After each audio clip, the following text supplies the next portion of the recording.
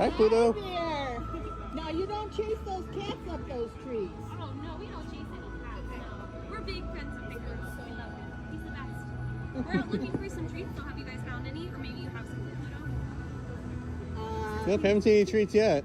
Yet? Okay. I'll keep an eye open though. It's a promise you'll let us know if you find I will any? certainly let you know. Perfect. Pinky swear. There you go. Thanks, Fred. Okay, You're welcome. Bye.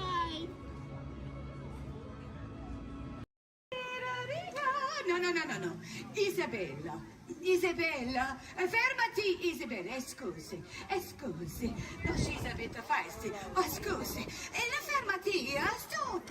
Isabella, you're a bad broom, huh? No, Isabella, I mean it right now. You are being very bad. Oh, it's windy. Scusi. No, oh, Isabella. No, Isabella, fai la prova, Isabella. No. Scusi, I have a chat with her. Isabella, I need you to behave, huh? I know you are a bit nervous, but we are friends here, huh? Stay. Avvicinati, come in. Come closer, huh? Come in. The children especially. Come in. Have you seen any witches? Scusi, have you seen any mean witches? You can talk out of your face. No? Okay. Good. This is a good thing. I'll bring the children forward. Come in.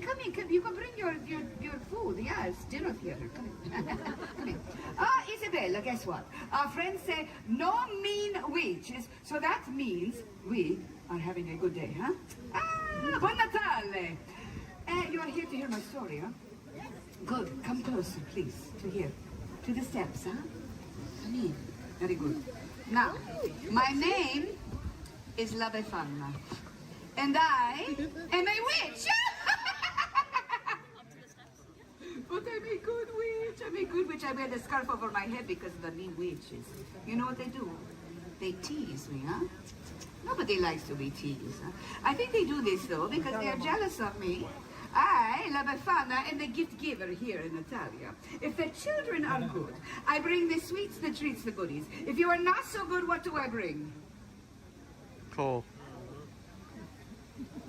Coal. Yes, very good. Wait.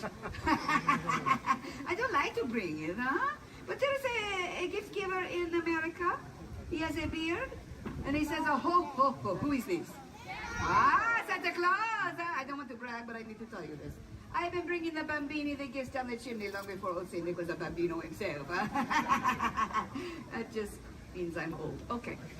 Tell me, what does Santa Claus fly? Reindeer and the sleigh. Yes. Oh, poor La Befana. She has no sleigh, no reindeer. What do you suppose La Befana flies? A broom, see, because I'm a witch.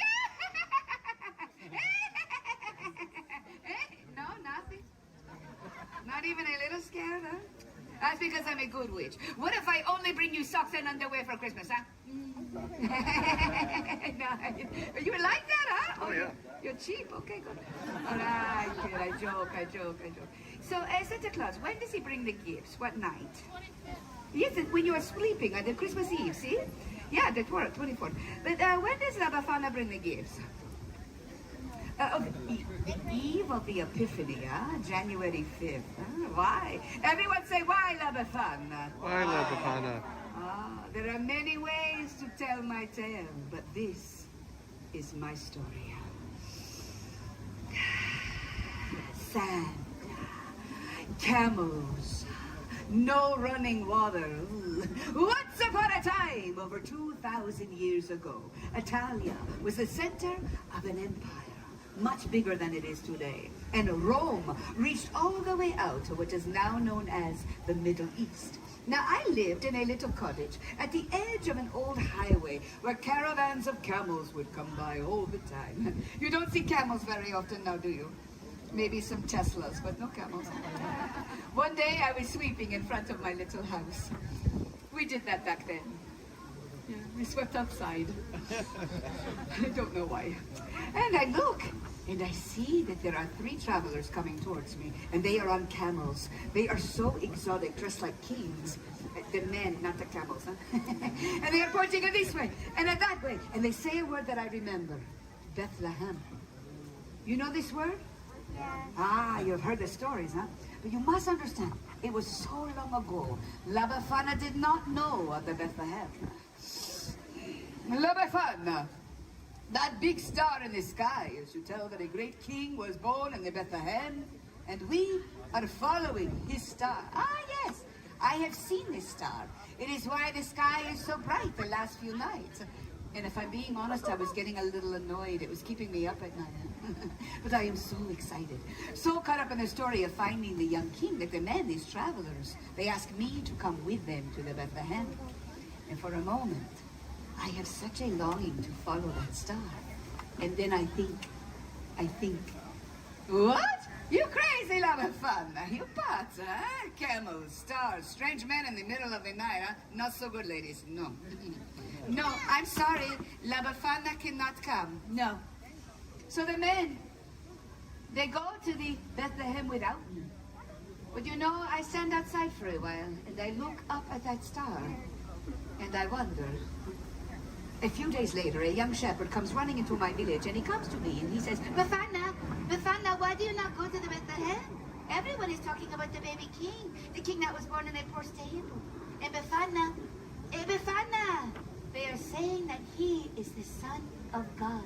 Just then, the sky opens up, and it is filled with a bright light. So bright, La Befana cannot even look. It's as if the sky had burst into glory, and the sound of the angels singing. So many, many angels, like nothing I had ever heard before, so beautiful.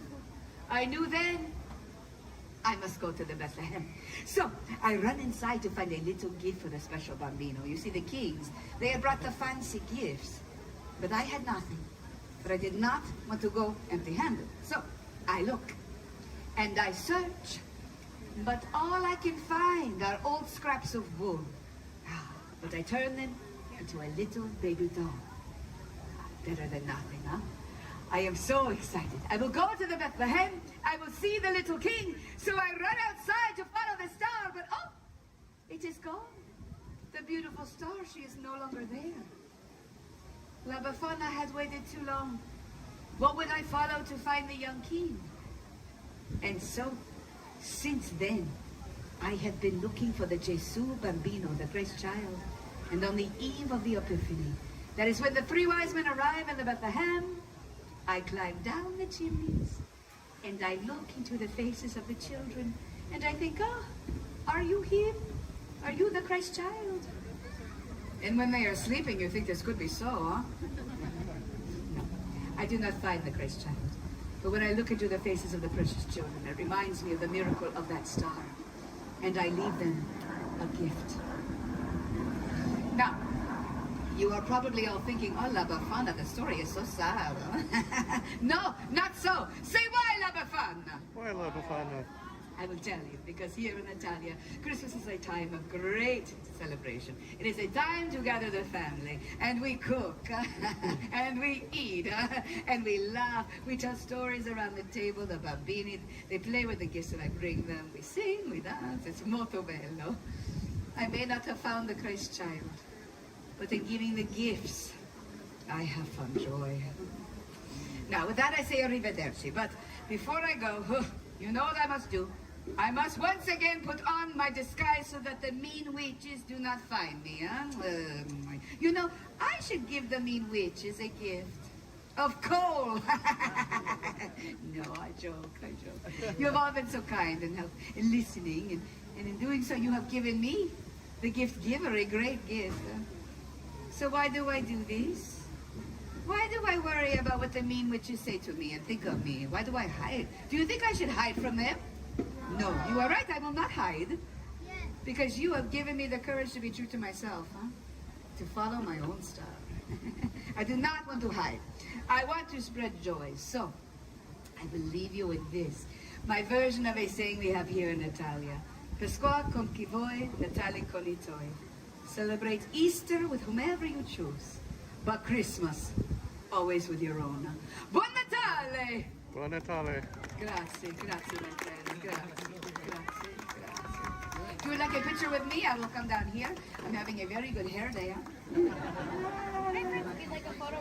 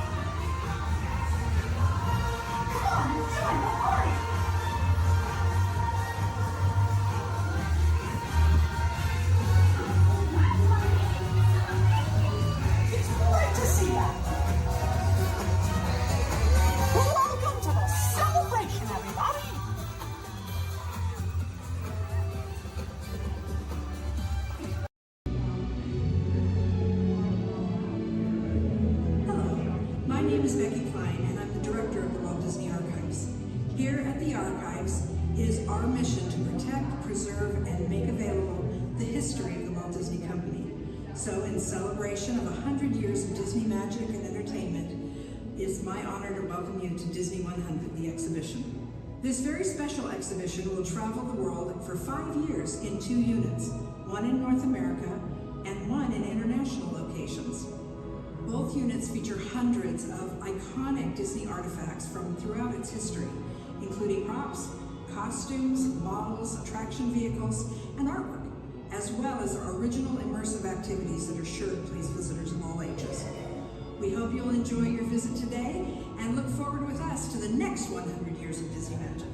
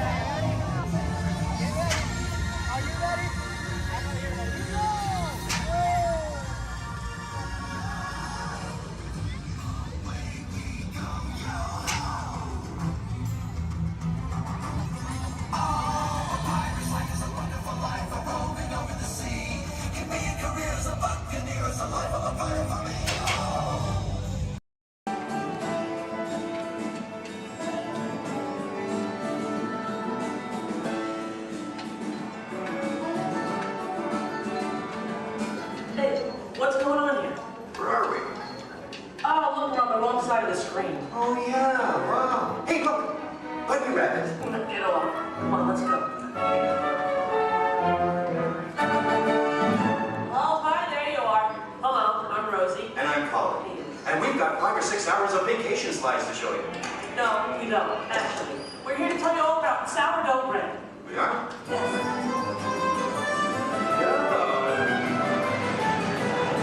Okay, let's get started. Did you know that a traditional sourdough baking process goes back to the California Gold Rush? You're reading this, aren't you? No, of course not. I did some research. I made a few notes. So, my little encyclopedia, what exactly is sourdough? Well, it's a type of bread that doesn't use yeast as a leavening agent. These miners had agents? I don't think so. Look at them now. Isn't it nice to see the guys helping with the dishes? Now, Colin, did you know to make sourdough bread you need a chunk of what's called starter or mother dough? Wouldn't you need mother dough and father dough? No, just mother dough. These guys here used to carry a chunk of it with them in their bedroll to keep it warm. Well, that's an image I'll carry with me through supper time. Well, we're not talking 5-star restaurant here, we're talking grub. They would take the dough, put it on a stick, and cook it over the campfire. Isn't it true they used to strain their coffee grounds through a sock? They hope so. Oh, I love these guys. The Jefferson Airplane. No. This is the Bodine family. And this is Isidore Bodine. He's the one who perfected the sourdough starter. Tastes perfected to me. Yeah. By the way, did you know they are still using the same sourdough starter that Isidore mixed here 150 years ago? Excuse me? Must have made an awful lot of it. You see, you have to save a little bit of the starter dough to mix with the next day's batch of flour and water to keep the fermentation process going. Hey, did you know that the strain of bacteria found in mother dough is Lactobacillus San Francisco? How did you know that? Internet. Hey, can we watch them bake something? Oddly enough, that's what we're here for. Great. You people go on ahead. I'm going to meet you in there. Colin, you stay here and make sure there are no stragglers, okay? Okay, all right. All right, just mark kind of a red line to my right. Good. They're on their way, Rosie. Okay, bye. I'll see you soon.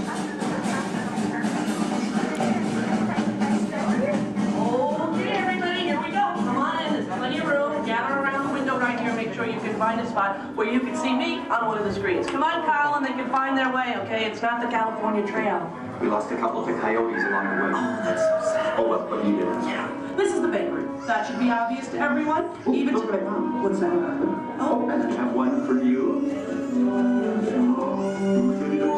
it me? Look at you. Okay, I'm ready to start baking. What do we do first? Okay. First you get a hunk of the mother dough and mix it with flour, add a little salt and water, and that's it. Voila, the entire list of ingredients. Right. Here's some dough. Let's bake it. Oh, not so fast. From start to finish, it takes bakers about 72 hours to make a loaf of sourdough bread. 72 hours. Yeah. Yeah, what's your hurry? Relax, and all the roses.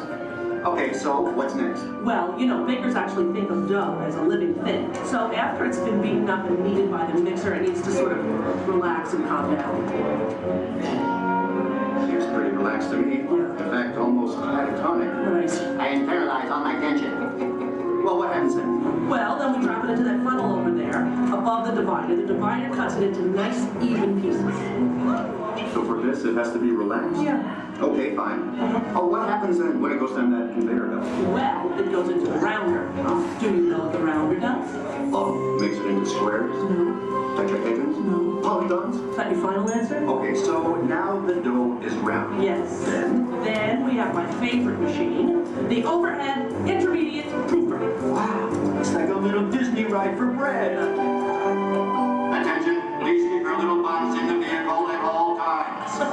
The device rolls the dough over and over from basket to basket, takes it on a little trip, letting it, once again, relax. This is the most laid-back bread on earth. Come on, Rose, you're teasing me. Can't we bake it? No, not yet. Next, the bakers lay the dough on screens and put the screens into oven racks. Then we bake it. Not yet. You'll have to go around the corner to the next window to find out more, okay? And you go on ahead. I'll stay here and get the stragglers. You stay with the nice lady. All right. All right, everyone, follow me. Follow him, everybody, and you relax, okay? Okay. Come on.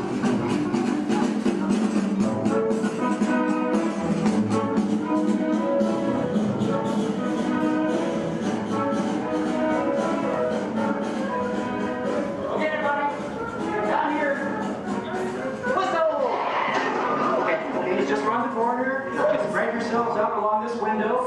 All right. Everyone, can you see me? Oh, nice shirt. All right. All right. Okay. Well, this, I guess, is the oven. If not, I'm having some incredible hot flashes.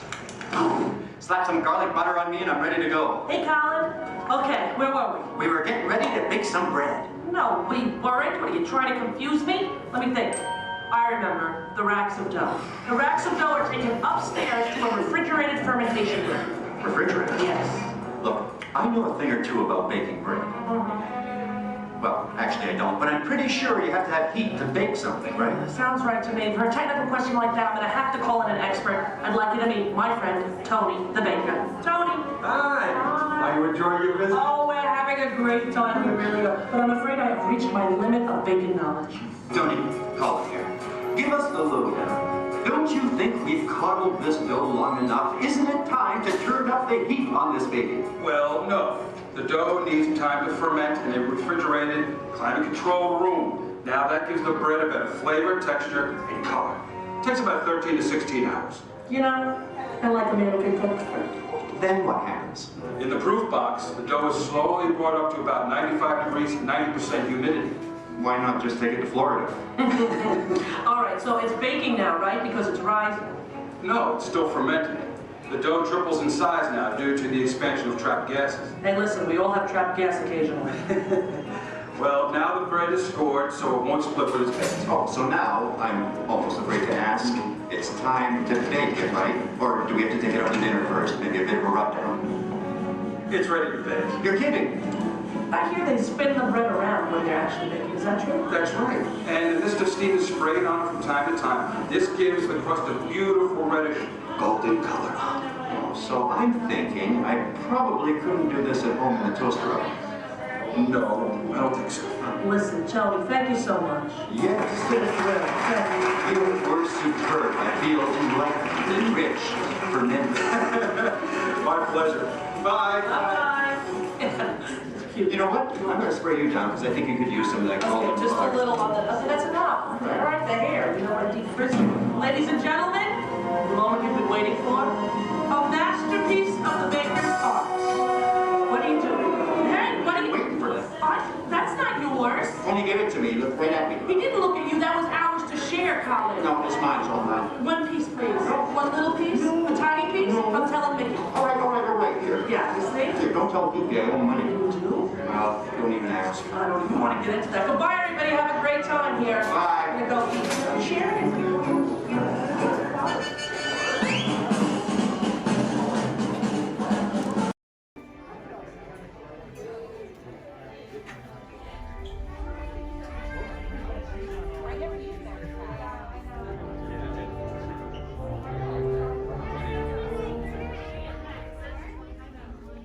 Hello and welcome to Soarin'. My name is Patrick and I'll be your chief flight attendant today. We'll begin boarding in a few minutes, but first I'd like to acquaint you with some important safety information. When the doors to your flight open, please take a seat and store all carry-on items in the underseat compartment. This includes cameras, purses, hats, and of course, these little beauties. Next, fasten your seatbelts, inserting them into the buckle on your right. If smaller aviators don't measure up to the height indicator on the seat, just put the belt through the loop in the center strap before buckling it.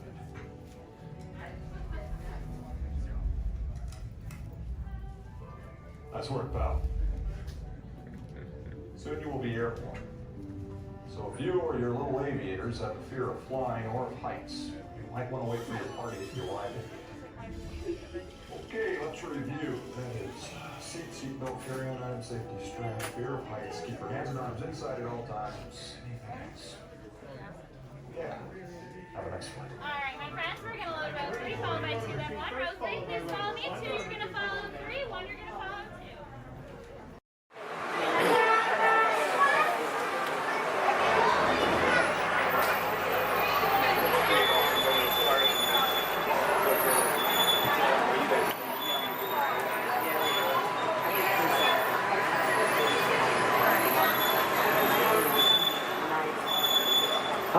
My name's Don, and welcome aboard. We're heading into the back lot of Disney's Hollywood Studios.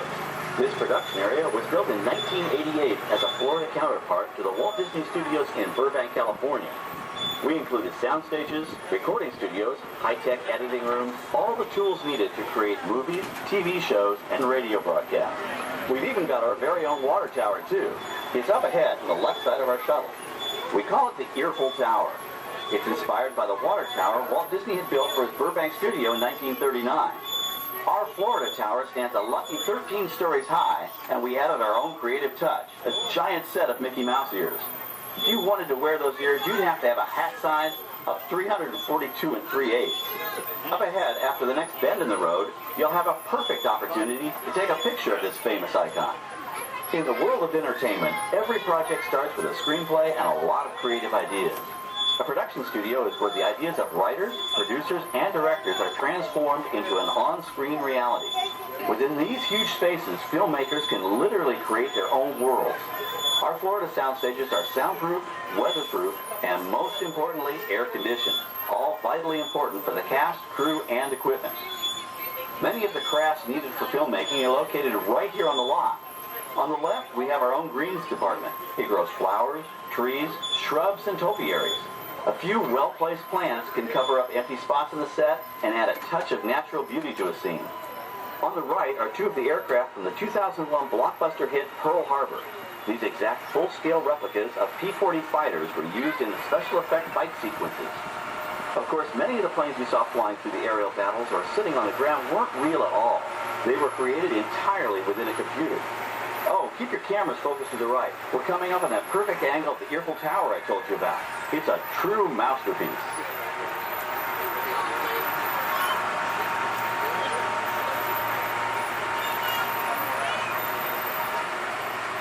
We're entering one of our most glamorous and colorful departments, creative costuming. Every star has to have just the right wardrobe, and it all begins here with a designer's sketch.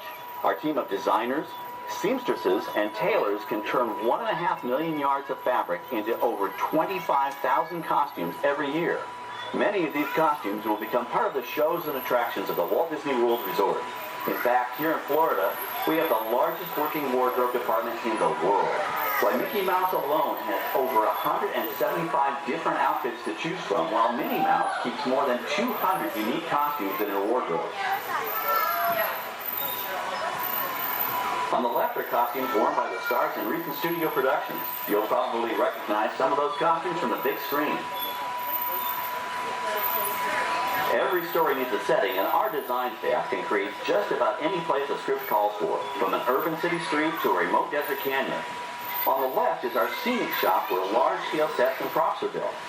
Our team of set designers, carpenters, artists, and engineers has created caves and caverns, game show sets, even replicas of the U.S. Supreme Court and NASA's Mission Control, all on our sound stages.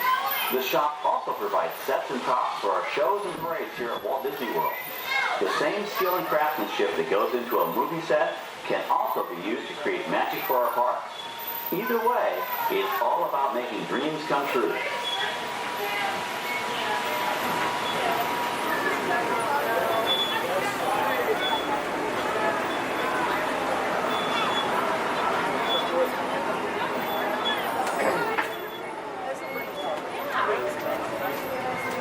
Now we're entering a zone we call the Boneyard.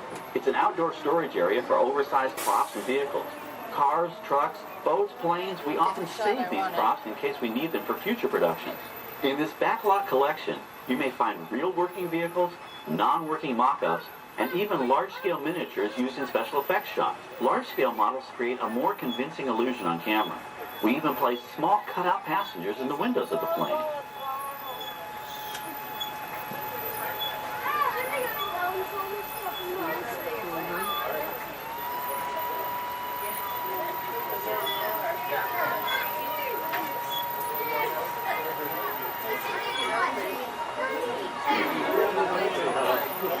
We're now passing by the sets for our Lights, Motors, Action Extreme Stunt Show. On the left, you may catch a glimpse of the Mediterranean fishing village that sets the stage for this thrilling attraction. We'll get a closer look at it soon, but for now, we're approaching one of the largest standing sets on our back lot. It's over on the right. It may not look like much from this angle, but it's pretty spectacular on the other side.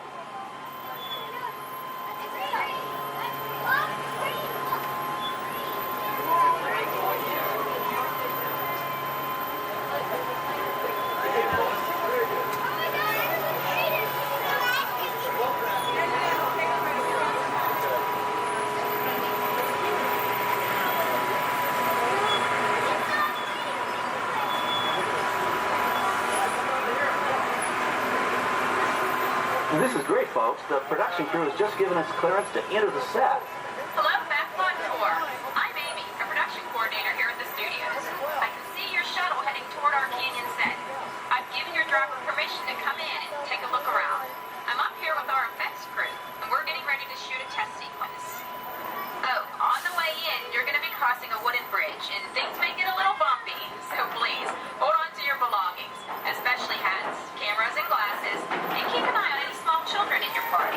And of course, please remain seated at all times. Welcome to the set. As you can see, we brought the bare, dry deserts of Southern California to green, typically humid Central Florida. This set is based on real locations that our production designer took pictures of. Our set crew spent about 6 months building the canyon, but we've used it for a number of TV shows and specials over the years. For our upcoming production, the script called for a tanker truck. We found this one in our boneyard, but it was too big to drive into place.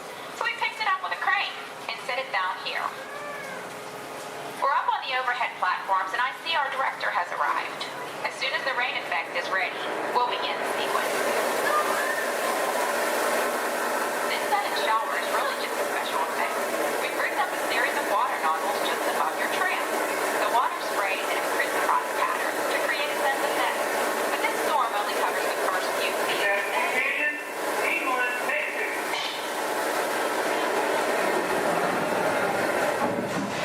Okay, it's showtime. Everybody stay seated. Hang on to your belongings and watch your children.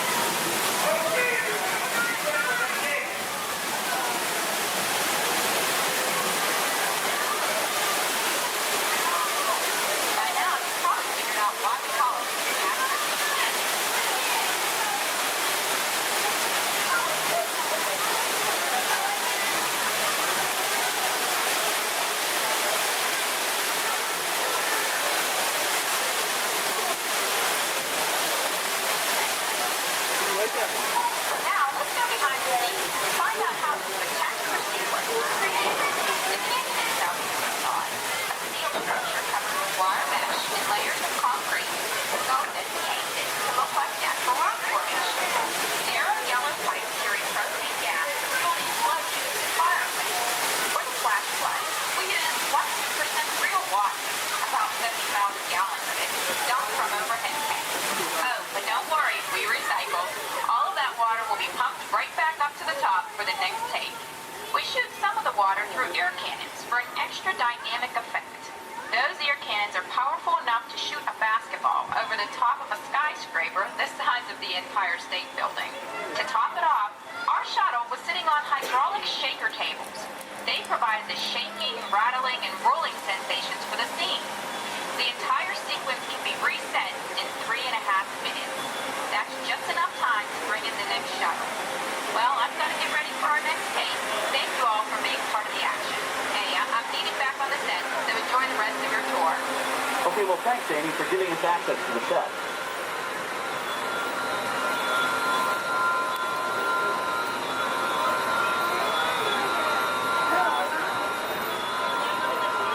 On the right, we have an authentic piece of Disney history. That Gulfstream 1 was known at airports across the country as November 234 Mickey Mouse, but we just call it the Mouse. In 1964, Walt Disney and his hand-picked team used this plane to scout locations for what he called the Florida Project. Soon, they secretly began purchasing thousands of acres of land, which became the Walt Disney World Resort in 1971. During the creation of the resort and later Epcot, the Mouse shuttled studio executives and Imagineers between Burbank and Orlando, making it the most used executive aircraft in the country. Appropriately, the Mouse retired here in 1992.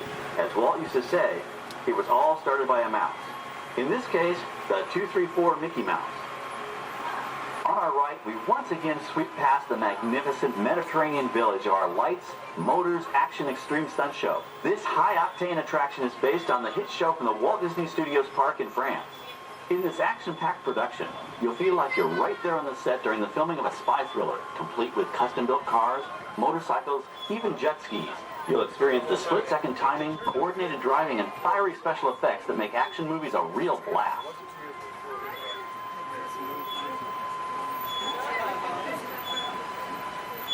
The staging area to our right is known as Acceleration Alley. Here, the custom-built stunt show vehicles rev their engines up to 70 miles an hour before making their high-speed entrances onto the stage for our lights, motors, action extreme stunt show. Of course, these are professional stunt drivers. We hope you'll enjoy their daring driving skills, but please, don't try them yourself.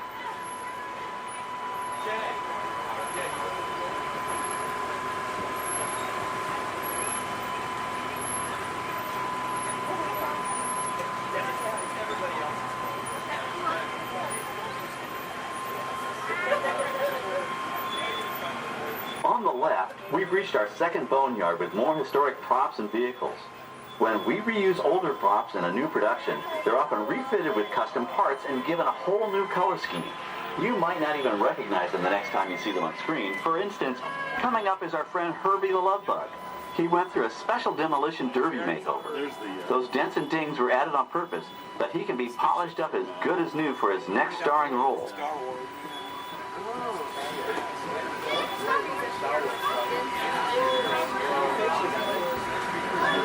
On our right, we now have a very different view of the fishing village set. From this point of view, you can see that there is no inside to the buildings. They are just false fronts or facades. In the movie business, set builders only create what the camera has to see. It's an old movie trick dating all the way back to the silent era. To add to the sense of realism and avoid the cost of set building, many of today's television shows and movies film on location in cities and towns across the U.S. But out in the real world, you've got to contend with noise, traffic, crowds, and various visual elements that may or may not belong in your film. Here on the backlot, we can avoid these problems because we created our very own flexible urban environment. Our Streets of America facades can stand in for a small town or a giant metropolis. As we come around the last corner on our route, you'll see the skyline of New York City in the distance. It's really a series of painted flats, expertly designed to fool the eye and the camera. We can dress and decorate these streets to look like any city we want, from Chicago to San Francisco. Depending on the choice of vehicles, props, and costumes, we can even turn back the clock and set our story in a different time. And what's more, these sets are built with Florida weather in mind. They're made to withstand 100-mile-an-hour winds. You're welcome to visit our Streets of America anytime during your visit today and get an up-close look at the skills of our set designers and builders. We've just about reached the end of our tour. Our final stop is the American Film Institute Showcase, where you can see the actual costumes and movie props used in some of Hollywood's most famous films. There are some pretty amazing items in there, so feel free to take all the time you like. Please stay seated until our tram comes to a complete stop and check around you for any personal items that may have fallen during our trip. Well, as they say in Hollywood, that's a wrap. Thanks for joining our backlot tour, and we hope you'll come back to visit us again soon. Alright, we're going to stop up here in just a moment. I'll open these doors. And we're going to exit out through those blue automatic doors into the AFI Showcase tour. Please remain fully seated.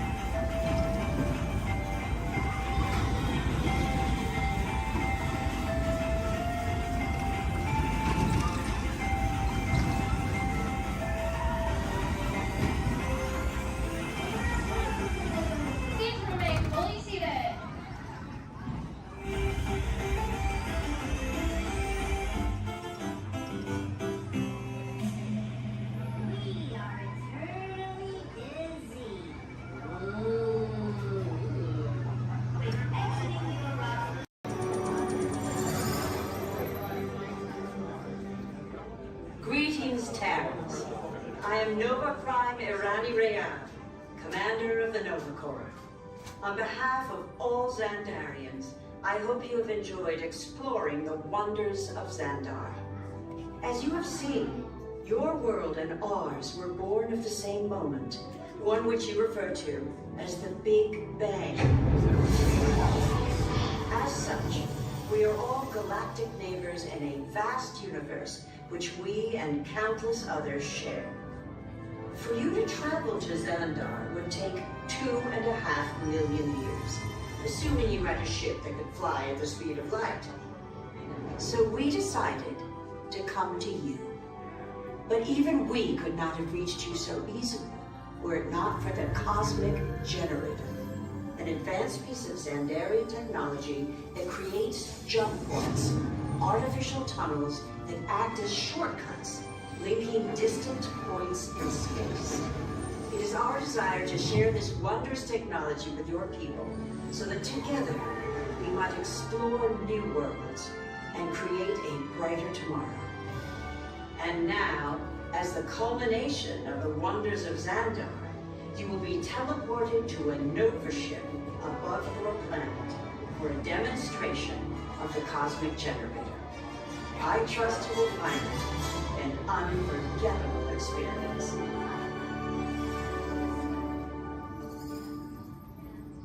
Welcome, people of Epcot, Epcoters, Epcotians, citizens of Epcot.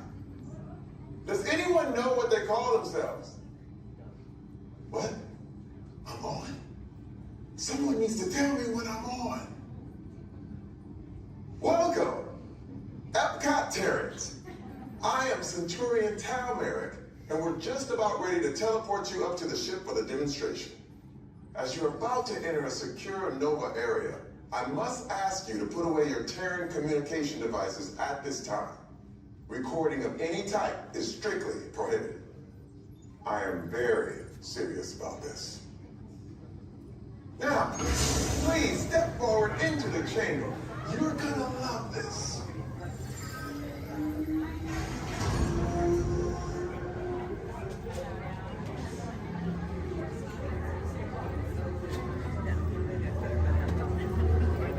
Before we begin, I should warn you that we have never teleported Terrans before. But since your molecular structure is very similar to Xandarian's, it should work. It'll work. So long as you are standing inside the lighted ring. You do not want to know what happened last time someone did not stand where I told them to, okay? Stand by for teleportation. Here we go.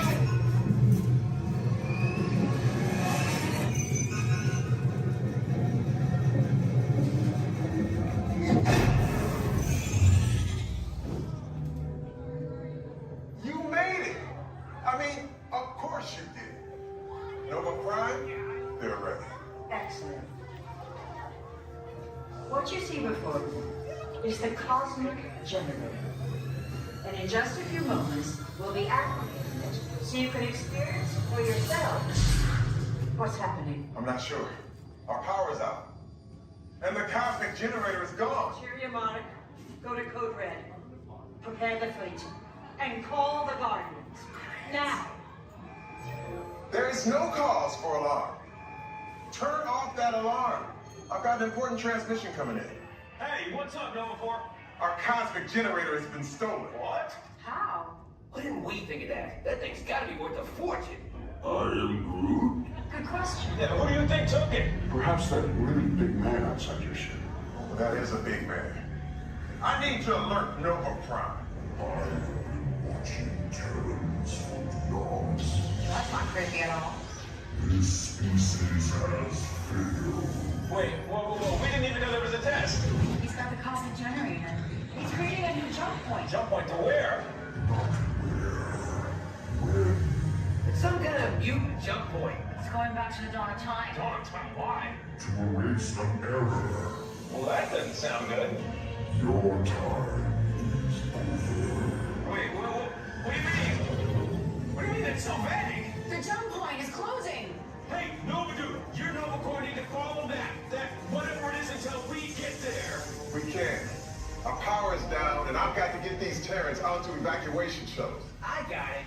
I reprogrammed the shuttles to follow them through the jump point. Wait, what? Look, they're our only chance of keeping track of that whack job until we get the cosmic generator back. Piece of cake. Wait! There's cake. Where's this cake? The odds are impossible, Yep.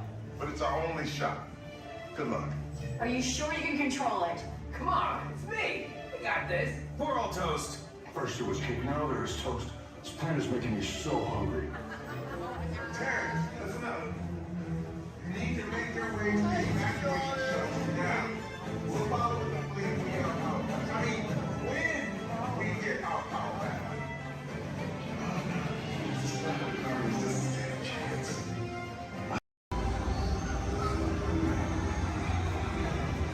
Good food and not touch and try on Tuesday? Hey, stay there.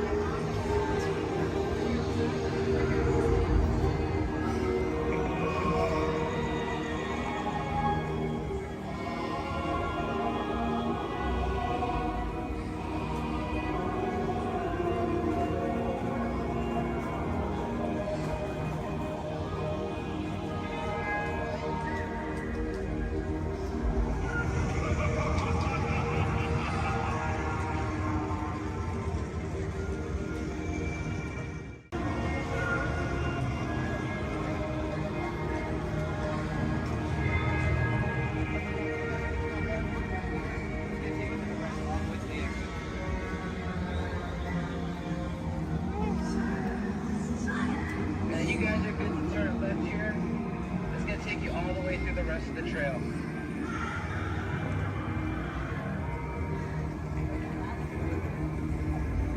I just have to know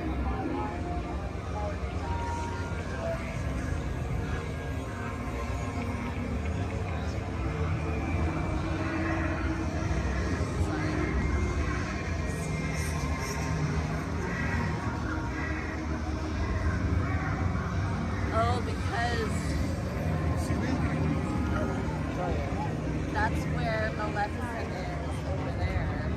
So the doors at Ice.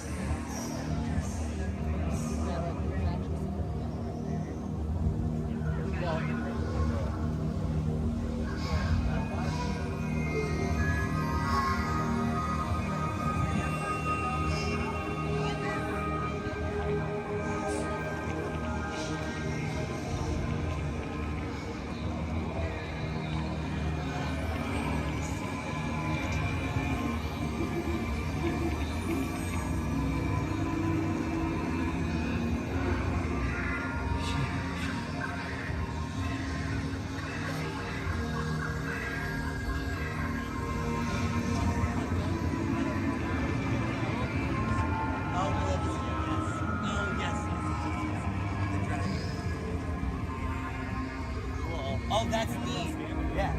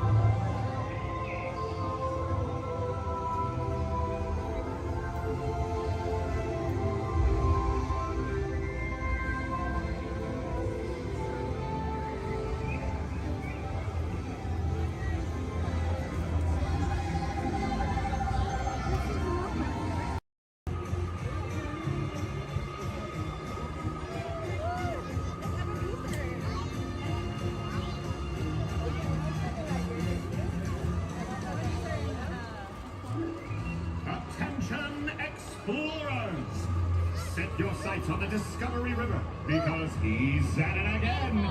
Yes, famed billionaire and thrill seeker Scrooge McDuck is back in pursuit of high adventure. At the navigation helm, why, it's his personal pilot, chauffeur, and travel companion, Launchpad McQuack. This expedition will surely produce a grand ducktail!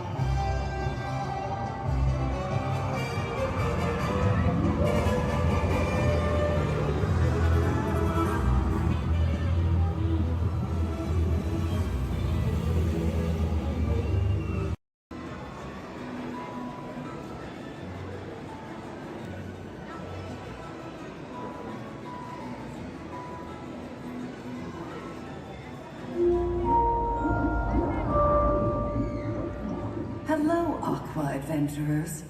Here's a little fish food for thought. Sea turtles often confuse trash, like plastic bags, for food. But you can make a positive impact by recycling and limiting the use of single-use plastics.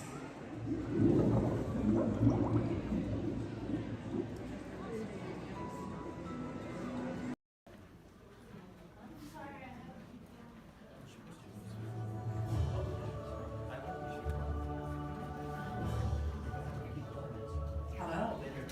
I'm Dr. Marsh, director of the Dino Institute, and I hope you enjoyed those quaint exhibits in the old wing. That's how dinosaurs have been presented to the public since the study of fossils began over 150 years ago. Today, that bare bones approach is about to become extinct. In a perfect blending of science and technology, the Dino Institute has created the Time Rover, an amazing vehicle that will literally transport you to the age of the dinosaurs. How? That's proprietary.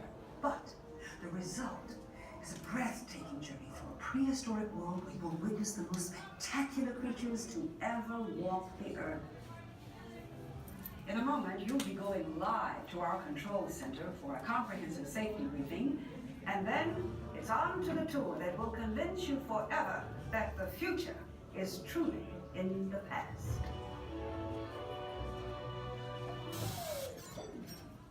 Hello there. Welcome to our little trans-dimensional joyride, folks. I'm Dr. Seeker, your friendly controller, and a heck of a paleontologist, if I do say so myself.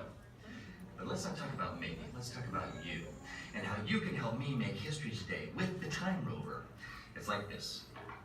If I can bring you back from the Cretaceous period, it stands to reason that I can bring back a live dinosaur with you. And not just any dinosaur. Take a look at this guy. He's an iguanodon, and I'm certain that he is the key to understanding these magnificent creatures. I tagged him with a locator during an unauthorized field trip. Otherwise, I'd be traveling with you. Right now, our dino should be about here, at the very end of the Cretaceous period. That's where you're going today. Arrived, it seems, just in time to correct a little misstatement. Dr. Marsh. That is impossibly close to the giant asteroid impact that destroyed most life forms on Earth. Our tools are designed to take you to the early Cretaceous period. And I can assure you that all Time Rovers have been securely locked on those coordinates. That's right. See? Securely locked. Access denied. Continue. Of course. We were just talking about seatbelts. Plug them in. Use them. It can get kind of choppy out there, so keep your hands and arms inside the vehicle at all times. Flash photography? I wouldn't. It alters the homing signal, and that's not good. Oh, and one more thing. Those locked coordinates? We're in. Now, here's the drill. You follow the homing signal to the iguanodon. Then I'll enlarge the transport field, and boom, you're back with one additional passenger extra large. And don't worry about that asteroid. You'll be in and out of there before it even breaks the atmosphere. Trust me, what could go wrong? Hey, it's me again. Remember, only you guys are going on this special mission, so don't tell anyone, okay? See the head down last sitting and hold down to all these items.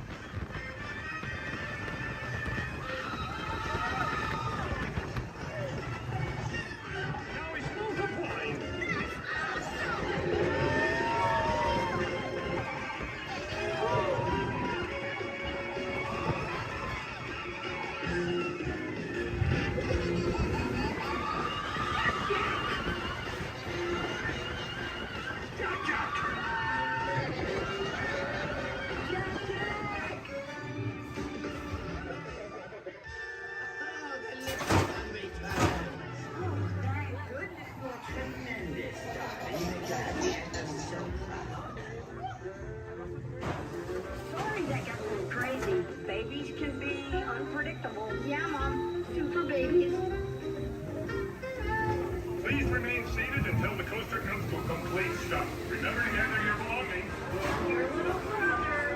And safely exit area. An incredible message.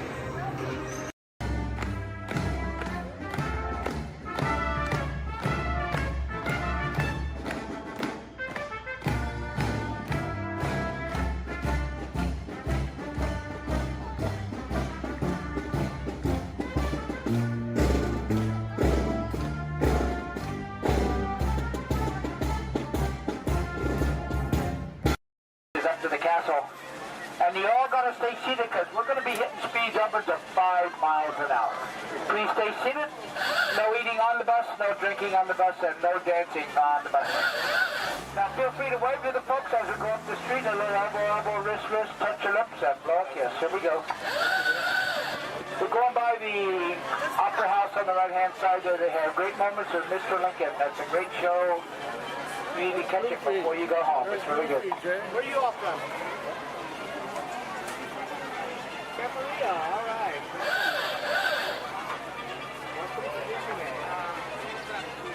Our folks are coming down to Main Street, USA. Plus, this here at Town Square, the characters come out throughout the day here at Town Square. And here at Main Street, USA, this is Main Street as Walt imagined it many years ago from that small town of Marceline, Missouri, where he grew up. On the left-hand side is the Emporium. That's the largest gift shop in the park. On the right-hand side is the movie theater. They have 6 continuous showings of cartoons, including a famous Steamboat Willie, and it's air-conditioned in there, too. Steamboat Willie is the one that got Walt and Mickey started in this business. On the right is the Market House. Behind that are the lockers. And on the left-hand side is the Carnation Cafe. They have sit-down lunches in the Carnation Cafe. We have the Blue Ribbon Bakery, Ice Cream Parlor, and the Candy Palace over here on the left-hand side. Now, the park is open until midnight. We do have fireworks scheduled for 9:30 over the castle. We have Celebrate a Street Party. It's like a parade. That's at 3:30 and 6:30 today. And Fantasmic down by the rivers at 9:05 and 10:30. Now you can watch them make candy to those bay windows and making them into peanut butter today. You can watch them make candy and gain 5 pounds while you're doing it. On the right-hand side is Photo Supply Shop. Behind that are guest services such as first aid, lost children, and baby care. We're coming down the end of Main Street. On the left-hand side is the information booth. If you need maps or schedules, birthday buttons, first-time visit buttons. And right here in the middle is Walt and Mickey statue. Thanks to them, they made it possible for us to be here. Now this is the hub, the gateway to all the lands. On the right-hand side is Tomorrowland. Right through the castle is Fantasyland and Toontown. On the left and behind us is Adventureland, Frontierland, Critter Country, and the Walnut Square. Now, if you folks are getting hungry, if you look at your map, they show the restaurants in each of the lands. You can figure out what you might want to eat. I want to thank you for joining us. Once again, my name is Ken. I've been your driver. If you enjoyed the ride, if you didn't enjoy the ride, my name's Bob. Please be careful coming down the stairs. Grass are ready for both hats. Have a wonderful day in the original Magic Kingdom. Thank you.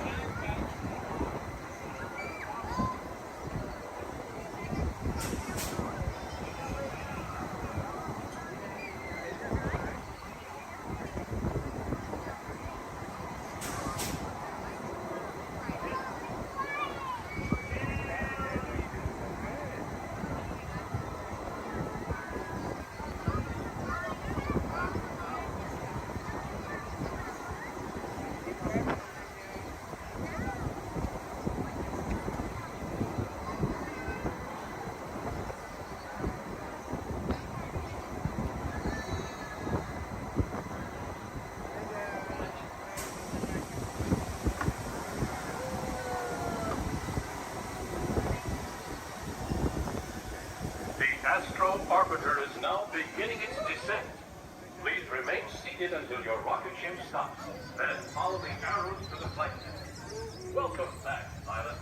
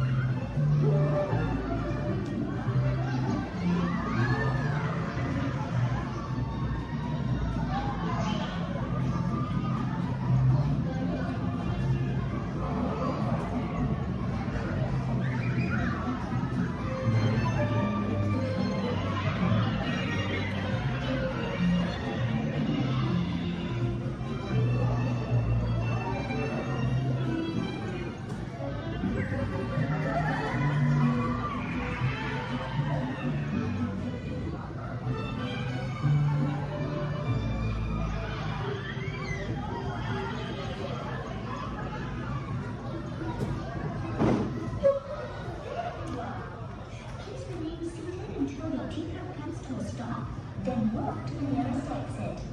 Bye-bye.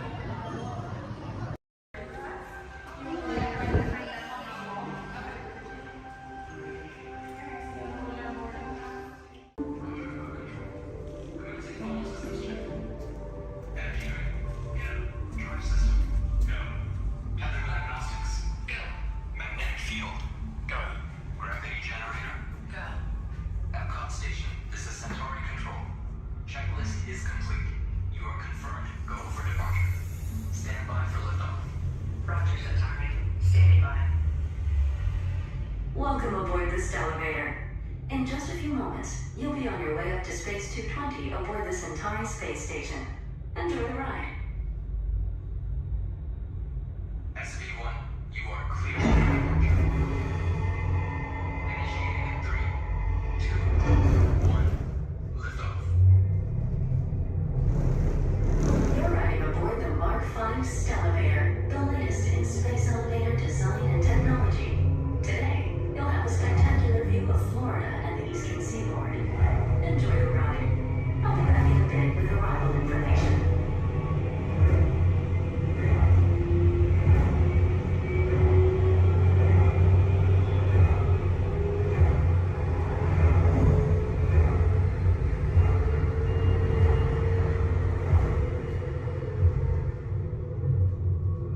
SV1, we are on our final approach. Roger that. If you look above, you'll see Centauri Space Station coming into view. Once we dock, gather your belongings and exit through the open airlock. A Space 220 agent will be waiting for you. SV1, cleared for arrival. Gravity generator active. Airlock activated. Docking complete.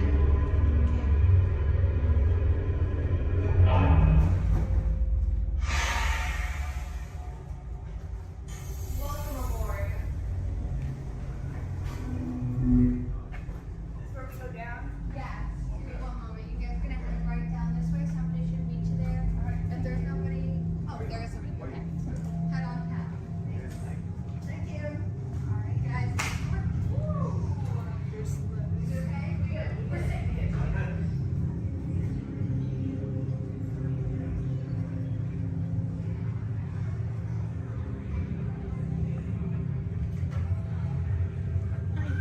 Hello, guys. I'll Hello. take that boarding pass.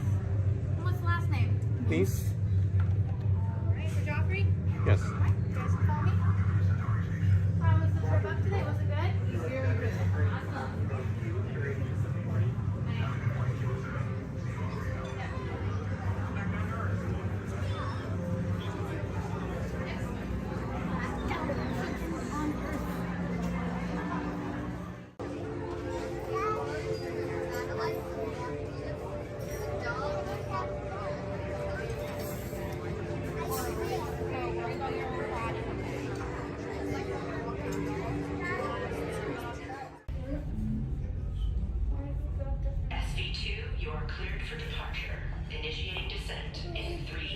2, 1. Your journey back to Epcot will be a smooth and quick one today, so enjoy the ride.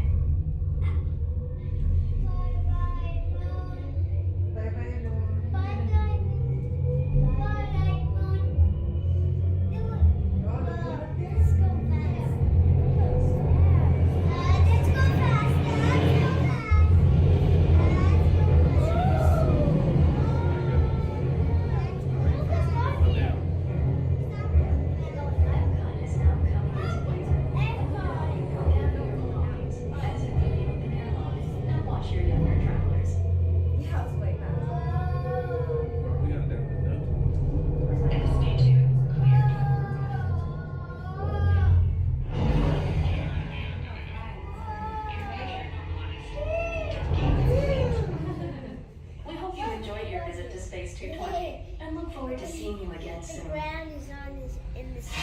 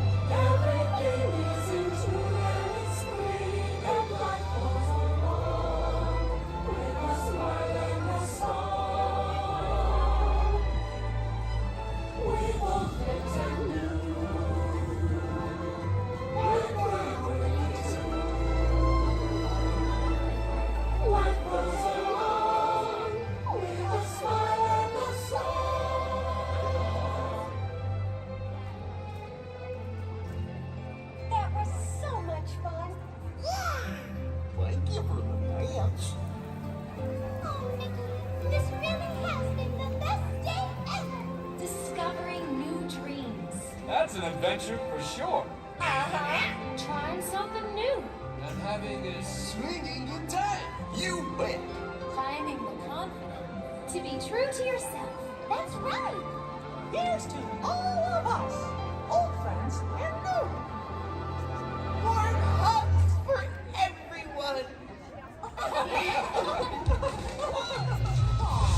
Oh, this is what I love about the friendship fair. Wherever you are and wherever you're from, we're so glad you're here. The best is yet to come. So maybe make history with our friends, family. We've just begun. Once in a lifetime, a chance to explore. The future is waiting, like an open door, open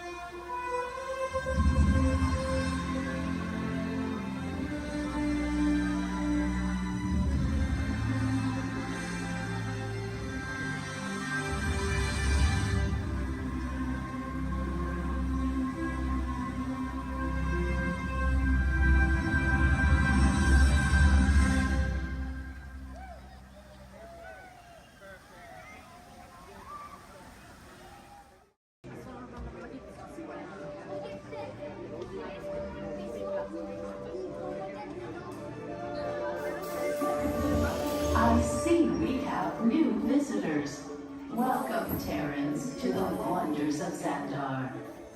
I am World Mind, sentient supercomputer of Xandar.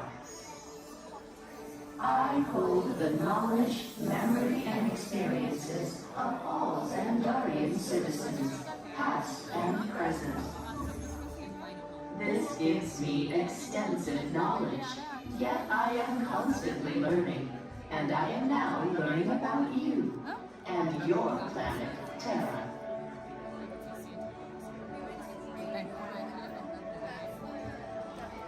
Much of my knowledge of your world came from your great scholar, Peter Quill.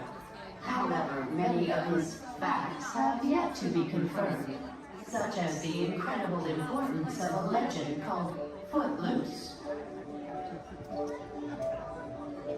Through my fellow Xandarians working here at the wonders of Xandar, I am discovering more about you Terrans. Such as your fascination with eating the turkey leg. Why only the leg? What about the rest of this creature? We are eager to learn the answers to these questions and so much more about your world. In return, we Xandarians hope to share with you more about ours. Although Xandar is 2.537 million light years away from your planet Terra, our worlds are actually quite similar, and began at precisely the same moment. We refer to this as Time Zero, before the existence of anything.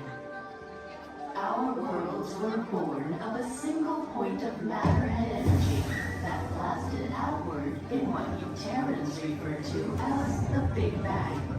And from nothing came the beginning of everything.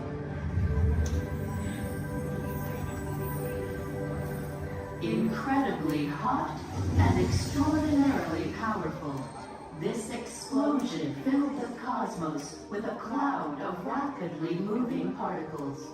Over the next 100 million years, space continued to expand, and the particles cooled and slowed.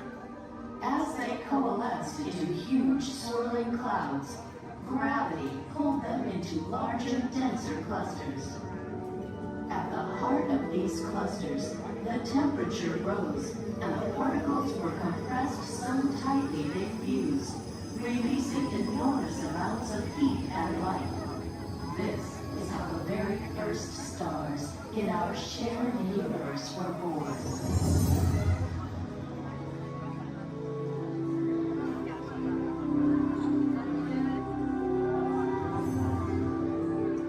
The singularity is just one of the commonalities between our two worlds that we will explore today.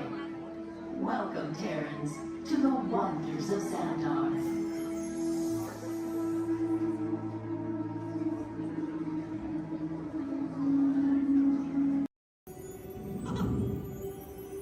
Oh boy!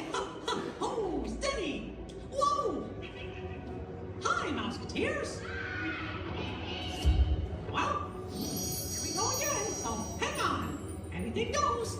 You ready? And let the show begin! Here's my pal Walt to tell you how the magic is made. There's a lot of satisfaction in developing ideas into reality. When we consider a new project, we really study it. Not just the surface idea, but everything about it. And when we go into that new project, we believe in it all the way.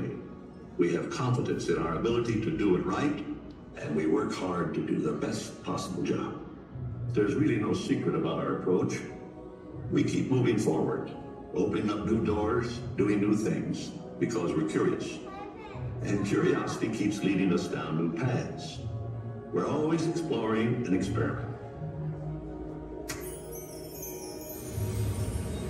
Everybody ready? Then on with the show! Sure is fine in autumn. It's looking like the breeze and the falling leaves. A blue sky above, the one that you love. I saw the scarecrow smiling, winking his eye.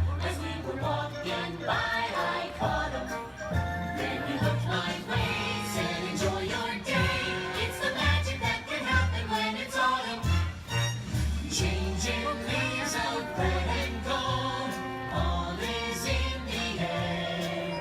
You can see it on every autumn street. And if you find that someone warms your heart every time you meet, you should remind them that you find them positively sweet.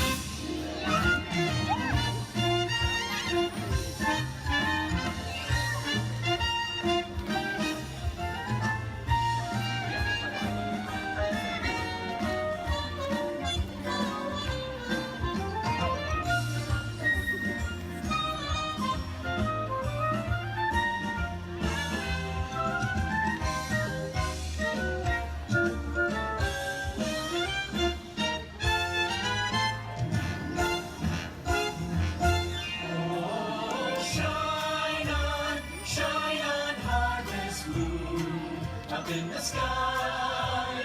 I ain't had no lovin' since January, February, June or July. Snow time ain't no time to stay outdoors it's moon. So shine on harvest moon for me and my gal.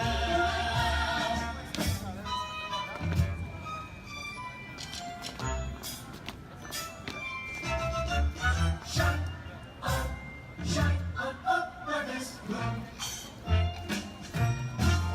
It's autumn, wonderful, beautiful autumn.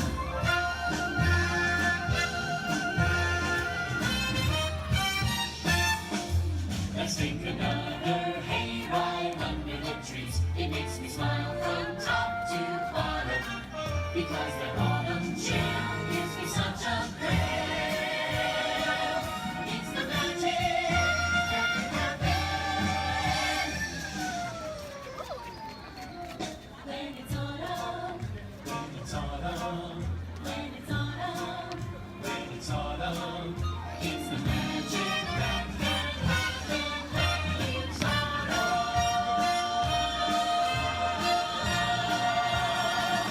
When it's autumn.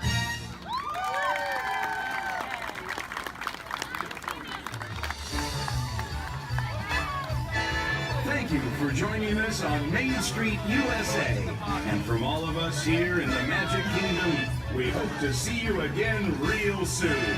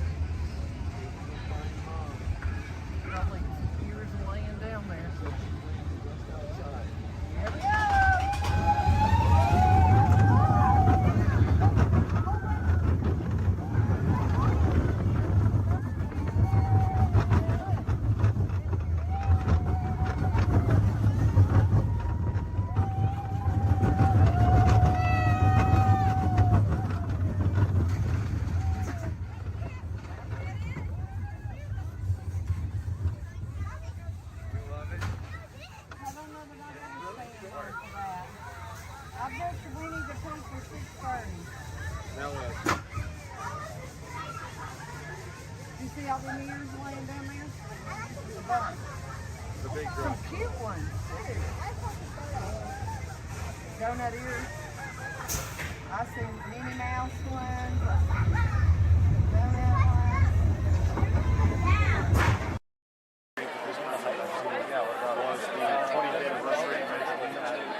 Oh my God, that was the most amazing celebration I've ever seen them do. What they do?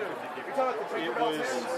I think they're sold out in the park, but they've still got It was like 200 dancers on Main Street, and then 3 different marching bands. And the whole day of the next year, we just get nothing going on. George's and standing up where his dad had stood, reading the dedication, synced with his dad. I was the only one that got that joke. Then the celebration really began. Nothing to see here. Ladies and gentlemen, boys and girls, 55 years ago today, Walt Disney dedicated the happiest place on earth. Since then, Walt's dream has brought joy to millions around the world. Join us now as we go back to that memorable day, July 17th, 1955. To all who come to this happy place, welcome. Disneyland is your land. Here age relives fond memories of the past. And here you may savor the challenge and promise of the future. Disneyland is dedicated to the ideals, the dreams, and the hard facts that have created America, with the hope that it will be a source of joy and inspiration to all the world. And now, let's all join together in singing Happy Birthday to Disneyland. Are you ready?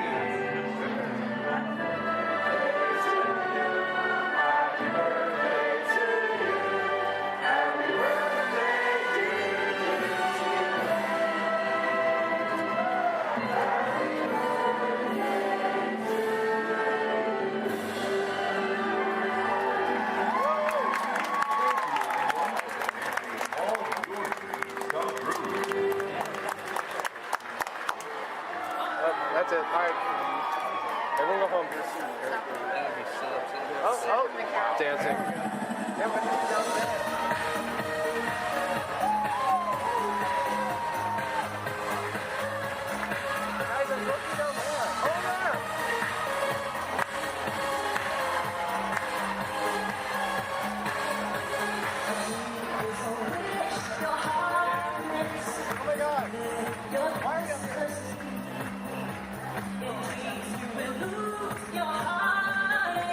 Whatever you wish for, you keep.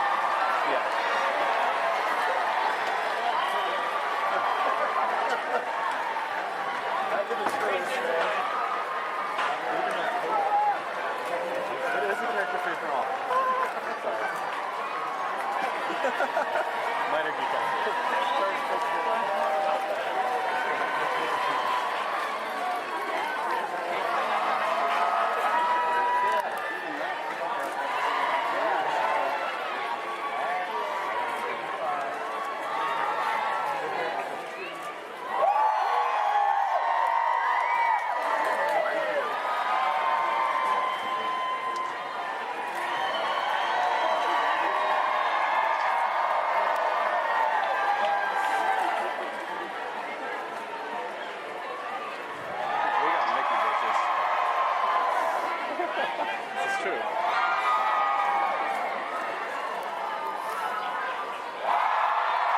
my god, Mushu and Mulan are here. Really? Right there. Oh my god. Behind the light post. If you tune this like cool like Oh, Pluto. We should go say hi to Pluto.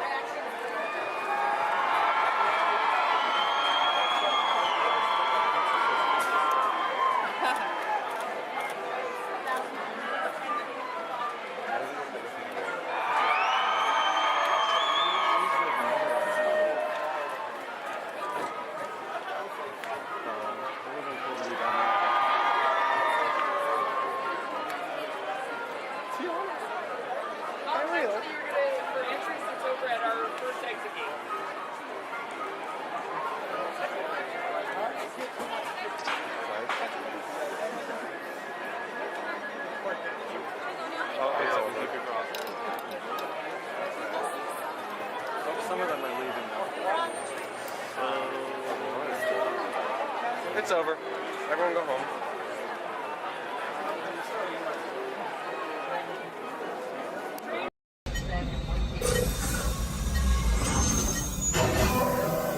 Flight engineer, repair test.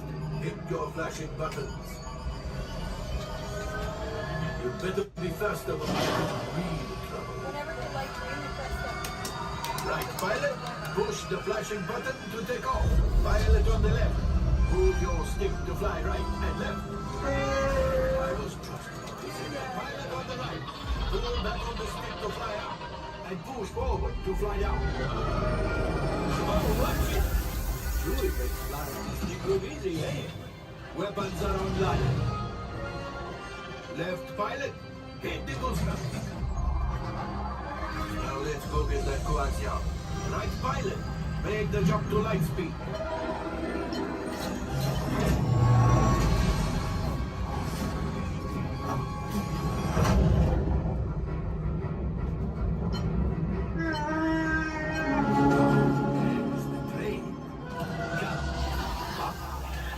Yes, yes, keep shooting. You knocked out to us. Take evasive action.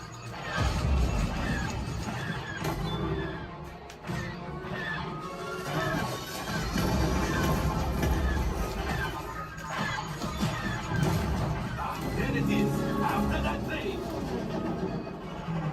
Flight engineers, fire the harpoon. Hey, now gunners, shoot the cargo free. Pilot brakes. Well, my friends, that could have been much worse. Okay, it's much worse.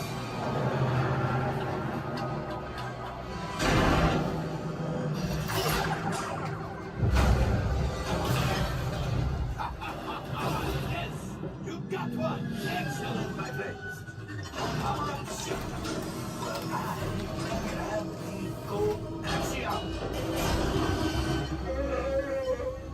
You see, just as I promised, my friend, now that the resistance has what they need, maybe did something for Paldo. Pilot, line up behind the train so we can harpoon that last car. Shoot the train. Yes, keep mashing those controls. I'm so close. Keep breathing.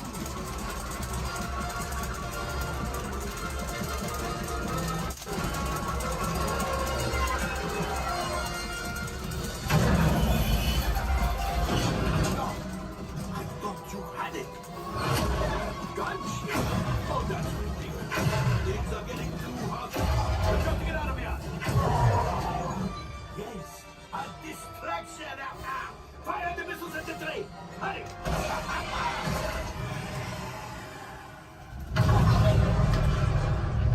It's coming down.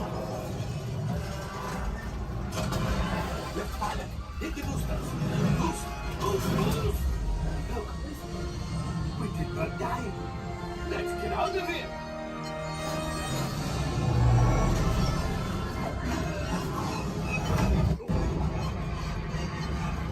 Your hyperdrive has failed. Pilots, evasive maneuvers. We've got company. True is right. If we need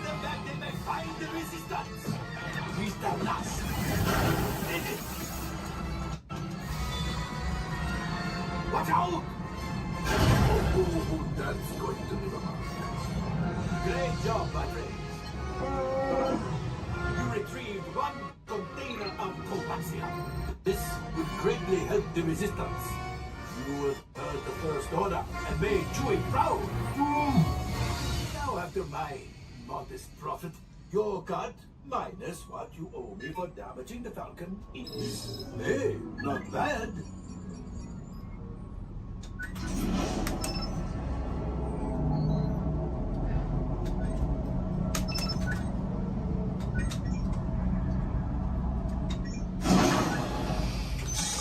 All right, I am making an executive decision. Everybody out. Go on, get out.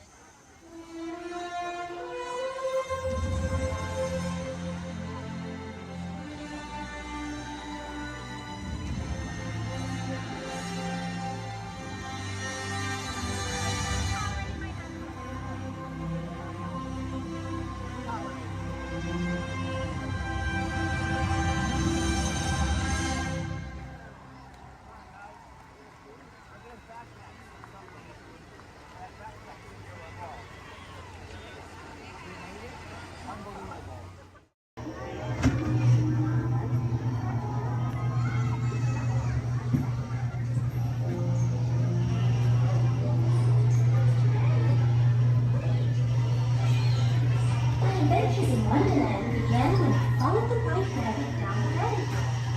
All of a sudden, I fell. Down, down, down. Looking for the white rabbit? Wow! See for yourself. Mr. Rabbit, wait! He went this way. No, that way.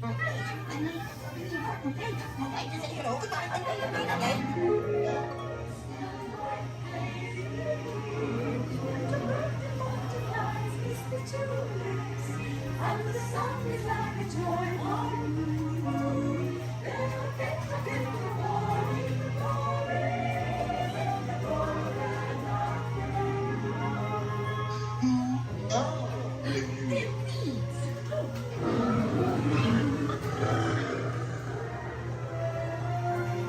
Now this is curious. I wonder if the rabbit came in here.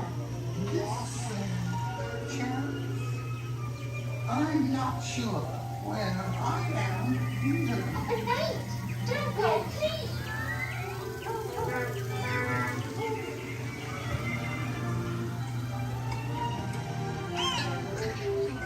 Try this way. We're making a rosy friend and make a cheery shake. Because we know they'll cease to grow. In fact, they'll soon be dead. Oh, and yet we go ahead making a rosy friend. Royal Majesty, the Queen of Hearts, and the King. Shall we play croquet? Rule 42, the Queen always wins.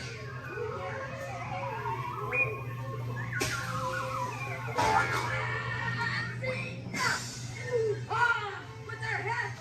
Oh, your heads! Stop them! Goodness!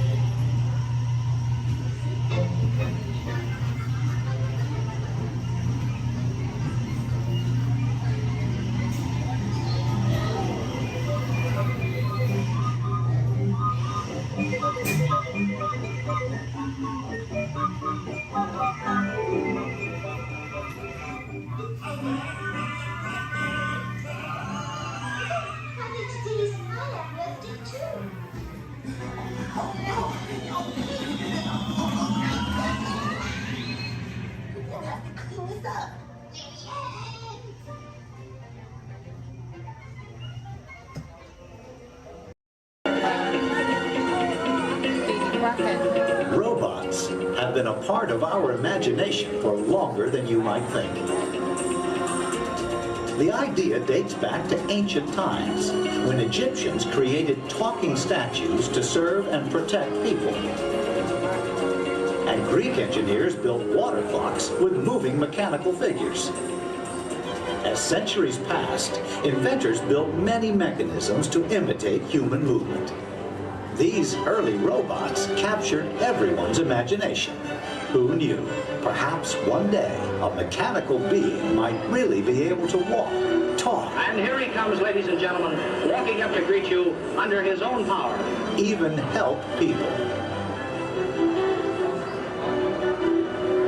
In 1920, a Czechoslovakian writer was the first to call these automatic helpers robots.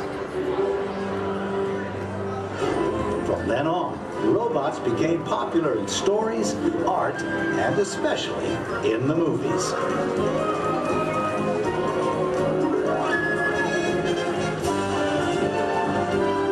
Movie robots often had fantastic abilities. And not all were helpful. Some were downright scary. Like most 20th century kids, Walt Disney grew up fascinated by robots. They quickly found their way into classic Disney cartoons.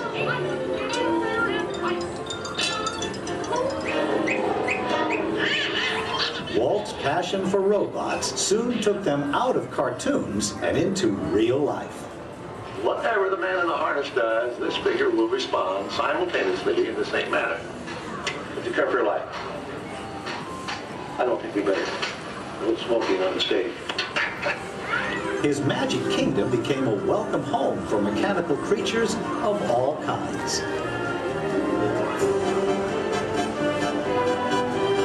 Walt's pioneering work in audio animatronics made robots familiar entertainers at Disneyland, delighting millions of visitors.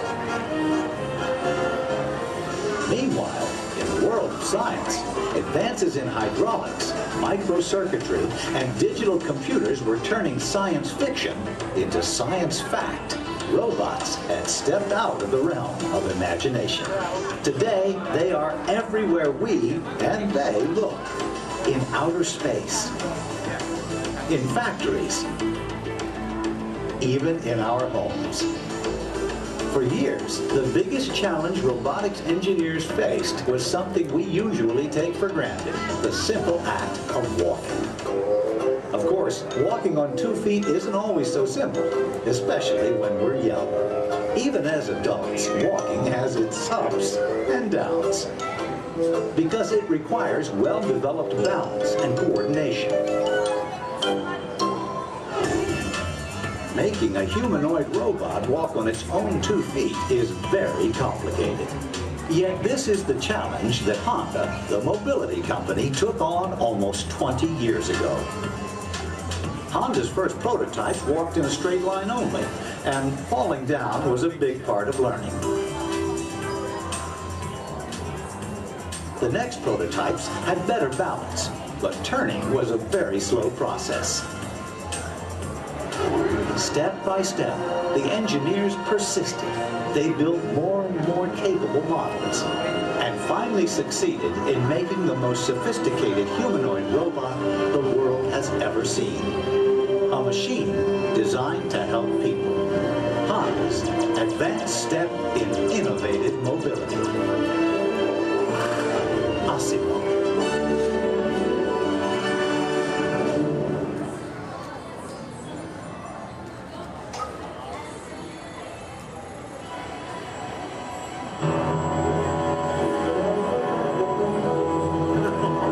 I know. I just had to get. Oh, hi. You won't believe what's going on out there. I think everyone in town is on my lawn right now. Oh, Phil. No, you gotta stay out of the rose bushes, buddy. Okay. I'm sorry, I'm Kevin McGuire. Welcome to the McGuire household.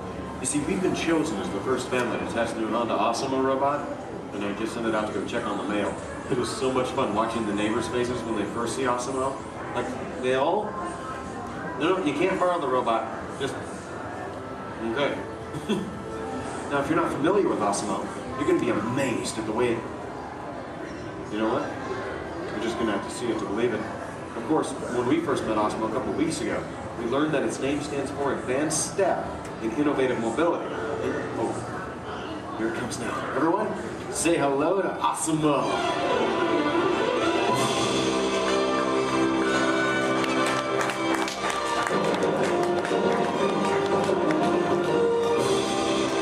That's a good idea. Everyone welcome the newest member of the McGuire family, Asimo.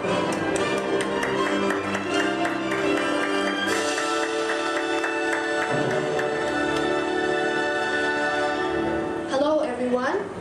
Oh, Asimo. Did we have any mail? No, but your neighbor gave this to me. Ooh. I wonder if it's from Phil. Oh no, it's an invitation to Cassidy's birthday party. My kids will be very excited, Asimo. Thank you, that was great. Well, I'm an amazingly capable humanoid robot. Yes. How can I help you? Well, actually, my parents are coming over later because my wife and I... Oh my goodness, I completely forgot. I was supposed to call my wife as soon as you got here. I was just having so much fun with the neighbors, but... You know what? We should probably call her right now. Come on, I've got her on speed dial.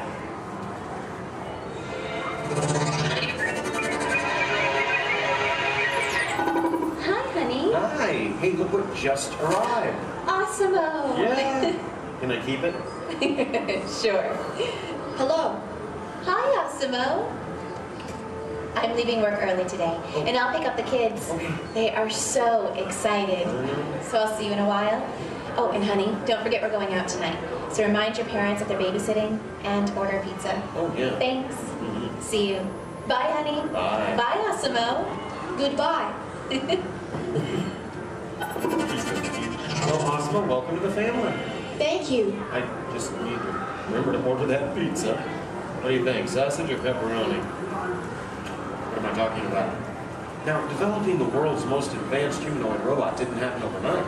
It took teams of Honda experts over 20 years to create this amazing piece of technology. And we're talking about experts in the fields of physics, anatomy, mathematics, computer sciences, chemistry, mechanical, and electrical engineering. Oh, check this out. Osimo? Come this way, please. Now, if I'm sitting down, or in a wheelchair like my wife, Osimo's camera eyes are at about the same level as my eyes, and this makes communication very simple. In fact, if you take a look at the screen, you can see Osimo looking at me. Hello, Osimo. Hello, Kevin. Oh, Osimo, please turn out to all of our new friends. And everyone, wave and say, hello, Osimo. Hello, everybody. And there you are. Now, you might be wondering why Osimo isn't on wheels or treads or something like that. Well, Osimo is designed to help people. And to be a helper in our world, a world where we need to reach for things and pick things up, or to navigate along floors and sidewalks, even just from a set of stairs. What better design than that of a humanoid robot? One that has 2 arms and 2 legs. And Osimo, how tall are you? I'm 4 feet and 3 inches tall. Which is the perfect height for opening and closing doors, or turning lights on and off, even working at table surfaces, or just moving things around the inside of a house. And Osimo, how much do you weigh? I weigh 119 pounds. And I wonder what all that would be in metric. Carry the one. I'm 130 centimeters tall and weigh 54 kilograms. All right. Oh, and how fast can you walk? I can walk about 2 miles per hour. And in metric, that would be about... That would be about 3 kilometers per hour. Yeah, that's great, Osimo. Thank you, Kevin. Now, in order for a robot to operate in our world, it must have the ability to walk. And walking can be very complicated. Follow me on this. You see, with each step that I take, my brain sends thousands of signals at lightning fast speed throughout my nervous system. Now, these signals travel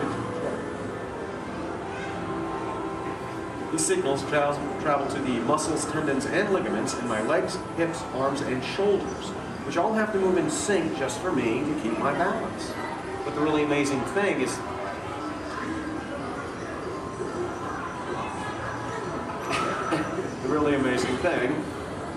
that Osimo does something very similar to this. It uses motor sensors and computers to keep its balance and walk like a human. Now, Osimo can also sidestep in a straight line or on a curve. And this makes navigating through a house with all of its constantly changing obstacles very simple. And believe me, Osimo, that move's going to come in very handy with my kids and all of their constantly changing obstacles. But what's even more impressive, not only can Osimo walk forward, but Osimo can also walk backward as well, constantly adjusting its center of gravity with each step, just like us. And Osimo's balance is so good, you know what? Let's just show them. Osimo, please balance on one foot, like this. Yeah. Now Osimo makes it look easy. How about the other foot? All right. And Osimo must constantly analyze the data from all of its sensors and 34 separate servo motors. Well, Osimo, I guess it's true. There's really nothing you can't do, except fly, right? But I could play soccer. Yes, you can. You know, I think Molly left her soccer ball here, so yeah. Why not show everyone? Oh, hold on just a moment. Let me get some goalposts so we can make it official. All right, Osimo, bend it like Beckham. And that's a goal. Very nice. Yes. Now it looks simple, but kicking this soccer ball actually requires some technically advanced balance, stability, and coordination. But you know, Osmo, with your ability to understand vocal commands and navigate effortlessly through the environment, it's easy to see how helpful you're going to be around the house. Oh, telephone. Okay, Osmo. I'll get it. Hey. Hey, is Osmo there? Yeah, right here. Hello. That is so cool. Osmo, we'll be home in like 5 minutes. Osmo, I told everyone in school they can come over and meet you. And I invited everyone in the neighborhood. Hold on. Also your video. Yeah, Osmo, you're a star. Bye, Osmo. Okay, my kids. I know. How about a bye, Dad? Bye, Dad. Love you. You're cool. Well, Osmo, looks like you're pretty popular with my kids. Oh, come on. You know what I'm talking about. Actually, what my kids are talking about is Osmo's DVD, Step to Safety with Osmo, in which it shows how we can use Osmo's unique walking ability to help teach young children safe ways of crossing the street. But Osmo can be helpful in many different ways. In fact, Osmo, did you use your wireless networking capabilities to go online and look for tonight's weather forecast? Yes, I will go online. Great. My wife and I are going out for our anniversary tonight, so good. Yeah. Partly cloudy, with a high in the mid-60s. Perfect. I'll just remind her to bring a sweater. We can have dinner on the patio. Now, even though Osmo's current role is to help her in the home today, someday Osmo might be able to work in dangerous situations, like fighting fires or working in unhealthy environments, cleaning up toxic spills. And there's even the possibility... But I'm not only designed to help, I can also have fun. I think I know what you're talking about. Everyone, would you like to see Osmo dance? Yeah? All right, how about this, Osmo? You lead, I'll try to follow. Go ahead and kick it.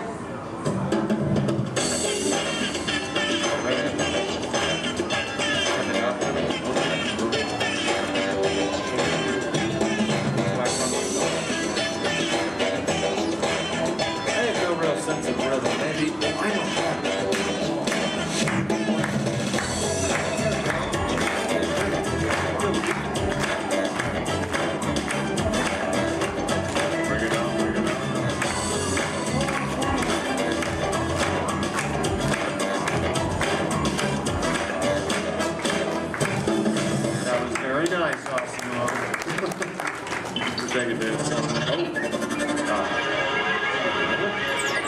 Hey guys. It's on, Dorothy. Hello. Oh, hi dear. Hi, Mom. What are you doing? Trying to keep the rhythm. Tell him I'll be over in a while. Oh, your father says to tell you we'll be over in a while to watch the kids. Okay. That's about the robot. Oh, did that cute little robot arrive? Yes, Mom. Osmo's right here. Oh, good. Well, we'll see you soon. Okay. Make sure our room is ready. Make sure our room is ready. Dad, I can hear you. We can all hear you. So. Can hear you, Earl. We're good. Okay, honey. Bye. Bye. How do I turn this thing off, Earl? Use the remote. Use the button on the right. My parents and technology don't always mesh well. There you go. Oh, you know, this is the first time in a long time my parents have actually volunteered to watch the kids. I wonder why. It's a mystery. Anyway, if you'll excuse me a moment, I need to go check on them. Second, Osmo, could you do me a favor? Yes, Kevin. Could you go upstairs and look into the room on the right to see if it's ready for my parents? Of course. Great. Now, what you're about to see is one of Osmo's most challenging maneuvers, made possible by combining all of its onboard technology. The ability to climb a set of stairs with balance and precision is a culmination of over 2 decades of research and development. Now, first, Osmo stops momentarily at the foot of the stairs and adjusts its position by reading a mark on the floor using the sensor in its torso. Oh, are you all ready, Osmo?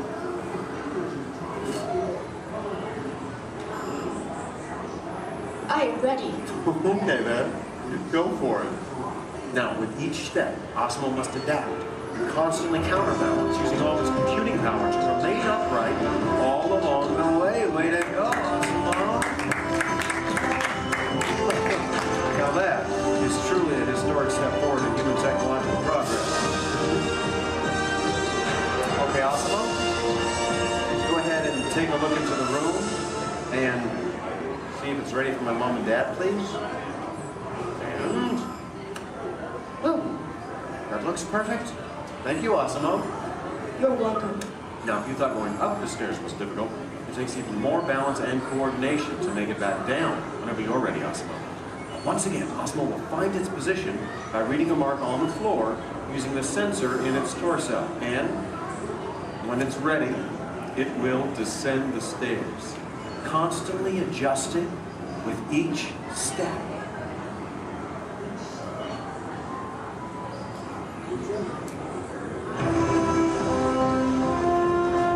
All the way down. That was amazing. Honestly, Osmo, I don't think there's anything that can top that. So, if you'd like... Excuse me. Oh, yes? I can even run. That's right, you can. And we have the room. Okay, well, you get ready. I'm going to tell everyone. Folks, you're in for a real treat. This is something that I've heard about, but have never seen in person. You see, Osmo can actually run. Yeah. Okay, oh, and it looks like Osmo's getting warmed up, which is something we all need to do before any physical activity. I mean, no one wants to get a cramp in a servo motor. Now, in order for Osmo to run, both of its feet must leave the ground at the same time, if only for a moment. And Osmo is the only life-sized humanoid robot in the world that can accomplish this, moving at speeds of nearly 4 miles per hour, or in metric, 6 kilometers per hour. Okay, Osmo, you just let me know when you're all warmed up and ready.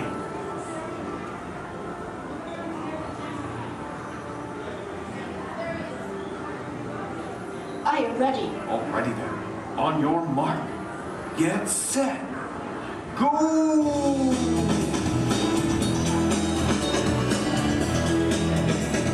That was incredible. Osmo, turn around. I want to show this to you in slow motion. Now this is truly an amazing accomplishment. Osmo's airborne, meaning both of its feet leave the ground for about 0.08 seconds, running very similar to that of a human. Very impressive, Osmo. Thank you, Kevin. Now, if you'd like to learn more about Osmo, please visit the website, osmo.honda.com. As for you, I think it's time to get you ready to meet the rest of the family. So, why don't we say goodbye to all of our new friends? Excuse me. Yes? Please do not forget to order the pizza. Pizza for the... That's right. Thank you, Osmo. You're welcome. You know what, Osmo?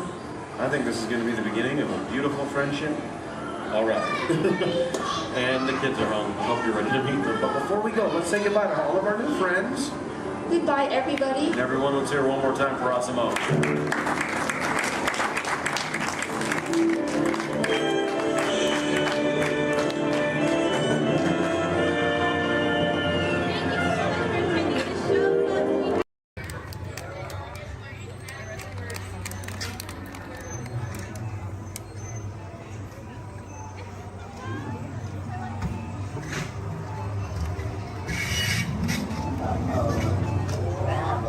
We've got some unauthorized people entering the base. Wait, they got ET. They're getting away. Unit 3, cut them off.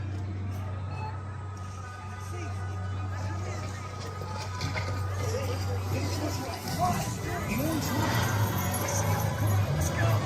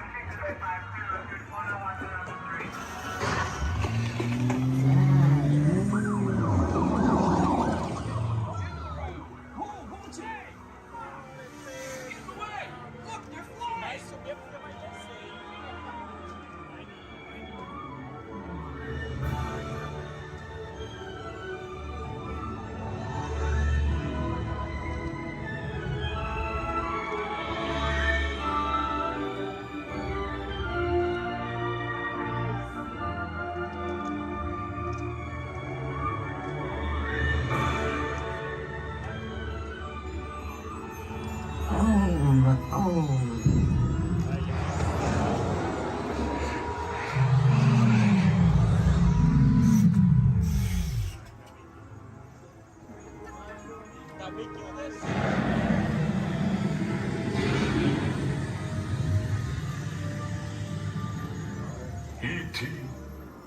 Go to Tikri. Hurry.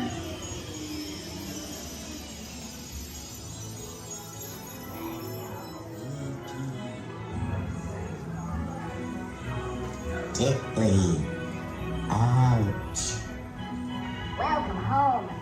You returned to the Poor dog.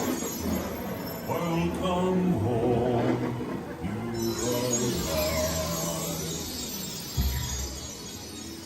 Mad dog. You have saved our planet. Come, celebrate with us.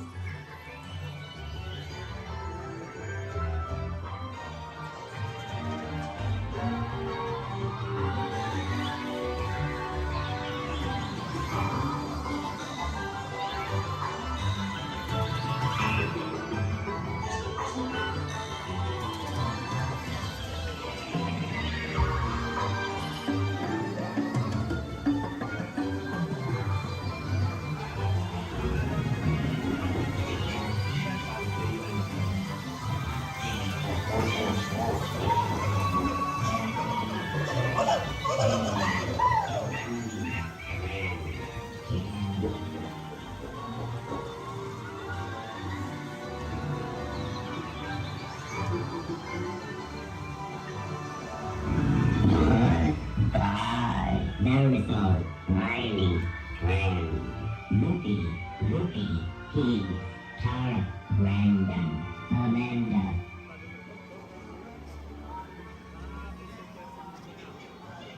Attention, please remain seated, keeping your hands and feet inside the ride vehicle.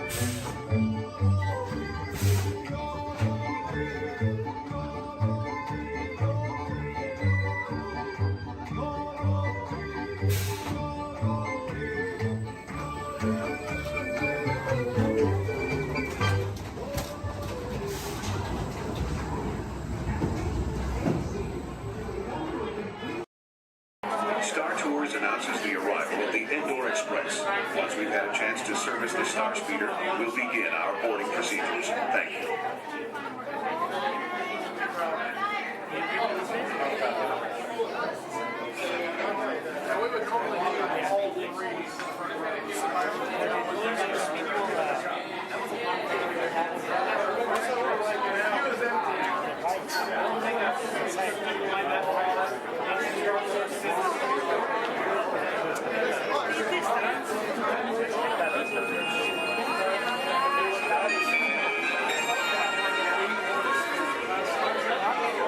May I have your attention, please? At this time, I'd like to take a moment to review our boarding process with you. When the automatic doors are open, please proceed directly across the ramp into the cabin.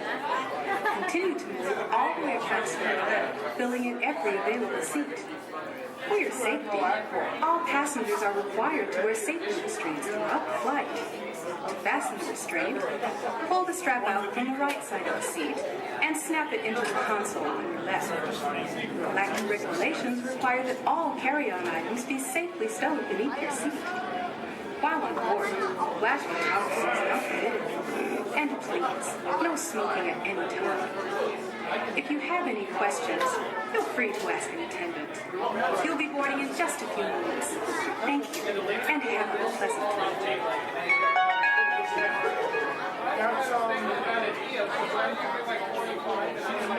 Welcome, Space Travelers, to the Indoor Express. My name is Eric, and I'll be assisting you this afternoon.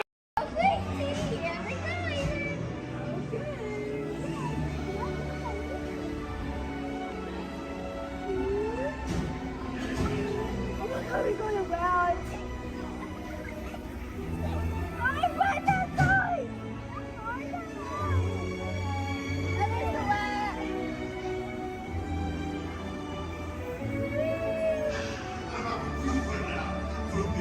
Venez, suivez-moi.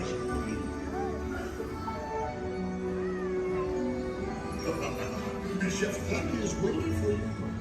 This one. Qu'attendez-vous? What the heck?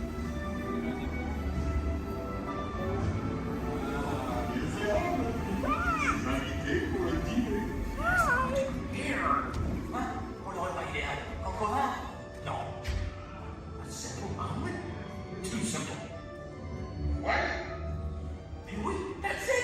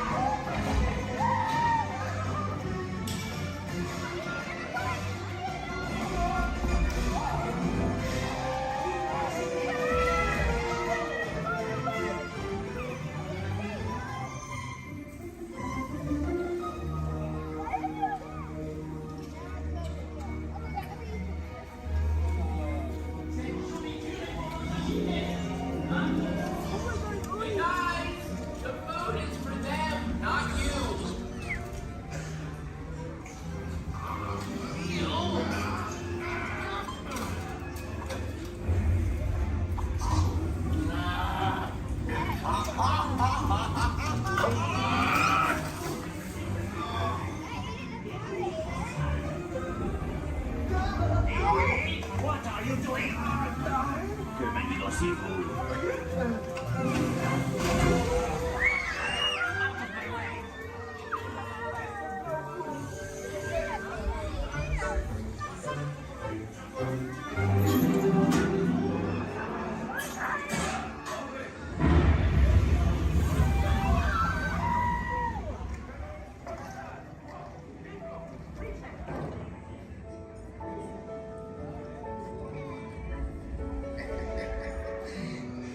Big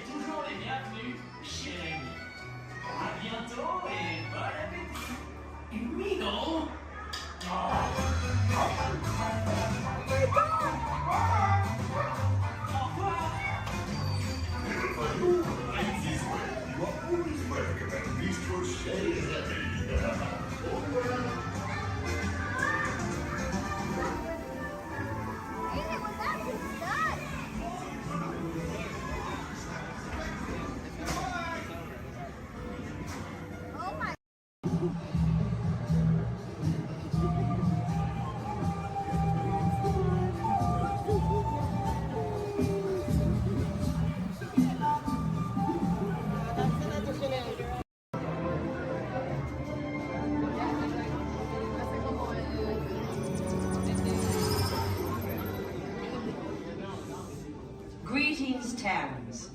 I am Nova Prime Irani Rayan, Commander of the Nova Corps. On behalf of all Xandarians, I hope you have enjoyed exploring the wonders of Xandar. As you have seen, your world and ours were born of the same moment, one which you refer to as the Big Bang. As such, we are all galactic neighbors in a vast universe which we and countless others share. For you to travel to Xandar would take 2.5 million years, assuming you had a ship that could fly at the speed of light. So we decided to come to you. But even we could not have reached you so easily were it not for the Cosmic Generator, an advanced piece of Xandarian technology that creates jump points, artificial tunnels that act as shortcuts, linking distant points in space. It is our desire to share this wondrous technology with your people so that together we might explore new worlds and create a brighter tomorrow. And now, as the culmination of the wonders of Xandar, you will be teleported to a Nova ship above your planet for a demonstration of the Cosmic Generator. I trust you will find it an unforgettable experience.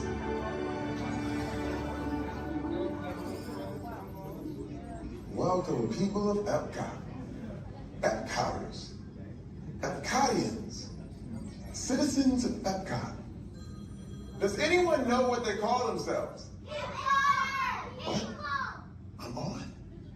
Someone needs to tell me when I'm on. Welcome, Epcot-tarians. I am Centurion Talmeric, and we're just about ready to teleport you up to the ship for the demonstration. As you're about to enter a secure Nova area, I must ask you to put away your Terran communication devices at this time. Recording of any type is strictly prohibited. I am very serious about this. Now, please step forward into the chamber. You're gonna love this.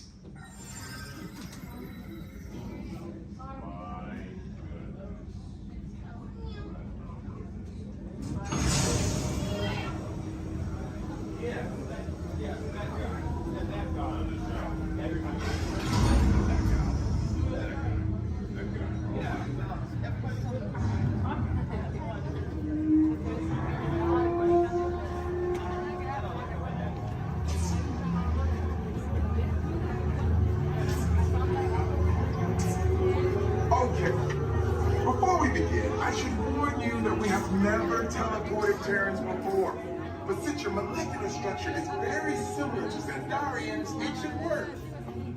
It'll work. So long as you are standing inside the lighted ring. You do not want to know what happened last time someone did not stand where I told them to, okay? Please make sure you're all the way inside that lighted ring on the floor. We must teleport you till you're all the way inside that lighted ring.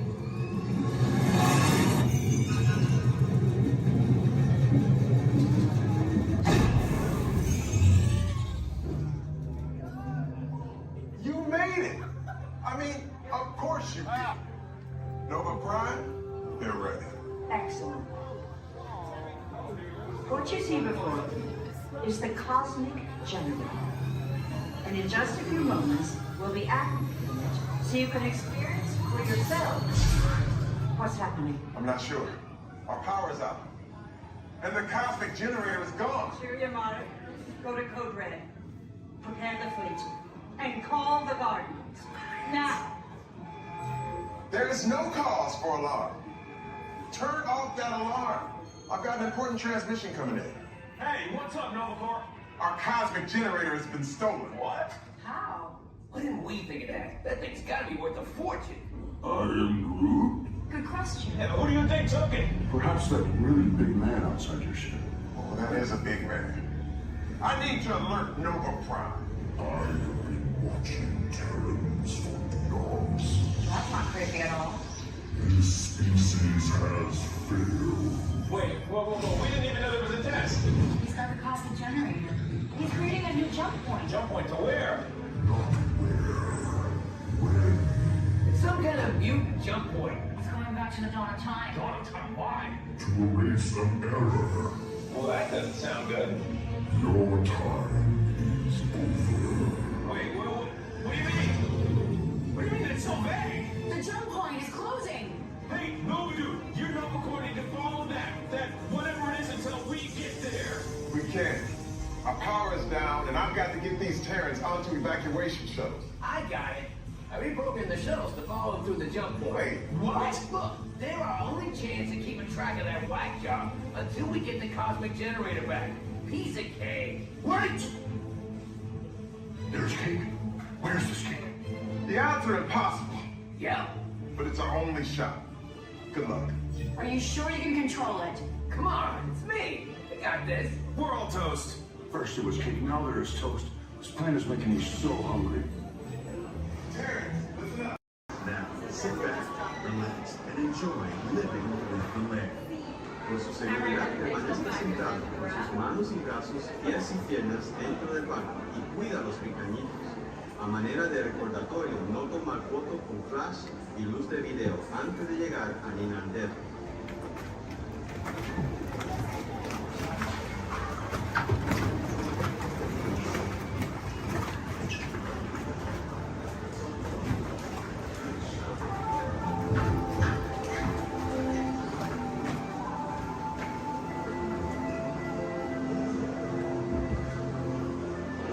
Welcome to a voyage of discovery and awareness of the richness and diversity that offers surprising nature living with the land. Our journey begins as the night sudden changes are sweeping over the land. The approaching storm may seem violent and destructive to us, but to nature, it's a new beginning in the cycle of life.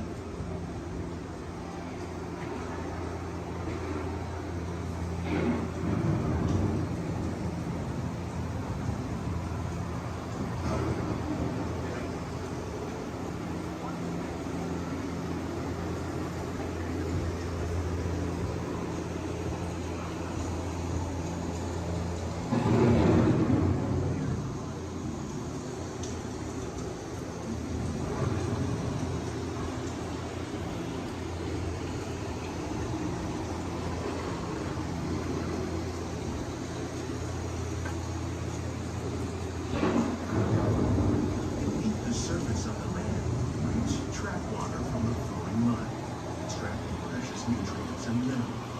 These elements, when combined with sunlight, create the diverse living systems above the planet.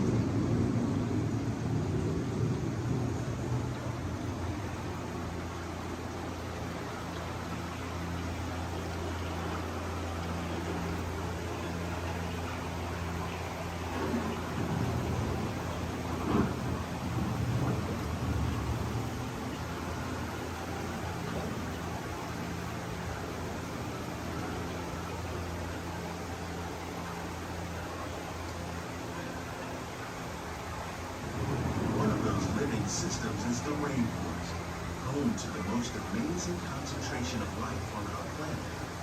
These dense and beautiful forests cover only a tiny portion of the Earth's surface, but they contain more than half of its plant and animal species. Rainforests are also extremely rich and productive living systems, providing us with oxygen, food, medicines, and other elements essential to our lives.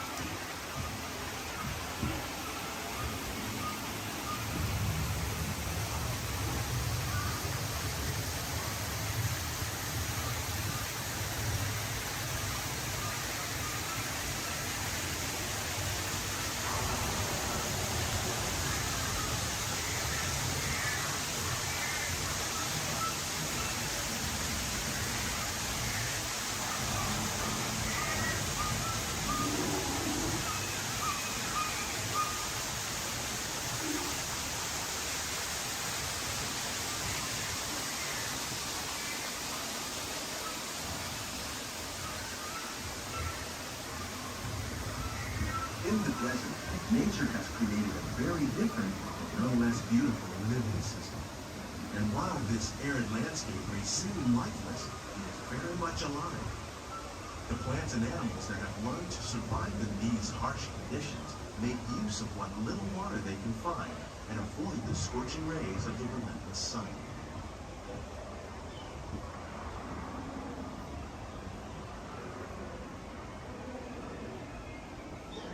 The American prairie once appeared as desolate as the desert, but over time, rainwater and nutrients gradually penetrated the hard surface of this land. Even the hooves of the mighty buffalo helped create the rich soil that will one day become home to the American farm.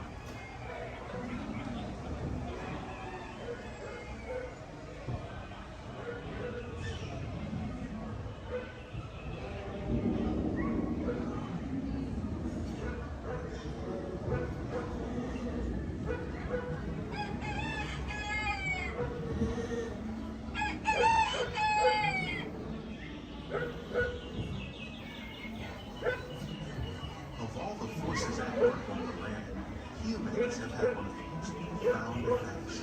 The need to produce food for a growing world led to the enormous use and sometimes overuse of the land. In our search for more efficient ways to grow food, we often fail to realize the impact of our methods.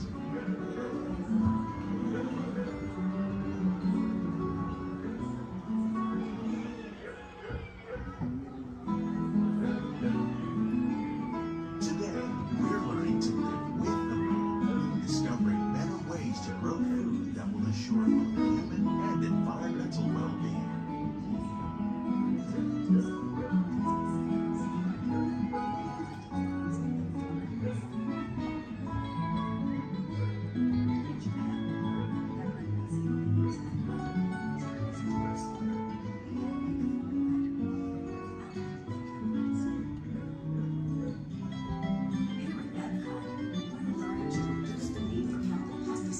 By breeding and using natural predators like ladybugs and wasps to control pests. In the farmlands across America, we're learning that by plowing under vegetation containing natural fertilizers, we can enrich the soil without the use of chemicals. In arid regions, we're learning to produce food on desert seacoasts by developing and planting crops that thrive on salt water. In Japan, we're learning that by mixing leaves and other living materials into our soil, we can make farmland more fertile without the need for chemicals. Here at Epcot, we're learning to reduce the need for How will we meet tomorrow's growing needs for food production, yet still respect the needs of the land? Some of the answers are being discovered just ahead. To help us maintain these carefully controlled ecosystems, and for your safety, please remain seated in your boat at all times.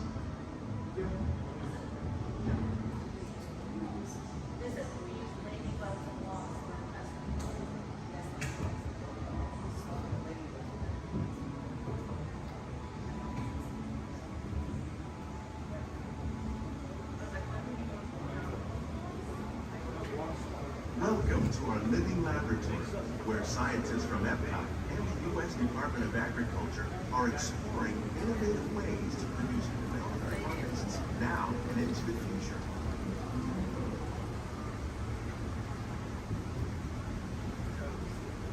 The tropics are home to the greatest diversity of plants on the planet. Many of these, like papaya, bananas, cacao, coffee, and rice, are well known around the world. These are just a few of the edible plants that have been an important source of nutrition for people living in the tropics. Many are rich in vitamins and minerals, while others are well adapted to growing in less than ideal conditions. Some, like the water lily, thrive in wet, swampy areas and waterways. All parts of this plant, even the flower petal, are edible. The starchy fruit of the plant has long been used to make flour for baking.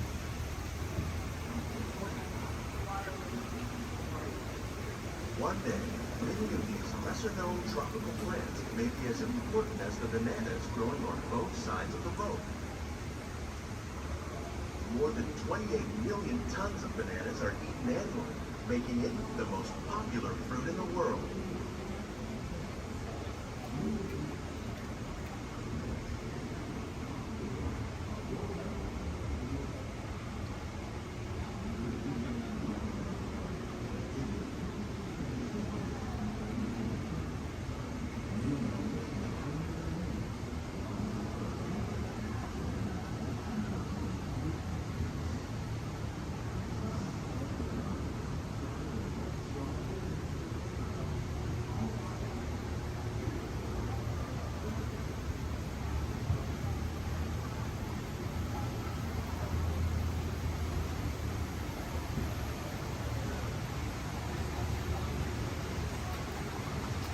When we mention farming, you probably don't think of fish. But fish farming, or aquaculture, accounts for nearly half of all the seafood consumed globally. Tilapia, bass, and catfish, like the ones you see here, are 3 of the more popular crops raised by fish farmers. The sustainable system we're using here recycles the water in the tanks. As a result, we're able to save millions of gallons each year. Armstrong Fish Farming produces nearly 5,000 pounds of fish each year to serve in restaurants around Walt Disneyland. Innovations like this one can play an important role in our efforts to produce bountiful harvests and still protect natural resources.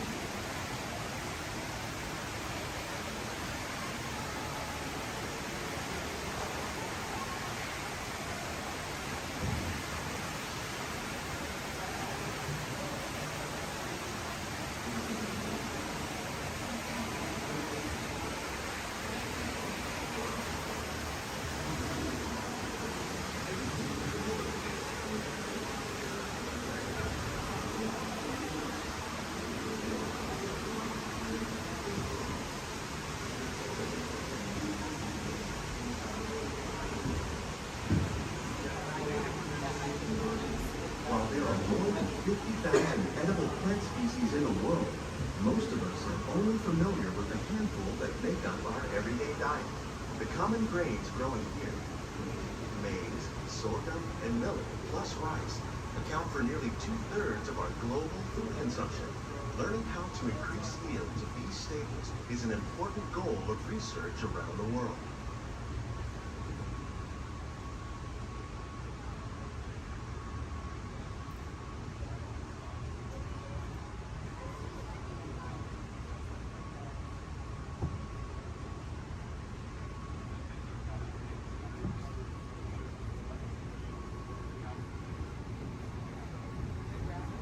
These plants are definitely on their way up. Innovative growing techniques like these increase yields while more efficiently using resources like water, fertilizer, and pesticides. Another innovation at work here is our integrated pest management program. By populating our greenhouses with beneficial insects that prey on harmful pests like aphids and flies, we are significantly reducing our reliance on conventional pesticides. We're growing these crops using our nutrient film system. This technique precisely controls and recycles water and nutrients. With it, we can produce over 27,000 heads of lettuce a year in this one small area.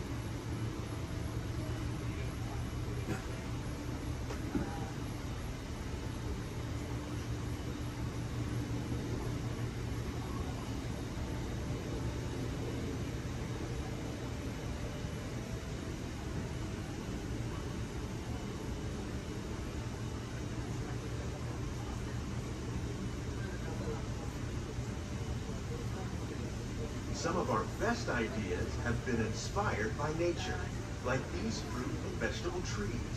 By growing these ground plants vertically, we can increase yields and better control diseases. These crops taste as good as they look.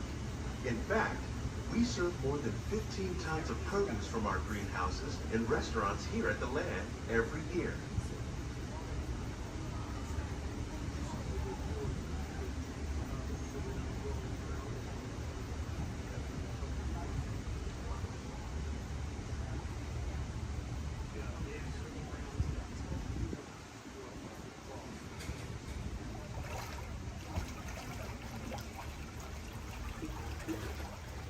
future of agriculture may include innovative ideas like this vertical growing system. Plants grown in this way use a fraction of the space required by traditional growing methods. That saves water and increases production. The aquaponics system on your left combines hydroponics with aquaculture. The fish provide a natural source of fertilizer for the plants, and the plants help keep the water clean for the fish. It's another great way to produce more while using less. In our lab, Epcot scientists are working with the U.S. Department of Agriculture on a number of innovative projects. The goal of these efforts is to produce higher yielding and better quality plants.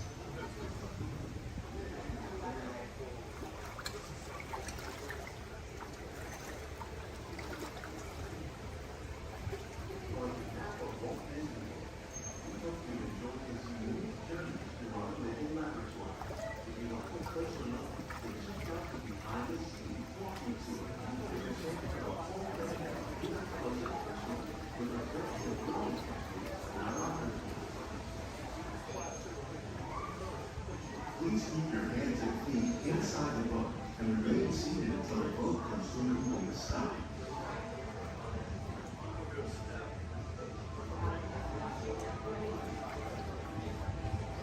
These greenhouses represent just a fraction of the work being done worldwide to produce bountiful harvests for our growing population. Scientists, farmers, and even backyard gardeners are doing their part to improve the quantity and quality of foods that we all rely upon. Together, we can continue to find more ways to increase food production and protect our precious natural environment. Only then will we truly be living with the land.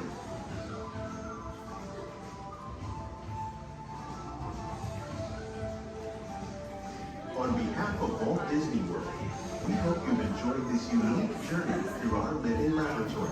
If you'd like a closer look, then check out the behind-the-scenes walking tour. It's a chance for the whole family to get up close and personal with the plants and growing techniques in our laboratory. Please keep your hands and feet inside the boat and remain seated until the boat comes to a complete stop.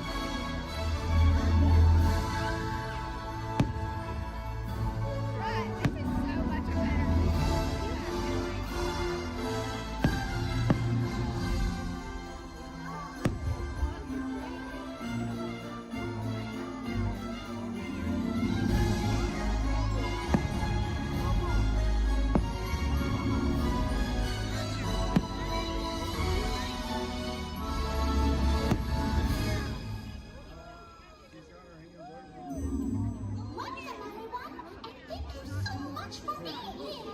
We're just thrilled to be with all of you this season. Oh, it's my favorite time of the year. And you know what? With all of us together, I just know something wonderful is about to happen.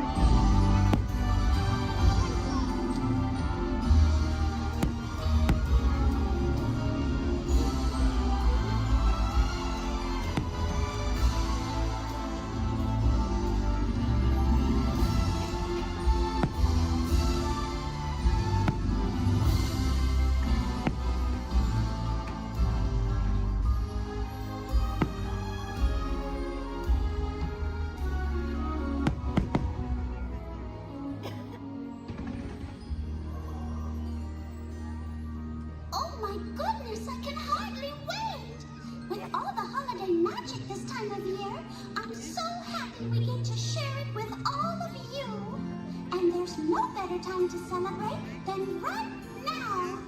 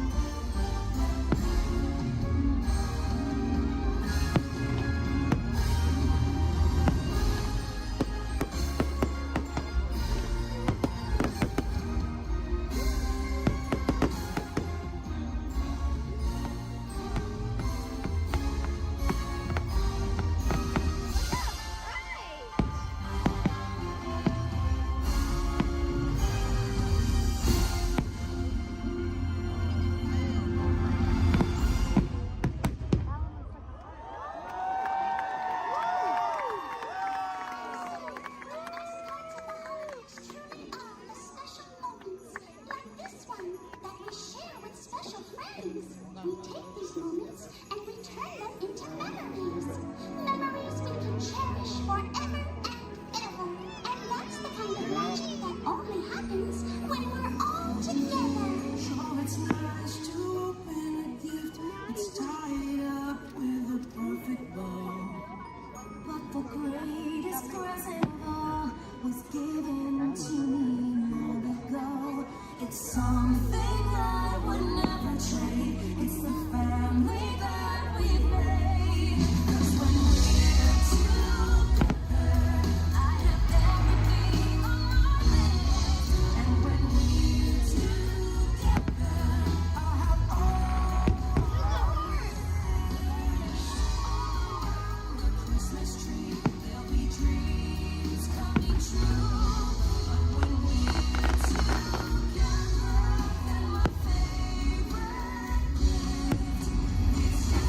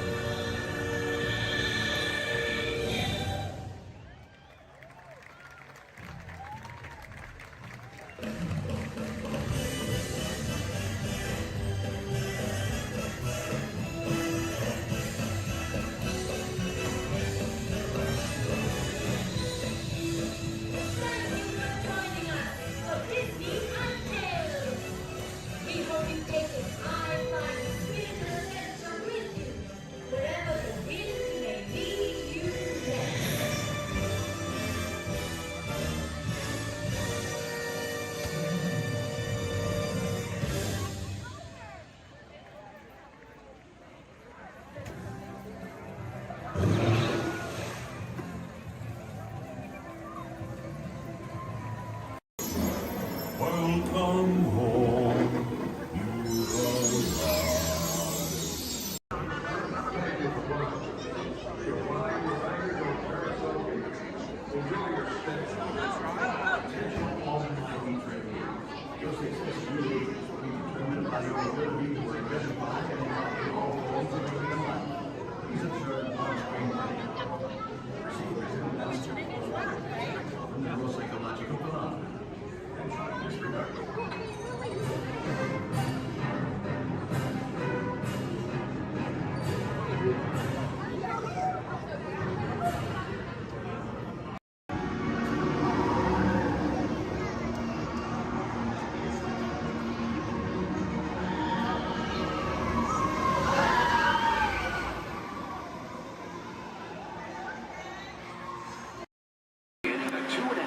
Journey to downtown Disney Station and back.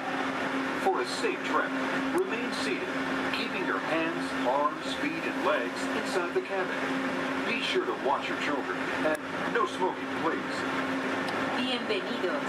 Para su seguridad, permanezca sentado y mantenga las manos, brazos, pies y piernas dentro del tren y cuide a los niños. Por favor, se ruega no fumar. You're riding aboard a Mark 7 monorail, the latest generation of Disneyland monorails.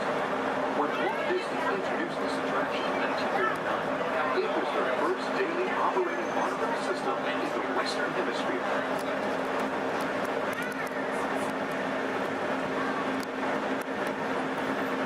Just ahead is Disney's California Adventure, where you can live the ultimate California dream through attractions and live shows that are as diverse as the Golden State itself.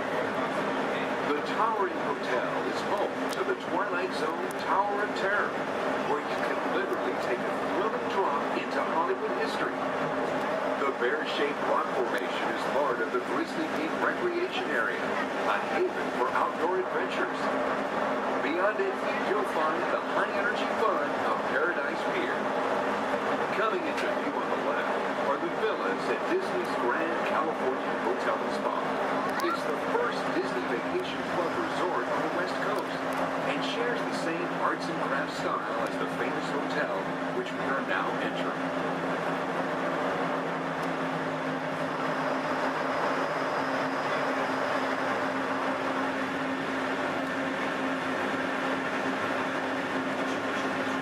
Now arriving at Downtown Disney Station, gateway to the Downtown Disney District and the Disneyland Resort Hotels. If you will be leaving us here and returning later today, please hold on to your park ticket and have your hand stamped as you leave the station. You may reboard the monorail for a return trip to Tomorrowland up until 1/2 hour prior to Disneyland closing. Please remain seated until the monorail comes to a complete stop and the doors have opened.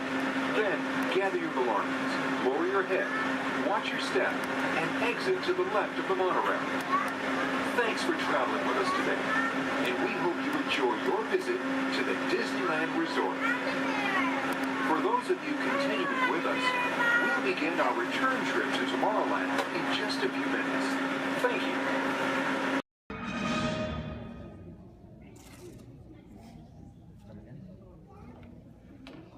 Hi, and welcome to the universe of energy. How are you? Fine. No need to answer. You know, you're probably surprised to see me here, aren't you? But then there's probably a lot of places you'd be surprised to see me when you think about it. If you were driving in your car, for instance, okay? Close your eyes, you're in your car. No, close your eyes in the car, but right now think about it. You're in your car, you're driving, and then all of a sudden from the back seat, I just pop up and go, ah! You just whack me in the head, wouldn't you? That wouldn't be nice. But then it wouldn't be nice for me to do that to you. How'd I get in your car anyway? Did you lock the car? Maybe it was your fault. Maybe I'm just teaching you a lesson. But the point is, to see me here as a spokesperson for the universe of energy. I mean, that's crazy, you know. I mean, I'm an expert on a lot of things. You know that. I know that. But not a lot of things. A few things. But energy, I mean, there was a time I could care less about it. And then suddenly everything changed. One day I was sitting in my apartment. I said I was sitting in my apartment when, there it is. I'd offer you some snacks, but I can't hear me. Hey, you! How about sharing some of those chips? No, you're on the TV and my favorite show's about to start. Yes! I told you it was my favorite show. What is? Who is it? And of course, no one locks their doors in New York. Hey, it's your neighbor, Bill Nye, the science guy. Hey, Bill Nye, the science guy. It's Ellen, Just Ellen, I guess. What can I do you for? I'd like to borrow some aluminum foil, a clothespin, and a candle. Another hot day, huh? Actually, I'm working on a new experiment. Take whatever you need. I don't want to miss any of the game. What are you watching? Jeopardy. Yes.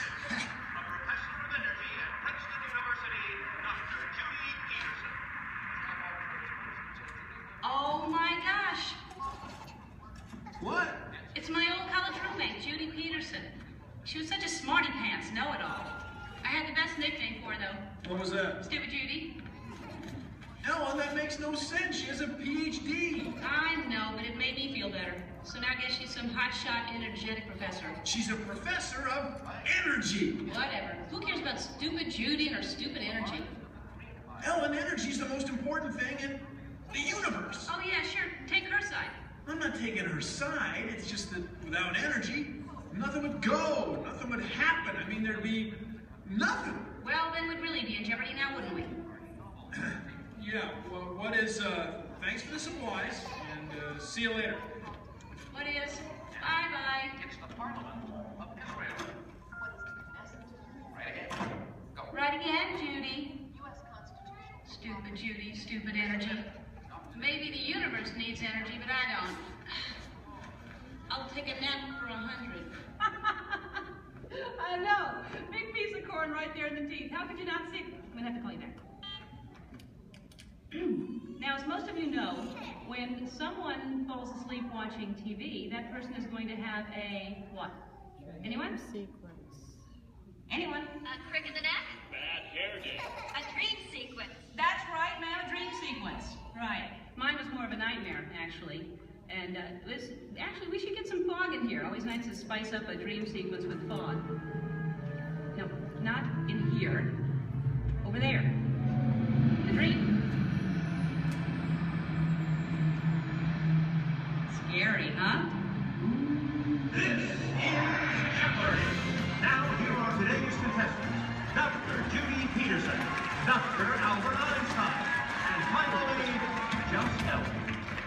And now here is the host of Jeopardy, Alex Trebek. Thank you, Johnny Gilbert. Hello, contestants. Welcome to our program, and good luck to you in the game. Here are the categories for the first round of play. Solar energy, wind power, energy from water, fossil fuels, fusion, and finally, gas. Ellen, since this is your dream, we'll let you make the first selection. All right, Alex. I will take fossil fuels for, let's go 100. Fine. The answer is, this was formed from microscopic plants and animals trapped in ocean floor sediments millions of years ago. Ellen. Yes, I know that one. That's, what is the stuff trapped? Microscopic fuels and plants and animals and Sorry, Ellen. We were looking for something more than just an embellishment of what I had already said. Anyone else? Judy. What is petroleum, Alex? What is bituminous? What is solar thermal conversion? What is hydroelectric? What is helium? And so, as we come to the end of the first round, ladies and gentlemen, Judy has the commanding lead.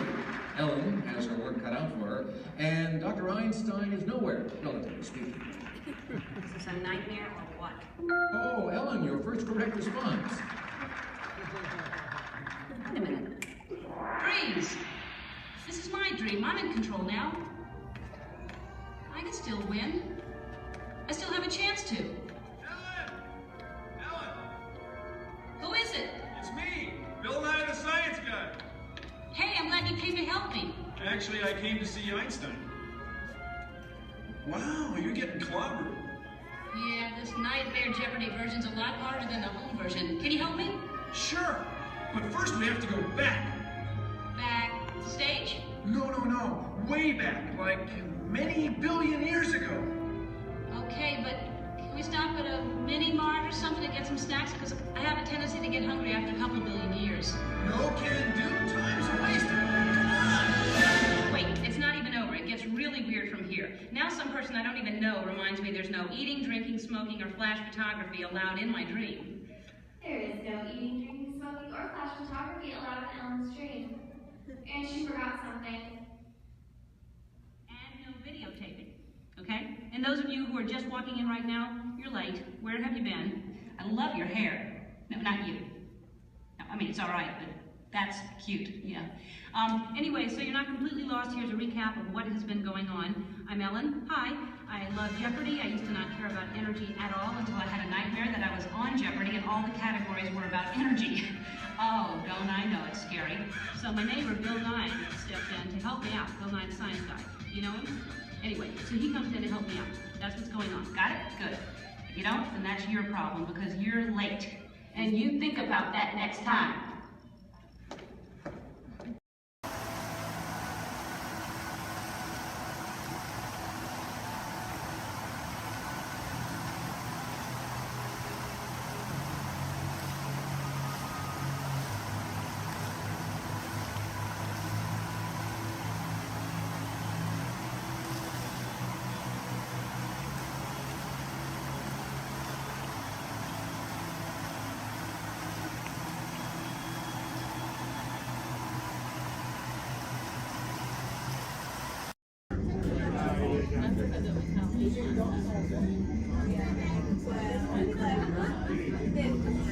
This is Disney's Port Orleans French Quarter Resort. Please collect your belongings, watch your head and step as you disembark, and take some home to our fun. Thanks for riding with us, and welcome home.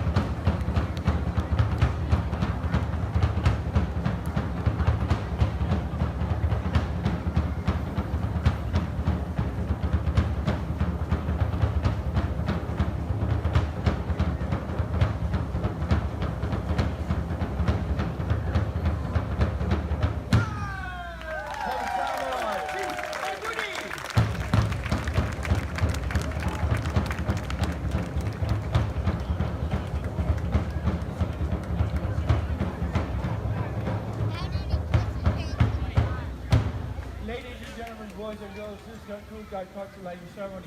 Thank you for attending and please enjoy the rest of the evening. Mahalo and aloha!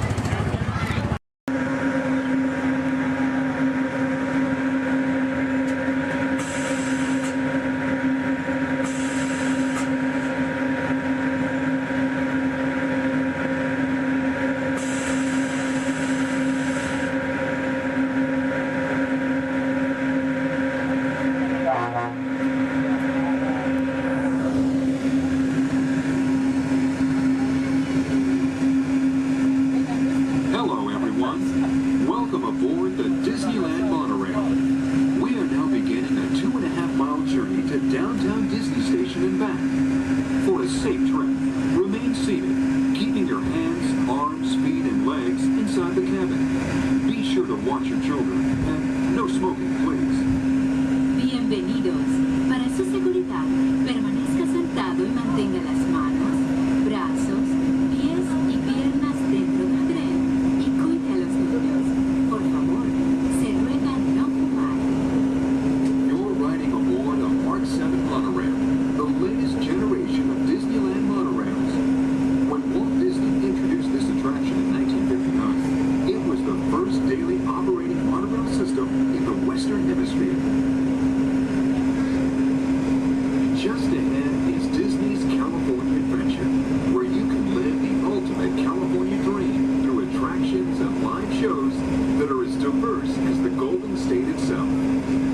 The Towering Hotel is home to the Twilight Zone Tower of Terror, where you can literally take a thrilling drop into Hollywood history. The bear-shaped rock formation is part of the Grizzly Peak Recreation Area, a haven for outdoor adventures. Beyond it, you'll find the high-energy fun of Paradise Pier. Coming into view on the left are the villas at Disney's Grand Californian Hotel and Spa.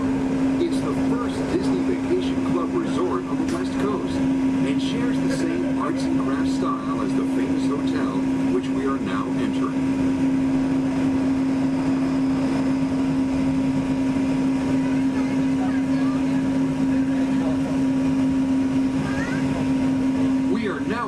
At Downtown Disney Station, gateway to the Downtown Disney District and the Disneyland Resort Hotels. If you will be leaving us here and returning later today, please hold on to your park ticket and have your hands stamped as you leave the station. You may reboard the monorail for a return trip to Tomorrowland up until 1/2 hour prior to Disneyland closing. Please remain seated until the monorail comes to a complete stop and the doors have opened.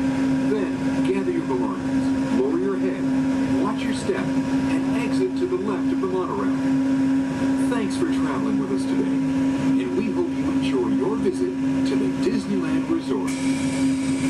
For those of you continuing with us, we'll begin our return trip to Tomorrowland in just a few minutes. Thank you.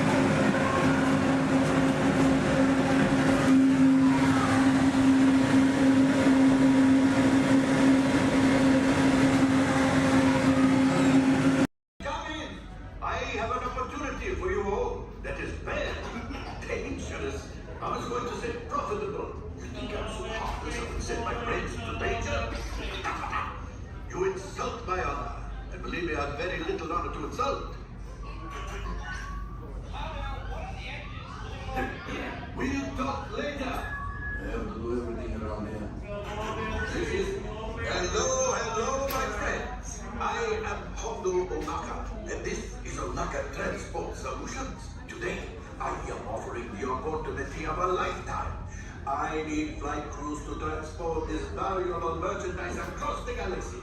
Pilots to navigate, engineers to operate the ship, and gunners to defend the shipments. And that is where you come in. Oh, the Millennium Falcon. On loan for some very fast and very profitable expeditions.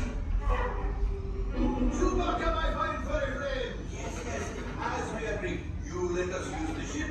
We'll get you the supplies you need. It's a win-win. You help the resistance, and I get all the profits. What? The first order will never know we were there. Okay, time to go, so, bye-bye. We better go before he changes his mind. Move along, my friends. Listen carefully and remember, the better you work together, the more you earn. Your lives and my profit depend on it. Now go. Welcome aboard the Walt Disney World monorail to Epcot. For those of you standing, please hold on to the handrails throughout our journey and stay clear of the door. For the comfort of others, no smoking, please. Thank you. As we turn south, you can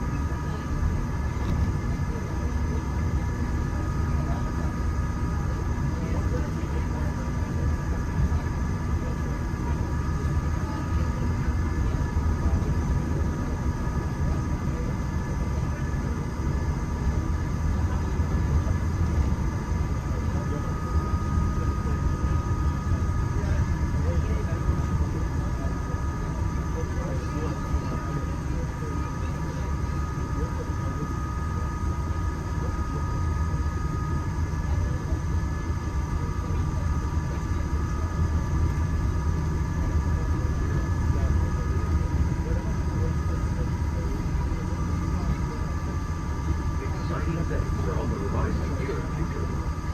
Whether it's rocketing back to the big finish with the Guardians of the Galaxy, or exploring a hundred cities built on the power of play, these worlds are sure to inspire. If you're looking for an exhilarating sensory thrill, step into Mission Space, where you and your flight crew can sign up for one of 2 out-of-this-world missions. And just next door is the new Space and Lunch restaurant, where you can trip up and enjoy stellar dining in space. At Test Drive, you can experience the exhilaration of test driving a vehicle all under the fastest ride ever created for Walt Disney. Across the Olympics and World Showcase, you'll find representatives from the Coast, making this a truly international experience. Some exciting new adventures from around the world are coming to France, Canada, China, and the United Kingdom. Join us tonight on Food to celebrate together during the nighttime spectacular. There's even more for you to explore, and you can find the world of the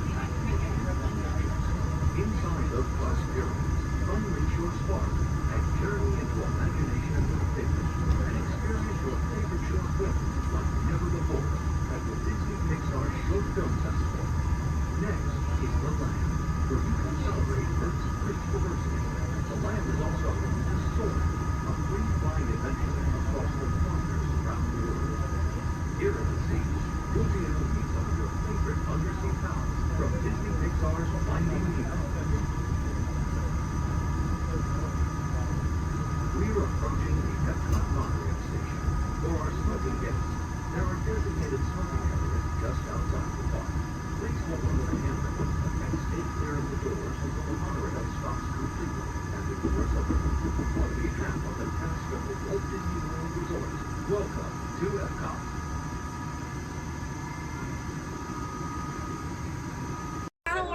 That means thank you.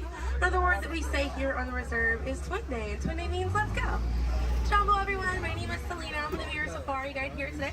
Before we get out in the reserve, I do have a few safety reminders. Please make sure that we keep our hands, arms, feet, and legs inside the vehicle at all times so that we remain fully seated throughout our entire journey today. Now, if you take a look above your head, we have an animal spotting guide. You can use that guide to help me spot some animals out here on the reserve. I can't promise that we're going to see all of them, but I usually have some pretty good luck. Now we're going to be heading into the Little Ituri Forest here first, and this area is home to animals that tend to be shy. They like to use camouflage to blend in with their environments, but we're going to see what we can find today. And already see, looks like we're going to see that saddle-billed stork. They're high up on that left-hand side of the road there. And the saddle-billed stork gets its name after the little yellow patch that's on its beak. It's shaped like a saddle. Those birds are 5 feet tall and have a wingspan of 9 feet, about the same width of the canopy that's above your head. Now on that right-hand side there, we have the okapi. And the okapi have stripes on their legs that make them look like they're related to the zebra, but they're not. They're actually related to the giraffe. They have long, prehensile tongues that they use to grab vegetation. Their tongues are so long, they touch their eyeballs and clean their ears. As we're looping around here, you can see we have some greater kudu way up there, as well as the bongo. Now the bongos are going to have that deep, almost penny-colored coat to them, with those antlers over there, and then the greater kudu, the tan-colored coat right there.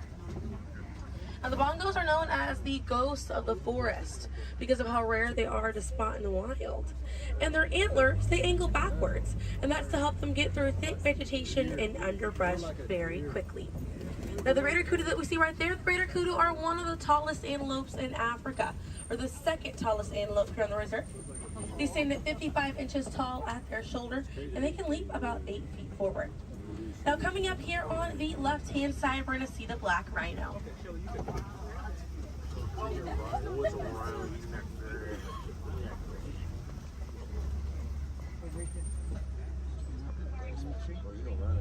Now black rhinos are the smallest rhino in Africa.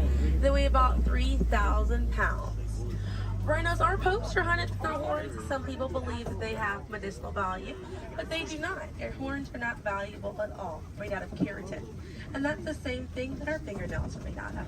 Really good view of that bongo there on the right-hand side as we're passing by here.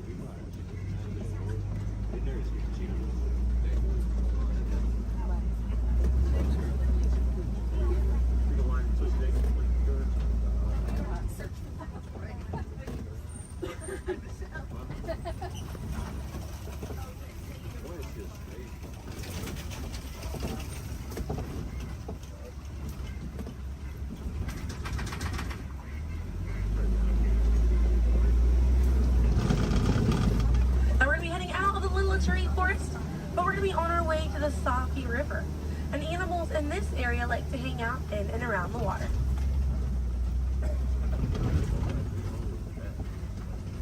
Now coming up on the right-hand side, we're going to see some pink-back pelicans.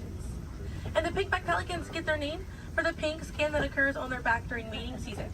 Now those animals are colonial nesters, so they'll nest between 20 and 500 pairs. That's a group of 40 to 1,000 pink-back pelicans.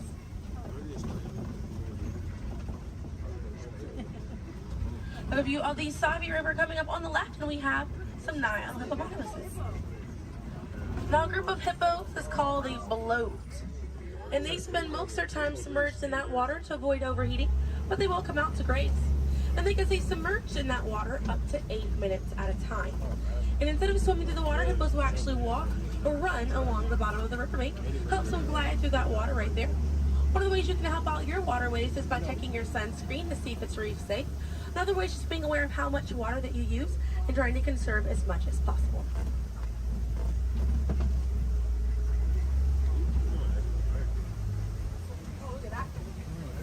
Another one there, taking a nap on that left-hand side.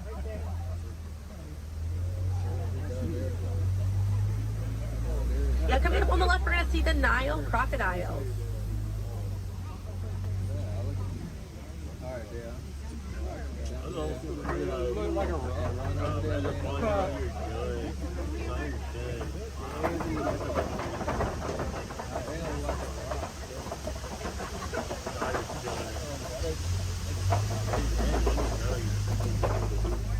Now the Nile crocodiles can eat half their body weight in one sitting, and they can go months without eating if food is scarce. Now mother and father crocodiles are great parents, and they'll gently roll their eggs in their mouth. It softens up their shell and it makes it easier for their babies to hatch. But we're going to be heading into the savannah now, and the savannah hosts millions of migrating animals every year. And it's home to Africa's most well-known animals, such as zebras and giraffes. I'm hoping that we'll be able to spot some today, but as we're getting out here, we have a pretty good chance to identify some animals with that animal spotting guide. We have lots of wide open spaces. So already it looks like I can see the elands are out there. Wondering what other animals. I'm hoping it'll be a pretty busy day out there.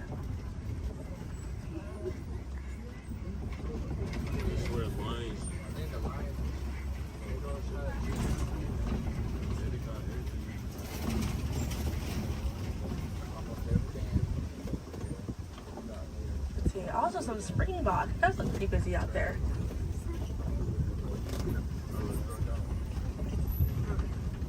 So we're still looking around here. Keep an eye on the right. They're going to be past this kind of rocky area. It's a herd of wildebeest way back there in that pathway. And the name wildebeest means wild beast in Afrikaans. And they'll travel in groups of 1.5 million, and they'll go about 500 to 1,000 miles every year. That's roughly the distance between here and New York.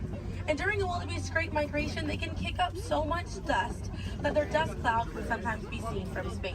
Now, wildebeest are very impressive animals. They're able to run about 15 minutes after they're born. But this group of trees there on the right-hand side, they're all kind of pruned underneath to the same height, and that's about as far as those giraffes can reach. Lucky the vegetation on these trees all around this area here. Now that's going to be the Maasai giraffe, and the Maasai giraffes have an irregular coat pattern. They don't have those clean lines around their spots like the reticulated giraffe that's on your animal spotting guide does.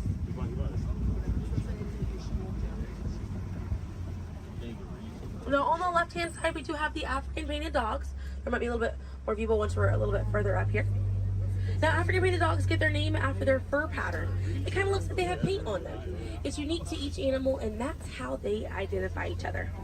African painted dogs are Africa's most successful hunters. They have a catch rate of 90%. Now, right here on the left-hand side, we're going to have a really good view of the Ankole cattle. We're going to sneak on by here. The Ankole cattle are the only domestic cattle breed that we have here on the reserve. They're in the bovine family, same family as buffalo and bison. And their horns right there, they grow about 3 to 4 feet in length, and they're filled with a honeycomb-like structure. It allows for blood circulation, and it helps keep them cool on hot days. Now, further back, that's a sable antelope in that back left corner. And the sable antelope are very special because of the symbol of the Harambe Wildlife Reserve, because of how courageous they are. So in a choice between fight or flight, the disabled antelope will choose to fight, just so we should fight to protect these animals and the environment that they live in. And their antlers are angled backwards to deter animals like lions from jumping on their backs. And we have a really good view there of that Maasai giraffe. We're gonna have another pretty good view there on the right up ahead too. Maasai giraffes stand about 18 to 20 feet tall when they're adults, and when they're born around 6 feet tall. They have about a 6-foot drop the moment that they're born. And just like the okapi, they do have those long prehensile tongues that they use to grab vegetation. They kind of use like how we use our fingers to grab food.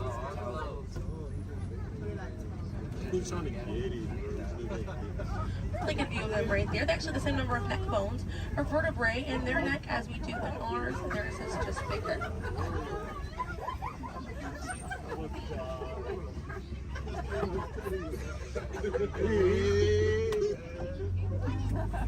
Group of giraffes is called a tower.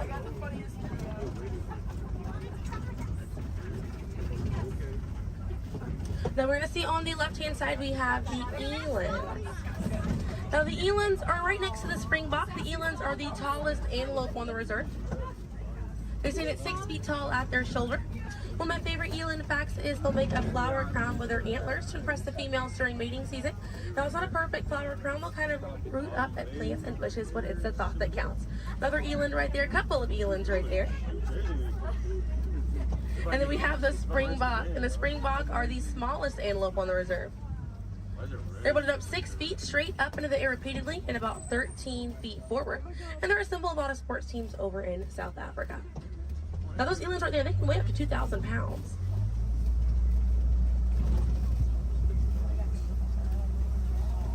Another view of that Maasai giraffe right there.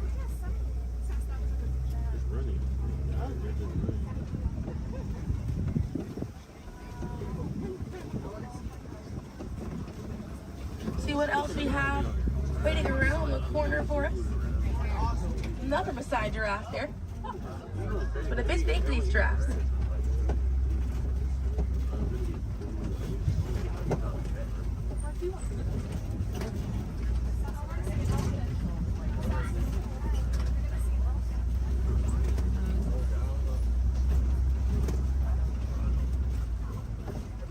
We're going to see the African elephant up here. It's going to be on the right-hand side of the truck.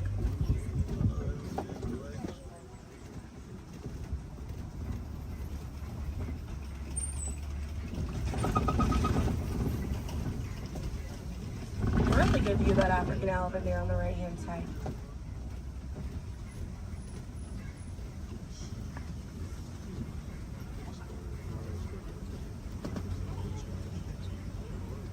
And on the left we have the mandrill.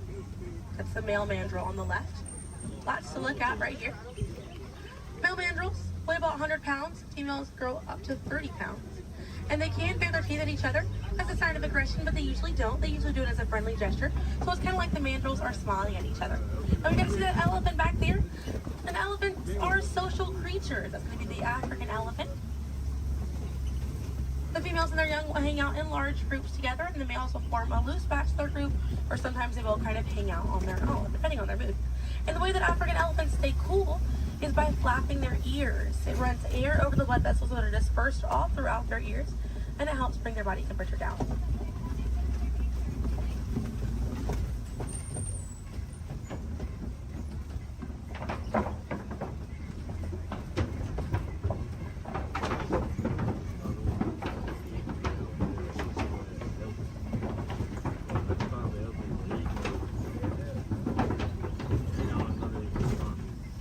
We're going to be looping around this area here. We have lots of red clay on this right hand side.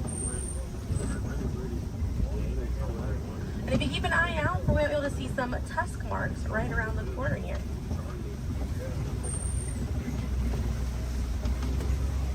So those tusk marks on the right were caused by African elephants. And they'll scrape up against that clay and they'll eat it. More elephants there on the left hand side. And they eat it because it contains the minerals that they need, sort of like how we take vitamins.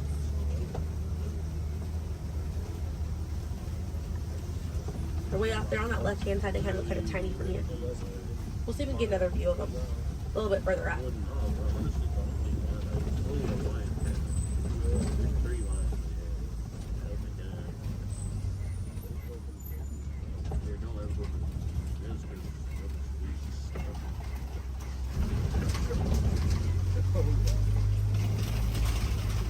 on the right-hand side, we're going to pass by a couple of trees. There's one on the left by those elephants as well. And these trees are baobab trees. And baobab trees survive by storing water in their trunk, and they stay leafless about 9 months out of the year. Now, baobab trees have a few different nicknames. One is the upside down tree, and the other one you might be familiar with is the tree of life.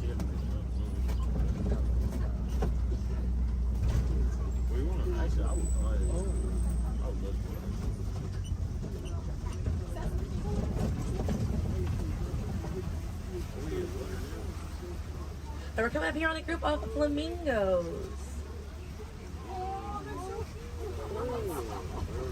Group of flamingos is called a flamboyant. So here we have that flamboyant of flamingos. Now this particular species is the greater flamingo species, and they're the lightest colored flamingo in their family. They get their color from the brine shrimp that they eat, and over time it turns their feathers pink. It takes about 1 to 2 years to get that full pink coloring right there. When they're born all gray and fluffy.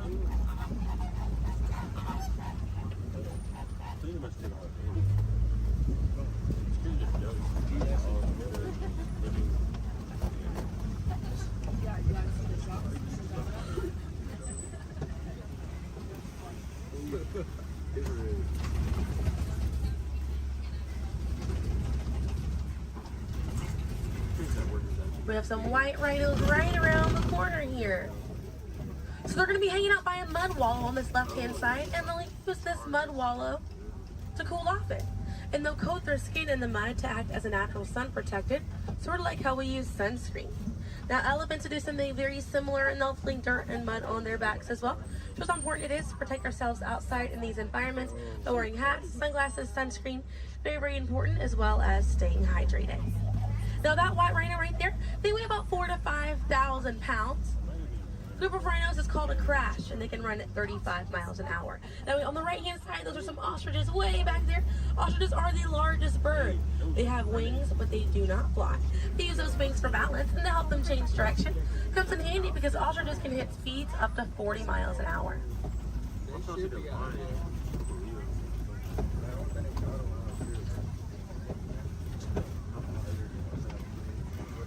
You see some cheetahs right around the bend here.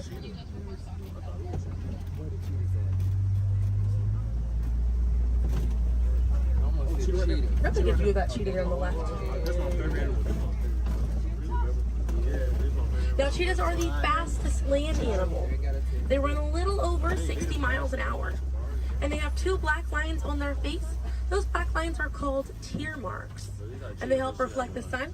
Benefits cheetahs because cheetahs are daytime hunters. Now cheetahs do not roar. Instead of roaring, they'll meow and they'll purr. And their claws are not retractable, so they're out all the time. Now we're coming up here on some Kopi rocks. And Kopi rocks are rocks that jut out from the savannah. And a lot of times animals like lions will use these Kopi rocks as a vantage point to kind of scope out their territory and their prey. Really beautiful view of that male lion right there.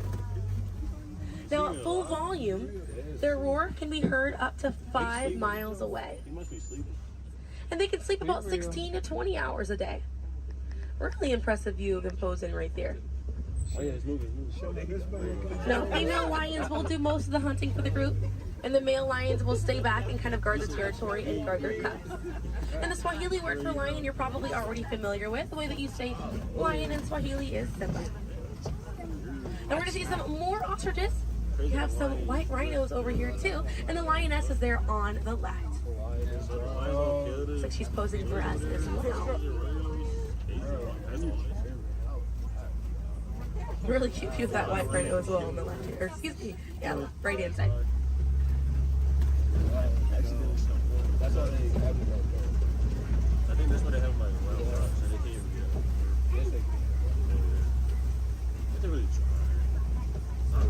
I can see some warthogs right around the corner because it wouldn't be a safari without them.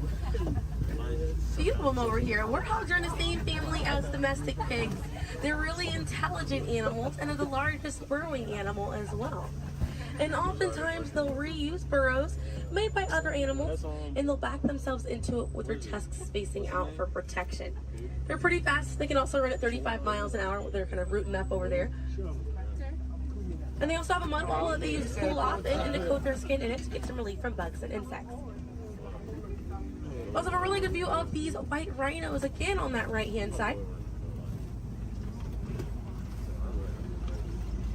Now the way to the difference between a white rhino and a black rhino, because they're both the same color, so the shape of their mouth. White rhinos have a wide mouth, and black rhinos have a V-shaped or pointed mouth. Original word for white rhino was vite. Vite means wide in Afrikaans, but over time it was misheard and mispronounced, and it turned into the white rhino. Another view of those warthogs as we're passing by on the left-hand side, but on the right we're going to see some ostrich eggs in that tall grassy area. And each one of those eggs right there weigh 3 pounds, and it's the equivalent of 2 dozen chicken eggs. Now those shells are so strong that the average man can stand on them and they will not break.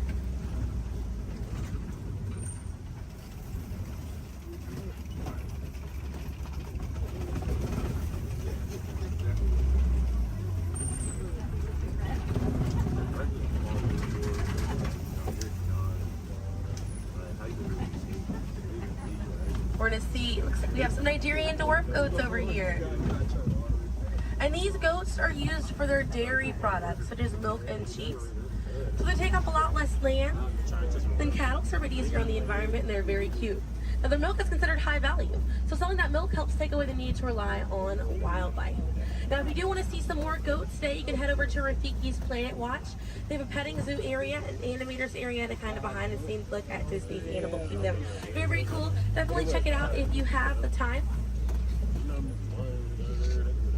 They have a conservation station over there, and inside that they do have an animal hospital as well. Pretty cool. It's going to be a train right away through the Wildlife Express. Those trains are going to start running at 9:30. The last train leaves at 4:30 today.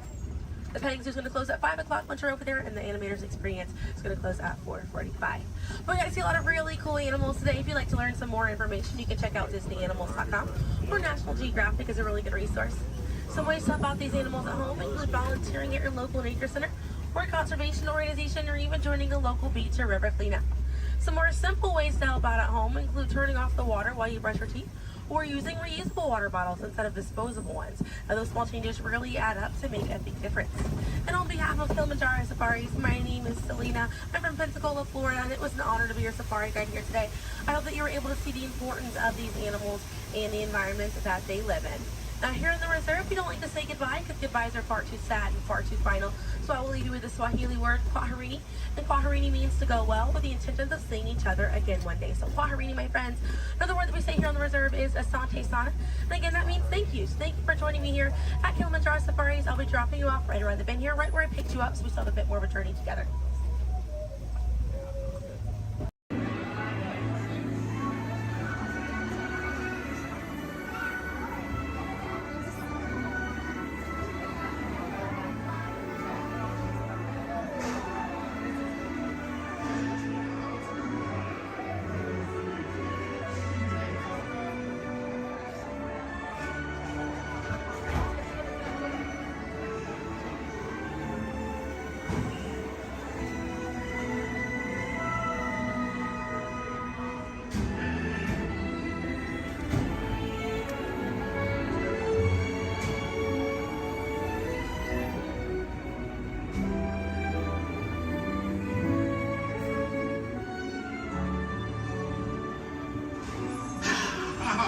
Voilà, venez, suivez-moi, je vous prie.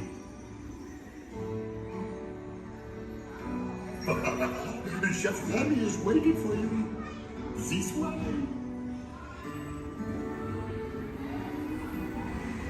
Qu'attendez-vous?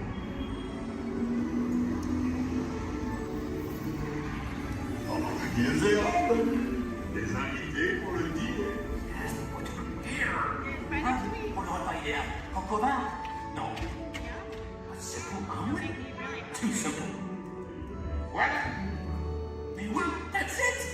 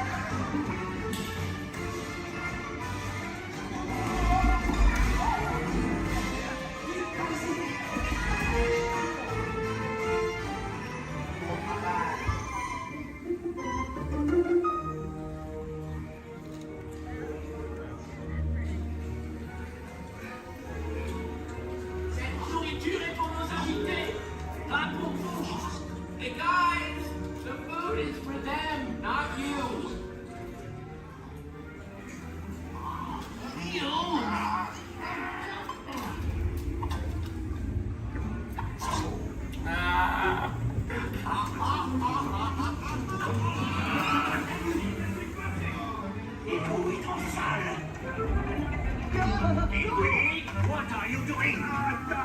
Que manigocez-vous? Out of my way!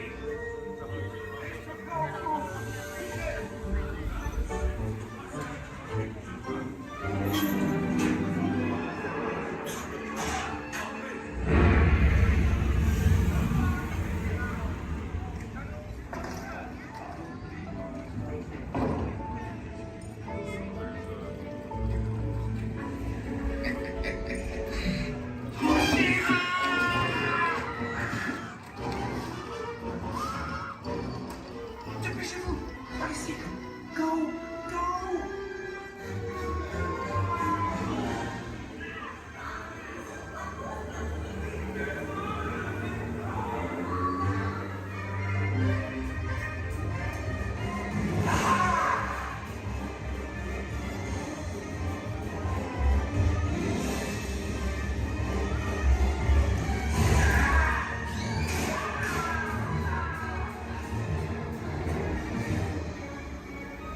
Come on! Rimmy's kitchen's just around the corner! Oui, oui! On est presque arrivé à la cuisine de Rémi!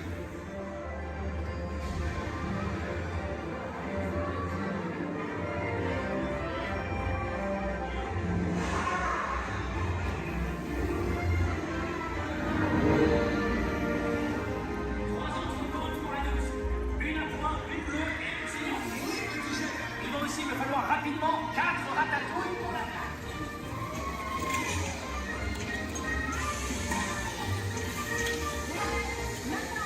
Oui, ma chérie.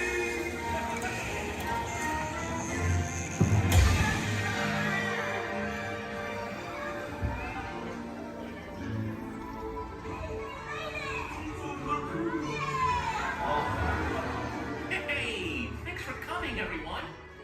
Vous serez toujours les bienvenus chez Rémi. À bientôt et bon appétit. Mino. Au revoir.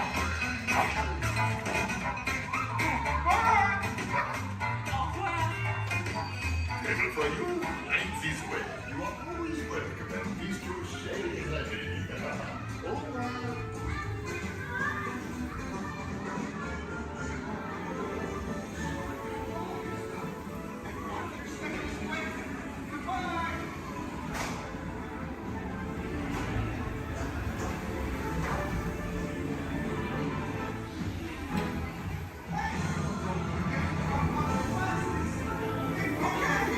Be sure to grab all your stuff and watch your step as you exit. Goodbye! We head out. Please remain seated at all times. Please keep your hands, arms, feet, legs, and elbows inside the vehicle, and please supervise your children. This is a one-way trip to Main Street, USA, and enjoy your ride.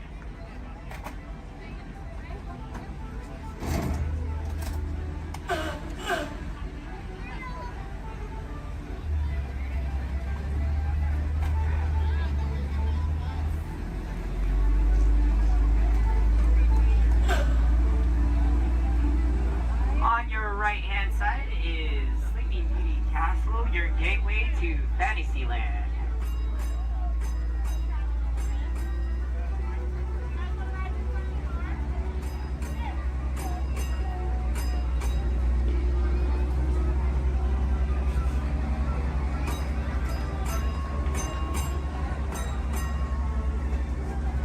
Coming up on your right-hand side is Frontierland and Adventureland. Beyond that, Critter Country, New Orleans Square, and Star Wars Galaxy's Edge.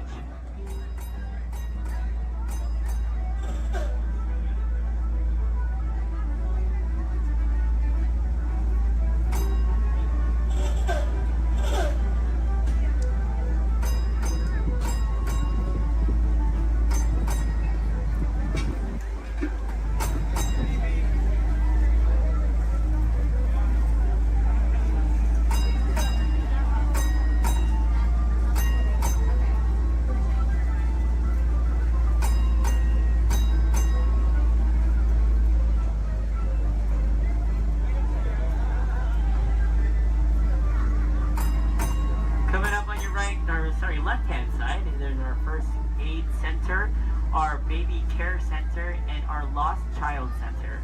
On your right hand side, if you enjoy ragtime piano, we got some music going on over at the Coca-Cola Refreshment Center on your right.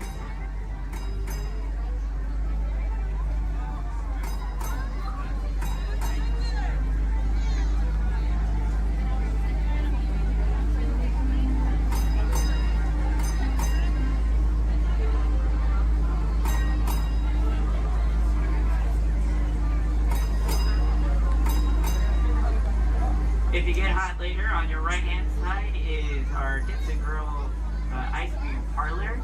And on your left is Market House, where you can find our Starbucks coffee and tea. Beyond that is our locker station.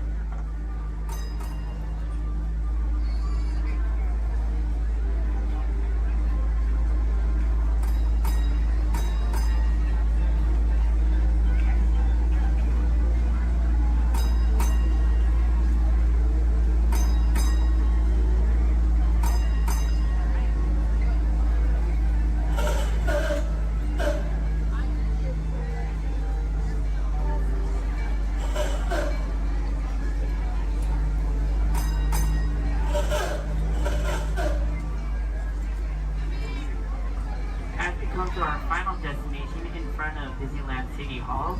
Please remain seated until the bus has come to a full and complete stop. For those of you who are sitting in the top stairs, please watch your step as you exit the stairs and assist young children, and enjoy the rest of your day here in the Magic Kingdom. My name is Justin, and thank you for riding.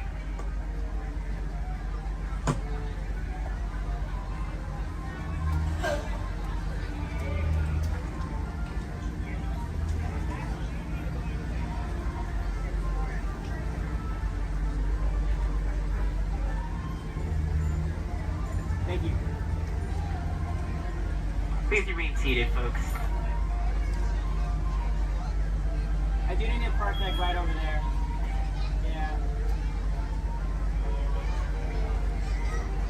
Please remain seated, folks.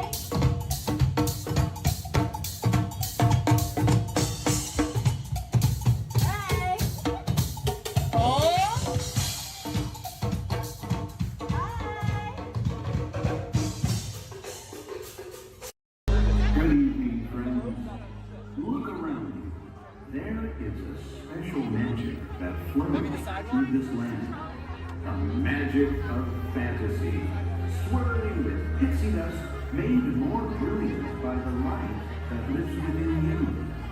It inspires us to wish upon stars, follow our hearts, and find our happily ever afters.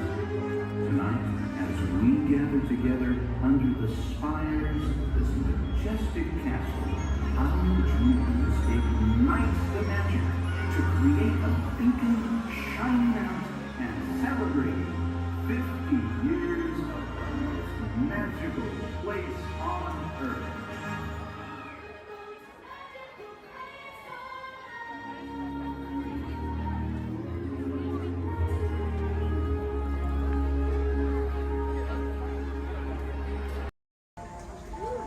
For those of you just joining us, welcome aboard Excursion 3 on the Disneyland Railroad. For your safety, please remain seated at all times, keeping your hands, feet, and legs inside the train. Please supervise all children, making sure they are seated away from the train openings, either fully on a lap or on a bench. Our next stop will be Mickey's Toontown Depot, your gateway to all Fantasyland attractions. We'll meet at the front. We're taking the train to the front. Perfect. Bye-bye.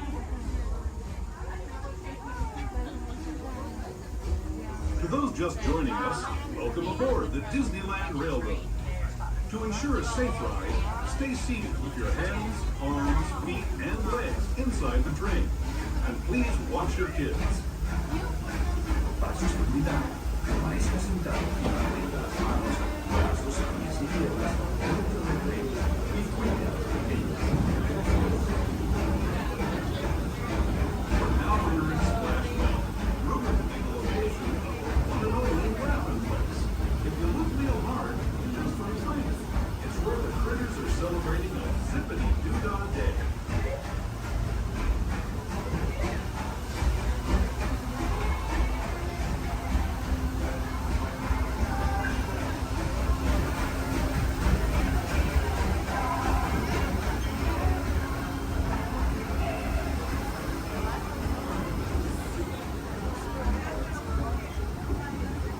Speaking of critters, this place we're passing over is home to a whole bunch of them. Here in Critter Country, you can join Winnie the Pooh, Tigger, Brer Rabbit, and Brer Bear on their fun-filled adventures.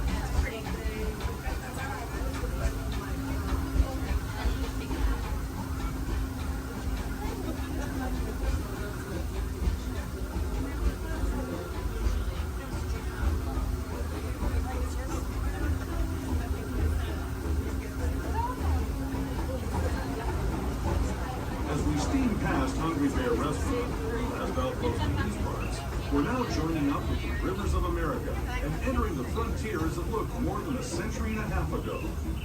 This is my favorite part of the journey. Around every bend, there's natural beauty as far as the eye can see.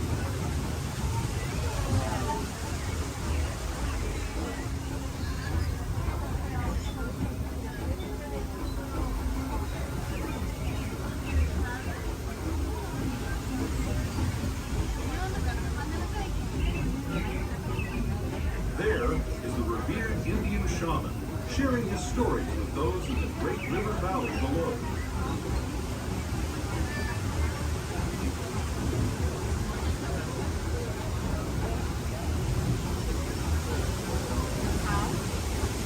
People like me have been riding these rails since the 1800s, traveling through nature's wonderland in a matter of days, rather than the months it used to take by mule or stagecoach. Steam power not only fueled these iron horses, but the dreams of a whole new generation as it moved west into this great frontier. Of course, some of those dreams, and the stories that went with them, were pretty darn wild and downright unbelievable, like on Big Thunder Mountain, where I hear that mysterious spirits have grabbed hold of those mining trains and turned them into the wildest ride in the wilderness.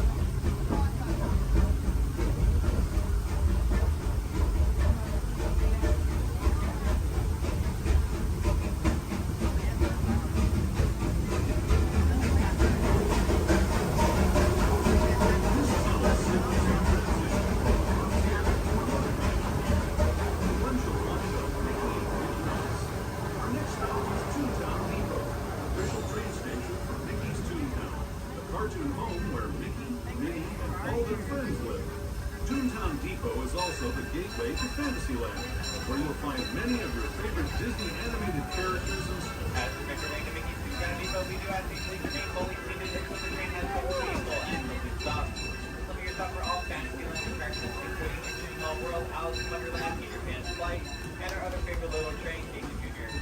Once again, please remain fully seated until we have come to a full and complete stop. Toontown Depot, Mickey's Toontown.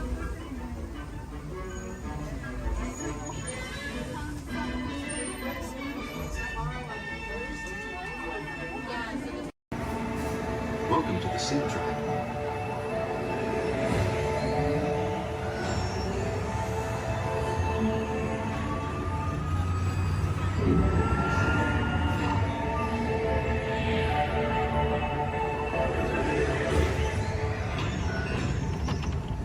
We'll begin with the capability test to see how your vehicle designs perform under challenging weather and surface conditions.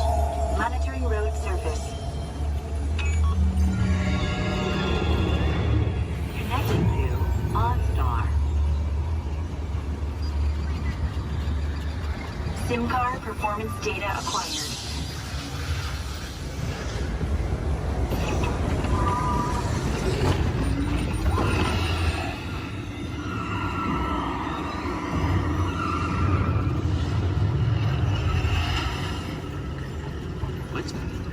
Let's see how your designs hold up now. Commencing SIM car off-road and extreme weather sequence.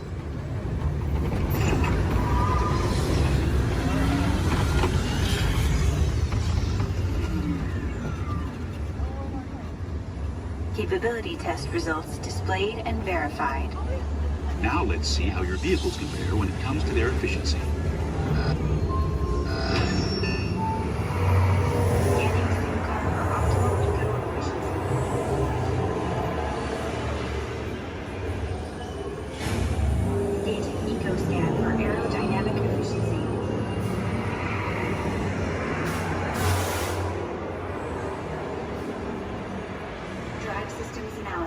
Hyperspectral imaging in progress. Calculating total enviro impact.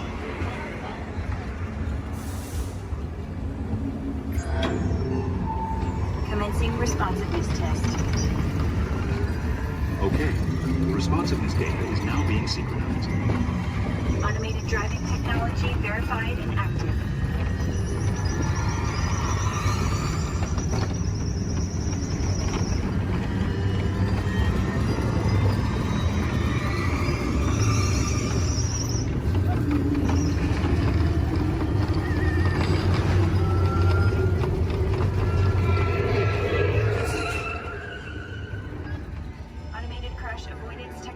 Disengaged. Displaying responsiveness data. Here comes the final test. Energizing for power test.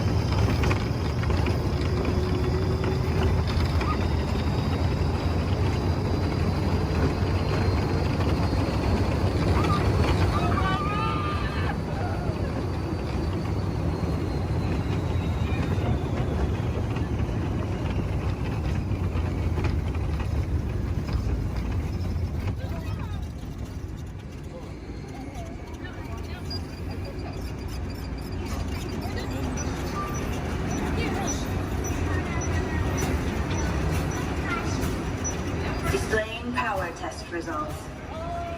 SimTrack performance testing complete. This concludes your performance testing. You'll be able to see how your Chevrolet custom concept vehicle designs compared with the Sim car after you disembark. Please watch your step as you exit, and remember to take all your personal belongings with you. Be sure to check your final performance numbers in our scoring area.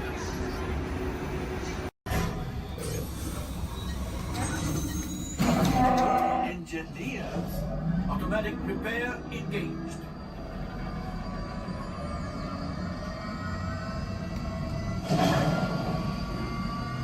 pilot, push the flashing button to take off.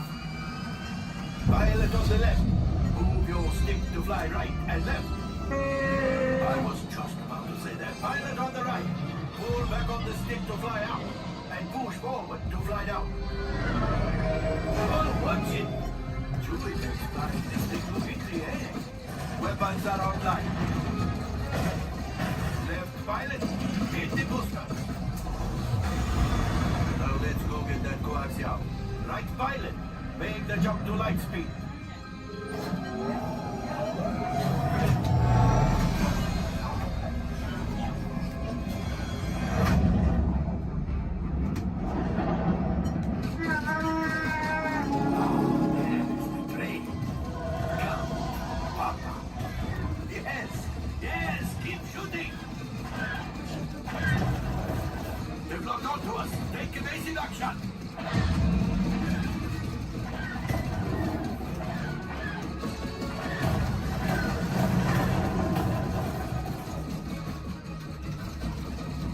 There it is, after that train.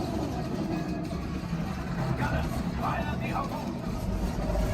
Excellent, now gunners, shoot the cargo free. Left pilot, brakes. Well, my friends, that could have been much worse.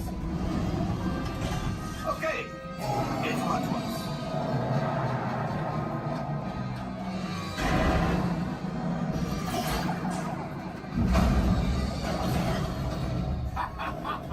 Yes, you got one. Excellent, my friends.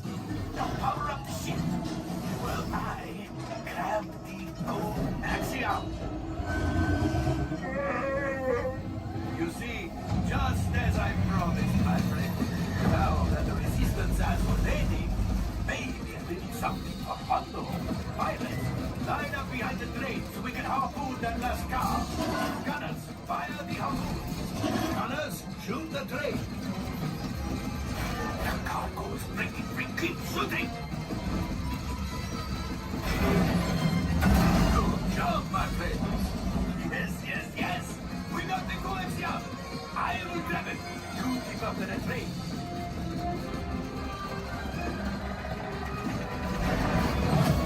Gunship. Oh, that's ridiculous. Things are getting too hot. We need to get out of here. A distraction! Fire the missiles at the train!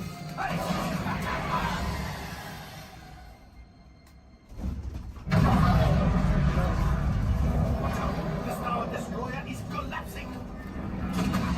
The pilot, hit the boosters! Boost! Boost! Boost!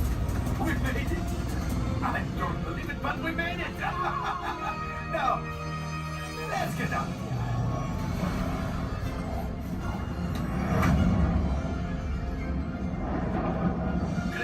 My friends. You retrieved 2 containers of coaxium. This will greatly help the resistance. You have heard the First Order and made Chewie proud. Now, after my modest profit, your cut minus what you owe me for damaging the Falcon is... Hey, not bad.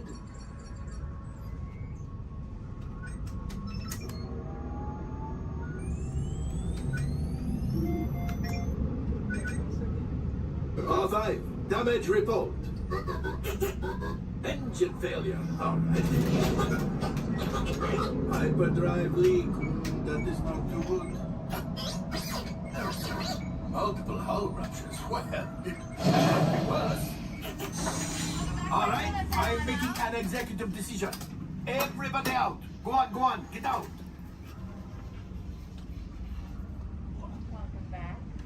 All available techs, we have a Corellian freighter that needs immediate transport back to the maintenance bay. This thing has seen better days.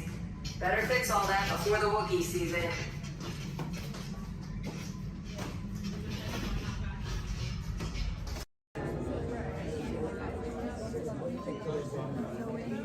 Hello, and welcome to Storage.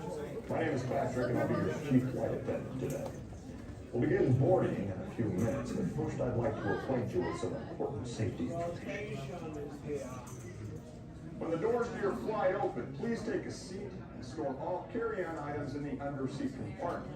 This includes cameras, purses, hats, and of course, these little dudes.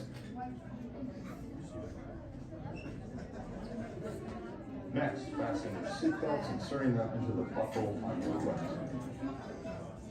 If smaller aviators don't measure up to the height indicator on the seat, just put the belt through the loop in the center strap before buckling.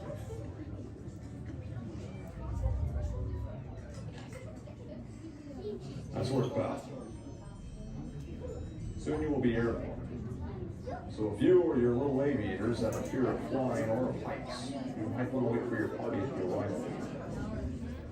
Okay, let's review. That is seatbelt, carry-on items, safety strap, fear of heights, keep your hands and arms inside at all times. Yeah, have a nice flight. Personal, it's in the media, it's not my department, can't touch it. Just saying. Anyway, let's get this game going. You ready, contestants? Our first question from a show called Dancing with the Stars. Here we go, everyone. This is Dancing with the Stars.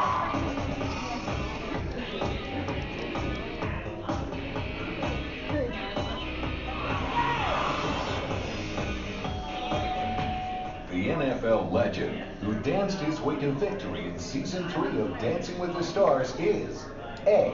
Jerry Rice, B. Emmett Smith, or C. Apollo Antonona. All right, everyone, take it to the contestants. Contestants, what do you think the answer could possibly be? Contestant number 1.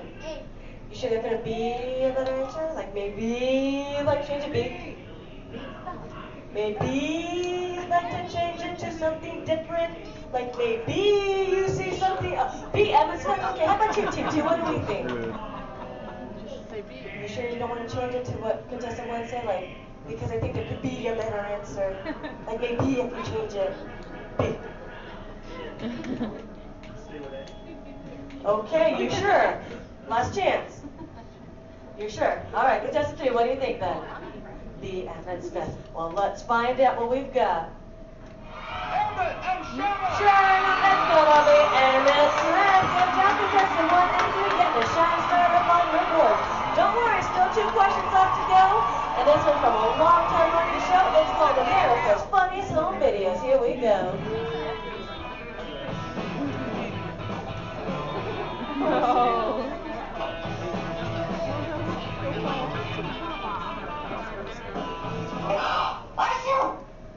ABC's America's Funniest Home Videos often features dogs doing extraordinary things. In this last video, the dog is going to A. Imitate the woman's sneeze, B. Lick the woman's nose, or C. Fetch the woman a tissue. All right, contestants, you might see a subtle hint up there to help you out with this answer. So who wants to answer first? Hit that button. Here we go. Team number 2. B. B. Lick the woman's nose. You don't see something up there that might change your answer? C. Fetch a woman a tissue. Okay, here you go. Contestant 3, what do you think? C. And contestant number 1? C as well. Let's find out, everyone. We've got a sneeze. And we got a tissue. Good job giving all of you a shining star. Anyway, folks, commercial break time. Here we go. If any of you missed your favorite ABC shows or just want to start watching new one, log on to the website. It's abc.com. Up there you can see their motto is Start Here, and that's because they're a multi-platform network, which means you can watch those shows not only on your big screen, but your computers and now even your handheld devices. Anyway, everybody, take the focus off me. I'm back up here on the screen because we're moving on to our final question. Are you ready, contestants? It's from Extreme Makeover Home Edition.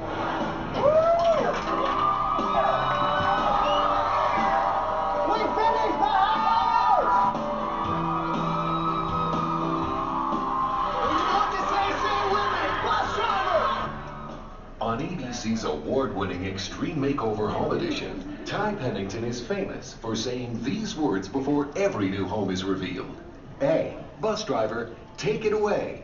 B. Bus driver, move that bus. Or C. Bus driver, hit it. Here we go, contestants. Here we go, team number 2. A, take it away. B, move that bus. All right. Guess number 3. And guess number 1. B as well. Audience, if you know the answer, say it with us. Then bus driver. Move that bus. Yeah. Anyone else to show? You're better than you want Andy. It's okay. Anyway, audience, if you're going right this way, we've got ourselves a time with guess number 1 and 3, which means they watch way too much television. But how about a round of applause for all our contestants for coming on us? Folks, I hope you had fun with me, but we have reached our destination. The Elias's Dream Home is there behind us. Everyone, jump onto their front yard and party. This is Starport 75, or as we locals call it, Space Mountain. Our high-speed rocket port to distant deep space destinations.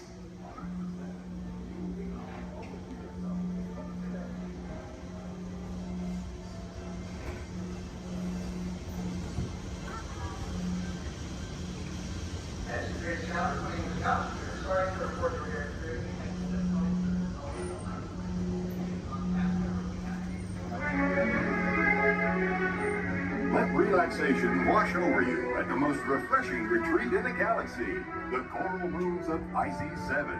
You H2O it to yourself. Book today.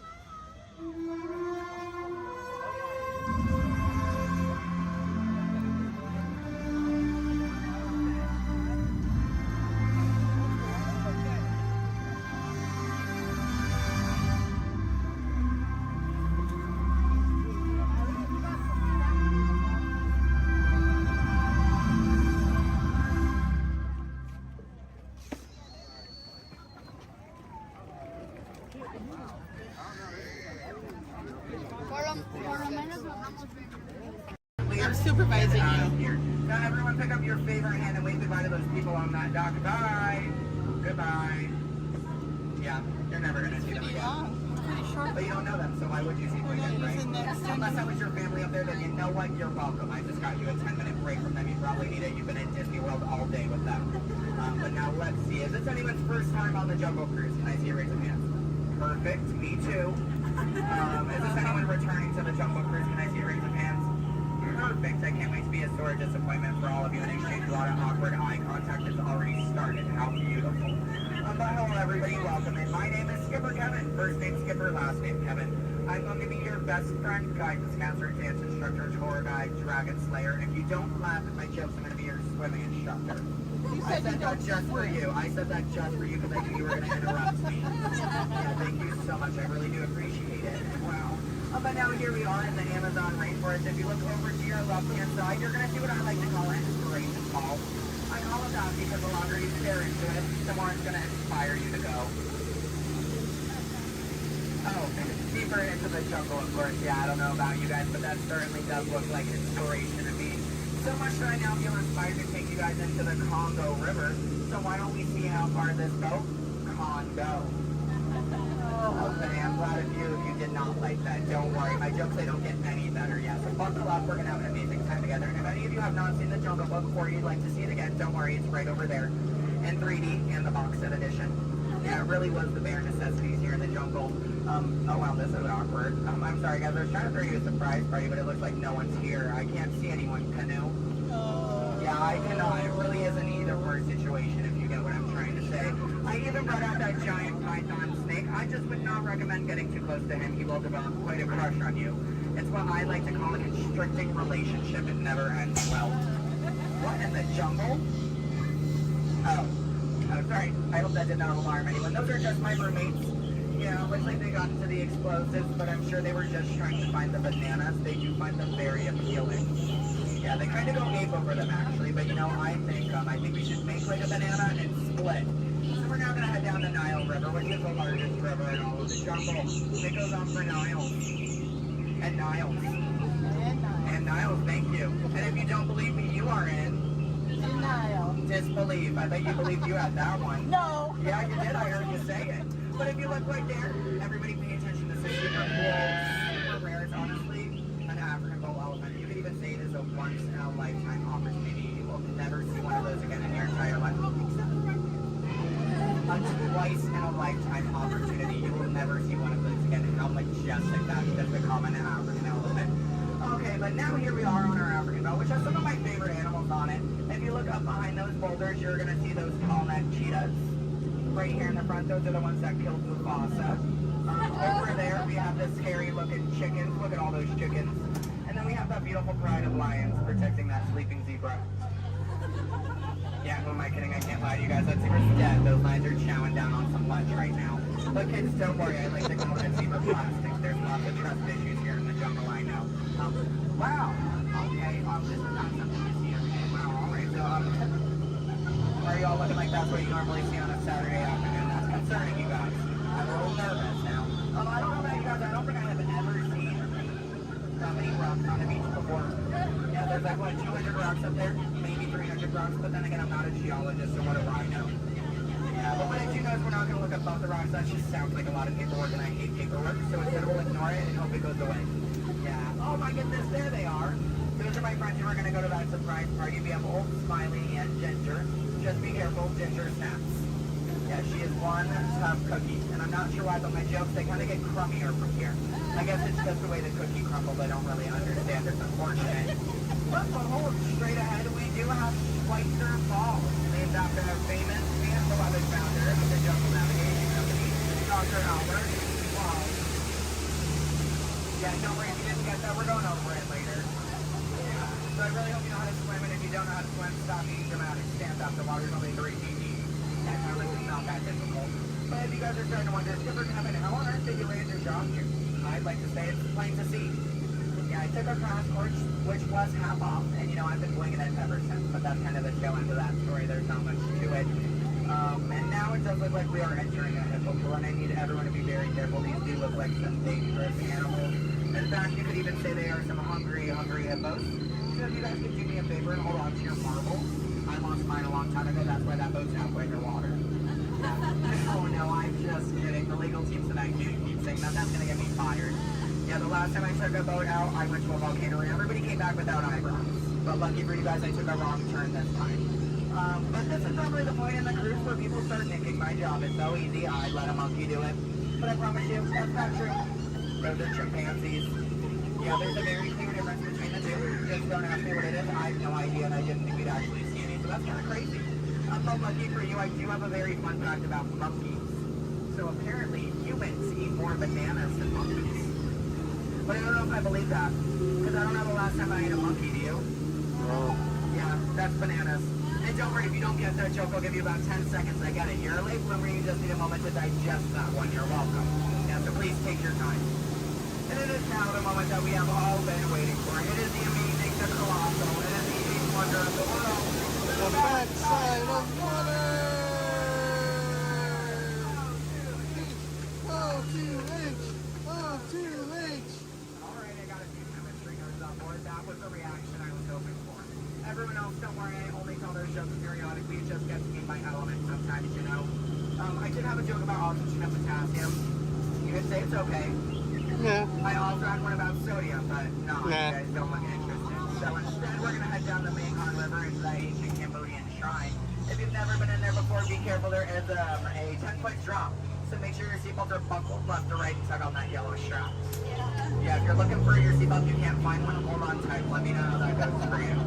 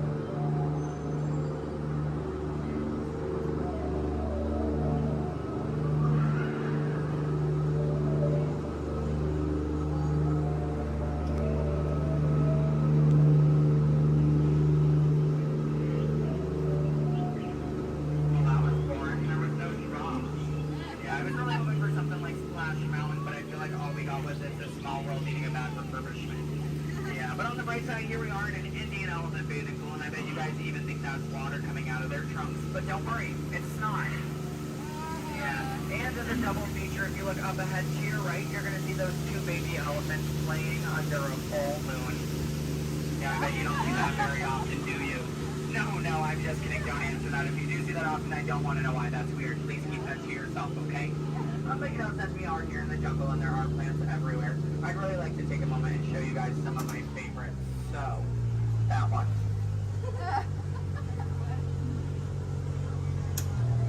That one. Okay, pay attention everyone. The one right there with the green leaves. The one next to it. That one. Yeah, they're great, aren't they? Yeah, sorry if you wanted their names. I don't know any of them. I barely know how to do this thing forwards. Yeah, so I can only give you so much. But what I can tell you is I'm sorry to let you know we're coming up to the end of our cruise. And you know that's happening because look to your left, that's a gift shop. Everything at Disney ends with a gift shop. It's how we steal your money. Yeah. And it's our Lost and Found gift shop, which is sponsored by everything you've left behind over the last 5 or so years. So thank you so much for keeping us in business. I really do appreciate it.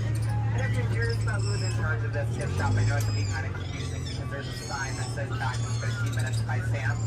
That sign's been there for a few years. I have not seen Sam. I don't think he's coming back. It's also not those monkeys, because you know that'd be a monkey business, and we don't monkey around here in the jungle. That's completely unacceptable. It's actually that elephant. Because did you guys know that elephants have the best memories in all of the jungle? I wish I had a memory like that. It really helped me with my job. Oh, fun fact about elephants. Did you guys know that elephants can grow up to 4 feet? But which is super impressive. We only grew up to 2, one on each leg. And if you don't get that, look at your legs, look at theirs, you're gonna see an extra pair. If you see any more than 2 legs on yourself, go to a doctor immediately. Yeah, that's not normal, okay? And then if you're looking in that gift shop and you see anything you like, you might notice we have a whole bunch of hats in all different shapes and sizes. Once you get off the ride, just ask one of us skippers about it because, you know, we're really great at capsizing. It's something I think we've honestly perfected. But what I can tell you is that if you did enjoy your time here today, my name is Skipper Kevin. I'm trying to give you my full name. And I do spell it a little weird, so I'm going to go ahead and spell it out for you. It is spelled H-E-L-P space M-E. Do it that way, you will, okay? If you did not enjoy your time here today, then you know what? That's unfortunate for you. You willingly got in my boat and wasted 10 minutes of your own time. My name is still Skipper Kevin. Thank you for leaving. And I think I would go one step farther to say that out of all of my cruises today, you've been the most recent. No, I'm just kidding. I'm just kidding. You've actually been outstanding. Especially those of you who just awkwardly stared at me for 10 minutes. It's been mutually awkward. Yeah, I'm not a robot plot twist. I'm not an animatronic. I can move my feet off the floor, and I can hear and see everything you haven't done since you sat down. And you know what? That makes us like a family. And I'd say my own family after 10 minutes of quality time together. Look at that. She's even giving me a heart. This is why I have attachment issues. You're going to get out of my boat in about 2 minutes, and it's going to make me cry. You need to leave is what I'm going to say.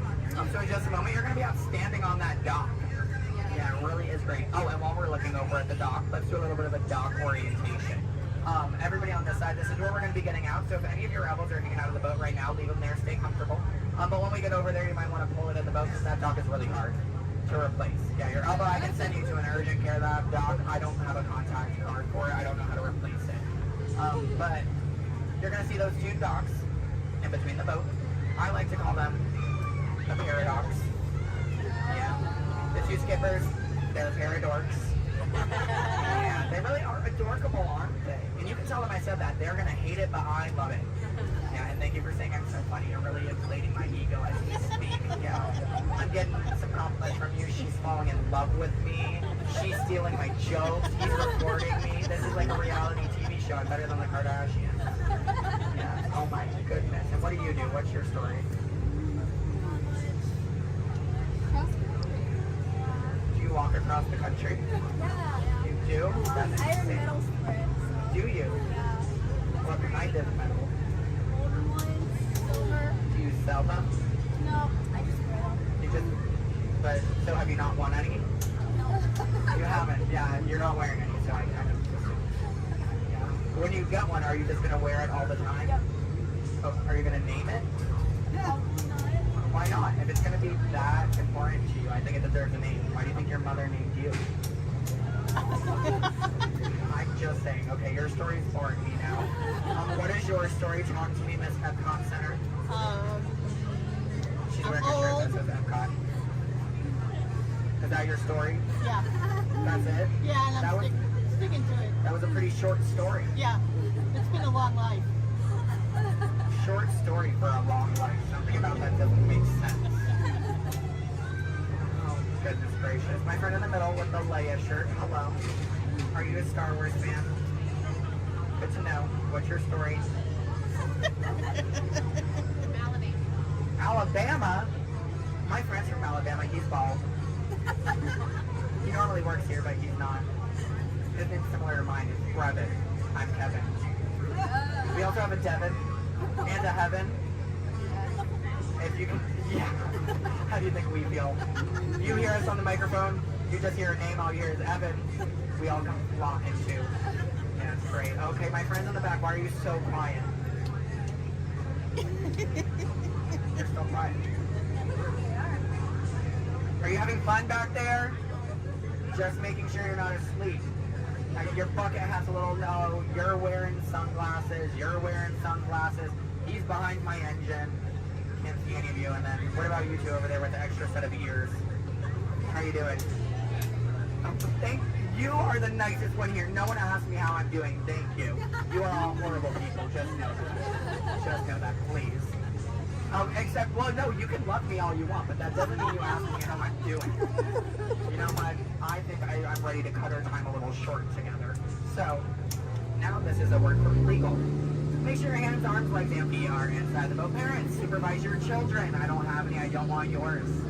Children, supervise your parents. I don't trust them, neither should you. And that number 2 they're holding, that means that we have to do this 2 more times because you guys just didn't make me feel good enough about myself. So hello everybody, welcome aboard the Walt famous Jungle Cruise. My name is Skipper Kevin and I would never do that again. That's treacherous. The only thing I'm going to do is make you 2 times farther from the exit for your inconvenience. You're welcome. And I really would like to tell you what my parents told me on my 18th birthday. They looked at me and they didn't say, Skipper Kevin, happy birthday. Are you staring at me? That's all they said. Okay, well now that you guys are just doing weird things, get out. Goodbye.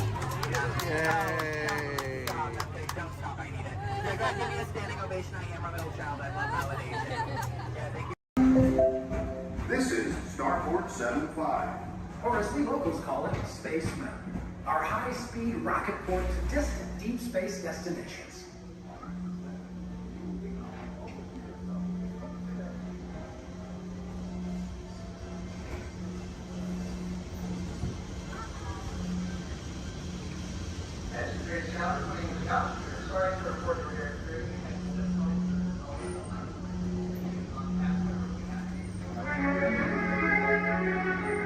Let relaxation wash over you at the most refreshing retreat in the galaxy, the coral rooms of IC7. You H2O it to yourself.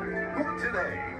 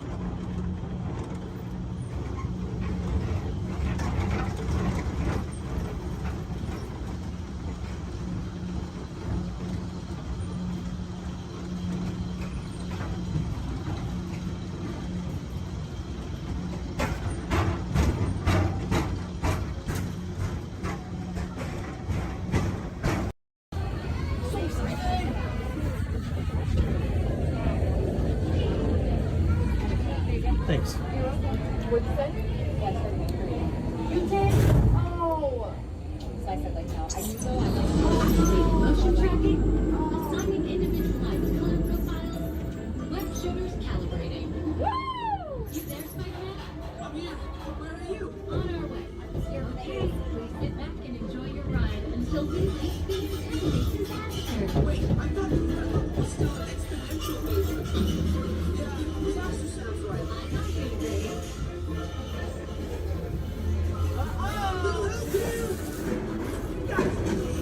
I'm glad to see you guys.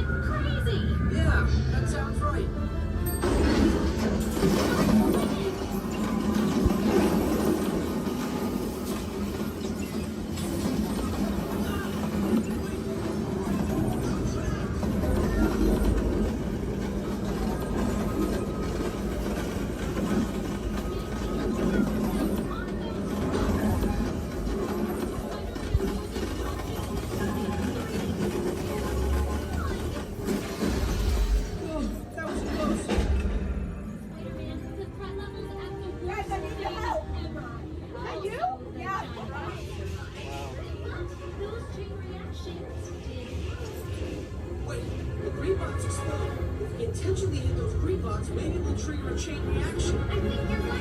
That should stop it.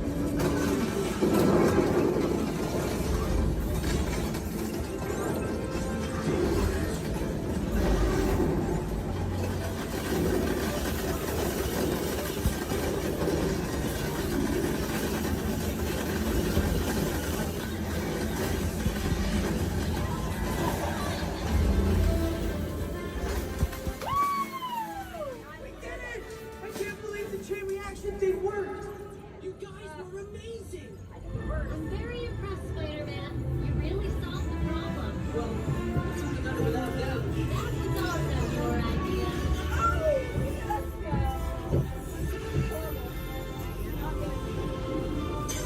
Dang it!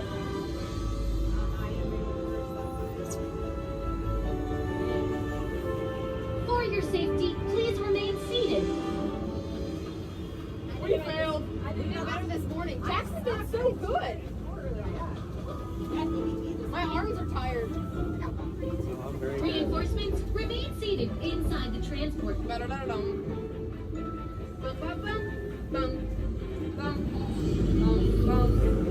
Hey, thanks for attending our open house presentation and preventing the destruction of the world as we know it. Please collect your wits and any personal belongings as you exit the vehicle. See you later.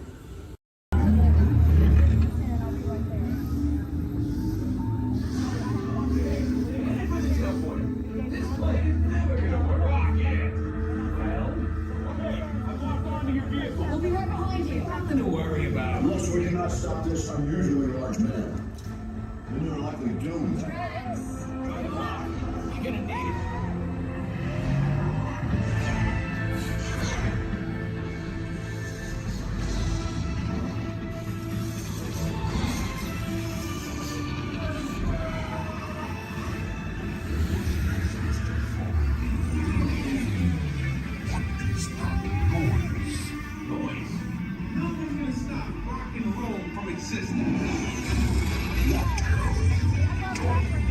What have we done? I think we're jumping back.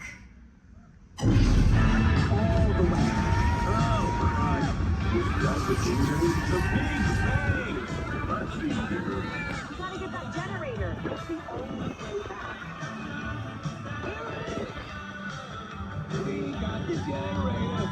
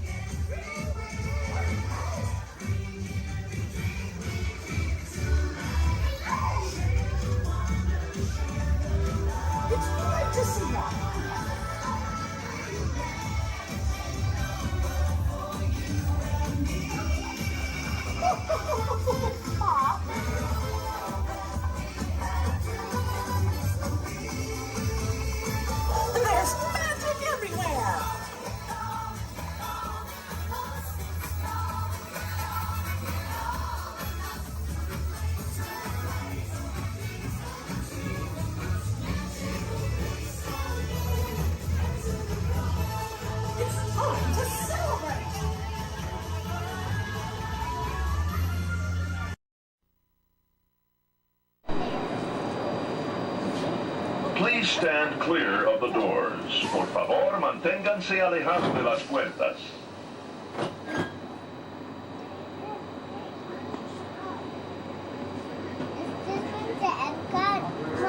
Welcome aboard the Walt Disney World monorail to Epcot. For those of you standing, please hold on to the handrails throughout our journey and stay clear of the doors. For the comfort of others, no smoking, please. Thank you.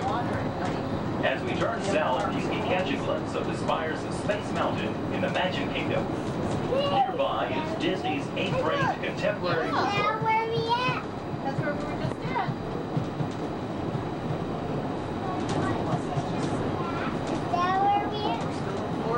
Yeah, we weren't at the Magic Kingdom today, though. What? We didn't go to the Magic Kingdom today, did we? Yeah, we did. Yeah, we did. When? We were at Animal Kingdom. Right now, we're kind of taking a little break.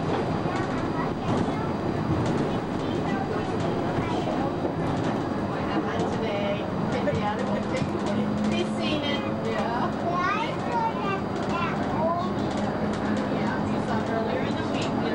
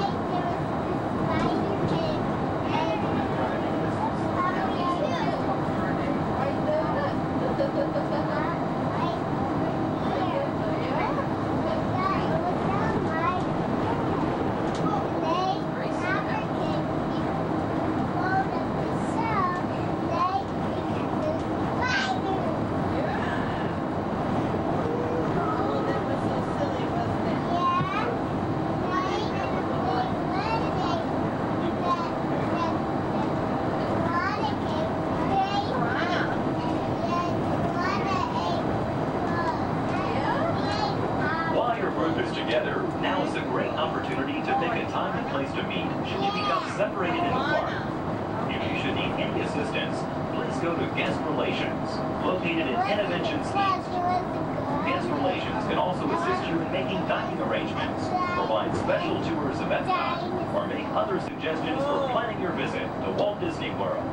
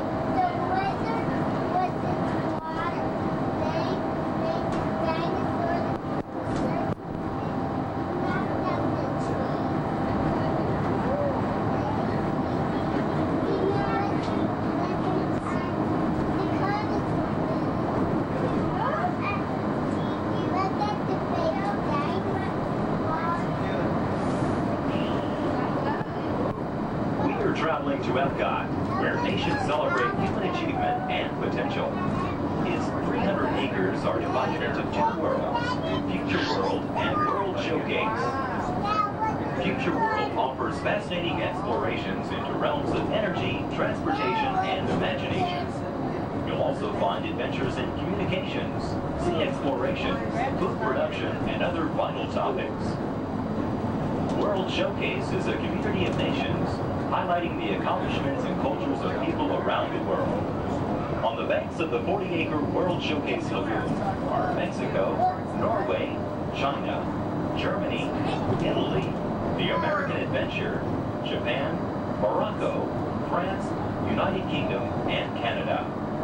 Young adults from each nation represented in World Showcase are among your hosts, making this a true international exchange.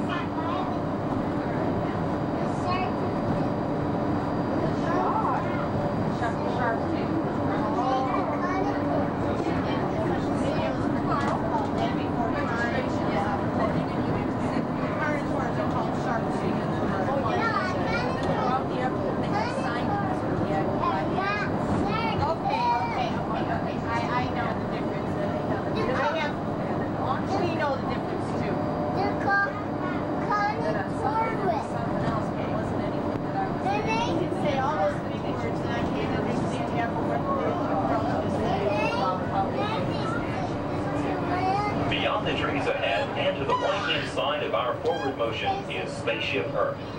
This 18-story geosphere marks the entrance to Epcot. Inside Spaceship Earth, time machine vehicles take you through the evolution of human communications, from a distant yesterday to the dawn of tomorrow.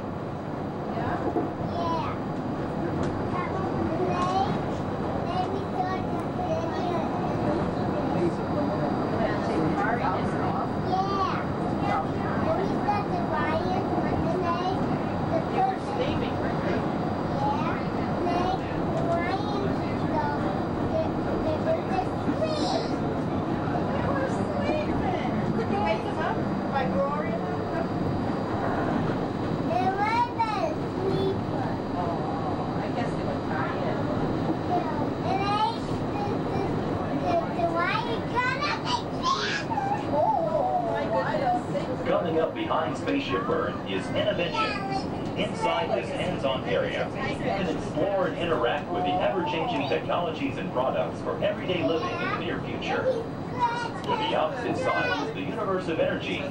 Inside, you'll find Ellen's Energy Adventure, hosted by Ellen DeGeneres and Bill Nye the Science Guy. Next is The Wonders of Life, where you'll discover Body Wars, which takes you on an amazing trip through the human body. In Test Track, you can experience the acceleration of test driving a vehicle on the fastest and longest ride ever created for Walt Disney World. Coming into view is World Showcase. Directly across from us on the far shore of the World Showcase Lagoon is our host pavilion, the American Adventure.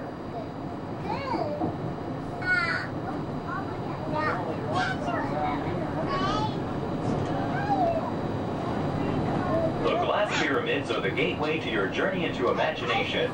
Inside, you can find the 3D adventure, Honey, I Shrunk the Audience. Join Professor Wayne Zielinski as he receives the Inventor of the Year award for his incredible shrinking machine. Next is The Land, where you'll discover creative partnerships between people and the land around the world.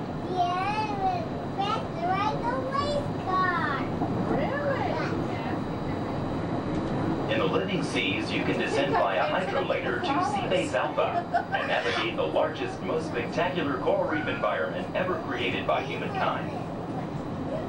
Ladies and gentlemen, we are approaching the Epcot monorail station. Smoking is not permitted at Epcot except in designated areas. Please consult your guide map or ask a cast member the location of designated smoking areas. Please hold on to the handrails and stay clear of the doors until the monorail stops completely and the doors open. On behalf of the cast of the Walt Disney World Resort, we'd like to welcome you to Epcot. There's some of the signs there. I think we'll just watch and see somebody. I got one to go. Here, sit down. Sit down, please.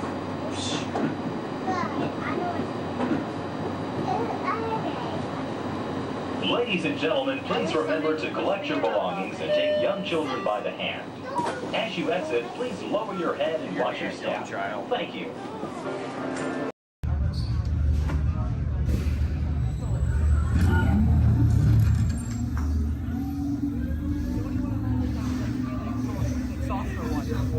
This light is never gonna work off yet. Well, okay, I've locked onto your vehicle. We'll be right behind you. Nothing to worry about. Unless we cannot stop this unusually large man, then you're likely doomed. You're gonna need it.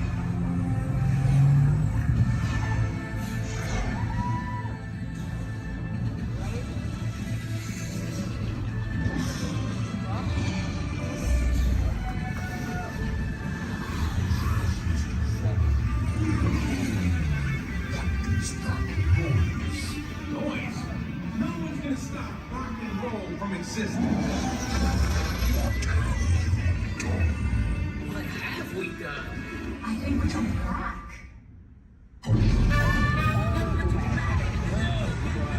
This basket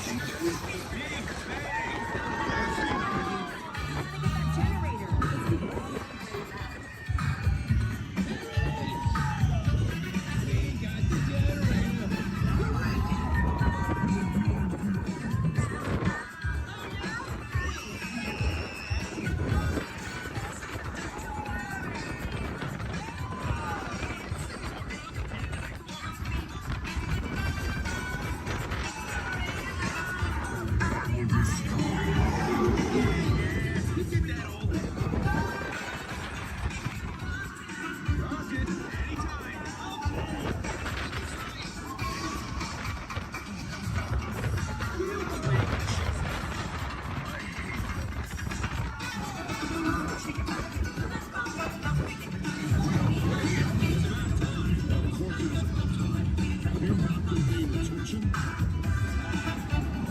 Liberty, they just start blasters. We haven't campaigned, but not for long. Our world would have been perfect.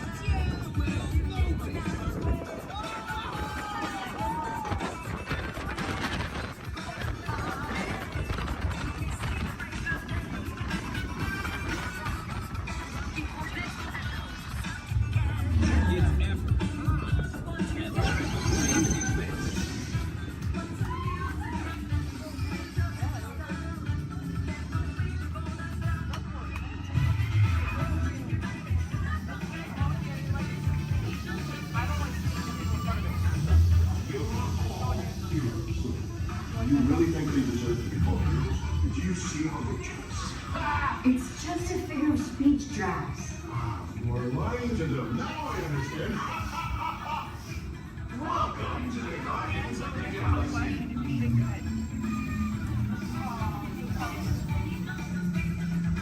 You see some car chases. Yeah. I've got some very cool people I'd like you to meet. They're here from England. They're going to help us get things started off. Please welcome the Clayton family. And we're going to get everybody in the mood by showing you a few gags from some soon-to-be classic action movies. So cue, Clayton family. Nice. Action. Perfect.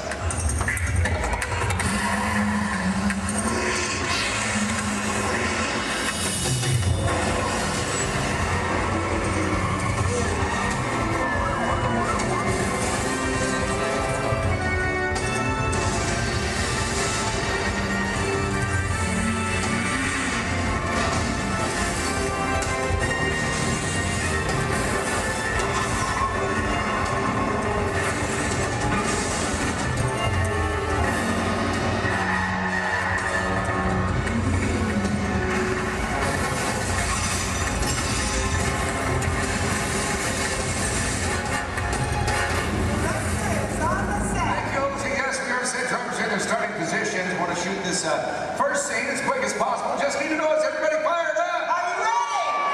Yes. Got a lot of action coming your way. Bobby, let's check with drivers, make sure we're good. All right, today, ladies and gentlemen, we're shooting a big chase sequence similar to the ones you've just seen on the big screen, only we're shooting a brand new action-adventure film set in the south of France. All you need to know right now is that our hero is in a red car and he has this top secret envelope with him. Now, everybody else is just trying to prevent him from leaving town with it. That's the scenario. Look, drivers ready? Good to go. All right, let's go ahead and slate it, please. Rolling, ballet train, sequence 7A, take one more. All right, drivers ready on my countdown. In 3, 2, 1, action!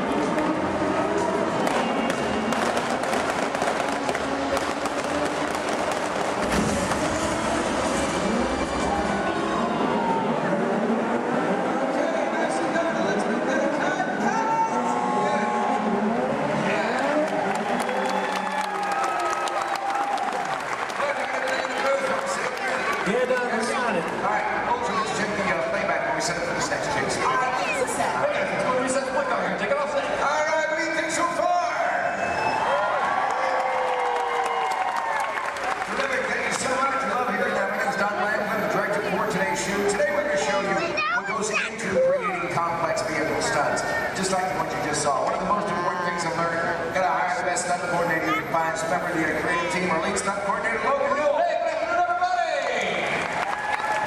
Thank you very much. All right, off to a good start. Trip, you'll see right there. The black post balls.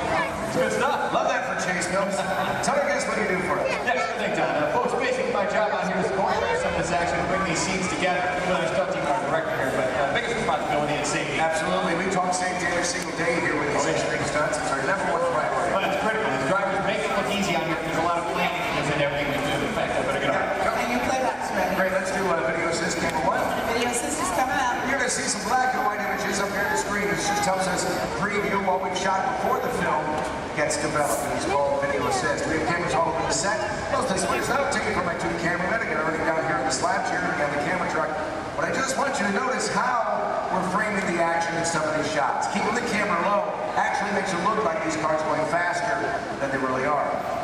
And the short distance already getting upwards of 50 to 70 miles per hour at times, but keeping that camera low really keeps it exciting for a chase film. In fact, it's a technique used in almost every car chase you've seen on film. Oh, this is great footage. Let's just get right to the height of the chase. Rams, Lloyd, all of it. Heard a lot of cheering, a lot of excitement when this was happening. There it is, that high-performance machine, the hero car. Look at this reverse jump. Slow-mo for you so you can really capture that detail. Ernie, my main cameraman, right underneath those cars, and then zooming right in on the driver. There it is right there. Main man, Ernie. Here's a look from inside one of the vehicles, give you a perspective of what the drivers are looking at. I do want to talk about the hero cars, so let's bring up the camera forward, let's freeze that jump, okay? All right, Lloyd, I'm going to need you to roll into camera 4. Yeah, they're straight on. And then freeze it at the top of the jump. Nice work. There you go. Cha-ching. Right there. There you go. All right, this is a very special car for us. Yeah, it sure is. Ladies and gentlemen, this hero car out here was designed and built specifically for our film. It is built with 4 forward gears, but unlike the cars we drive every day, it also has 4 gears in reverse. Now, obviously, we can go a lot faster that way going backwards. Something else a little bit different than the vehicle is where we put the motor. It's not in the front or in the back. It's actually mounted right behind the driver. And the reason we do this, it balances out the car, gives it better overall stability, and of course, maneuverability on all these tight turns out here. That's right. And speaking of time, it's not really a luxury ride for the drivers. They are cramped to these vehicles. Don, we're still setting up here. Let's just bring out the hero truck. You know, let's do that. Let's introduce it tomorrow. All right, let's do it. Hero 2 set. Thank you. Oh, yeah. There he is, speaking into place. Ladies and gentlemen, how about a nice warm welcome for your hero from Brazil, Mr. Eduardo. Nice to meet you, my friend. Great work, Edu. Great work, my friend. Now, we've worked together for a little while, and he's pretty awesome with the 180s, 360s, at 540. Pulled that out. Look good. Look good. Glad we put that in. How about you? You glad we put that in? Yeah? You're glad? Okay. It's all right. This thing's on. You can talk. Hey, Eddie, go ahead and look at the camera and tell everybody how you do the jump backwards. They love that, too.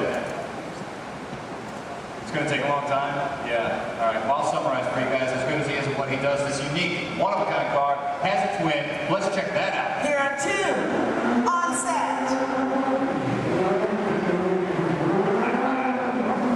All right, nice see, folks. It's really not safe to drive in reverse at high speeds, of course, or jump a car backwards, for that matter. So what we did is we had a duplicate car built. This is exactly every detail as Eduardo's hero car right here, except for one tiny modification. It's built, so our driver faces out the back.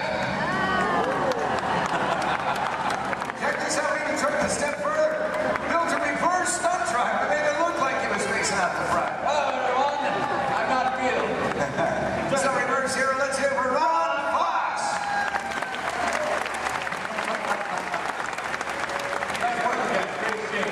Now, folks, you may be wondering out there how we're able to switch these vehicles mid-take like that without you noticing. In fact, Olsen, we got that video system. We bring it up. You got it. I need cameras 1 and 6, Lloyd. Roll.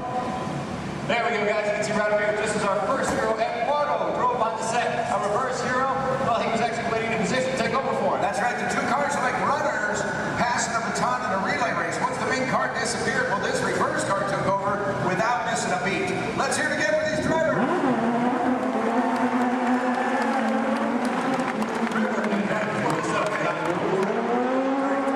Coming up, we're going to put you in charge right now. All right, ladies and gentlemen, I have a very special treat for you. We've prepared a tribute to Disney's original action movie star. He's made a lot of films for the studio. He's lovable, cute as a bug, and I understand he does all of his own stunts. Do you know what I'm talking about?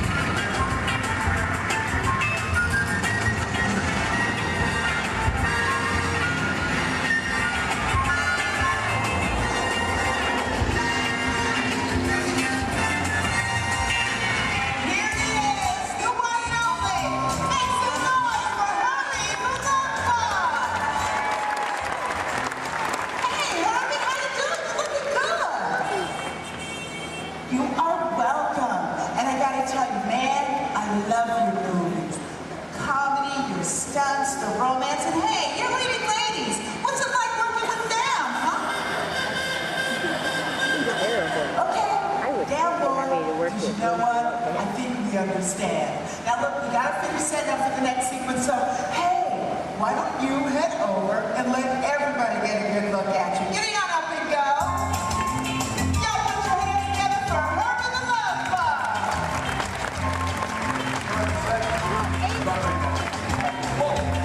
Yeah, send it over and say hi to everybody. Okay, well, I've got to close to the title on the telephone. Hurry, go now, go, hurry, go.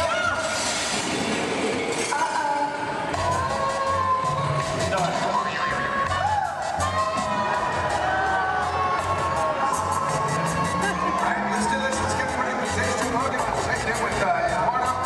Olja. Yes. We get on the camera truck. We gotta say goodbye to, where's Herbie? He had to split. What's this one? Let me get on the camera truck. Go ahead and set this scene up for everybody, okay? Okay, cool.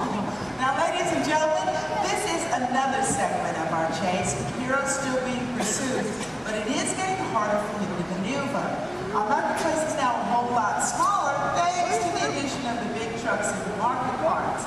So the questions now become, how's our hero going to spin or go backwards?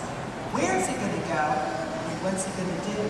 Let's find out. Got them all set up for you. All right, good. Turn down. Everybody set. Yes, good. Logan, driver's ready? Oh, yeah. That's good. Slater, please. Rolling blockade sequence 8, take one more. All right, guys, here we go. One more countdown. In 3, 2, 1. Action.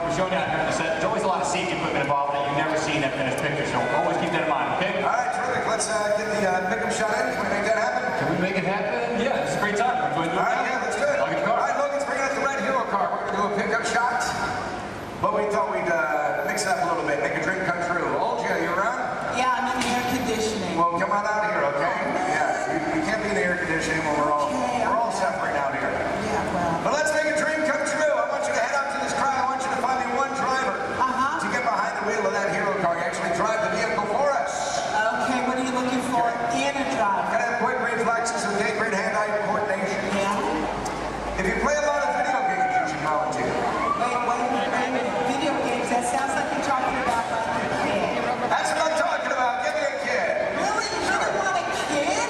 Okay, how about Shade's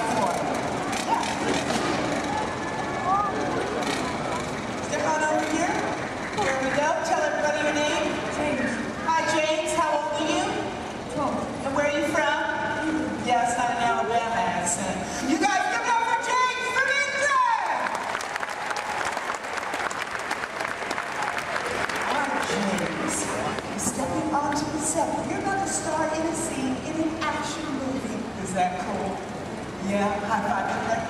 Awesome. All right, look right up here at this big screen. I'm going to show you a part of the film. Then I'll tell you what you'll do for us. Okay? 7-6 first steering, Lord. All right, our heroes on foot teaching trouble. He literally calls for his car. Look at this. Using a remote in his watch. Car gets to him on its own. Hero makes his escape. I need a longer shot of the car. You're going to drive it for us, and there it is. Do you know what's so special about that car? Well, it's a full-size remote-controlled vehicle. That's right, you drive it with this remote here in my hands, guys. Let's take a look inside and I'll show you the hardware on this vehicle. The hardware, I should say. There you go.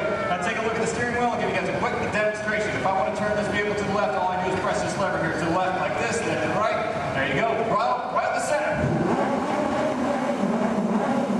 Oh, that's a fun little toy. Now, guys, this is just like any other remote control car that you find in the store, except it's a little bit bigger, obviously. It is custom built, bumper to bumper, all of our safety features inside.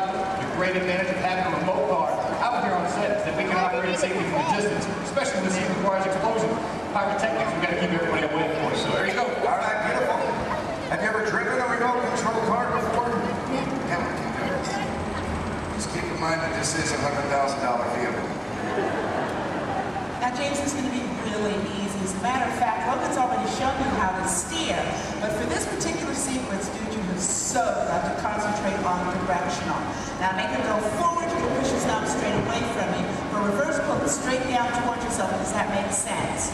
Cool. We're going to practice. I'm going to help you out this time. You go ahead, put your fingers there. Now, I'm going to push it away from you. Slow and easy, James. Nicely done. Watch your car. Now, to make it stop is even easier. All you got to do is pull it. Let go. See that? Comes to a stop. Now, put your fingers back in place and pull it down towards yourself. Again, with the slow and the easy. Now, Donna steers back to what we in the business call one. That's the starting position for anybody in a scene, whether that's even a movie, TV show, commercial, or even a music video. Let her go, make her stop. Beautiful. Now, James, I need you to be very, very careful with that car. Is that over there? Dude, that's your entire college career, man. Let's go faster, okay? Take this, move it all the way up. Ready? Go ahead. Action, straight. Punch it. Nice, James. Reverse, pull it down, let go. Pull it down. Pull it down and hold it. Next one is ready. Forward. Take it forward. All right, stop track. Stop. Hey.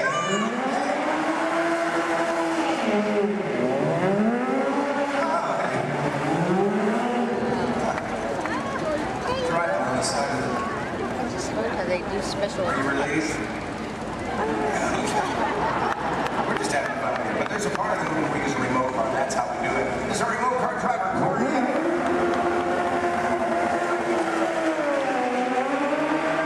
actually driving the vehicle, but you were the star of the scene. And to commemorate this moment, I have for you lights, motors, action, extreme stunt show, honorary driver men.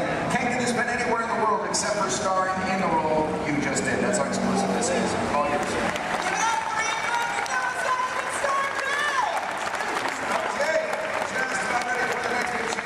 Now we're shooting this, as we often do in movies, out of sequence. We have a lot of complex stunts coming up for you in this chase. In fact, I highly recommend you have your camera standing by. You're going to see some incredible stunts in this one. One by my stunt coordinator, Logan. There he is. Where's my fan? They're all out here. 5,000 from Logan. Well, all right, that was almost good there, Don. Thanks. Guys, right up here, we got a great scene coming your way. Full of more action, I promise you that. Working in the stunt business, guys, it's a lot of fun. A lot of responsibility, too, but for me, every day changes. One day I might double for our hero. Next thing you know, shooting at it just all depends on what our director needs. I'm pretty sure by now you guys all figured out how to get down, right? Pretty obvious? Yes, I'm standing just over 40 feet high during the scene. Falling into that pen, we're going to kick it off here momentarily. So, Don, when you guys are ready. We are shooting the very beginning of the film. This is where you see the hero for the first time. He's in a gray jacket, just picked up this top secret envelope. This, of course, you met him earlier, our hero, Eduardo Olivera. And he's done a lot of stunt driving for the film already, but for this scene, he's playing the role of stunt double. Then we'll bring out our moto, so you're going to see a motorcycle chase. Ready to go? All right, let's go. Hold your slater, please. Rolling, motorcycle chase. Sequence 3, take one more. On the countdown, in 3, 2, 1, action!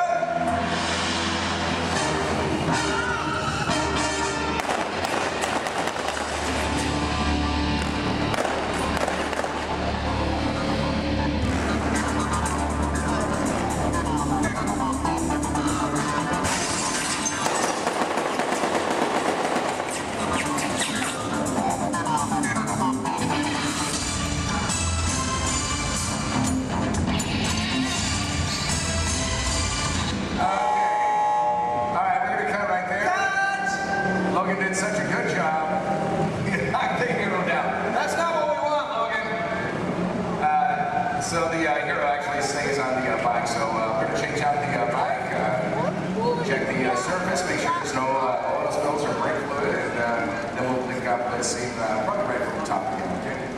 All right, so this is Bill Ortiz. He's calling shots for this while Logan was doing the stunt for us, but we'll get the high fall in there. So let's just go to BGM for a moment, and we'll get this started as soon as we can.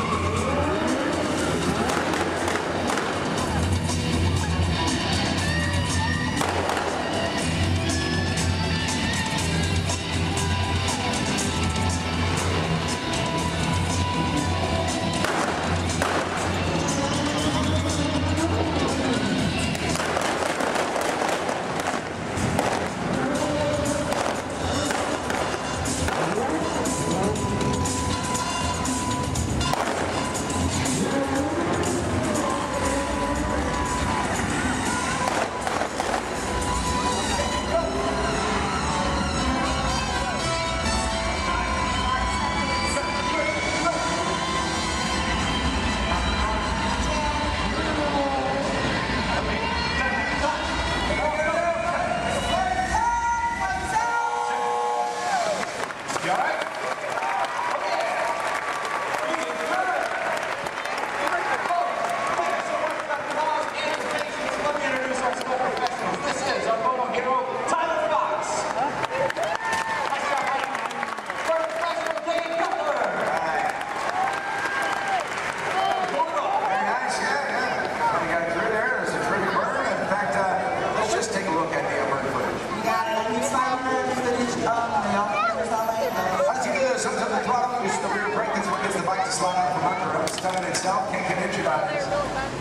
Glides right through that trench, just touches the fire, that's all we need. He's already engulfed in flames right when he's at his feet. 1 second that took. Yeah, it didn't take long. Yeah. There you go. Good job.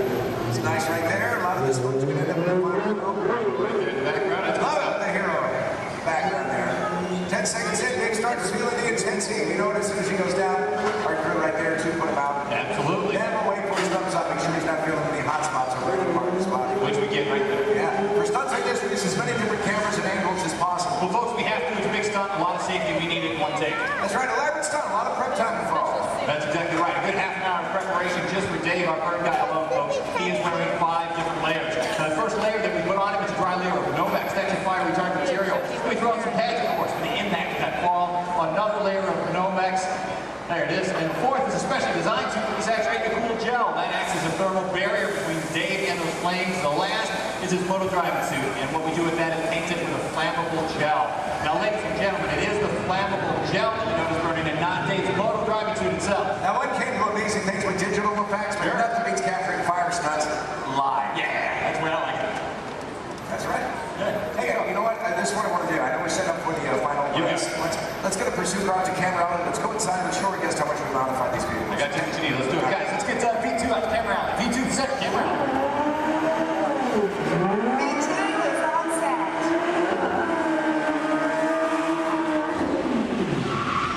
There you go. Right there. That's great.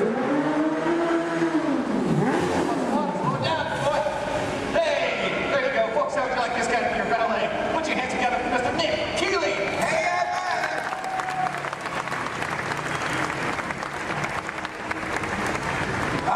set as village in the south of France. That means we have to make everything match, and that would include the cars. These are local courses.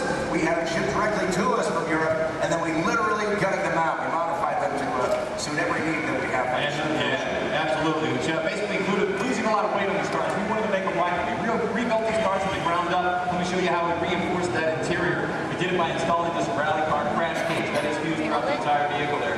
We also took out the motors that these cars came with. We replaced them, of course. Right behind the driver, folks, that's a 1300cc motorcycle engine. These cars are balanced down and modified. They're designed specifically for these stunts. Ernie, let's go on the side here a quick second. Now, executing these maneuvers, pulling off these stunts where our cars do, it requires a lot of complex timing, using your clutch, your gas, and your emergency brake. These cars here, that e-brake releases the moment our driver lets it go. The cars we drive every day, it locks in position until we release it manually ourselves. These guys are pulling off all these maneuvers and they have to keep going. So that's why we release. Something else a bit different, the gear shift. Second, third, fourth gear just requires a little push forward. It's called the bump shift in our business. If you want reverse, you just turn the handle on top and you've got 4 gears of reverse at your command, just like that. And we are ready. Final shot. Thanks a lot, Nick. All right, let's do it.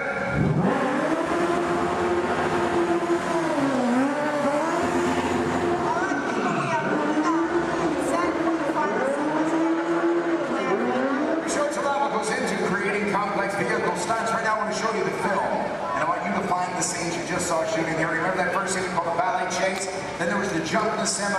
Now this motorcycle chase you'll see first in the film. Also look for an additional stunt that Logan did for us on that iPhone. We're going to heat things up right now. Let's roll that film.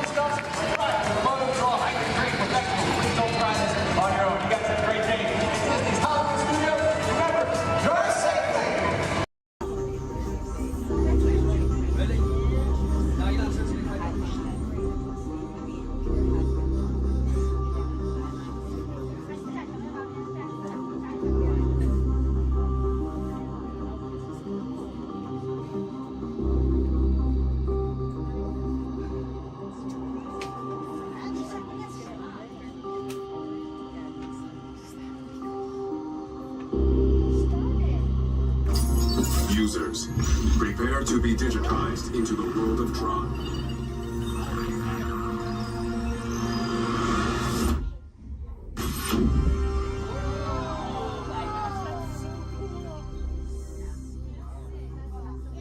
Team Blue, welcome to the grid. Proceed to games.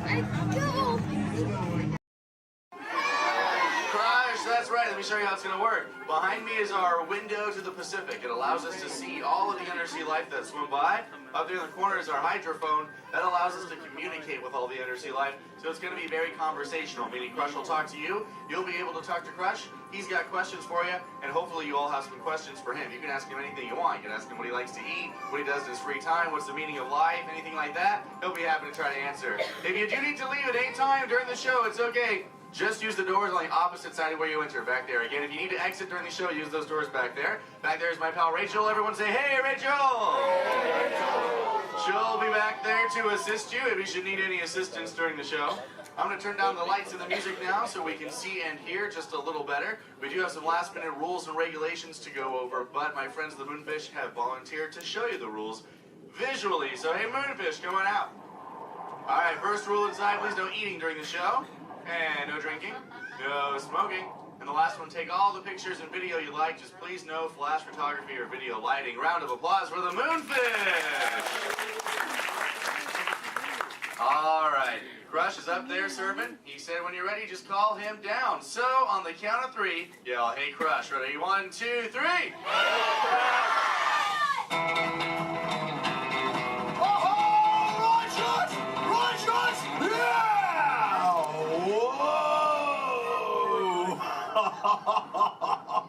Oh, dude, check out the double spinner intro by the turtle. Whoa! Hey, check out all the human dudes in the human tank, too.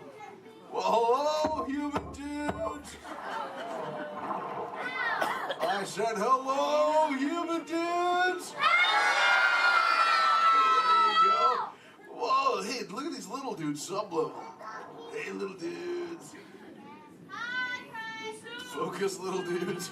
Oh, man, let's totally make contact with some of the humans. Oh, hey, John, dude, come over here to the seafloor, dude. At the back of the seafloor, there's totally a mini man by the aisle with a blue lid and sparklies on it, dude. Oh, I see, dude. Chaw. Hey, what's your name, little dude? That's my deal, dude. Oh, totally sweet, dude. Let's see, how old is he? Hola, little dude. Dude, me amo Crush.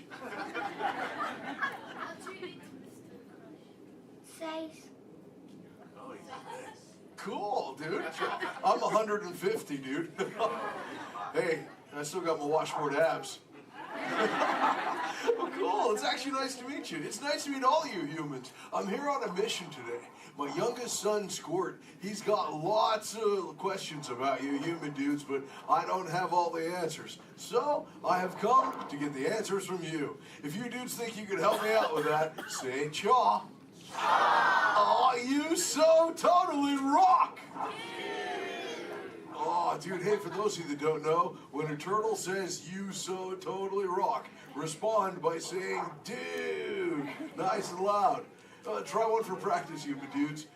You so totally rock! Awesome.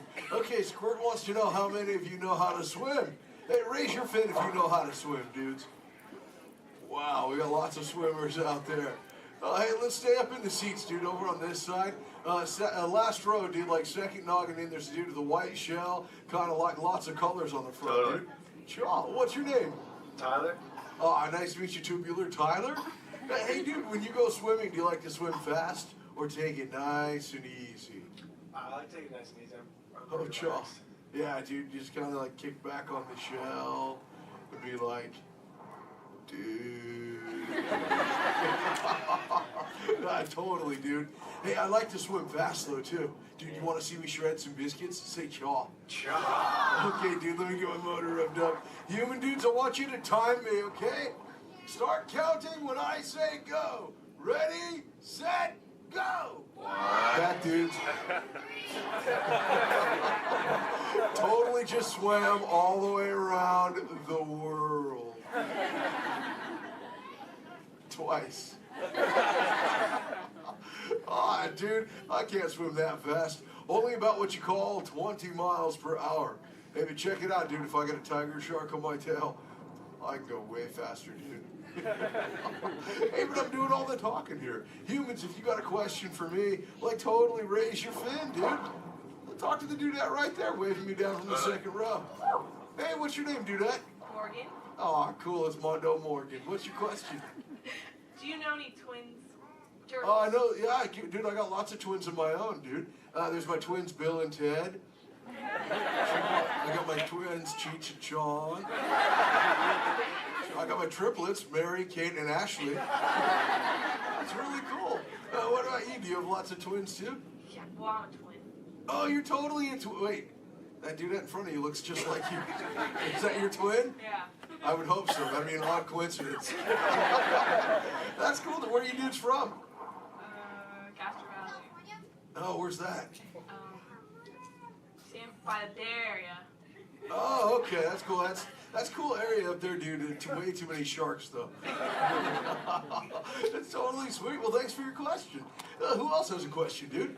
Let's see. Let's go. Hey, back to the seafloor. Let's go right over here, John, dude. There's totally a mini man up front. He's got a blue shell. He's kind of near the outside, dude. Blue short sleevey shell.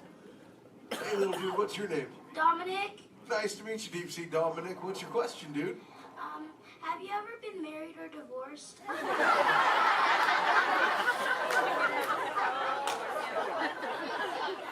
That's a pretty specific question.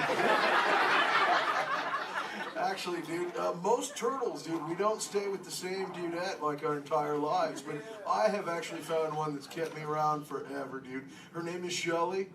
She's my turtle dove, dude. We've been together for 130 years, dude. But it's still so awesome, it only feels like the first 75. It's really cool. Hey, can I tell Shelly you said hi? Can I tell her you said hi? Hi. Oh, dude, she'll totally love to hear about you, dude. Let's see, who else has a question? Let's see. Let's go. Hey, John, dude, jump across the aisle up here near the front. There's totally a mini man. He's getting his fin waved by another dudette. Hey, little dude, what's your name? Braden. Oh, cool, dude. What's your question, Boogie Braden? How many kids do you have? Yeah, I got 65, dude. Sure. Like I said, I already told you about my twins, dude. Like Squirt, he's my youngest. And then there's Sheldon, Shelby, Michelle, Herschel, Rochelle, Trishelle, Shell, Lella Ding Dong. See, I got my teenagers, Leonardo, Donatello, Raphael, Michelangelo, Zach, Kelly, Slater, Screech, Jesse, Lacey, Chris Jr.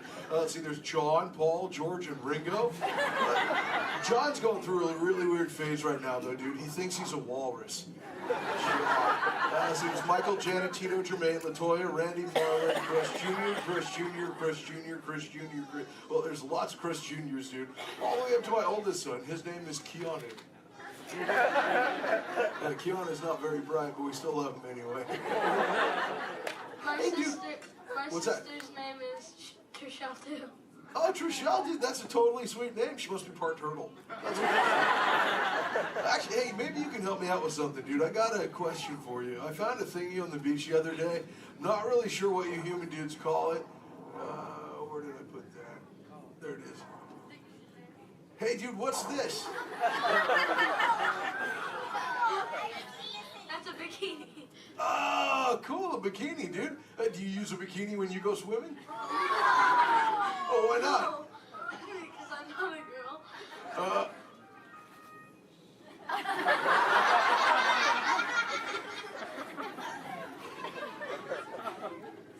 This is for chicks, dude. Does it make me look fat? Anyway, dude. Let's see, dude. Hey, John. Up in the seats, dude, over on the other side. First row on the outside, second noggin over. That dude with like the specs on the noggin, she had her fin raised too. Where, dude? From the two noggins to the outside. Oh, totally. Hi, dude. What's your name? Cassandra. Oh, nice to meet you, Kahuna Cassandra. Hey, oh, did you have a question too? Yes. What do Do you speak a second language? Yeah, I speak a little bit of whale, some orca, and some dolphin. That's pretty cool. I'm learning, like I said, like I speak human pretty well too. But you know, my friend Little Blue, she's like the best at it, dude. Hey, do you human dudes want to meet Little Blue? I think she's around here somewhere, dude. Call her out, dude. Say, hey, Little Blue. Whoa, there she is. Hey, Little Blue, dude. Check it out. I was hanging out with these human dudes. Cassandra over there wanted to know if I speak any other lingo, dude. I told her I was speaking just a little bit of whale, dude. I can speak whale. I totally Okay, know. everyone, repeat after me. Hello.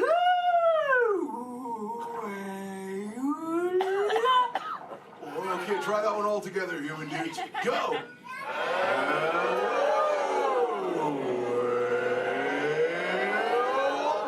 Wow, you human dudes speak whale really good, dude. That was just like excellent. Oh, too bad there's no whales around here, though, dude. You know, sometimes you speak whale and there are like 80 whales swimming around you. Yeah, totally. Not today. No whales around here, dude. No whales. No whales in the ocean today. Try to speak sea. Where? Whoa! Oh, dude, look out! The humans call the whale, dude! Grab stuff! Swim away!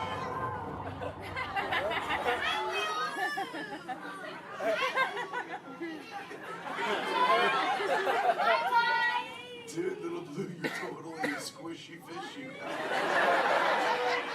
What should we do? Tell the whale to go away. Yeah, humans tell the whale to go away.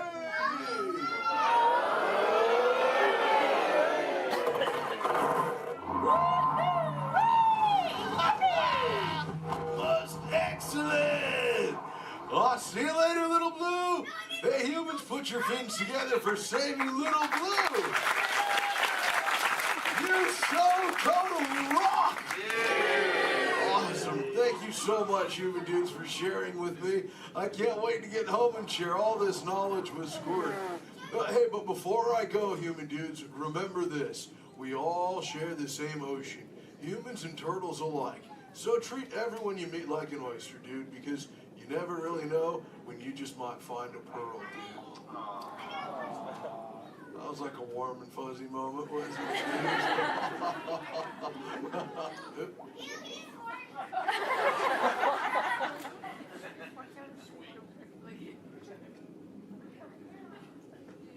That wasn't me, dude. That was my twin. See you later, human dudes. Rock on!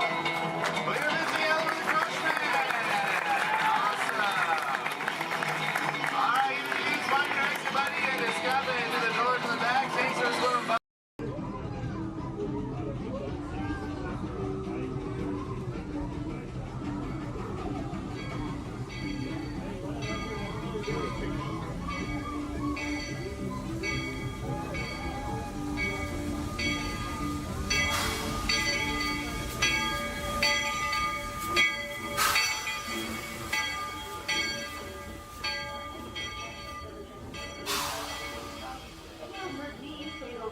Words all clear.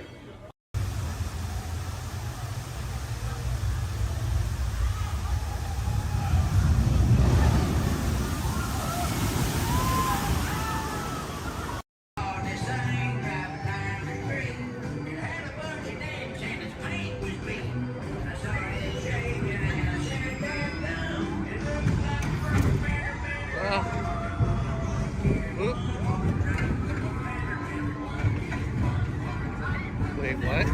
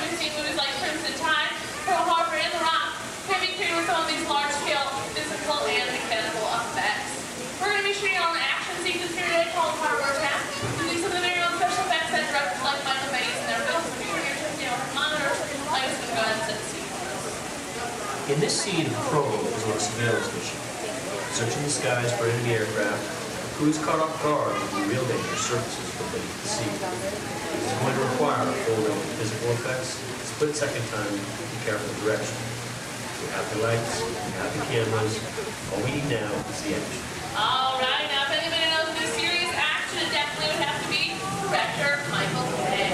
Some of the special effects you're going to see in our show today include water cannons, pressurized up to 100 pounds per square inch. That must be time to match our sound effects. And probably the most important effect out of all of these is fire. So it must be ignited at the exact precise moment. And it does take a lot of time and energy to set these furnace for an explosion. But the most important factor in all this is the safety of our actors, and that's where you come in today's ceremony today. Everybody say hi, Todd. All right, everybody say bye, Todd. All right, Todd, you have a castle of mechanics today. Your scene takes place way down there in the engine of the PT boat. So you want to go ahead and dive on in for me? Did you bring your bathing suit? Oh, I hate when that happens. That's okay. When that happens, we actually just recreate the engine right for you right here. So Paul, we're going to get you all set up. All right. Now, guys, we're actually going to be shooting two different scenes today. Not necessarily in the order that they appear in the movie, but most movies are shot out of sequence. So it can be kind of hard for actors because they must react to scenes that actually haven't even happened yet. It's really up to the director to get them all motivated for those scenes. So, are you ready, Todd? All right, perfect. Now, what you're going to do is that phone right there is going to buzz. Right there. It's going to buzz just before 800 gallons of water. Just come pouring out of those tanks, slide down the chute and slam into like crazy. Not a big deal, right? Perfect. All right, you can handle it. Are you ready? Perfect. All right. The good thing is when 800 gallons, it's more like 1,000. Okay, let's not let them know that because there's a fine line between motivation and fear. Are you ready? Perfect. And roll playback. And action. Go ahead and pick up that phone for me. Call your captain. Let him know you might be taking on just a little bit of water.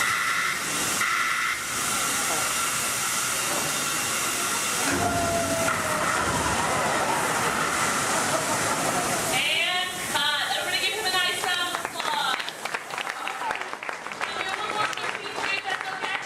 Give me one more quick scene for you if that's okay. All right, just stay in your seat for me. Go ahead and take off your hood. Give me a big dramatic stare of the audience and act dry. Yes? That's right. How's he doing, guys? I think he's doing a pretty good job. Give him another nice round of applause. All right. Now, after you insert that scene to our next scene, takes place right over here in the deck of our PT boat. It's going to bring in our break for now. Ladies and gentlemen, let's give a nice round of applause for our Captain Ken and Royal and Brave Deckhand Debbie. Passes on set for us. All right, thank you, Brittany. And roll playback. All right, now remember, crew, you are on a surveillance mission, okay? And action. All right, Captain, pick up your binoculars. They're right in front of your wheel, Captain. Captain, your binoculars are right in front of your wheel. Captain.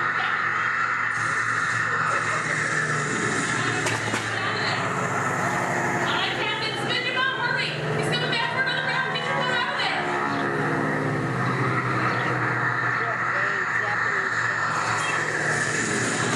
Captain, pick up your boat. Pick up your boat, Captain. Go ahead, call your mechanic. Pick up the boat.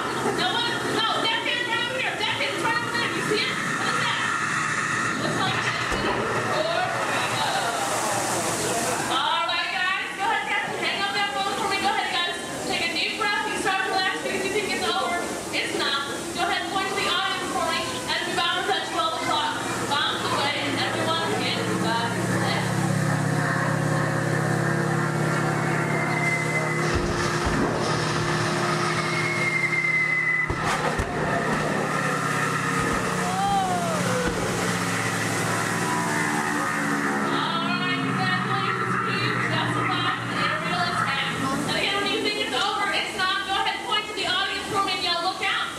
Torpedoes that just headed their way.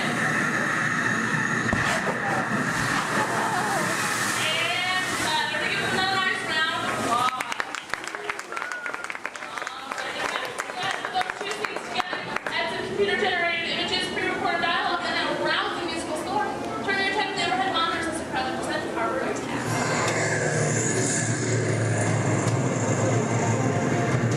It's not one of ours.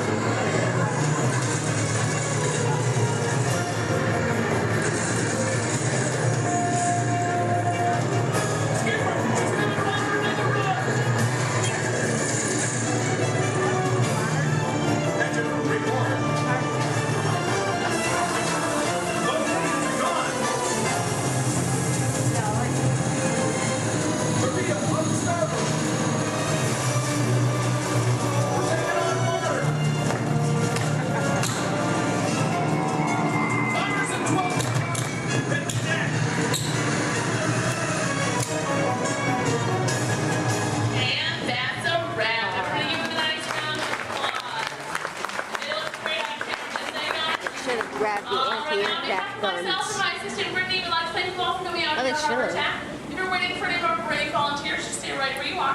If not, go ahead, turn to your left, down the exit ramp through the cops warehouse. All right, everyone. For your safety, please do me a favor. Leave this center aisle clear and all side aisles clear as well. If for any reason you need to leave the theater, you can do so through these two right rear exit doors. That's if you're looking to leave. Please do so through these two right rear exit doors. They're a little bit heavy. Just give them a big old push and they'll open right up for you.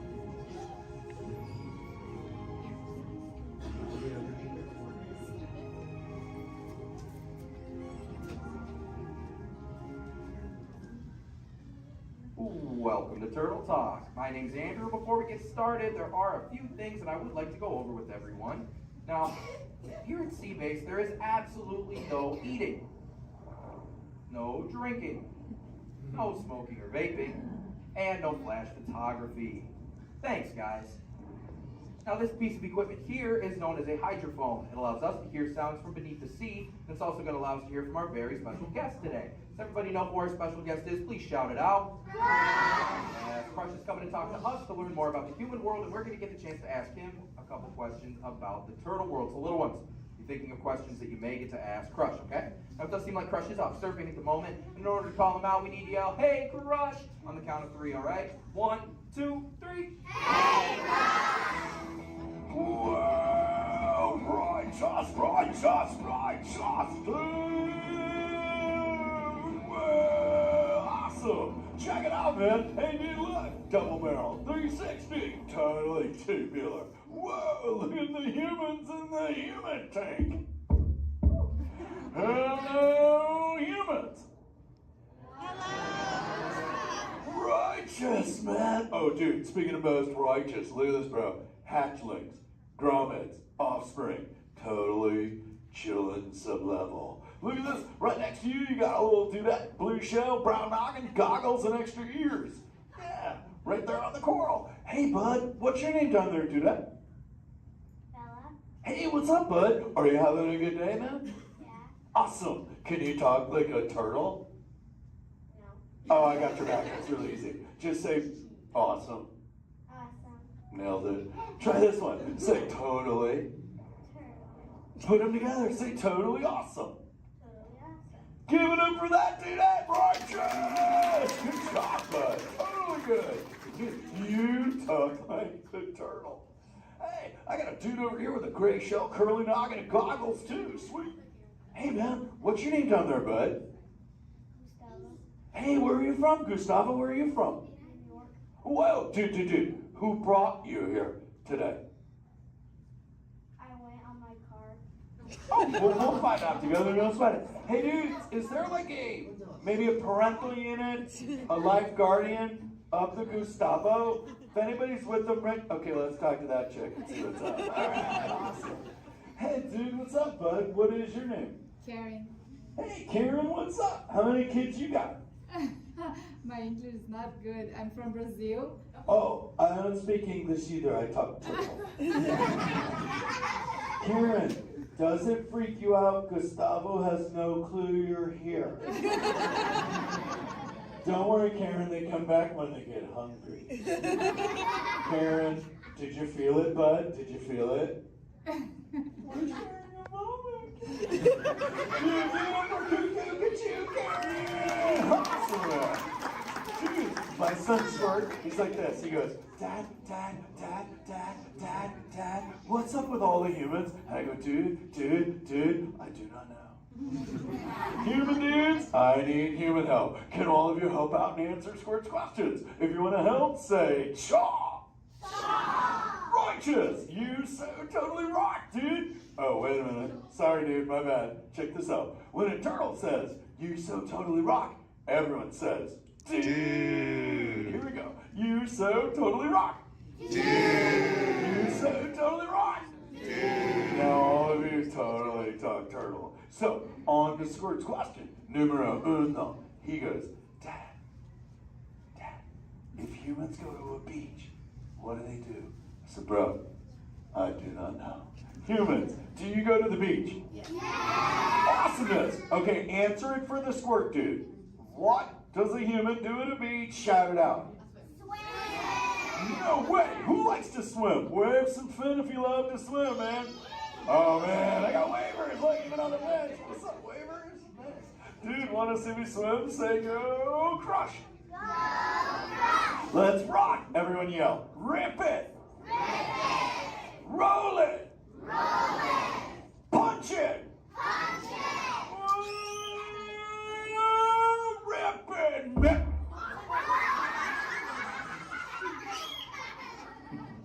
Hey, Crush, watch out for the glass. Hey, dude, thanks, Hank. How long has that dude been there? Oh, no, man. My bad, bro, my bad. Where are the manners? I've been asking the questions. Dudes, do any humans have a question about being a turtle? Raise a fin. Hi, if you have a question about turtles. Cool. Got a chick over here, aisle style, red shell, brown knock, hanging loose. Hello, bud. What's your name? Hey, bud, what's your question? What turtles eat? Oh, dude, we're chowing green seagrass and green sea kelp. Big dudes, you're sitting on green seagrass benches. But check it out, Harper. We only eat green stuff, and so it actually turned us green. So, like, I'm green, and my kids are green, and my parents are green. Oh, and my wife's green, and my favorite color ever, purple. He's pulling your fin. It's green. Hey, there's a purple chick over here with like a jellyfish lid. Let's talk to this one on this side. Hey, bud, what's your name down low? Scarlet. Hey, cool name, Scarlet. What's your question? My name's not Scarlet. Oh, wait, what's your name? It's Charlotte.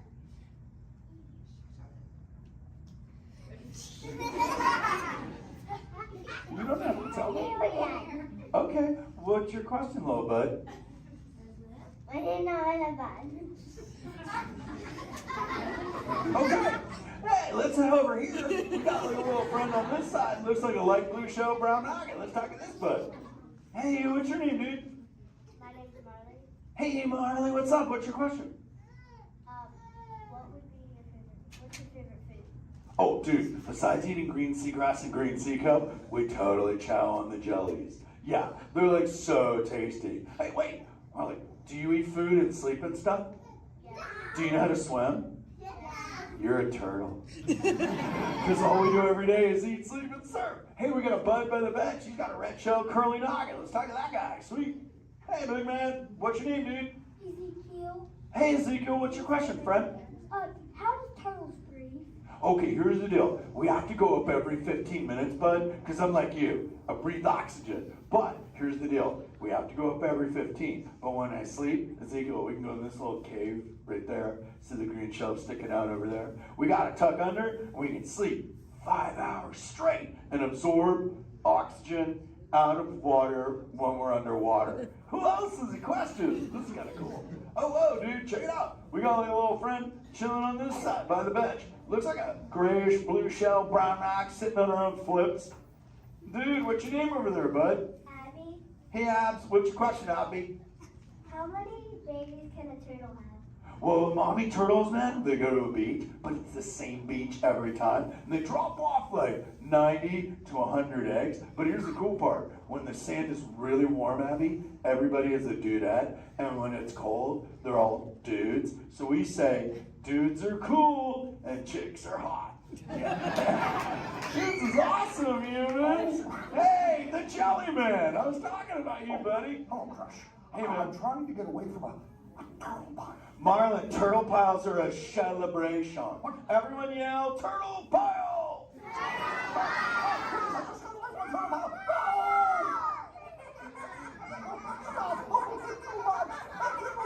Oh, cool. Hey, boys, surf's up, dudes.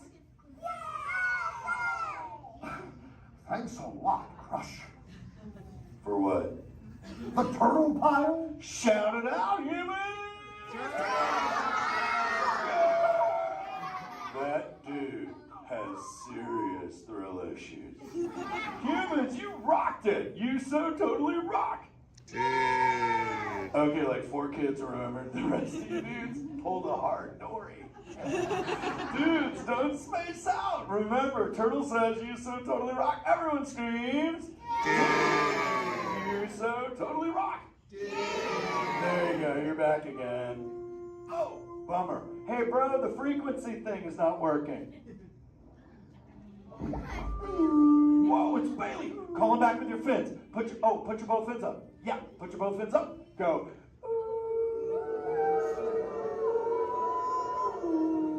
Crush! Hey! Bailey, look at my friends. They're humans. Oh my goodness, funny looking humans, huh? Hey, dude, stop. That's not cool. Those are my friends. They can hear you. No, they can't. Watch this. Hi, humans. Oh, okay. Why didn't you tell me? Dude, I tried, man. You got stoked out. Wait. Ooh. Yeah, that thing. I'm getting something. Ooh, wow. Some of you have 4 ears. Weird. I'm not judging. Humans. Later, Crush. Later, Bailey. Everyone say, later, Bailey, dude. Bailey's echolocation's awesome. We're going to do it. Everyone, both fins up. Go. Okay, sub-level. Really good. Back bench. Solid. Grandma, in the corner, this is where we put our fins up. Good job, Grandma. Good job. Fins up. Eyes closed. Go. How many fins am I holding up now? No, you gotta go. Yeah, you so totally rock. Squirt, come here. Squirt, look at this. Squirt, I just taught humans your ultimate favorite. Sweet. Dude, go for it. They'll blast you. You so totally rock. Yeah. Rock on, human dude. Rock on, Squirt. That's my son. I'm in a jam. Oh, wait. Remember this thing. You gotta be good to the oceans. The oceans will be good to you. And slap the fins together for my man, Andrew. Rockin' the mic, man. Oh, righteous. Love me. Use the word dude all day long because your parents will love you. Hey, Karen. You're welcome, Karen. Let's go. You so totally rock. Let's give it up for Crush. If you would like to learn more about Crush and his friends like green sea turtles, manatees, or sharks, you can do so up on the 2nd floor of Sea Base. Now, little ones, don't move until your adult comes to get you. Adults, please collect your belongings, collect your children, head on up to those 2 right here exit doors. For your safety, please don't stand up.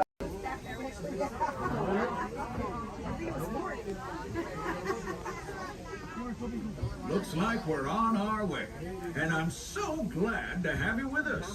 The next leg of our journey takes us to Main Street, USA.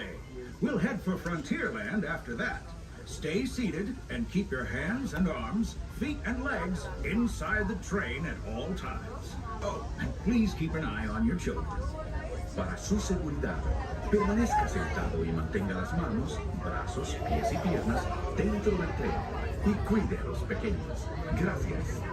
Next up is a place that's always ahead of the curve, and not just because we're on the straightaway.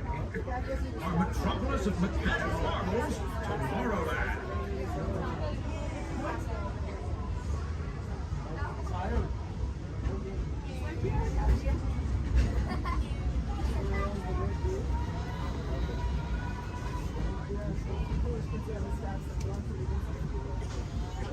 As you know, I love this railroad about as much as a songbird loves the morning. But I'm still awed by the rockets and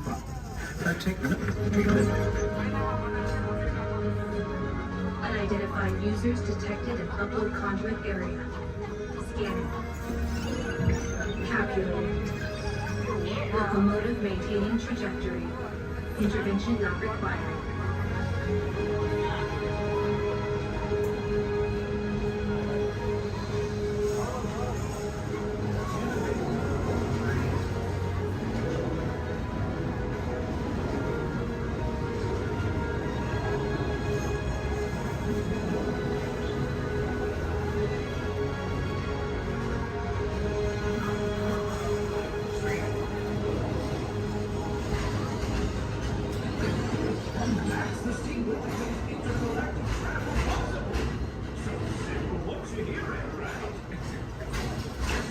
This place optimism, the possibilities are endless. You might say the sky's the limit, but even that is no obstacle in Tomorrowland.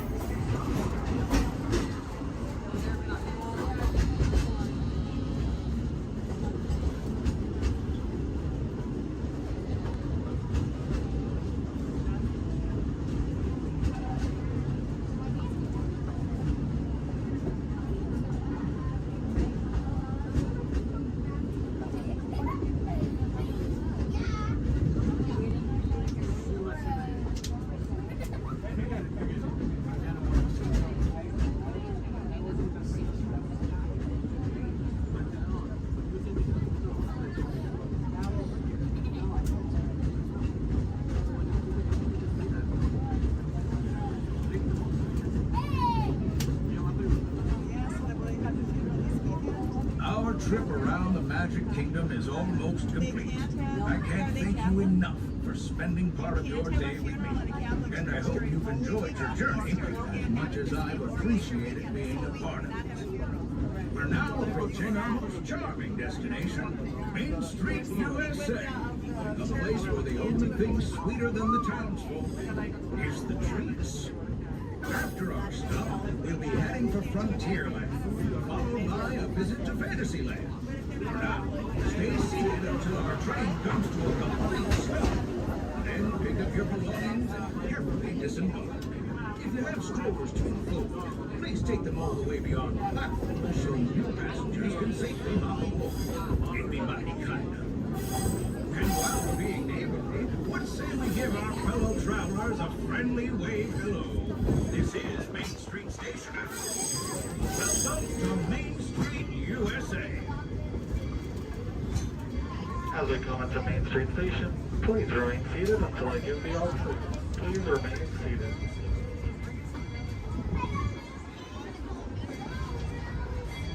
Please remain seated, everybody. Please remain seated until I give the all clear.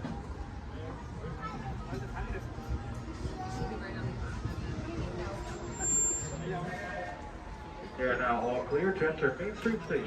Those wonderful pictures to your My Disney Experience app, so just make sure to grab that card on your way out. Now for all on the same page, can I get a great big weep?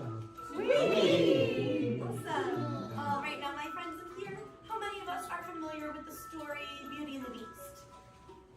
Awesome, most of us. Are we all ready for a Beauty and the Beast pop quiz? Yes, awesome. Do not worry, my friends. This is not work and this is not school, so you don't have to worry about raising your hands. If you know any of the answers, just feel free to shout them out. My first question is, which princess grew up here? Belle. Belle, that's right. And does Belle still live here? Yes. No. No? Yes? Well, if Belle doesn't live here, then where does Belle live? The castle. The castle, that's right. Are we all ready to go visit Belle in the castle? Yes. Yes, awesome. Now right behind me is an enchanted mirror, and this was a gift given to Papa Maurice by the Beast.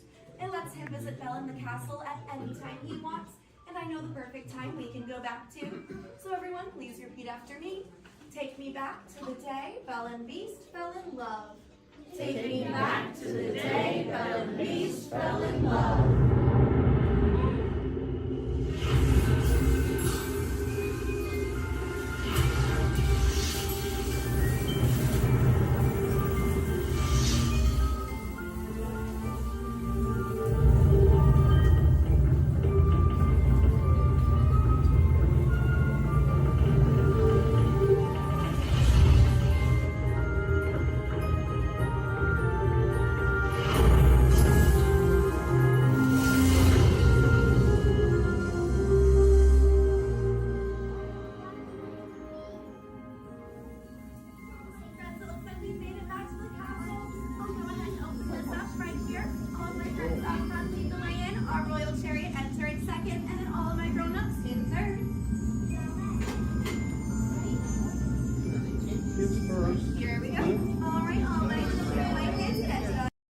Echolocation's awesome. We're gonna do it. Everyone, both fins up, go. Okay, sub-level, really good. Back bench, solid. Grandma, in the corner, this is where we put our fins up. Good job, Grandma. Good job. Fins up, eyes closed, go. How many fins am I holding up now? No, you gotta go. Yeah, you so totally rock.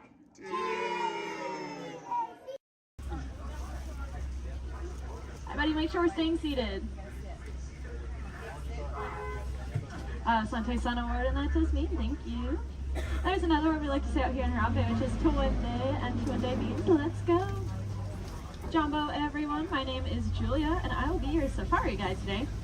A few quick safety reminders before we head on in. Just make sure to keep your hands, arms, feet, and legs inside the truck, and make sure everyone is staying seated for the entire safari ride. Above you, you'll see that animal spotting guide. That'll help you identify some of the animals that we might be seeing out there today. So go ahead and look it over for a quick second, see if you can find any of your favorites. That's also a great time to get any cameras or phones out and ready, as the roads are going to be pretty bumpy and we won't be able to stop for every animal.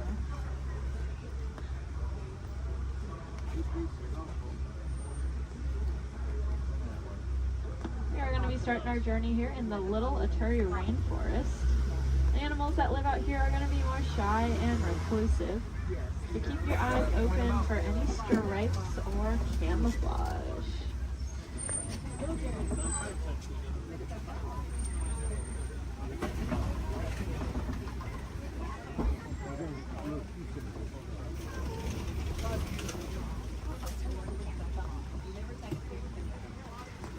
Like off to the right, there's that okapi. That reddish brown animal with the zebra party pants. However, they are not related to the zebra. They are the only living relatives of the giraffe. Just like a giraffe, they have a very long tongue. Theirs are so long they can lick their own eyes. And if you look down to the left, you'll see a bird standing on a nest. There's actually a couple eggs, I believe, in there, maybe. That is a saddle-billed stork. They're about 5 feet tall, and their wingspan is about 9 feet long. And if you look up at that canopy above your head, that is also just about 9 feet long. Put that in perspective for you. Now, if you look back at the okapi over there, I said they're related to the giraffe. Just like a giraffe, they have ossicones, which are those stubby horn things on their heads. But that one that we're seeing doesn't have any ossicones.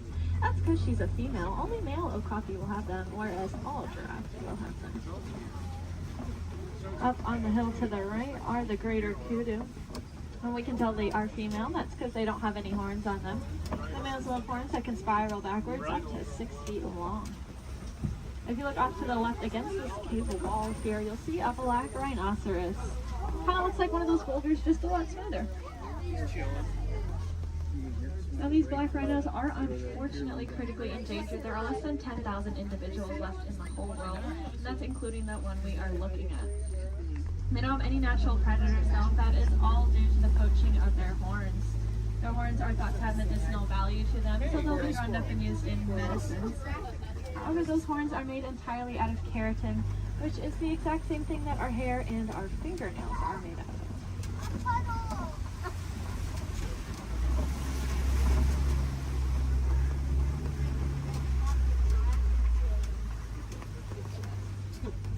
I said the animals that live out here are all going to use camouflage. We saw how they use their colors or patterns to blend into the trees around us.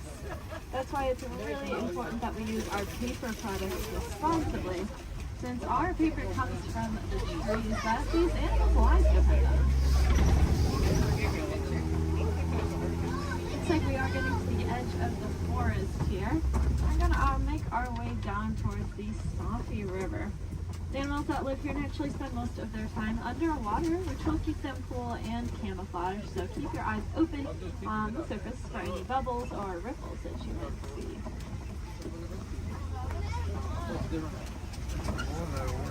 It's like off to the right, there are some pink-backed pelicans.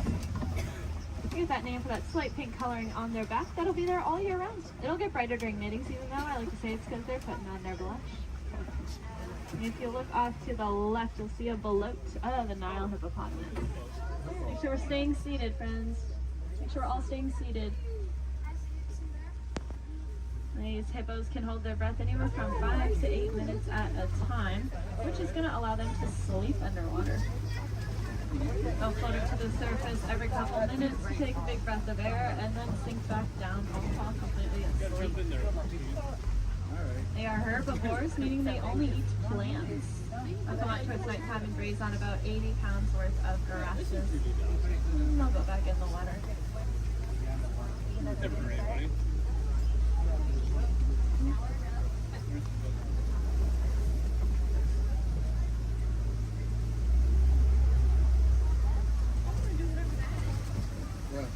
Keep your eyes to the left, especially as we cross over this bridge up ahead here, and you'll see the Nile crocodile.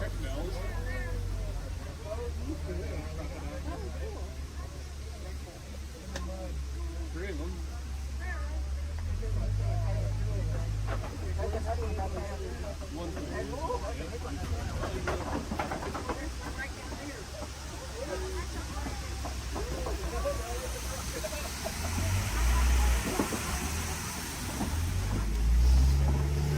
Those crocodiles are pretty impressive. They can weigh anywhere from 500 to 1,000 pounds, be as long as a giraffe is tall, and they have the strongest jaw and bite force of any animal.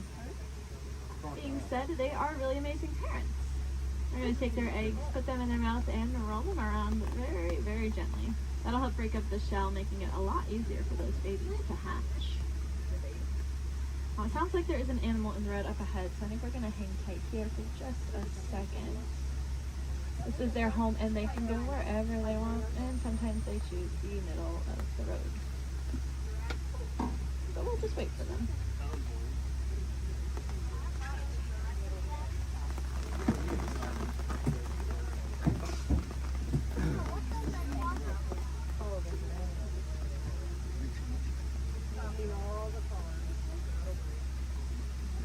Does anyone know how to tell the difference between an alligator and a crocodile?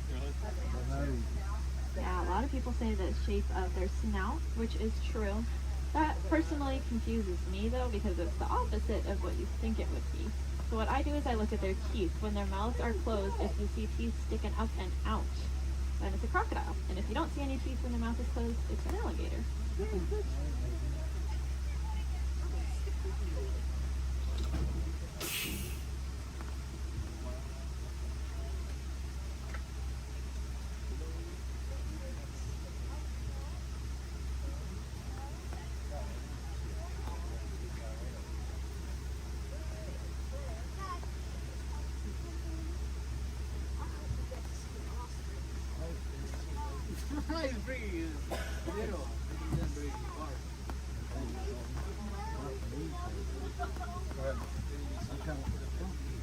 Well, thanks for your patience here. Hopefully the animal will soon.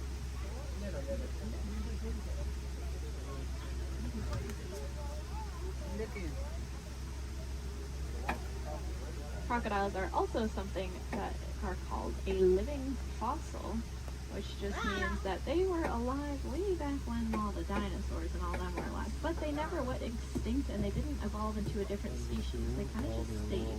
There's a lot of other animals like that, like horseshoe crabs, cockroaches. They're all living fossils, but so are those crocodiles and alligators.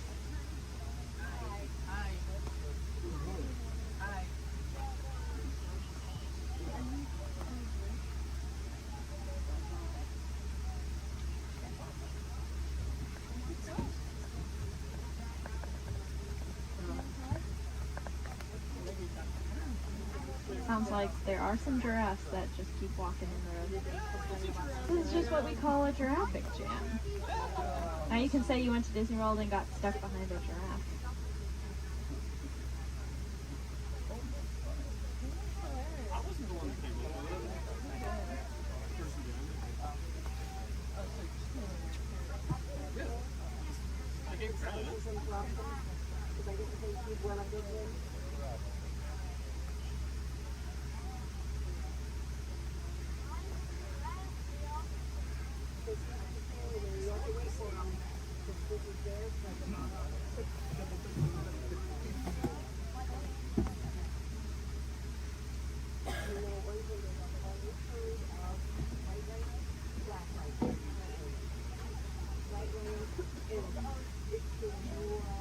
Sounds like the giraffe has moved, but now there's a different animal on the road. The animals really like the rain, so they are very active. Okay, Tom's like, maybe we'll be back on the road soon. I think all the animals are out of the road, at least at this very second. But I don't want to jinx it. But that's good news for us, because that means once we get down into the savannah, there's going to be a lot of cool animals really close to see. Alright. See how far we can get.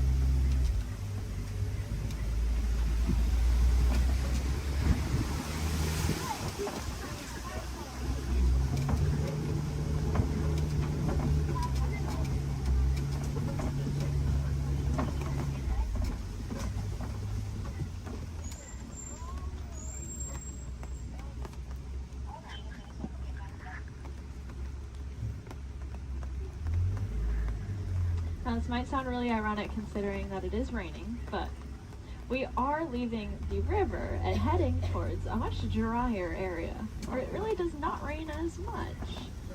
And I say that because the baobab tree that's off on the right there, it is going to be leafless about 9 months out of the year just to conserve water. Some people call it the upside down tree because, well, it looks like the roots are on the top.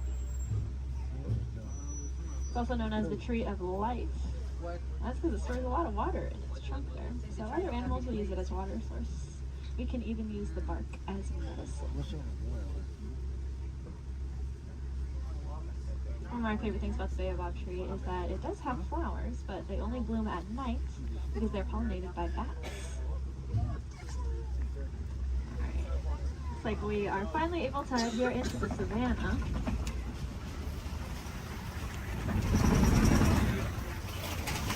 Now you may notice the trees are starting to thin out quite a bit, and that's because it doesn't rain as much out here, like I said. So the animals here can't really rely on camouflage in the same way, and so they're going to be very agile and flighty. Most of them can run within an hour or two of being born. That is something I personally cannot even fathom, being able to run within an hour or two of being born. Crazy. Looks like here to greet this is the Maasai giraffe off to the right.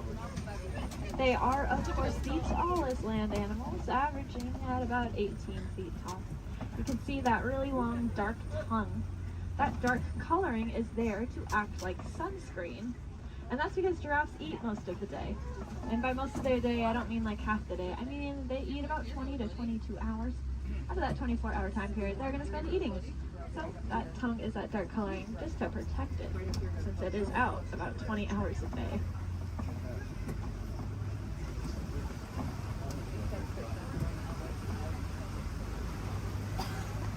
Off to the left here in this den, you'll see some African painted dogs. They are the most successful hunters out here with an 80 to 90% success rate. That is so successful that their young, sick, and elderly will eat first, and the healthiest adult will wait and eat last. What makes them so successful is that they are so cooperative. As a pack, they're not going to move on until everyone's got the chance to eat. Those painted dogs are there on the left. On the right, you'll see another giraffe, as well as some Ankole cattle. I think these two were the culprits that were in the road earlier.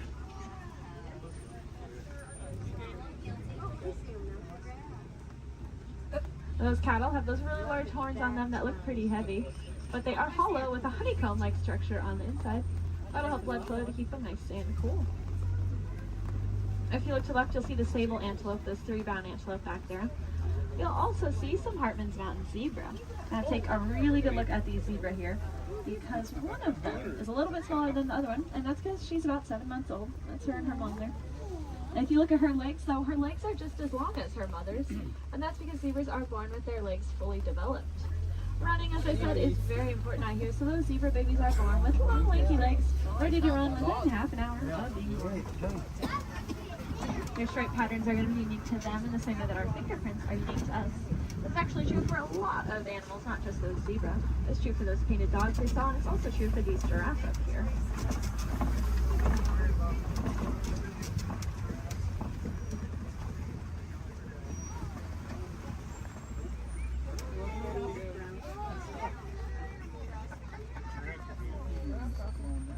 See See, I told you they just go wherever they want.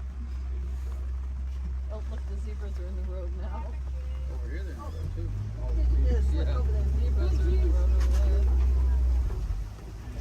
Now, since giraffes spend most of their day eating, they also spend most of their day standing up. They don't really like to sit down. It's very vulnerable for them. They even prefer to give birth standing up. So that's about a 6-foot drop for those baby giraffes.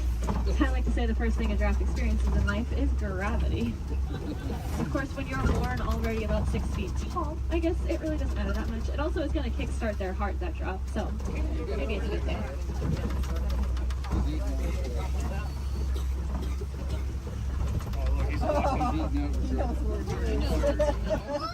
Gotta steal some more goodies. If you look to the left here, you'll see these really large tan antelope. These are the eland. Elands are the heaviest just antelope species. About 6 feet just at their shoulders, and they can jump straight up from that standstill position up to 10 feet in the air.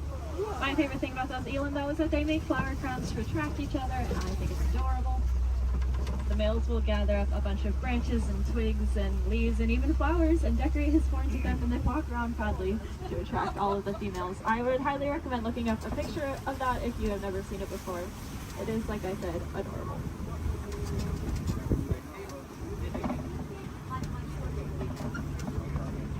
Now off to the right, there's going to be a path.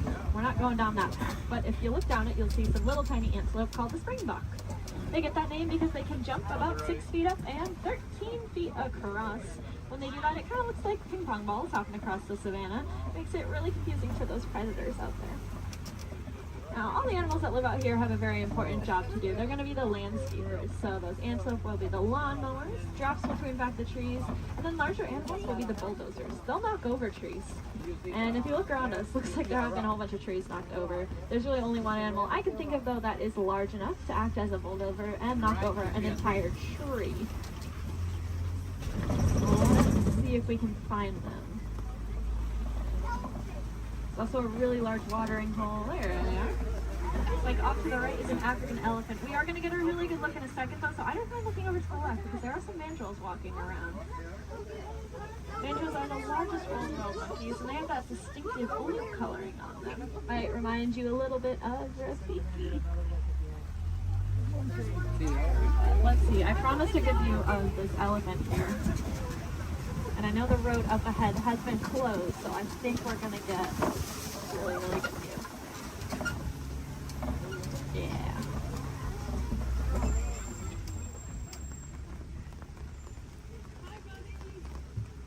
Elephants are, of course, the largest land animals. Also very, very intelligent. You can see him using that trunk. They have about 40,000 muscles in that one trunk. To put that in perspective for you, we have a couple hundred different muscles in our entire bodies. They have 40,000 in that one trunk. That is kind of unbelievable to me. And it's going to allow them to do a lot of really cool things, though. You see them eat with it. They also drink water, kind of like a straw. And then sometimes they'll suck up a bunch of dirt or mud and then spray it on their backs to help protect their skin from all those natural elements.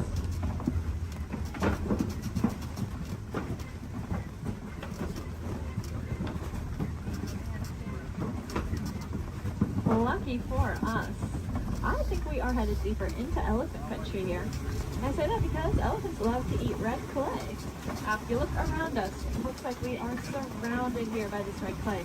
It's very nutritious, so they'll eat it as an extra form of nutrition, just like how we might take a vitamin or a supplement every day. And there are some tusk marks over to the right and some footprints down to the left.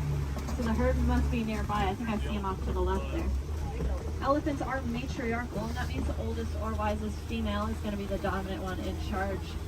Males are going to leave the herd at about 15 years old, and if they don't do it willingly, they will be forced out by those females.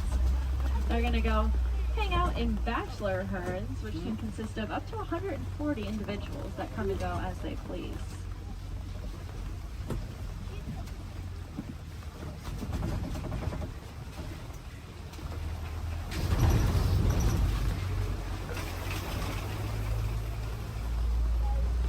Keep your eyes to the left and get some pretty good sights here. Unfortunately, though, elephants are running into a lot of different conflicts out there in the wild. They are losing their homes for various reasons and getting forced closer and closer to people, specifically farmers and their crops. Not knowing any better, being elephants, they see those crops as yummy treats and they eat them, or they stomp all over them, which of course upsets the farmers, putting the elephants in danger. Luckily, we did some research recently and learned that elephants are afraid of bees. They have very sensitive skin and do not like to be stung. So now out in Kenya, farmers are building fences out of beehives. That scares off the elephants, which keeps them safe, and in turn keeps the crop safe and the farmer's livelihood. The farmer gains a new crop, which is, of course, the honey from the bees. And if you like honey, you can look up the Elephant Safe Honey Project and learn a little bit more about how you can support that. If you look to the left here, you'll see the greater flamingos. They are the largest flamingo species, but the lightest in coloring. They're going to get that pink coloring from the brine shrimp that they eat. There's a protein in there called beta-carotene, and that's what'll turn them pink. It's the same thing that's in carrots.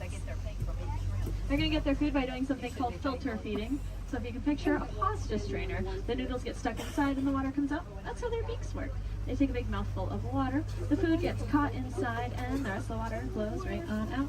That's why it's super, super important that we keep our waterways clean, because if we have plastic or trash floating around in that water, they could take a big mouthful of that. And we don't want any of our trash ending up in those flamingo beaks.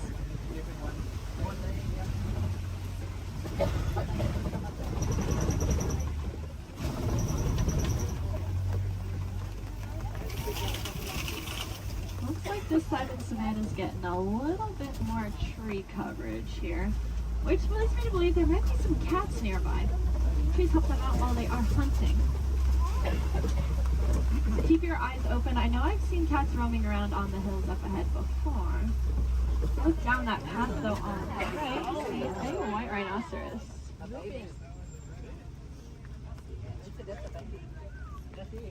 White rhinos are the most social of the 5 rhino species. They're usually always in a group with their buddies, so that one's friends probably aren't too far behind. They have a really, really good hearing too. Their ears will wiggle independently of each other, and they look like funnels, which helps them pinpoint the exact location a sound is coming from.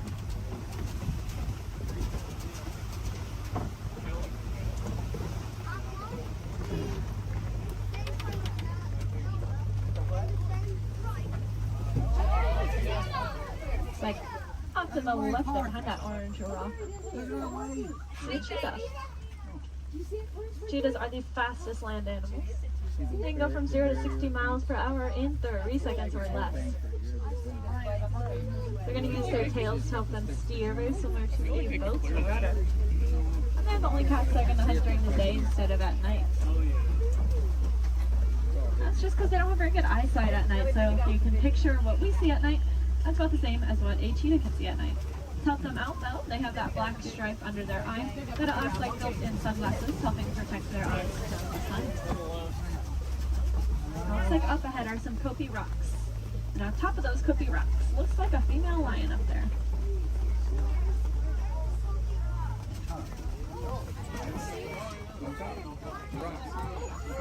The second tallest rock on the top of it. She's laying up there. Females are going to be the ones that go out and hunt. The males are going to stay behind to protect their territory and any cubs they may have. Males have a mane on them, which is about 20 pounds of hair, just protecting his neck in case of any of those conflicts. Male lions also have the loudest roar of any animal. You can be heard up to 6 miles away.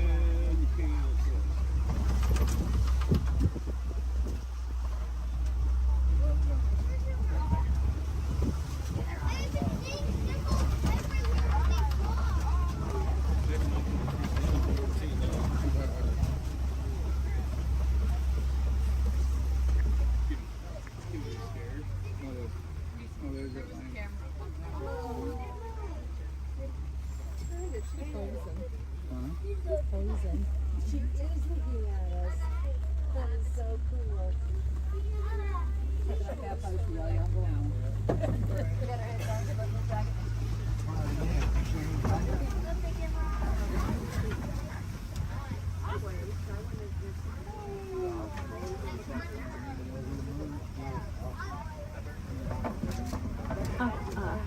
Looks like there are a couple ostriches walking around. They are the largest and fastest birds in the world. but they cannot fly. They have really big wings to help them steer because they can run upwards of 40 miles an hour. Impressively, they have the largest eyes of any land animal. And they also have really large eggs. If you look down on the right here in the grass, you'll see a couple of those ostrich eggs. They can weigh up to 3 pounds each and are so strong that an adult human could stand on one without it breaking. You could fit about 2 dozen chicken eggs into one singular ostrich egg.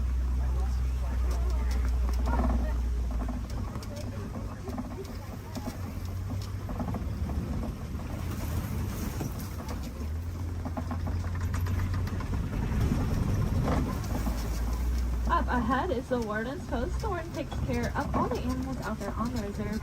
There's some special ones up here with them. I bet they're all hiding under this porch from the rain though. These are the Nigerian dwarf goats. They look like cute little babies, but this is them full-grown adults. They really do not like that rain. They have a very sweet and nutritious milk that is high value in Africa, so in return for it, we'll give them a nice place to live and some animals. It just goes to show that we can peacefully coexist with a lot of amazing animals.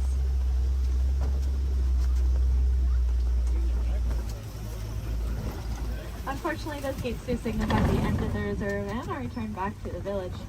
I really hope you enjoyed that safari. More than that though, I hope you learned something new. If you did, maybe you can tell your family and friends those fun facts that you'll learn when you get home. That's pretty important because the more we learn about these animals, the more we'll care about them, and the more likely it is we're actually going to do something to help protect and save them, so that then the generations after us get to enjoy all those really cool animals that we saw today. If you want to take it a step further in doing your part, you can go ahead and recycle your old electronics. Our electronics are made with a a mineral called coltan that comes from the forest out in Africa. So when we mine for it, we are making things away from many, many animals. That's why I challenge each and every one of you when you go home. See if you have any old electronics that you're not using anymore. Go ahead and recycle them. We'll take up that coltan and reuse it, and then we can just keep reusing what we already have instead of mining for more. That way we get to use artful technology, and those animals, well, they get to keep their homes. I think that's kind of a win-win for everyone. Now up ahead, it looks like a bunch of docks where people would get off, but that is not us. I'm going to hang on to you a little bit longer and bring it right back to where I got you from. Just hang tight here for a couple more minutes.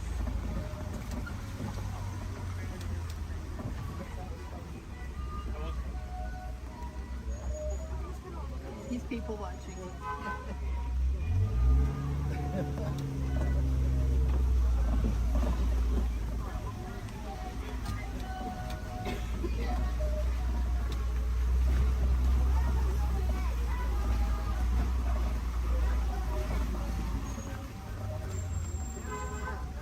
Now, if you want to learn a little bit more about the animals that we saw today, but maybe from the comfort of your own home, and you happen to have Disney Plus, there is a show I highly recommend. It's called The Magic of Disney's Animal Kingdom. It's really, really cool. It gives you a behind-the-scenes look at how we take care of all the animals that call this park home.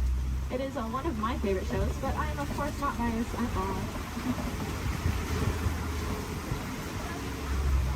If you want to see some more animals while you're in the park today, I'd recommend heading over to the Gorilla Falls Exploration Trail. Lucky for us, it's going to be right where I drop you off. Once you get off my truck, you'll go down a ramp, and if you take a right, you'll just be exiting the area. If you take a left, though, you are magically already on that trail. It's about a 10 to 15 minute walking path, where you can see a bunch more African animals, including, of course, those gorillas. If you head over to Asia, there's an Asian version of that trail as well called the Maharaja Jungle Trek, and they have all those Asian animals that we love, like bats, Komodo dragons, and tigers. It's also an aviary in both of those trails. If I had any wilderness explorers on board, you are riding the Simba 1. That is the code you'll need to get your safari badge, the Simba 1.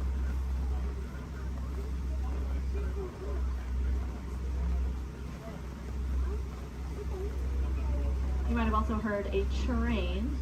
That would be Rafiki's Planet Watch. That train is about 5 minutes long, and it takes you up to another little area. There's a petting zoo up there, so you can cuddle some of your favorite animals. There's also a drawing area where you can learn how to draw a Disney animal from a Disney animator. And And there's a whole bunch of reptiles and amphibians up there as well to check out. The last train is going to leave at 4:30 though, so if that sounds like something you're interested in, I recommend making sure you are on that train before 4:30.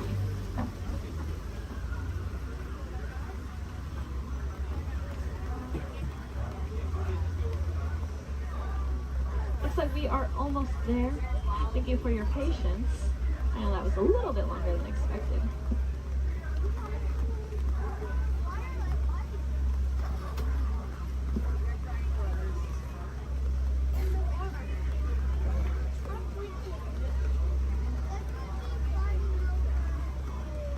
Now's a great time to gather up any personal belongings that you might have. Make sure you have everything with you.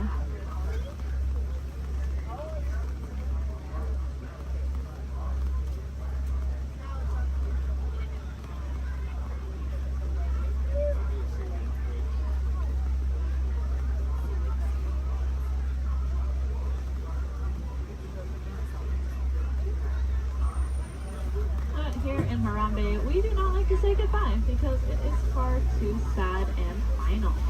Instead, we say Kwaharini, which means to go well. So Kwaharini, my friends. Again, my name was Julia from Fort Collins, Colorado. I really hope that y'all had just as much fun out there as I did.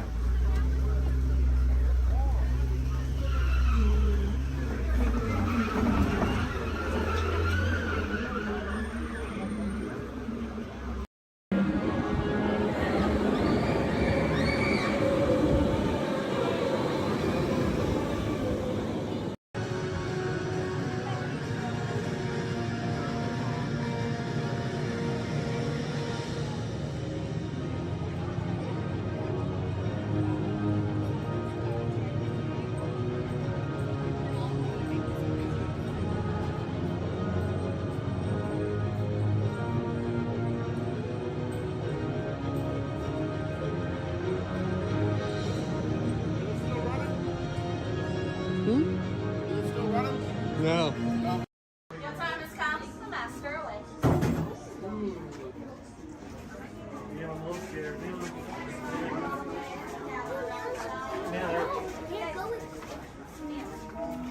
Are you closer to sticks or closer to seven?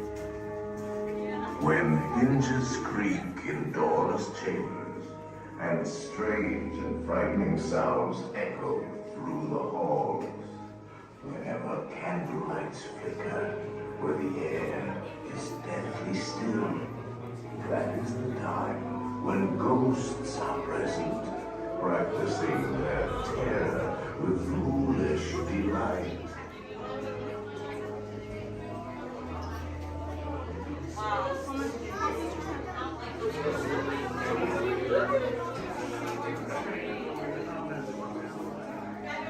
Proceed all the way to the chamber and all the way across the walls. Look alive, folks. We're on a strict deadline. It's going like a hatchet and chop chop. Welcome, foolish mortals, to the haunted mansion. And your host, your ghost host.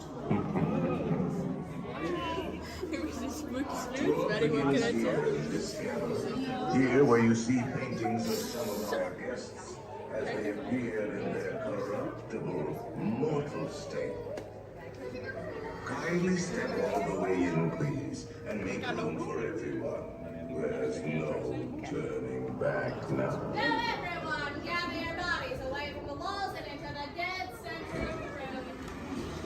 Your cadaverous pallor betrays an aura of foreboding, almost as though you sense a disquieting metamorphosis.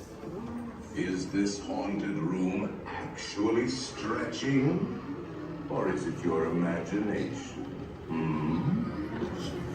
And consider this dismaying observation. This chamber has no windows and no doors. Which offers you this chilling challenge to find a way out.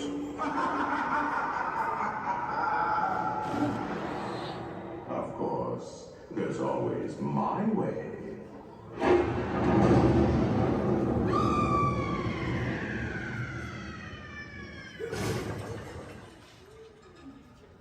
I didn't mean to frighten you prematurely. The real chills come later. Now, as they say, look alive, and we'll continue our little tour. And let's all stay together, please.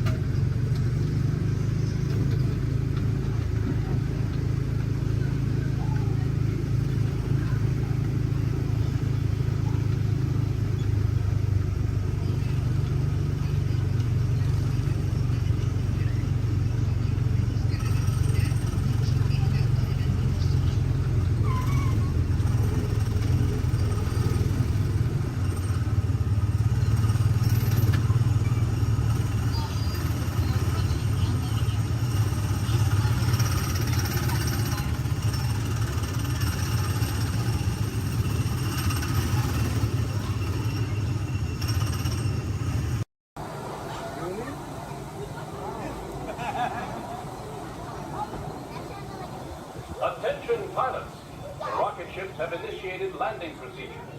Please remain seated until your rocket ship comes to a complete stop. Then, follow the arrows to the flight deck. Happy landings! Please stand clear of the door, or manténganse alejado de las puertas.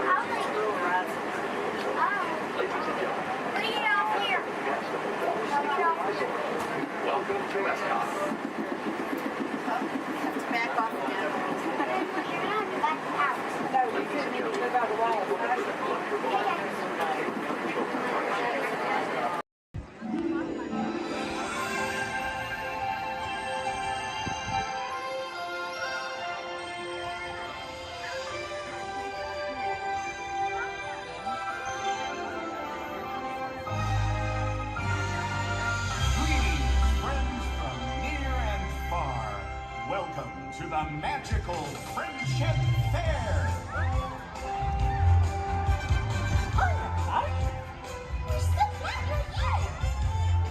What a great day! This is wonderful! Welcome to the place where the stories come alive for the child inside. So much more than you see, so much more than you dream. For your eyes, tomorrow is brighter. If you can imagine, come on, take my hand.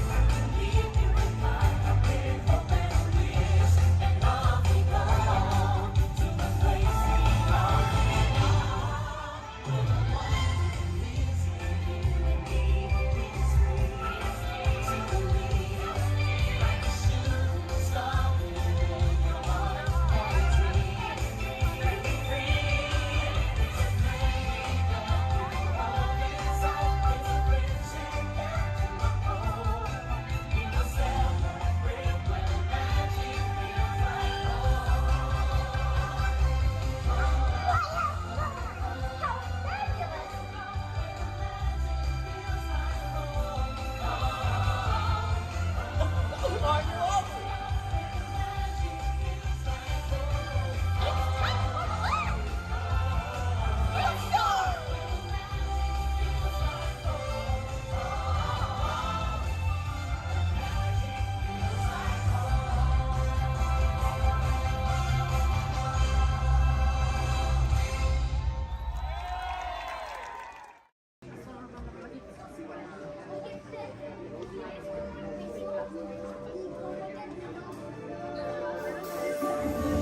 I see we have new visitors. Welcome, Terrans, to the wonders of Xandar. I am World Mind, sentient supercomputer of Xandar.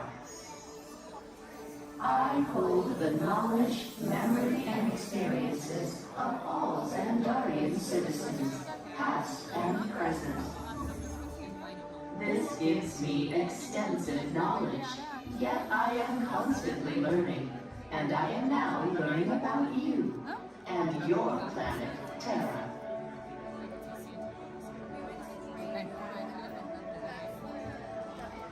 Much of my knowledge of your world came from your great scholar, Peter Quill.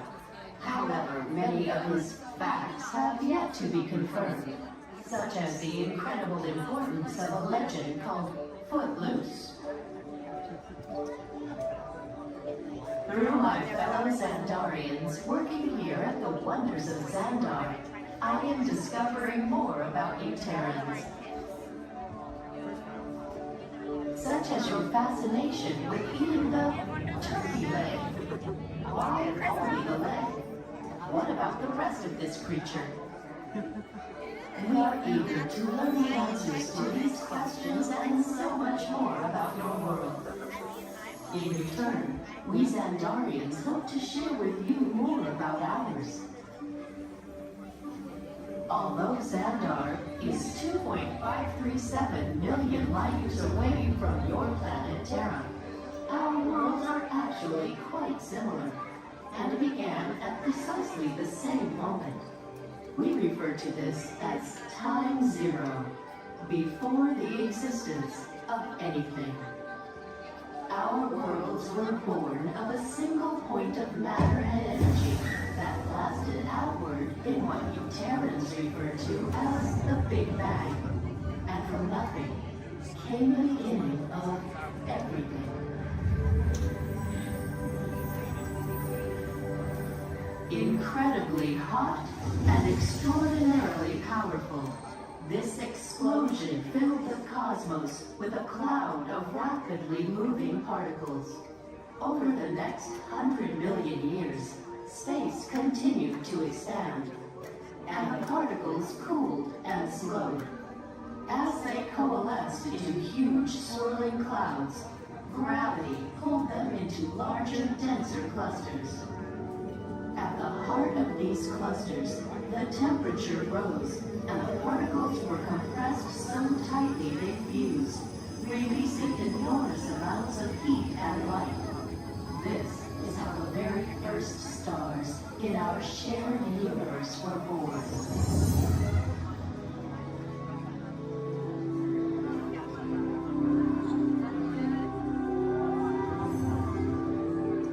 The singularity is just one of the commonalities between our two worlds that we will explore today.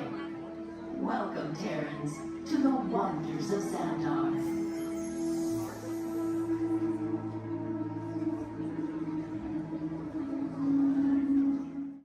We recently learned that your Terran visionary, Walt Disney, had a similar goal in mind with his early concepts for the experimental prototype Community of Tomorrow. Years now, Peter Quill, what do you have to say about this? You know, I mean, it was really a group effort to execute my plan. Thank you, Mark. The Great Lady, I would love to hear more about how Terra was chosen for this Wonders of Xandar tour. Well, that was totally my idea. Too, because I love that place. It's awesome. I went there as a kid, and I cannot wait to get to go back and ride. I forgot this, man. I also want to see the energy, dinosaurs, and of course, hear the veggie fruit. It's the best. Can't wait. Okay, well, I'm sure it will be wonderful for you to relive all of those memories again. That's us. And it's thanks to the Wonders that Xandar is reaching out to other cultures across the galaxy.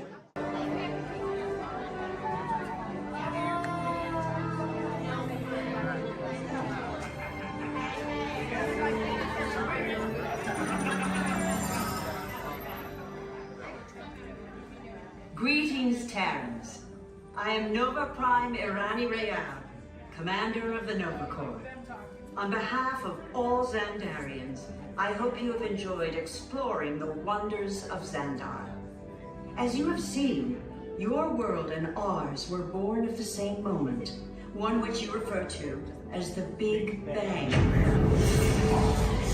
As such, We are all galactic neighbors in a vast universe which we and countless others share.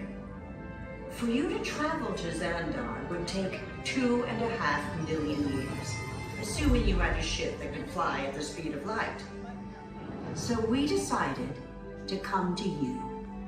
But even we could not have reached you so easily were it not for the Cosmic Generator, an advanced piece of Xandarian technology that creates jump points, artificial tunnels that act as shortcuts, linking distant points in space.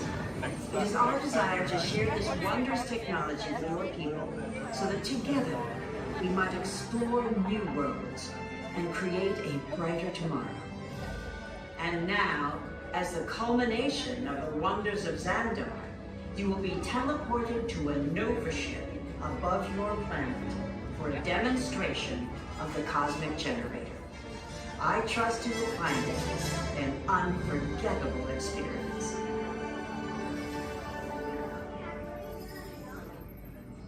Welcome, people of Epcot. Epcoters. Epcotians. Citizens of Epcot. Does anyone know what they call themselves? What? Someone needs to tell me when I'm on. Welcome, Epcot Terrans. I am Centurion Talmeric, and we're just about ready to teleport you up to the ship for the demonstration. As you're about to enter a secure Nova area, I must ask you to put away your Terran communication devices at this time. Recording of any type is strictly prohibited. I am very serious about this. Now, please step forward into the chamber.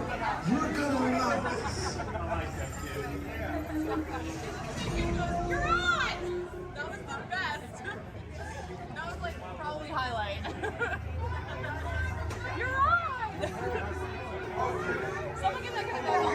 I should warn you that we have never teleported Terrans before. But since your molecular structure is very similar to Xandarians, it should work. It'll work. So long as you are standing inside the lighted ring. You do not want to know what happened last time someone did not stand where I told them to, okay? Stand by the teleportation. Here we go.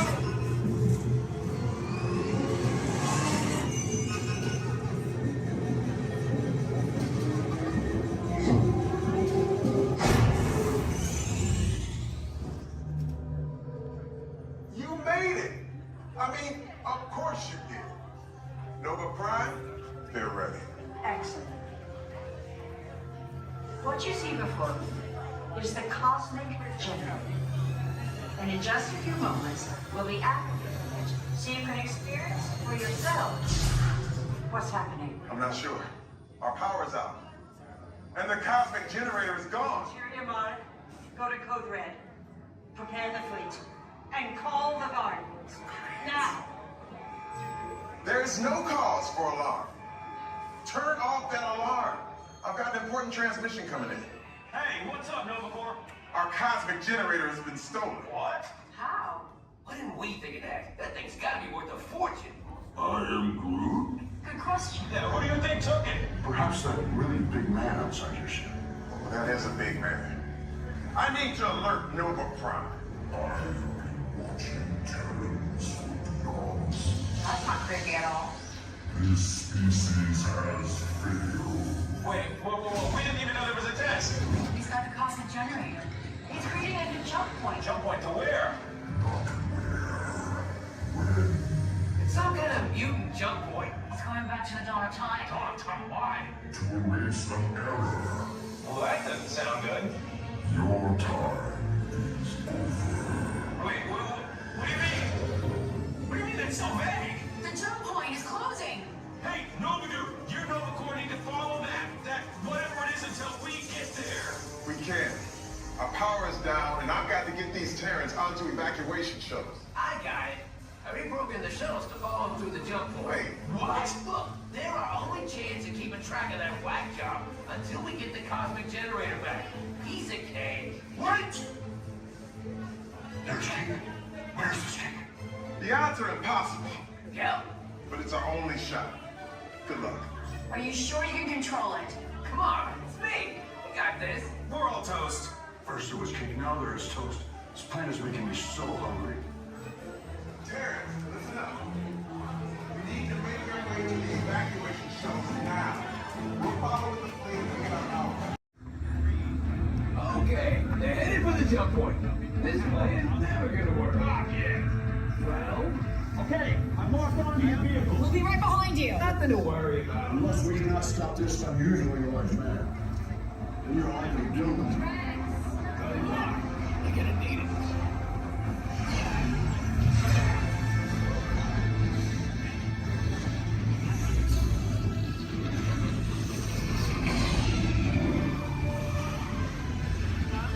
You're supposed to follow me. What is that noise? Noise? No one can stop rock and roll from existing. What have you done? What have we done? I think we're doing rock.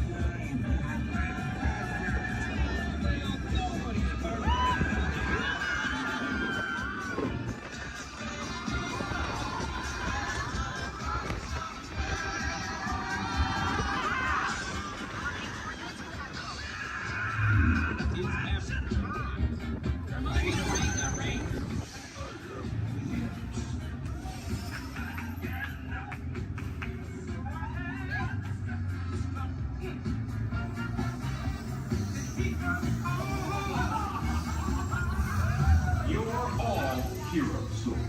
Do you really think they deserve to be called heroes? Do you see how they dress? It's just a figure of speech, Drax. You are lying to them. Now I understand. Welcome to the Guardians of the Galaxy.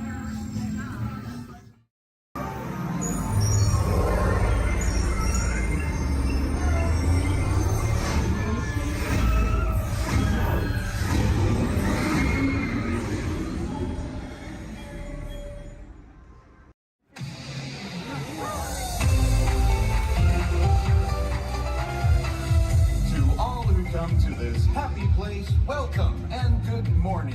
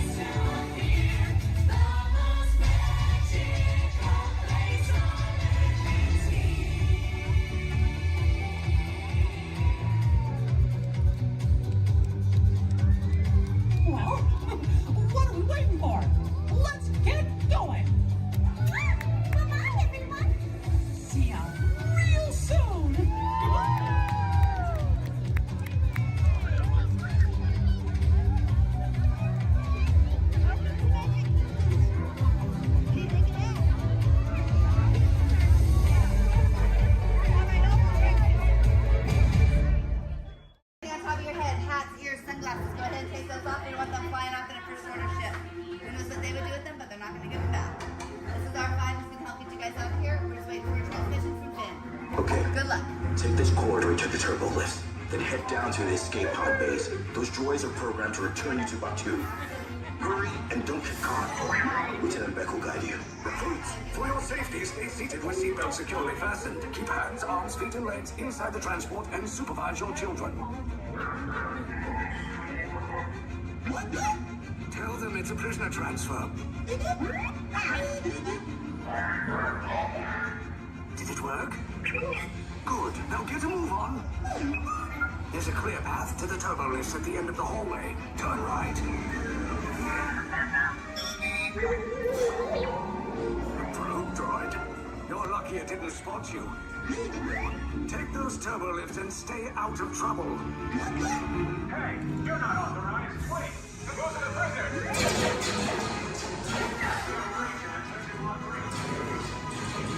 Cover is blown. Find an alternate route. Who picked these two droids anyway? Detection approach. Users will see identity. Carry on! Fire!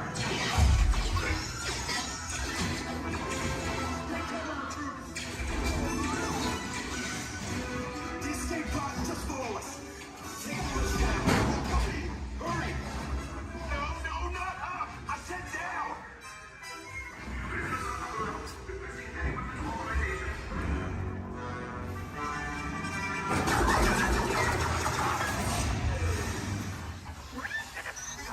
This does not look good. Try to find another way down to the escape pods. The Resistance will attempt to rescue the prisoners. They have neither the resources nor the courage to engage us. You underestimate their conviction. Raise the shields! Shields? I see no evidence. Now! Sound the alarm! All personnel to their stations! Sir, the prisoners have escaped. How brave, but ultimately hopeless. There's nowhere to run.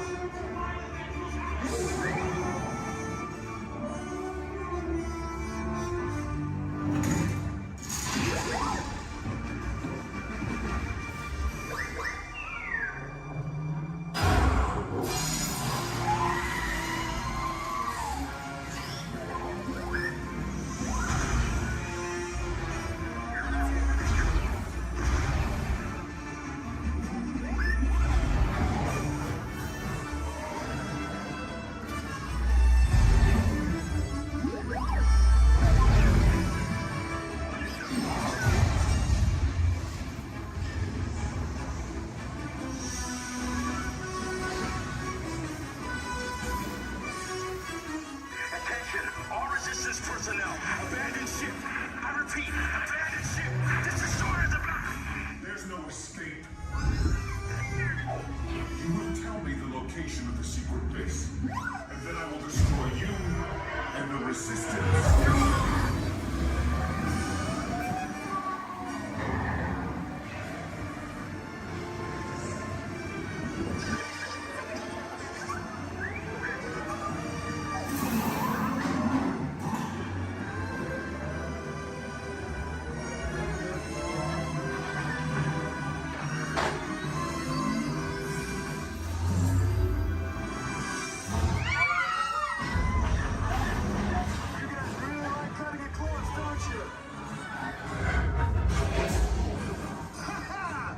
Okay, you're clear.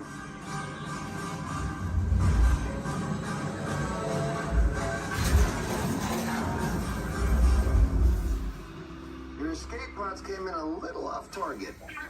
Ground crews will meet you outside the wreck. All right, nice job, recruits. Not what you signed on for, but hey, you're Resistance now. I think I have that authority. Right, Beck? Where's the lieutenant? I need eyes on Beck. I know, Scaffold's clock beacon. More escape pods down in Sector 4. Verification pending from Key Command personnel. Where's the lieutenant? I need eyes on Beck.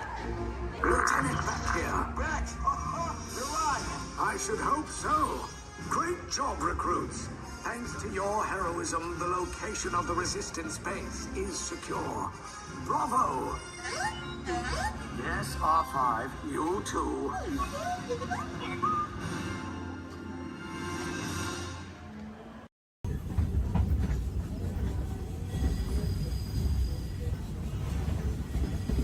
Once we're just about out of the woods and into the forest.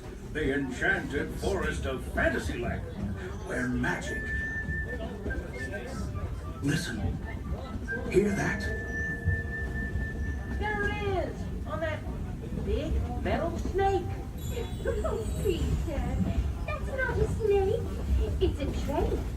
Train, huh? Well, I think it's finally time I trained my shadow to stay put.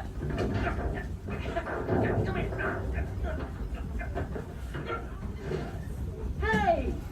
Get back here, Shadow! Shadow! Oh, Tinkerbell, we really must find some stronger thread. Told you it's enchanted, and not just the forest. From the tips of castle spires to the sands under the sea, magic and happily ever afters await around every corner in Fantasyland.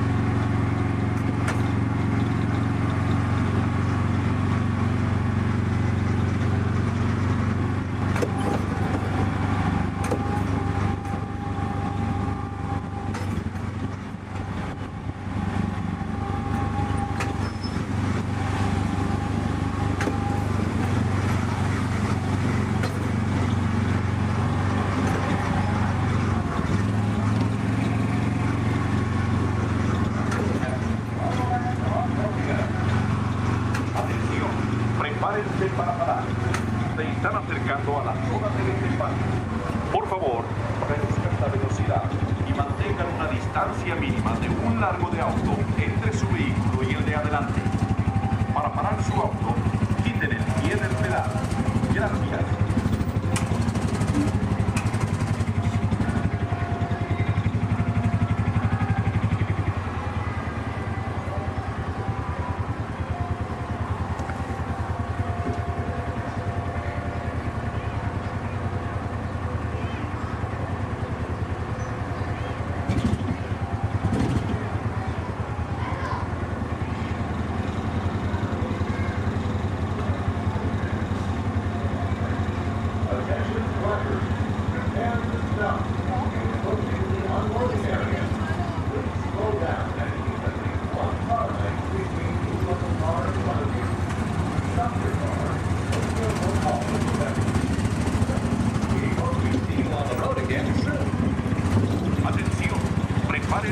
preparar. Seita na piscadora.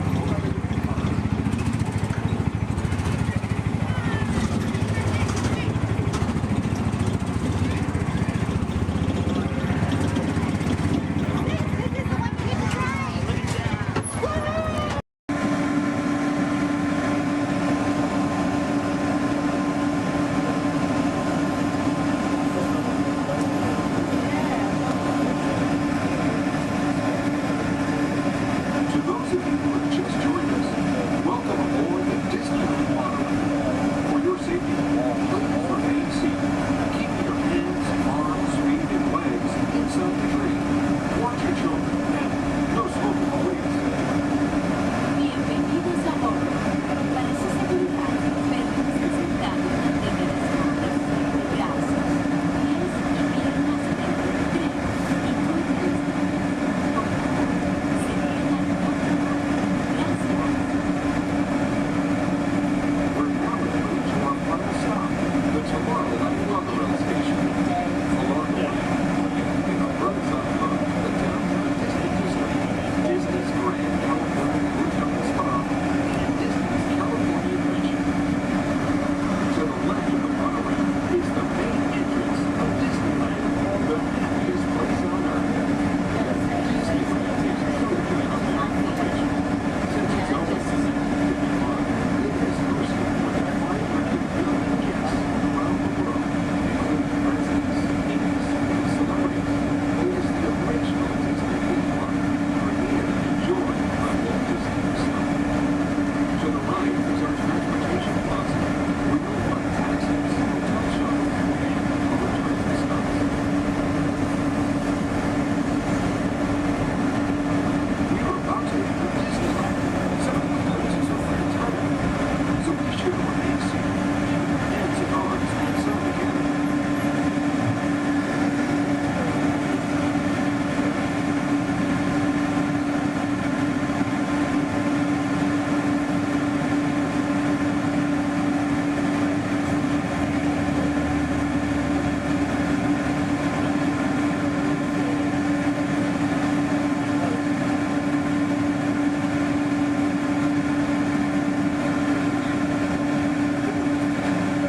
Ladies and gentlemen, before we top this morning, hope you break the call real soon. Anytime proceeding, please remain seated. Give you an artist century at all times.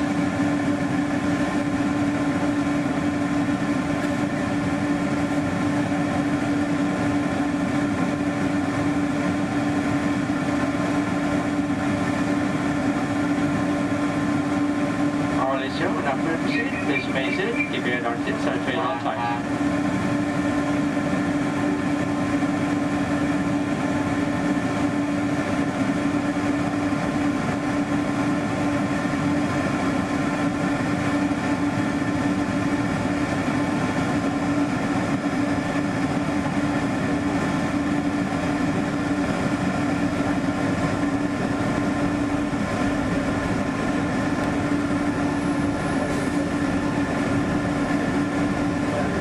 This is Tomorrowland, a land inspired by science fact and fantasy.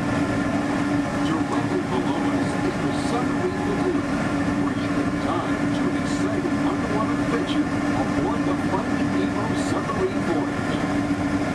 Across the way are the icy peaks of Matterhorn Mountain, home of the world's most famous bobsled run.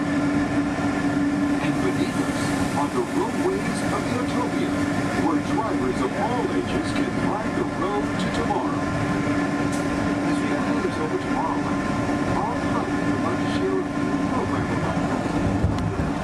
Ladies and gentlemen, Disneyland Park is open until 9 o'clock tonight. Meantime, a monorail train is departing every 5 minutes from the Tomorrowland station back to downtown Disney. If you would like to leave the park and return later today, please make sure you have with you your valid Disneyland passport ticket and a hand stamp so you can re-enter the park anytime up to 1/2 hour prior to Disney Park's closing. You can get your hand stamp whenever you depart today. Today here at Disneyland Park, we'll have Celebrate a Street Party down Main Street USA at 5:30 p.m. And also tonight, as part of Halloween time at the Disney Resort, we'll have Halloween Scream, a villainous surprise Surprise in the Sky at 8 p.m. Thank you, and have a pleasant day. You're the Designers Command.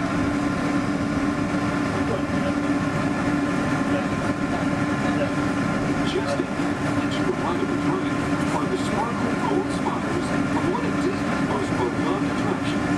It's a small world. Beyond it is the wacky world of Disney's classic cartoon characters, Mickey's Toontown. We're now riding alongside the happiest kingdom of them all, Fantasyland, home to Pinocchio, Snow White, Peter Pan, and other storybook characters.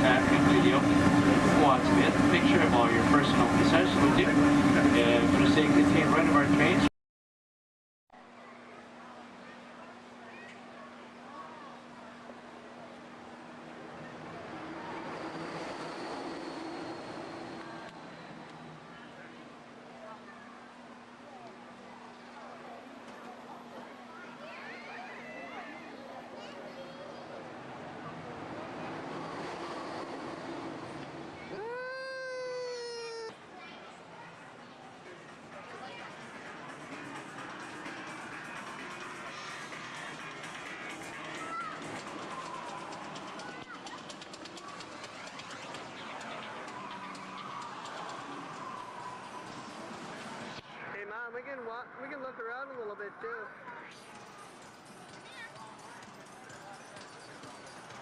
One ahead. Stick around.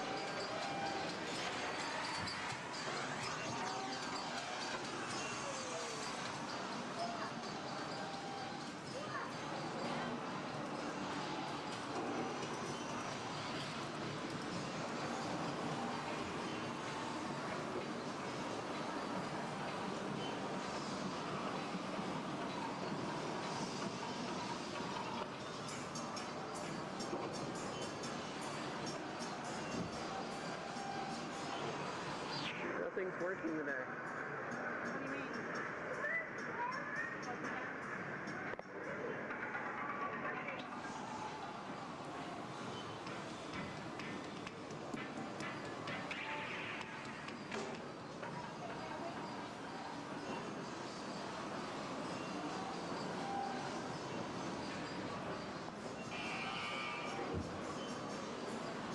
Mom. Oh, look at, watch this and it's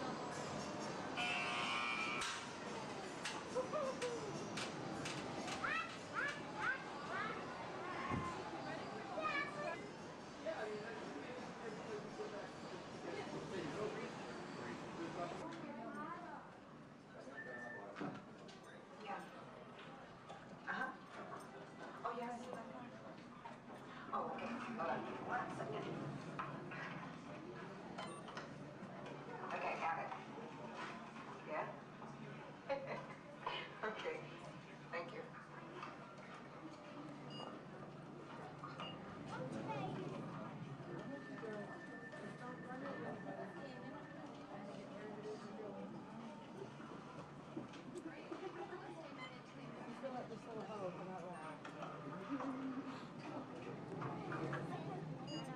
Bill. Yeah. The next group's ready. Oh. Thanks. Hi, everybody. Welcome to the test track. My name is Bill McKim. I'm up here in the control center. In just a couple of minutes, you're going to be out there on that track. But first, let's put together your test schedule. These are the same kinds of tests that are run at GM test facilities all over the world. Let's put up the 26-8 grade. You got it. Okay, we're going to start you off on an accelerated hill climb.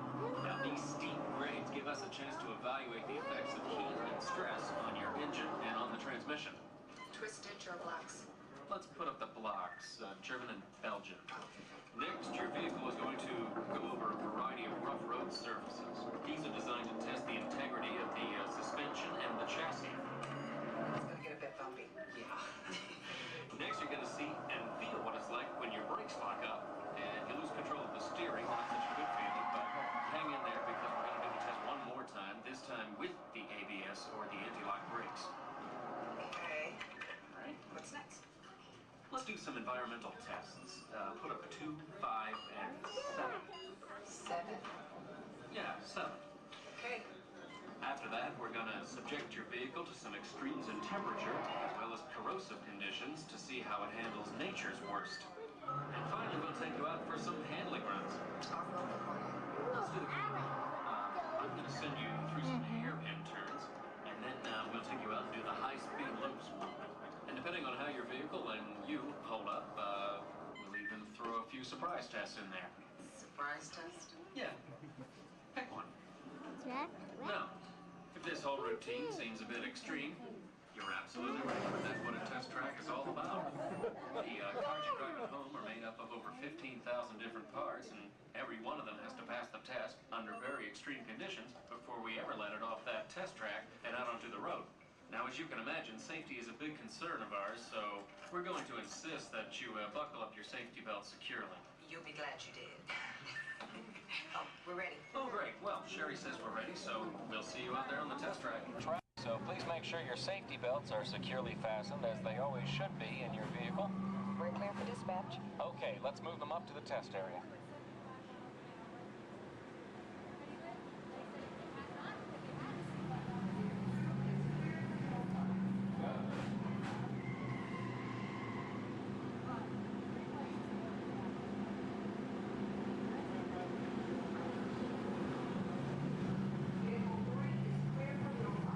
Okay, here we go.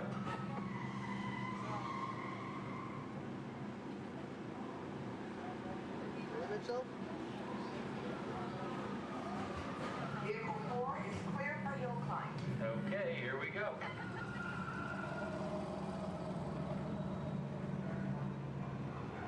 The torque and transmission load data are looking good. Great, let's proceed to the rough road tests. You got it.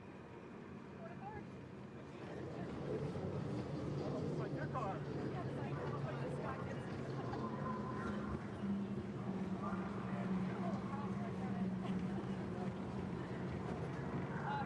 Okay, I'm going to take you right up to the cones, hit the brakes, and see if I can steer you through. Hold on. Braking now. Okay, we're back on track. Let's do that other sequence. Okay, let's try it again, this time with the anti-lock brakes. ABS reactivated. Braking! All right, that's the way it ought to be. You see how ABS lets you keep control of the vehicle while braking?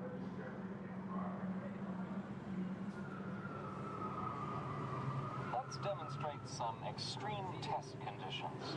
Okay.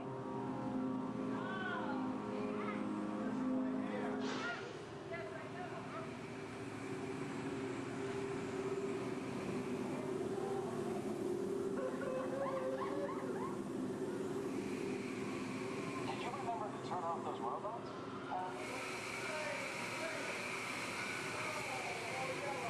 Clear for track course A. All right, let's pick up the pace. Increasing speed, 10%. So it's not a matter that you went along, it's just 20%.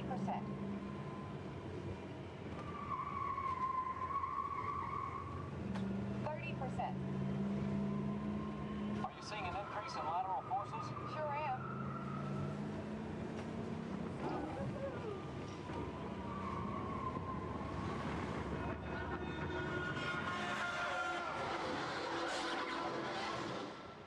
And that's what we call an evasive maneuver. Ready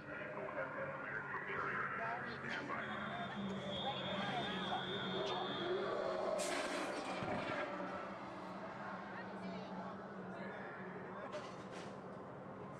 Hang on tight.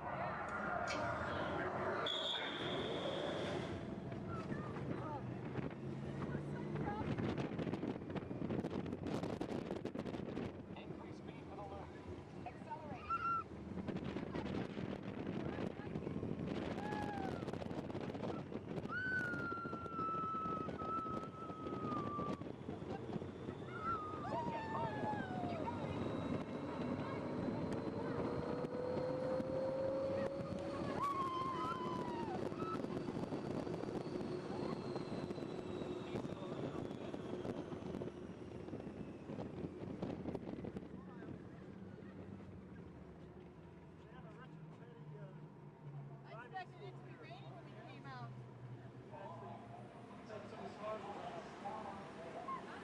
As long as they're heated up, let's grab a thermal image.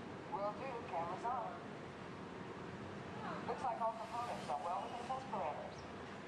Well, all right, that completes our test schedule. Let's download the data.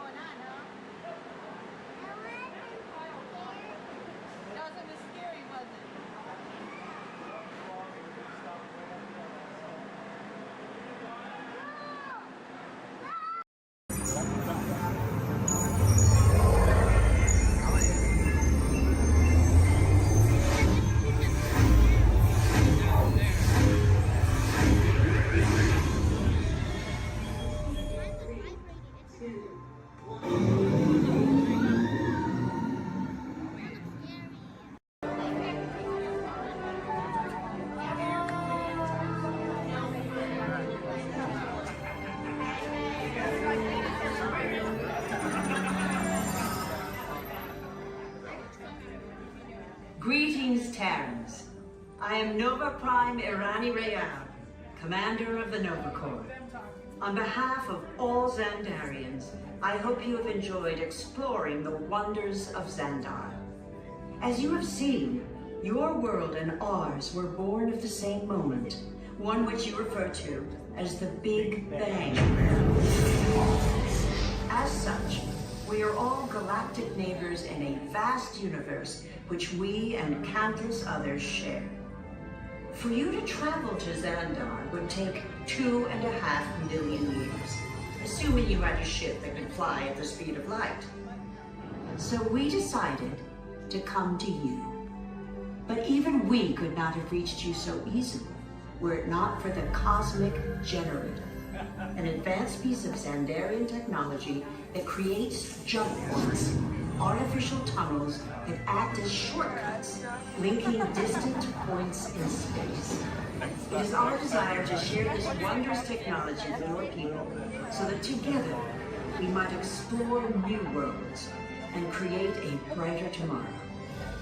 And now, as the culmination of the wonders of Xandar, you will be teleported to a Nova ship above your planet for a demonstration of the cosmic generator. I trust you will find it an unforgettable experience.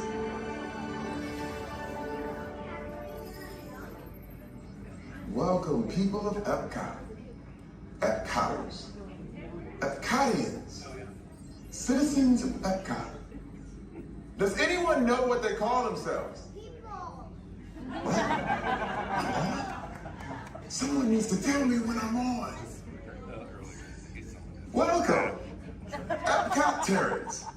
I am Centurion Tal Merrick, and we're just about ready to teleport you up to the ship for the demonstration.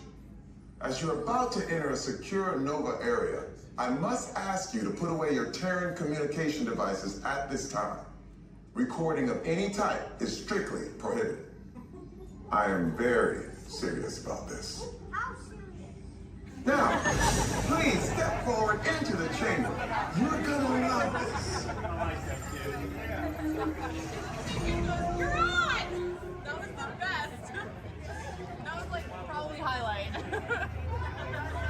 You're on! Someone get that guy back on. I should warn you that we have never teleported Terrans before. But since your molecular structure is very similar to Xandarians, it should work. It'll work. So long as you are standing inside the lighted ring. You do not want to know what happened last time someone did not stand where I told them to, okay? Stand by the teleportation. Here we go.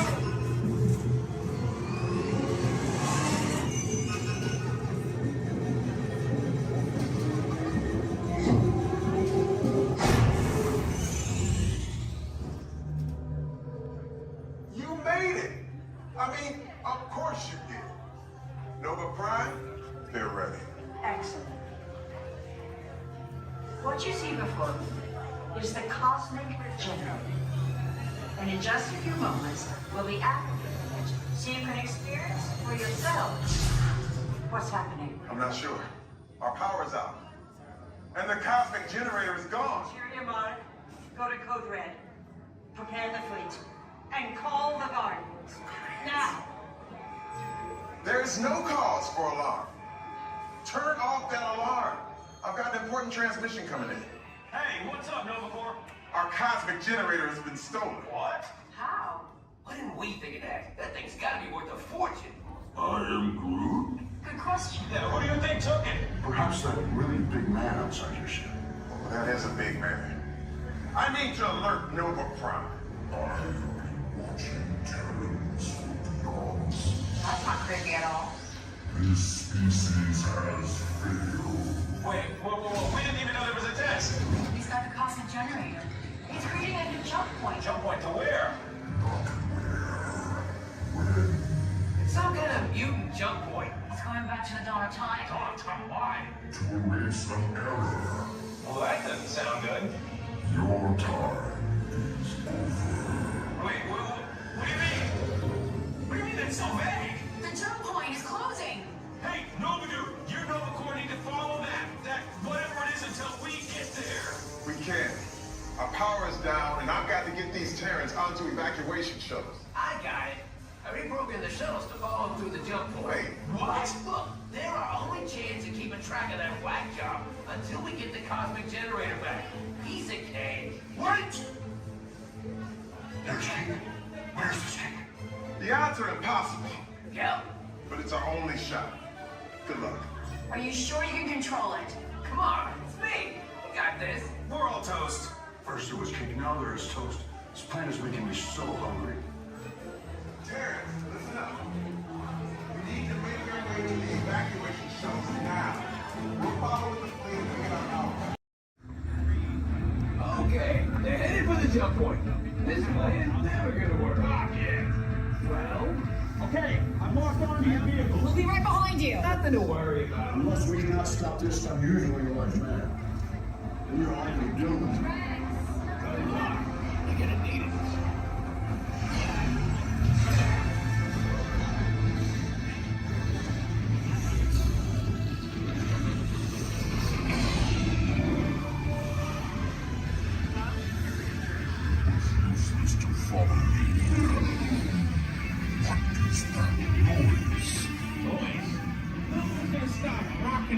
From existence.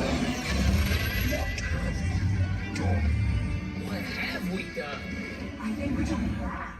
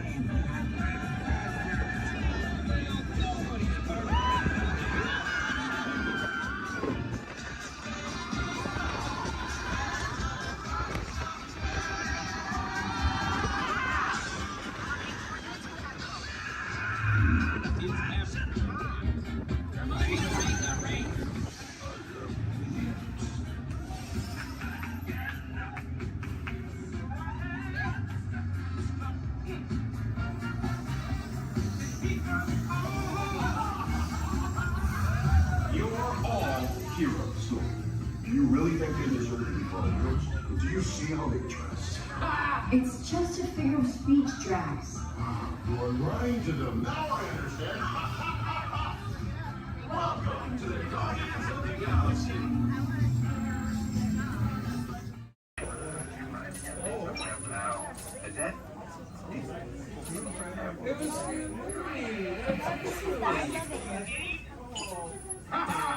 Gotcha. Oh! What are you guys still doing here? Tour's over. The cages are open and the creatures are loose. You gotta get out of here. Wait. Don't get out of here. I could use a hand. My little pal Groot is lost in the fortress somewhere, and I need to find him before he gets ate. I found his tiny little heat signature, see? All those other heat signatures are, well, don't worry about them. Listen up. You guys can be a big help while I look for my pal. A gantry lift full of warm parents makes a really great distraction. I just need you to wave your arms, scream, whatever it takes, and then all these things will, never mind. You in? It doesn't matter. That was rhetorical. Now let's move. Meet me at the gantry lift. Yep, I'm gonna go back that way.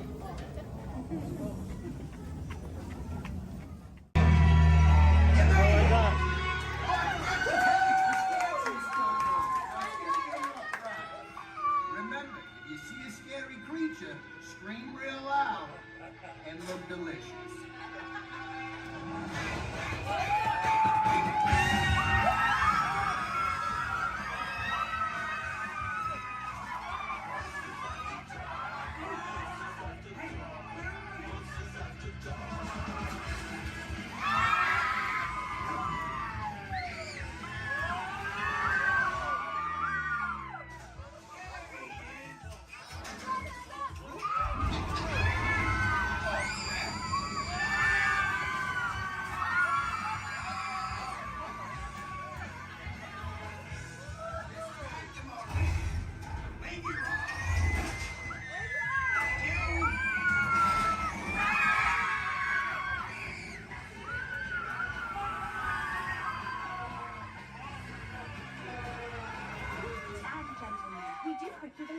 So, please gather your purse souvenirs.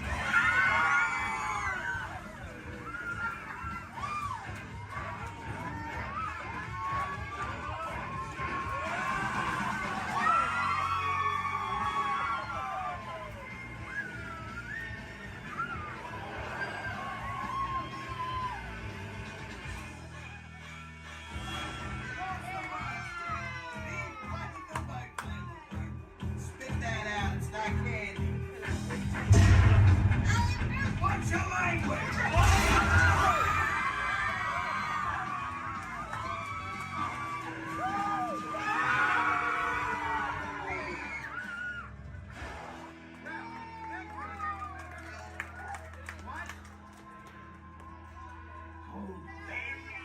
Very still.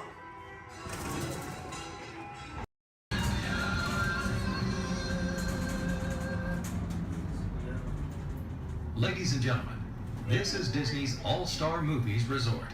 Please collect your belongings, watch your head and step as you disembark, and take small children by the hand. Thanks for riding with us, and welcome home.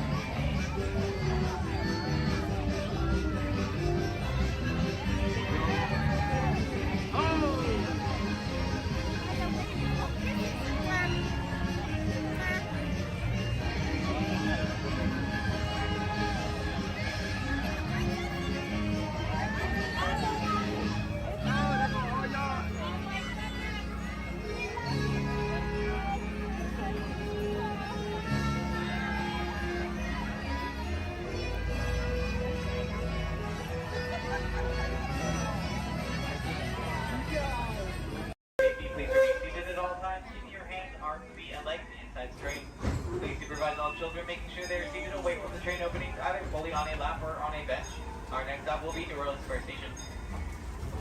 Do we want to discard?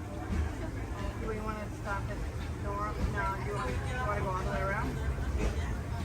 Or do we want to stop at Nora? Welcome aboard the Disneyland Railroad. We're embarking on a grand circle tour of the Magic Kingdom. We'll be stopping at New Orleans Square, Mickey's Toontown, and Tomorrowland. We'll also visit the Grand Canyon and make a trip back in time to the primeval world and the age of the dinosaurs before returning to Main Street Station.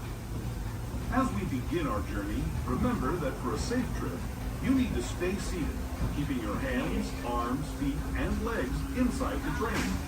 And please watch your children. Bienvenidos a bordo del Disneyland Railroad. Para su seguridad, permanezca sentado y mantenga las manos, brazos, pies y piernas dentro del tren y cuide a los pequeños. Gracias. Our first stop is New Orleans Square Station.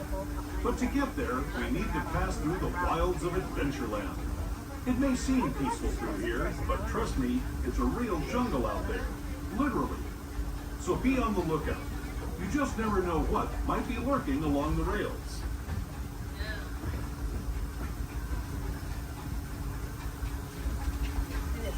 Just ahead of New Orleans Square Station.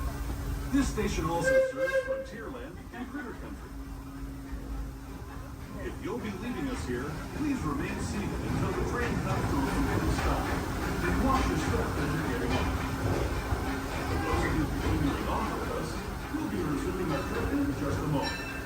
This is New Orleans Square Station. New Orleans Square. As we make our way to New Orleans Square Station, please remain fully seated until the train has come to a full and complete stop. This will be your stop for attractions such as Pirates of the Caribbean, Indiana Jones Adventure, Jungle Cruise, the many of the Winning the Pooh, Splash Mountain, and Haunted Mansion Holiday.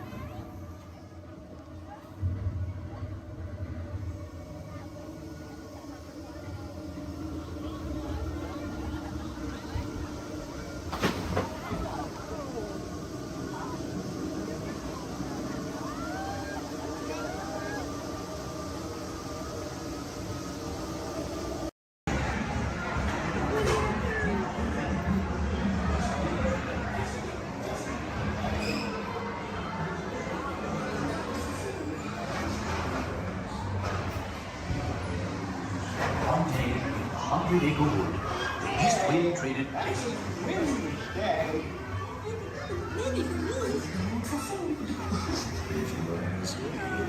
He'll never reach there.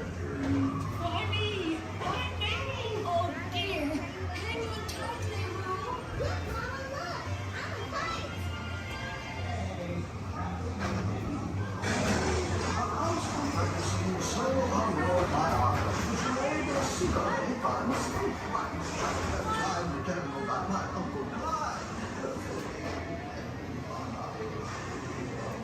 Hunter! Come bounce with me!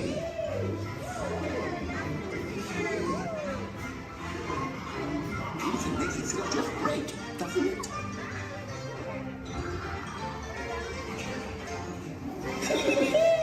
Follow me! I almost bounced right out of the ride. Watch out for everyone in the water. They feel honey. Steal honey.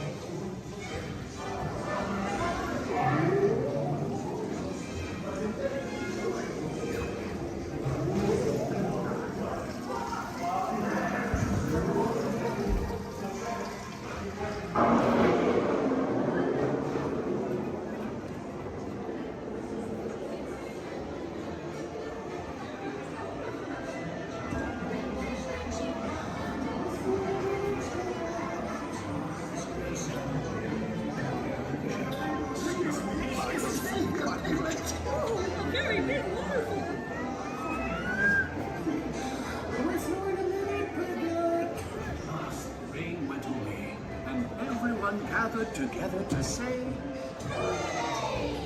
Hooray for Boo, too!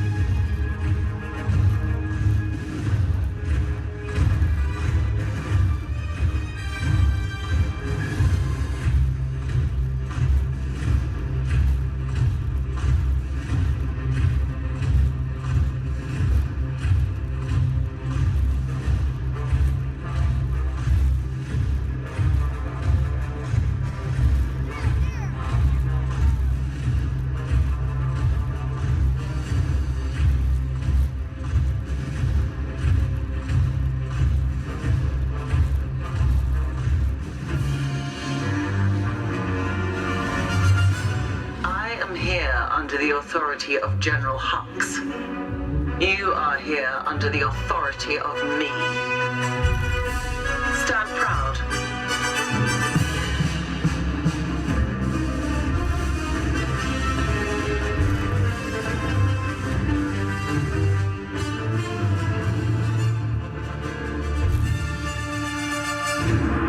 Troops in this division are held to the highest standard. Mine. Show me fearless.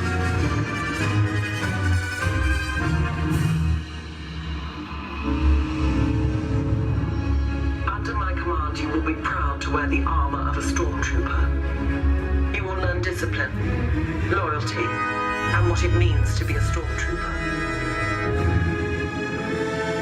Battle starts.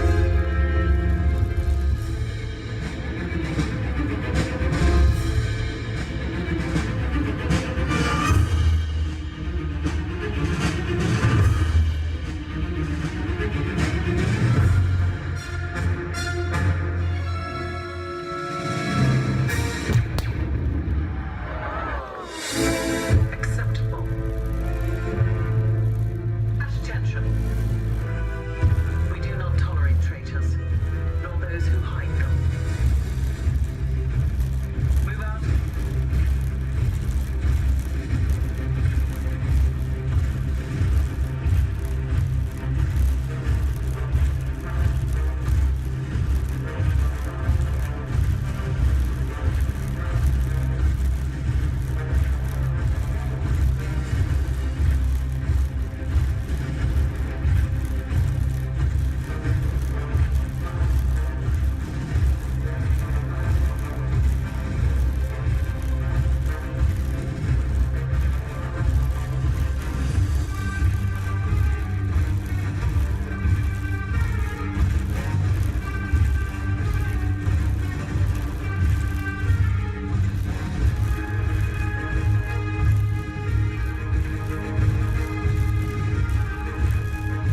Eyes forward, head up.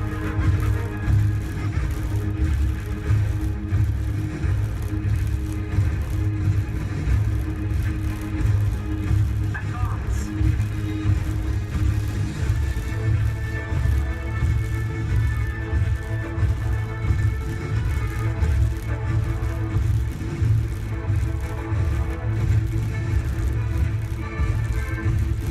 Step aside.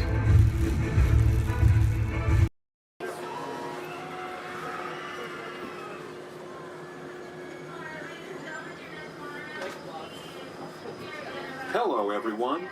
Welcome aboard the Disneyland monorail. We are now beginning a 2.5-mile journey to downtown Disney Station and back. For a safe trip, remain seated, keeping your hands, arms, feet, and legs inside the cabin. Be sure to watch your children, and no smoking, please. Bienvenidos. Para su seguridad, permanezca sentado y mantenga las manos, brazos, pies y piernas dentro del tren y cuide a los niños. Por favor, se ruega no fumar. You're riding aboard a Mark 7 monorail, the latest generation of Disneyland monorails. When Walt Disney introduced this attraction in 1959, it was the first daily operating monorail system in the Western Hemisphere. Just ahead is Disney's California Adventure, where you can live the ultimate California dream through attractions and live shows that are as diverse as the Golden State itself.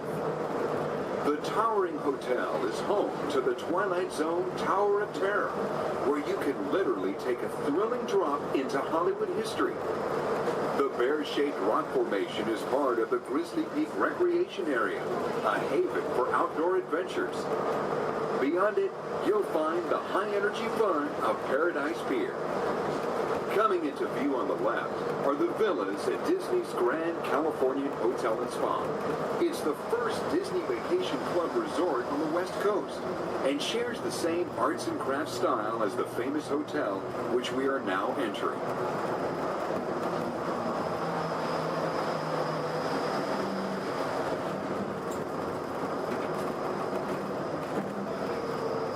We are now arriving at Downtown Disney Station, gateway to the Downtown Disney District and the Disneyland Resort Hotels.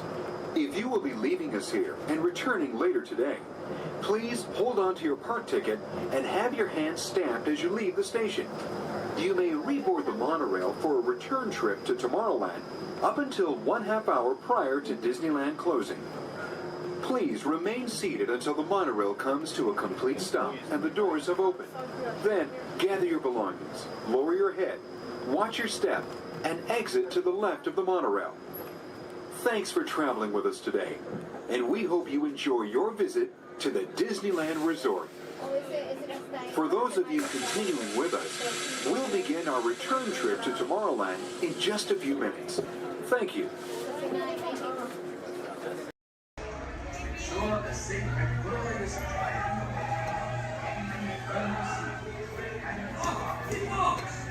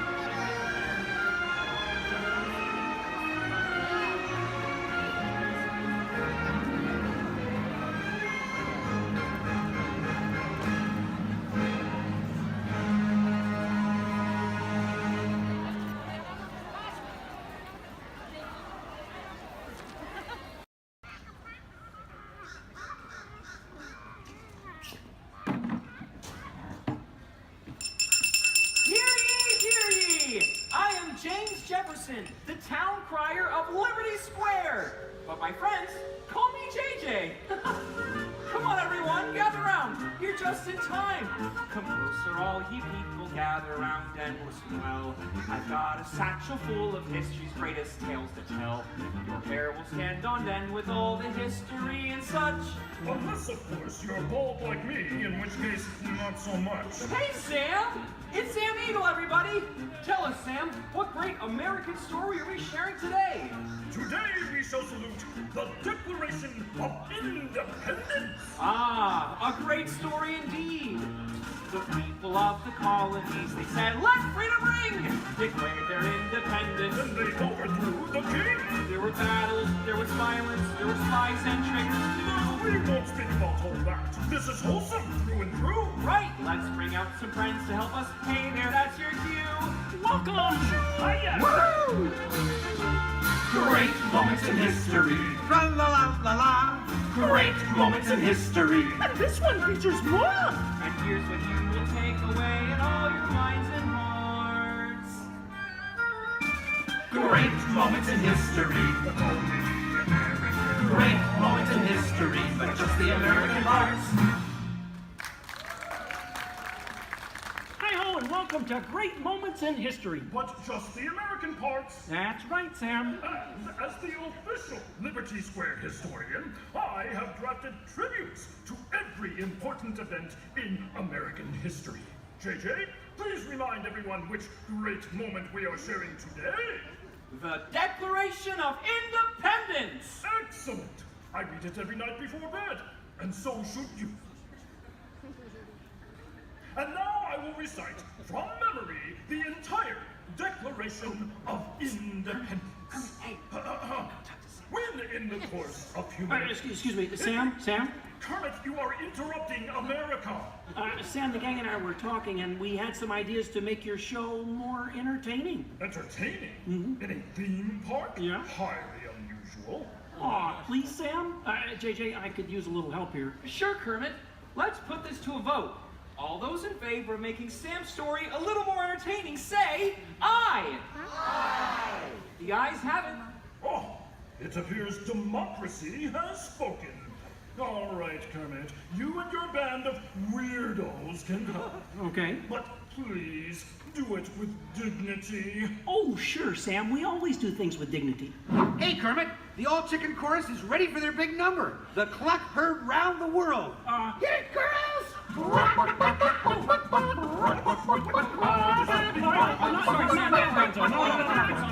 soon. Back to the dressing room. Oh, Kermit! What part will Walt be playing in today's performance? Well, Piggy, this is a story about the Founding Fathers. There's no part for you. No part for moi? Oh, we'll see about that. Sheesh. Okay, places, everyone. Sam, JJ, take it away. All right, friends, what do you say? Want to help us make some history? Cue the patriotic music. The year is 1776. 1776. We are in Philadelphia. Philadelphia? JJ, why are you doing that? I'm the town crier. Well, cheer up and allow me to continue. The year is 1776, and the Second Continental Congress has convened. Roll call, Thomas Jefferson. Hi-ho, Jefferson here. John Adams. Hey, that's me. Woohoo! And the highly quotable Benjamin Franklin. Ah, Ben Franklin here. A penny saved is a penny earned. And if at first you don't succeed, then skydiving is definitely not the sport for you. Let's hear it for your founding fathers. Sam. Delegates are discussing the question of America's independence from England, and there is much debate. Psst. Hey, that's you guys. Oh, right. Debate. Debate. Point of view. Opinion. Says you. Argument. Point. Counterpoint. Needlepoint. I'll take 2 hot dogs with extra mayo. A banana sounds appealing. Waka waka. You get on with it. Okay, Sam. Guys, look, let's get down to business. does anyone have any arguments in favor of independence? I do. Our continued association with England has grown intolerable. King George has altered our government, enforced cruel repression, and abolished our rights. Wow, nice job, Gonzo. How did you remember all that? I stapled it to my arm. Oh, yeesh. That's gonna leave a mark. Okay, now, does anyone have any arguments in favor of England and King George? Boo! Come on, No everyone! King George! No King George! No King George! No King George! No King George! No King George! Did someone call what? Piggy, what are you doing here? I told you there's no part for you in this show. Of course there is. After all, who better to play royalty than what? All hail King George! Piggy, women aren't kings, they're queens. Fine. All hail Queen Georgette! Good grief. I protest! This is not historically accurate. The king was not at the Congress. You got a bear playing Ben Franklin. And doing a great job at it. Let's hear it for the bear, huh? Go Fozzie, go Fozzie, go Fozzie, go Fozzie, go Fozzie, Guys, go can we Fozzie. continue, please? Oh, Sorry. Sorry, Kermit. King George, Queen Georgette, you are not a good ruler. Who? What? Yes, you. You mistreat the colonists. You raise taxes. You are drunk with power. You might even say she's intoxicated. That was pretty good. Queen Georgette, can't you see? The colonists are angry. We are angry! The colonists are irate. We are irate! The colonists are revolting. We are revolting! And say that again. We are revolting. Sorry. Okay, it's time to vote. JJ, if you please. All right. All those in favor of declaring their independence from England and Queen Georgette say aye! Aye! The ayes have it. Let's declare our independence. Yeah! Queen Georgette, it appears you lose. Wait, what? I lose? Well, sure, Piggy. You see, in the American Revolution, England loses, which means the king, or the queen, loses. Excuse me? It is I, Georgette Washington, and I cannot tell a lie. I look fabulous! Piggy. This is a Oh boy. Nice outfit. Enough of this nonsense. Can we please move on? Sure, Sam. Now, we need someone to write the declaration. We need someone with the brains, someone with the wit. Someone with a pen. Sheesh. Okay, I, Thomas Jefferson, will write the declaration. But I'm going to need everyone's help. Let's start with a list of demands, shall we? I demand a new cell phone, a bigger dressing room. I want a case of rubber chicken. Somebody said chicken. Okay, girls, get it. A case of banana. A case of beer. You're doing it! Guys! Guys, when Jefferson wrote the Declaration, it was more than a list of demands. What? Oh. What are you talking about? Yeah, it was about things we all believe in. Things worth fighting for. Things that inspired the birth of a new nation. Gee, Kermit, what do you mean? Well, like the Declaration says, we hold these truths to be self-evident, that all men are created equal, that they are endowed by their Creator with certain unalienable rights, that among these are All together! Life, liberty, and the pursuit of happiness!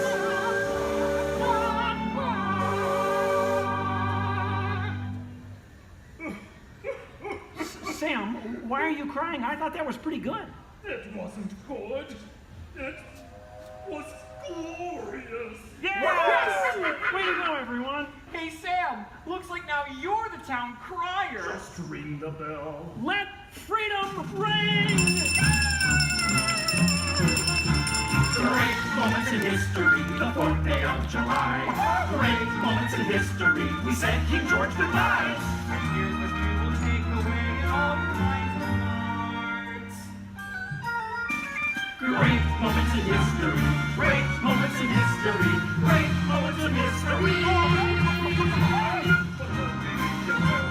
Great moments in history, but just the American parts.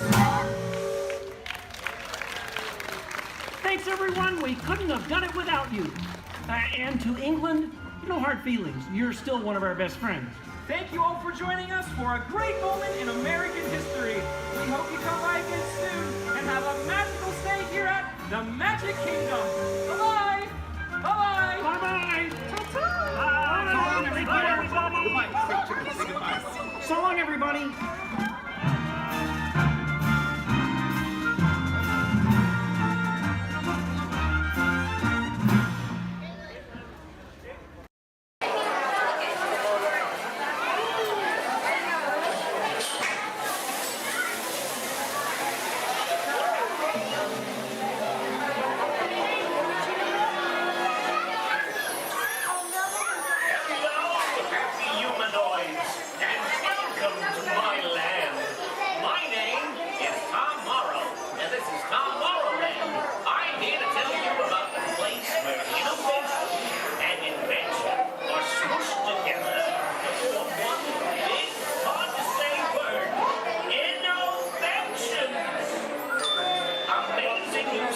That is going to make your life better. But dreaming of new stuff, making it reality, are two different things. Believe you me. Who could ever forget the old plastic house? Robot butlers? Pop-up kitchens? The personal jetpack? And my old-time favorite, the flying thingy. Will you take it? Well, they seem like here in Tomorrowland, as I recall, the stuff you're about to see is no dream. It's real. It's actual. Everything is satisfaction. Okay, that's enough of that symphony, and please, no more of that doo-dah. We've got a new cast of entertaining interventions waiting in the wings, ready to be discovered by you. Ain't tomorrow grand? And now, a bright new world of innovations for your daily living, and it's coming to your doorstep in 3, 2, 1. There's a great big world of innovations shining in our lives in every way, and a great big beautiful tomorrow. Tomorrow's happening today. Step through the door of your home, robotic.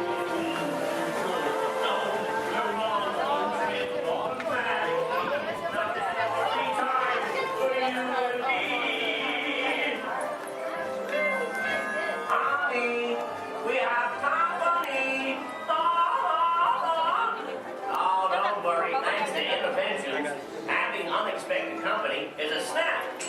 But getting them to leave is still a nightmare. We're still working on that. Yes, sir, we've got all the latest things. And I'm not talking Mr. Coffee, whose work I admire, by the way. I'm talking smart relatives of mine. Genius gadgets that take the hard work out of housework. You want digital, analog, interactive, hyperactive, radioactive. Can you believe it? It's all here. You're gonna love it. I'm gonna have to ask you to leave now. I'm expecting company to arrive at any moment, so if you'll excuse me, I have to clean up this house. There's a great, big, beautiful tomorrow headed right this way. Well, see you around and around and around and around and around. Bye-bye.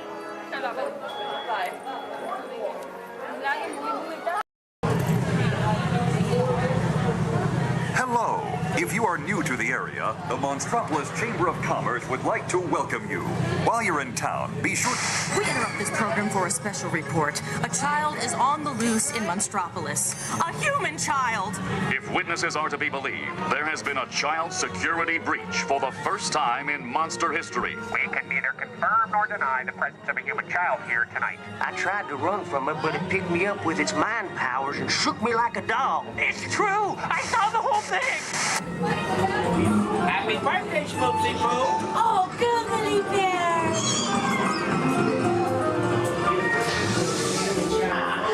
It's telepathic control. It made me dance like a chicken. My thoughts were not my own. Then it grabbed me with its giant fork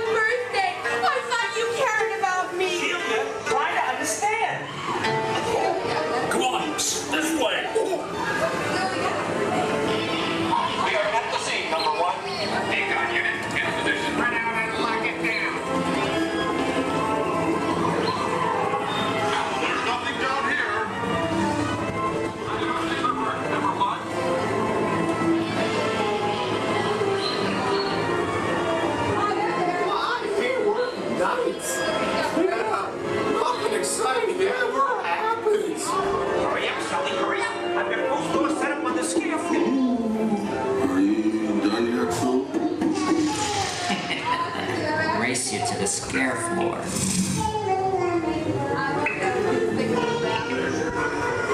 Almost there.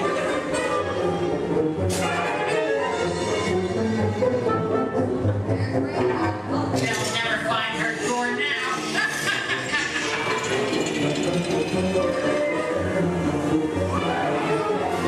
Oh, there's your door. We're almost there, kiddo. Not so fast, Sullivan. They'll never get her home now.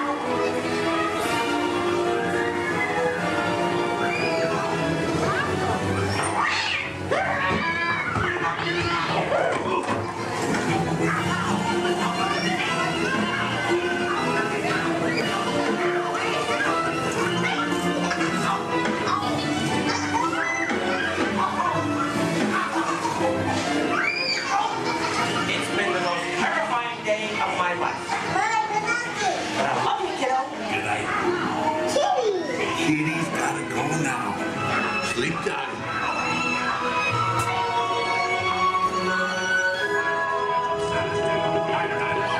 Get ready, folks. We have to decontaminate you. Sorry, Eddie. We have to do this for your own good.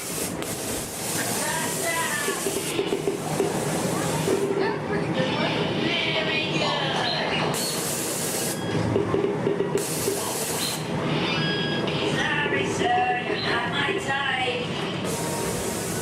Yeah. We have either confirmed Sir, stop making goo-goo eyes at me. I'm not that kind of girl. progress and reported to the scene where we immediately staring at me. We spread out and locked it down. Hey, you left the lens cap on. That's it. The situation status to 99%. Your stunned silence is very reassuring. Duh. Ta-ta.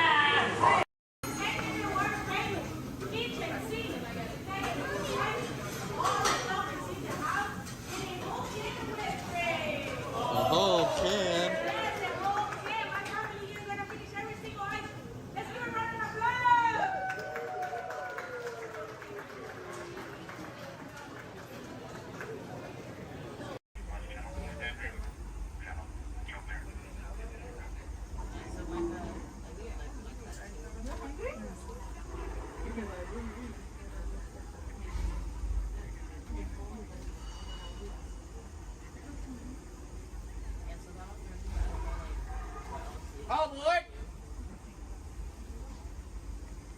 For those of you just joining us, welcome aboard Excursion 3 on the Disneyland Railroad. For your safety, please remain seated at all times, keeping your hands, arms, feet, and legs inside the train. Please supervise all children, making sure they are seated away from the train openings, either fully on a lap or on a bench. Our next stop will be the Land of the Future, Tomorrowland Station. Oh, they're doing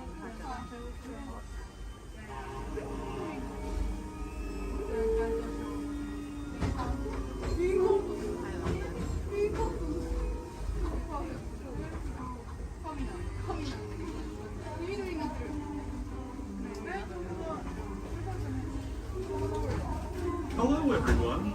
Thanks for joining us on the Disneyland Railroad. For a safe ride, remember to stay seated with your hands, arms, feet, and legs inside the train. And please watch your kids. ¿Qué tal, amigos? Y bienvenidos a bordo. Para su seguridad, permanezca sentado y mantenga las manos, brazos, pies y piernas dentro del tren y cuide a los pequeños. Gracias. As we leave Toontown Depot, we get a real nice view of the happiest land of them all, Fantasyland. You can see people stepping onto It's a Small World just below us. And, off in the distance, majestic Matterhorn Mountain.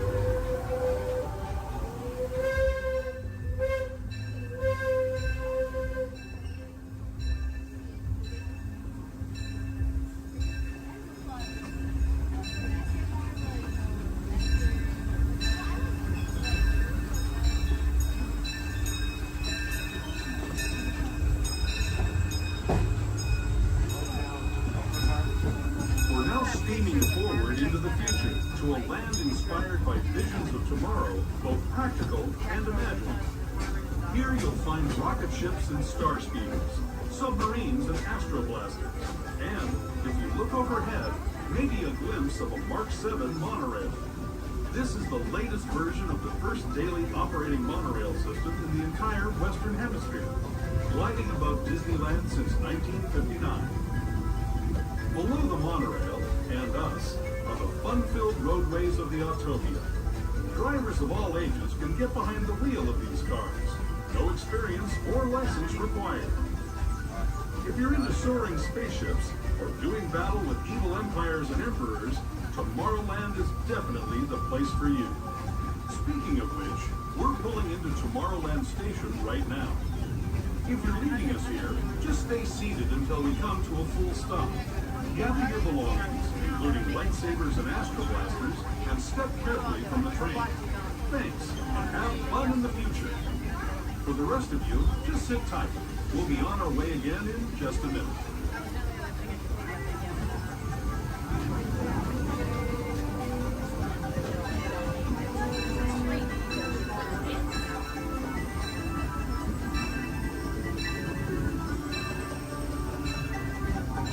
As we make our way into Tomorrowland Station, we do ask that you please remain fully seated until the train has come to a full and complete stop. This will be your stop for all Tomorrowland attractions, including Space Mountain, Star Tours, the adventure continues. Finding out our submarine voyage, the monorail, the Autopia, and many more.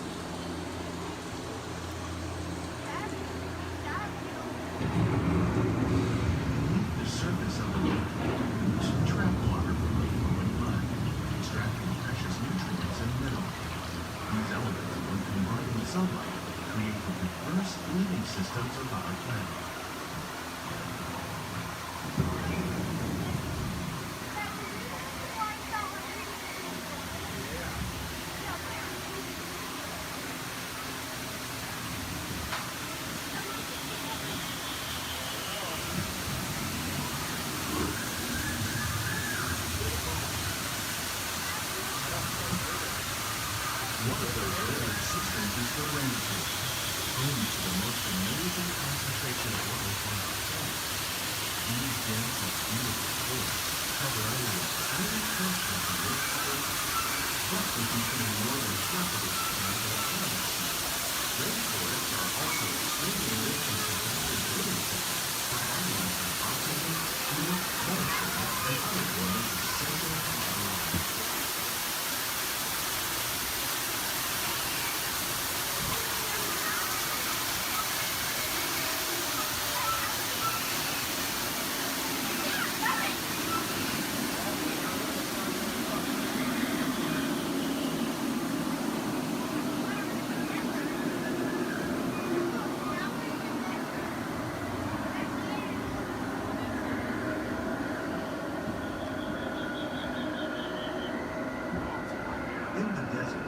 nature has created a very different, known as beautiful living system. And while this arid landscape may seem lifeless, it is very much alive. The plants and animals that have learned to survive in these harsh conditions make use of what little water they can find and avoid the scorching rays of the relentless sun.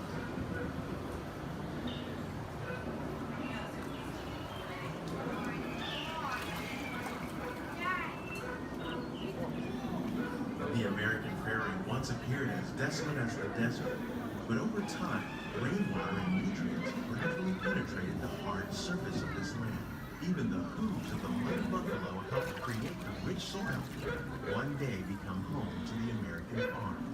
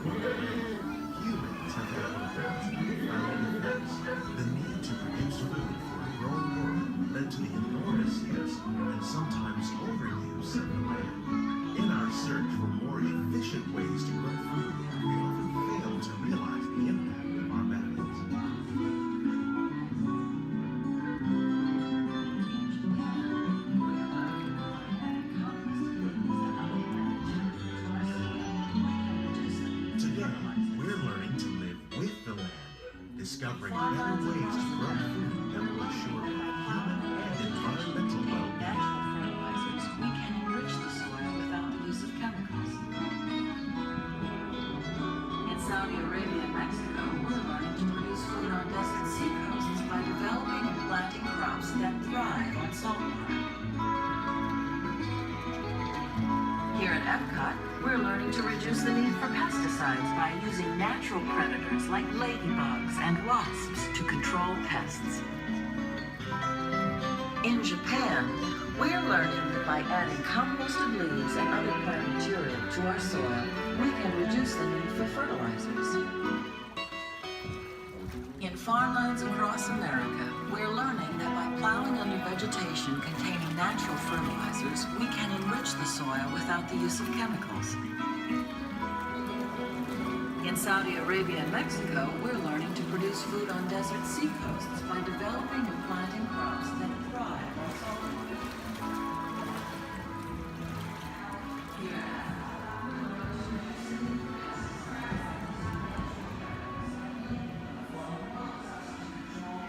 How will we meet tomorrow's growing needs for food production, yet still respect the needs of the land?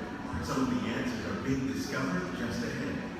To help us maintain these carefully controlled ecosystems, and for your safety, please remain seated in your boat at all times.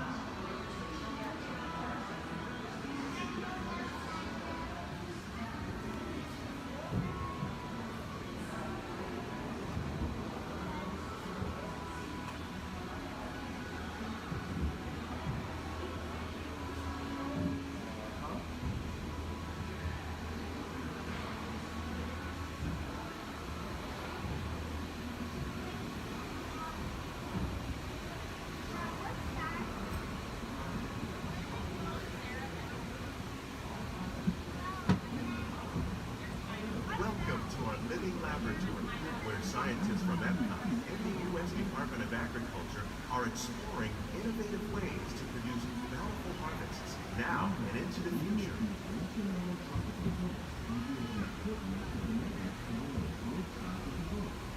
The tropics are home to the greatest diversity of plants on the planet.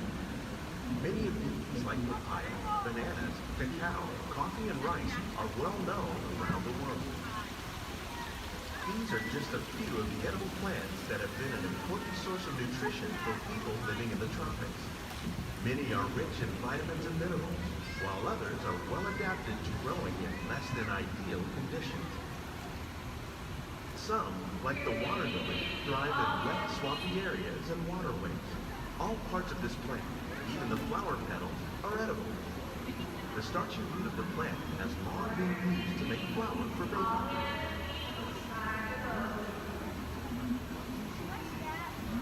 One day, many of these lesser-known tropical plants may be as important as the bananas growing on both sides of the boat. More than 28 million tons of bananas are eaten annually, making it the most popular fruit in the world.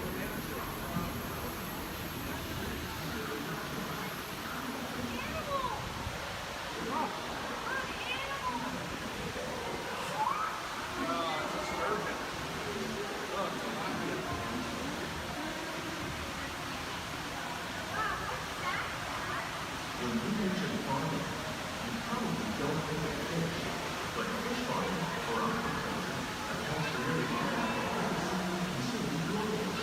Tilapia, bass, and catfish, like the ones you see here, are three of the more popular crops raised by fish farming. The sustainable system we're using here recycles the water in the tanks. As a result, we're able to save millions of gallons each year.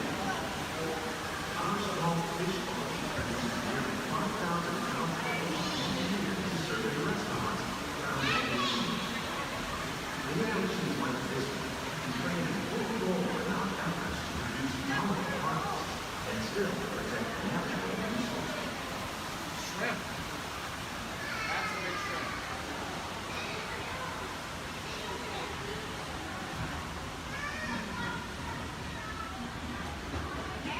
We'll change those out. We're heading for aqua cell next.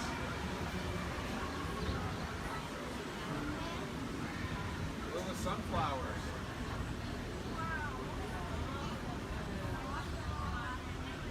While there are more than 50,000 edible plant species in the hot world, peppers.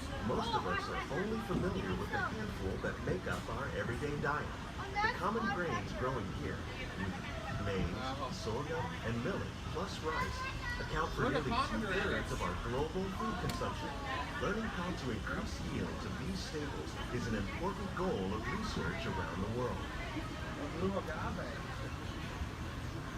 A monkey puzzle tree. Orange. These plants are definitely on their way up. Innovative growing techniques like these increase yields, while more efficiently using resources like water, fertilizer, and pesticides. Look how big Another innovation at work here is our integrated pest management program. By populating our greenhouses with beneficial insects that prey on harmful pests, like aphids and flies, we are significantly reducing our reliance on conventional pesticides.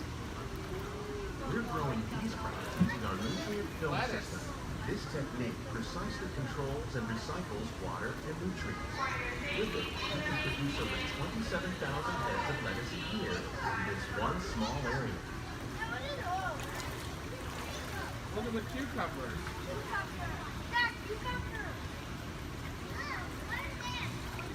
Yeah. Look at the strawberries.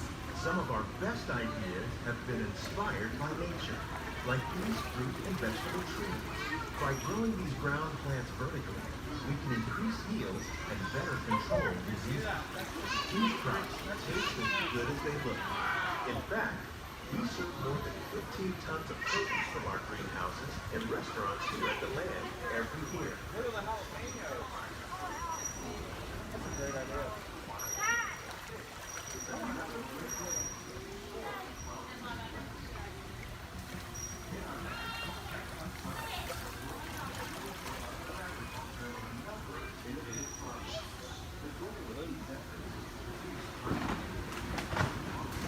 The future of agriculture may include innovative ideas like this vertical growing system. Plants grown in this way use a fraction of the space required by traditional growing methods. That saves water and increases production. The aquaponics system on your left combines hydroponics with aquaculture. The fish provide a natural source of fertilizer for the plants, and the plants help keep the water clean for the fish. It's another great way to produce more while using less. In our labs, Epcot scientists are working with the U.S. Department of Agriculture on a number of innovative projects. The goal of these efforts is to produce higher yielding and better quality lives. Together, we can continue to find whole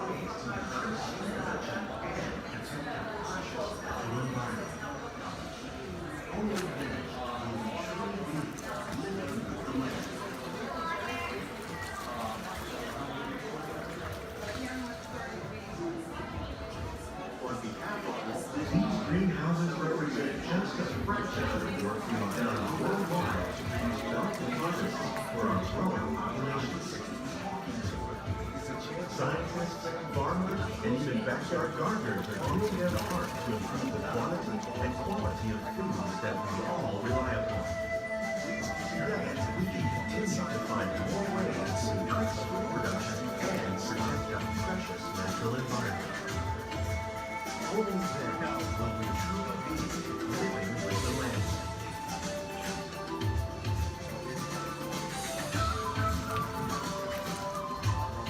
On behalf of Walt Disney World, we hope you've enjoyed this unique journey through our living laboratory. If you'd like a closer look, then check out the behind-the-scenes walking tour. It's a chance for the whole family to get up close and personal with the plants and growing vehicles in our laboratory. Please keep your hands and feet inside the boat and remain seated until the boat comes to a complete stop.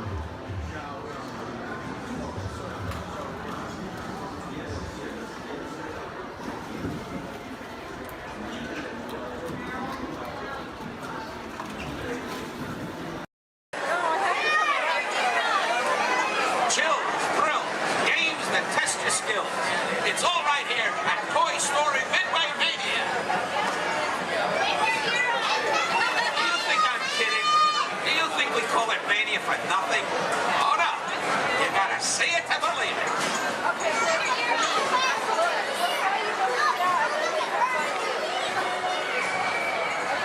Who out there can hear me? Raise your hand. Good, good, good. Who out there can't hear me? Raise your hand. Look over here. You got a bunch of wise guys.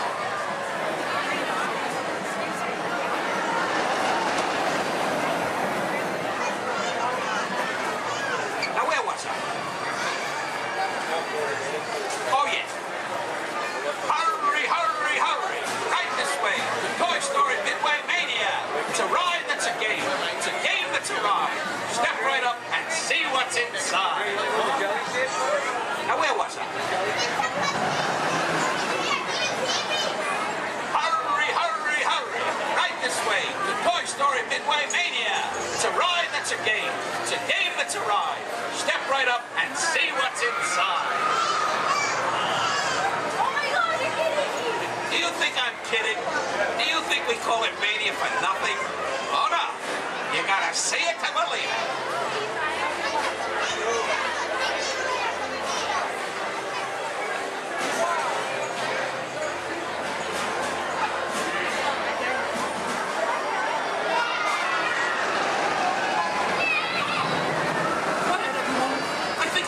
Coming. Everybody, freeze.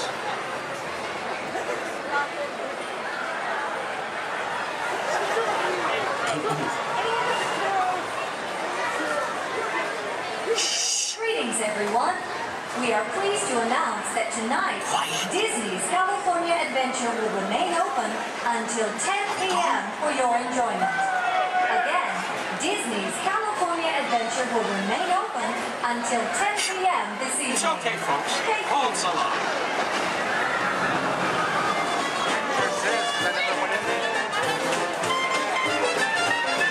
I'm saying you'll be playing, yes I am, with Woody, Buzz, Bo Peep, and Rex and Ann. My toy friends, they adore you, so they built the place in for you. Step right up, folks. I tell you, everybody can. Now I'm saying, you'll be playing, yes I am. Listen, pal, I'm saying, you'll be playing. Oh, what a treat, so sweet. Complete with Jesse, Mommy Ben, and Stinky Pete, me, you. And his room is humming, cause company's coming. You know everyone's a winner, that's the plan. I'm saying, you're not playing, yes I am.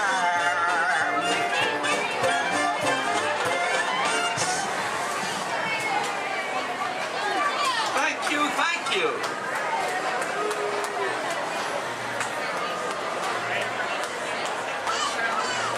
Last night, Mrs. Potato Head said, honey, there's a salesman at the door with a mustache. I said, tell him I've already got one.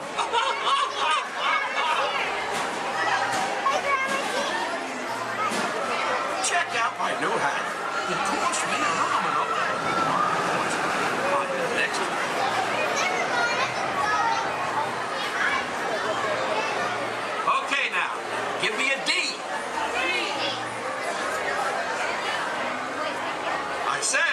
Give me a D.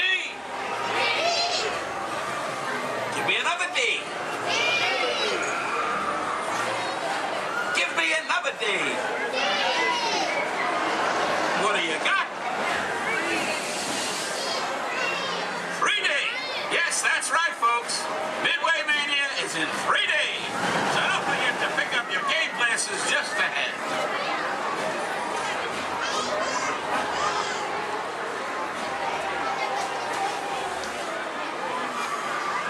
Hey, young man. Yes, you. What? Yes, I'm talking to you. Have you played Toy Story Midway Mania before? Well, you're in for a real treat. All the toys are inside, setting up the carnival playset. Even a couple of little green men that the missus insisted on adopting. Don't get me wrong. They're cute. I just want to say, anytime to be grateful.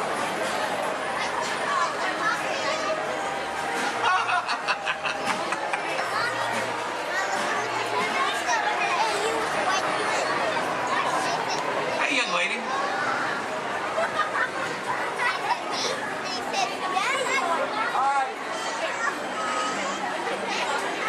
Who's your favorite?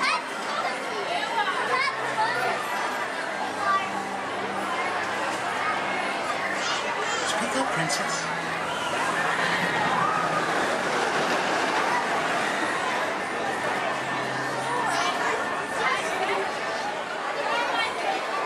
Take your time, kid.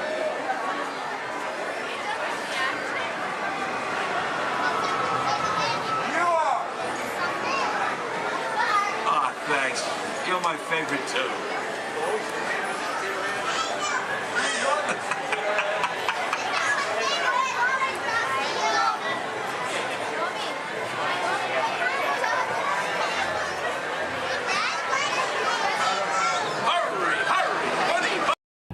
Sealed genetic matching room. Okay, Dr. Stevens, they're ready. Can everyone see me? Great. Welcome to the Avatar program. Soon, you're going to have a chance to undertake an amazing Na'vi rite of passage, flying on the back of this powerful animal called an Ikron, or as we call it, a Banshee. The way you're going to do this is by being matched to something called an avatar. And I'm here to help you guys get ready. But first, we have to scan you for Pandoran microparasites. All right, everyone, stay on your number and move your arms a bit. Whoa. Okay, start scan.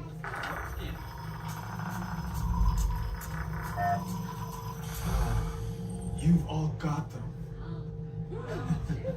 But don't worry, they're very common around these parts. Let's start the decon. Initiating GMR decon. Stay still over your number. You're not going to feel a thing. You're doing great. Almost done here. You're all clear. Great. Now let's go over how all this works. Like I said before, you're going to be matched to these things called avatars, which look a lot like the Na'vi.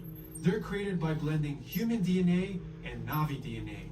Once we match you to an avatar, thanks to a special link chair, your mind will be able to control that avatar. Using avatars to fly this way was all figured out by my boss, Dr. Jackie Ogden. She leads our science team, which is part of the Pandora Conservation Initiative, and we're here in the Valley of Moara studying banshees and their environment. Over a generation ago, this enormous company called the RDA created a lot of damage to the area through their bad mining practices and conflicts with the Na'vi. Just like on Earth, it can take decades for ecosystems to recover. Okay, to get you flying on a Banshee, we need to find each of you an avatar. Let's prep the genetic sampling. I'm on it. Okay, first we need to find the compatible match of your genetic material with the genetic material of one of the avatar bodies that we already have. Once we do that, you'll be able to link to that avatar and fly. Help us out and move around a bit. Almost. Yes, got him. Now, let's find you your avatar matches.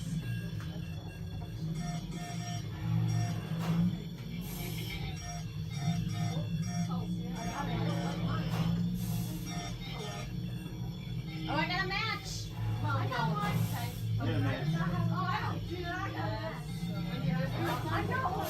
All right, you've all been matched with avatars. Looks like they're ready for you in the next room. When the door opens, please go inside, all the way in, and stand over the same number that you're standing over now. And I'll see you in there. First thing I need to do here is a quick sound check. You can hear me up and down the shuttle waves. Give me a wave if you can hear me. All right, thank you. It's important that you need to pass along a few safety reminders here. Please be sure hands, arms, and feet remain inside the vehicle at all times this morning. Most importantly, that you remain fully seated throughout the entirety of our tour. And for the courtesy of those around you, we do ask that please be no smoking at any point. Now we also have just a little word of caution as well. For those of you on the right side of the shuttle, and that's the side I'm on this morning, now be aware we could be getting a little bit wet on the tour today, okay? However, for those of you on the left side of the shuttle who are smiling about that situation, now realize on the left side you could get soaked. On the left side is the wet side. In reality, you do need to do any seat rearranging. Please go ahead. Do that right now before we get underway. Once our shuttle goes into motion, I will ask everyone to remain fully seated throughout the tour. The left side is the wet side.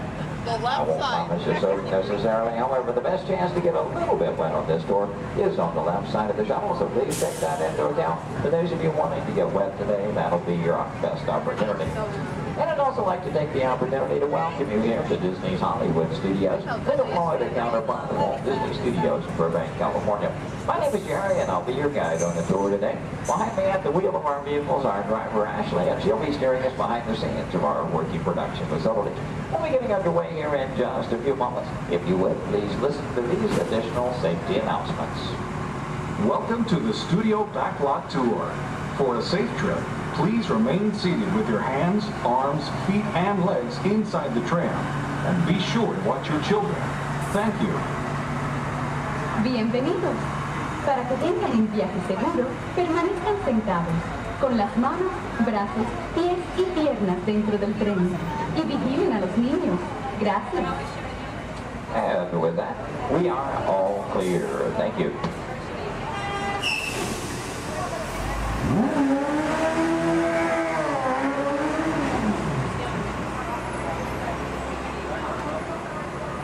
Once again, a very good morning, ladies and gentlemen. Welcome to the second portion of the Studio's Backlot Tour. Might also mention there are no photo restrictions of any type on the tour, so please feel free to shoot as much film and video as you like. Go ahead and get those cameras out and ready. Matter of fact, that first photo opportunity is coming high in the sky. Take a look up toward the front of the shuttle. As you round the corner toward the front to your left, you'll see the symbol and the landmark of our studios, our award-winning year-old tower.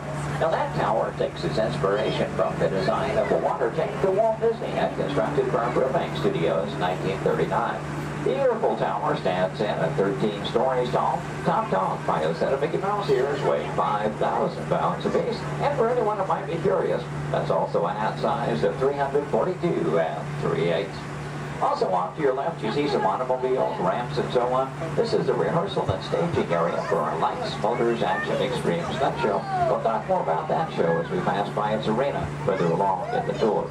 Now here at the studios, we do feature sound stages, outdoor sets, state-of-the-art editing facilities, recording studios, just about anything else needed for the production of radio programs, television shows, and motion pictures. And over the years, we've had quite a lot of activity taking place. Now, for example, Anthony Hopkins and Cuba Gooding Jr. made use of our sound stages filming Instinct. And Tom Hanks was here, producing, directing, and starring in the 13 episodes of the HBO Emmy Award-winning miniseries From the Earth to the Moon. Our backlot has been used for exterior shots for such shows as The Golden Girls and Empty Nest, and for 5 years, from 1989 to 94, our sound stages were home to the new Mickey Mouse Club. Now that show, by the way, served as the launching pad of several of today's young stars, including Justin Timberlake, Christina Aguilera, Britney Spears, Ryan Gosling, and Felicity's Kerry Russell. They all got their start right here on our sound stages. Now, as you make your way around this turn, off to the right, you'll see 2 surviving P-40 aircraft from Touchstone Pictures Pearl Harbor, starring Ben Affleck and Josh Hartnett. Taken from the mold of a real P-40 Warhawk, these full-scale replicas are produced in fiberglass over a steel frame. You might be interested to know there were actually only 16 of those full-scale replicas produced for the filming of Pearl Harbor. We've seen that movie and know there were a lot more P-40s than that on the screen. The remainder were all computer-generated. We're now entering one of our most glamorous departments. This is the world of creative costuming, and notice the window displays on the left. Now here in costuming, the process begins with artist designs. From there on, seamstresses and tailors take over. They may use as much as 1 1/2 million yards of fabric each year to produce more than 25,000 garments. In the display cases, you see original costumes from such films as National Treasure, Book of Secrets, Disney Channel's High School Musical 2, costumes from Step Up to the Streets, and in Real Life, and from Enchanted with Amy Adams and Patrick Dempsey. Also coming up ahead on the left, a special display of both costumes and props from Walt Disney Pictures, Pirates of the Caribbean at World's End. We have more than 250 artists involved in the design and manufacture of costumes for motion pictures, television, and live entertainment needs. And I'm proud to say that here in Florida, we have the largest working wardrobe in the world. Now, when an art director needs to create a specific look for production, they may begin with the props department. Here, scenic designers buy and in some cases build everything they need to create the exotic worlds in which their stories take place.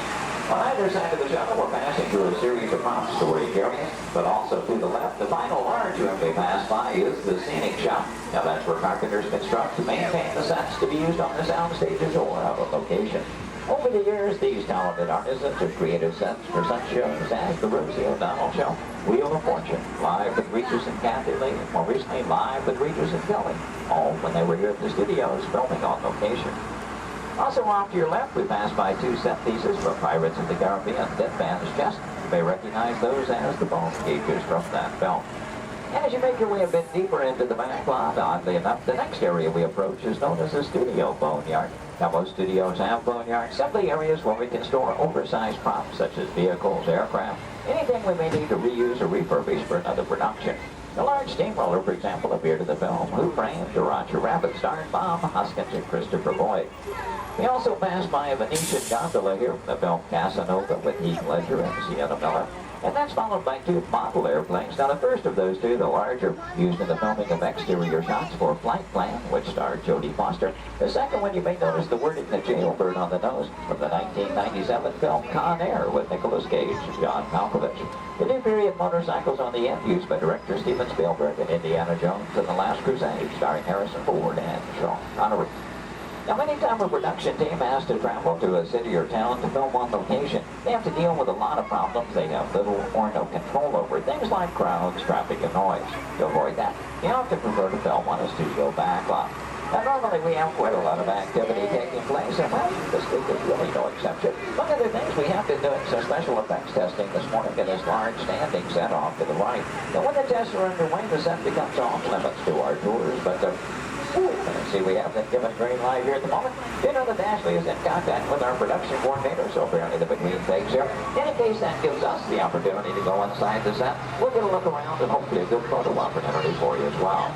Now, we will be going over a bumpy bridge, so please hold on to loose items like cameras and purses, and especially hold on to small children, please. For the safety of everyone, please remember to remain fully seated throughout the entirety of our tour. Now, this is a large standing set, and that's the type of set designed to be used over and over again. This one is modeled after an actual canyon in Southern California, the special effects set that we call the Master of the Canyon. The large tanker truck is another large prop like those out in the boatyard area. Not an easy task to get that truck into place. We actually had to hoist it up over the canyon wall and lower it with a crane. You know, one of the reasons that production teams like to film on a backlot is because of the things they can recreate and that even increase the weather. As a matter of fact, one of the effects they were testing earlier today was a rain effect. I wonder, is anybody still upstairs? You might run the canyon's rain effect for us? We would appreciate that. Now, why might we need such an effect? Well, let's say that our script calls for a real downpour, and it happens to be a nice, bright, sunshiny day. Time is money in the movie-making industry, and camera crews don't just wait around for Mother Nature. When it starts to cameras to roll, that's everywhere they can fall. Well, thank you very much. We appreciate that. Now, this effect is being created by some high-pressure water drops over it, just out of the camera rain. Bringing that water upward and outward, and the switch of the motion, giving it another downpour to the fall. Now, we wanted to create a comfort zone effect. We could add some drone flowers and one in the air. No, I'm sorry. By the way,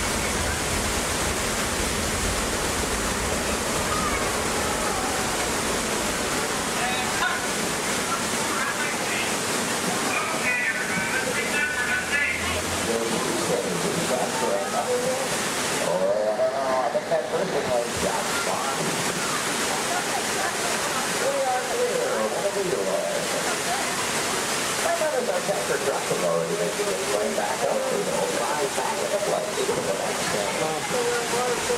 Up and now, I should like to understand why we call this the Cascade Canyon. As we exit from behind the scenes, so let me share some of the secrets with you and how those catastrophes were actually created. And although our canyon indicators may be used for production purposes, today's special effects show us what we found that. This is not created for your enjoyment. Show you how special effects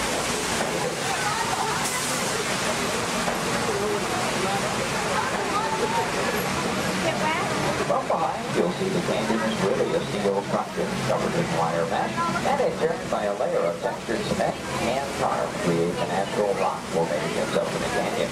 The small yellow pipes carry the gas to the fires up above. The large gray pipes the water to the flying blood. Now to start that flood of motion, you'll see 3 large holding tanks up at the top of the canyon. When we open the gates to those tanks, that allows 70,000 gallons of water to come running down toward our tunnel. Even more dramatic impact. Some of that water was blown after by airplanes. The earthquake effect created by large hydraulic shiver cables underneath the bridge. The Astrophy Canyon was originally put together with the help of a Hollywood special effects team, so that what seemed to be an out-of-control disaster was really a very safe, computerized sequence of events. The entire sequence can reset in just 3.5 minutes. During that amount of time, the 70,000 gallons of water gets recycled to begin our show all over again. Now, as you make your way out from the canyon, take a look ahead and off to the right. You'll see a special aircraft too, is here in a bit of Disney history as well. This one is not a prop, it was an actual aircraft, known in airports throughout the country simply as the 234 Mickey Mouse.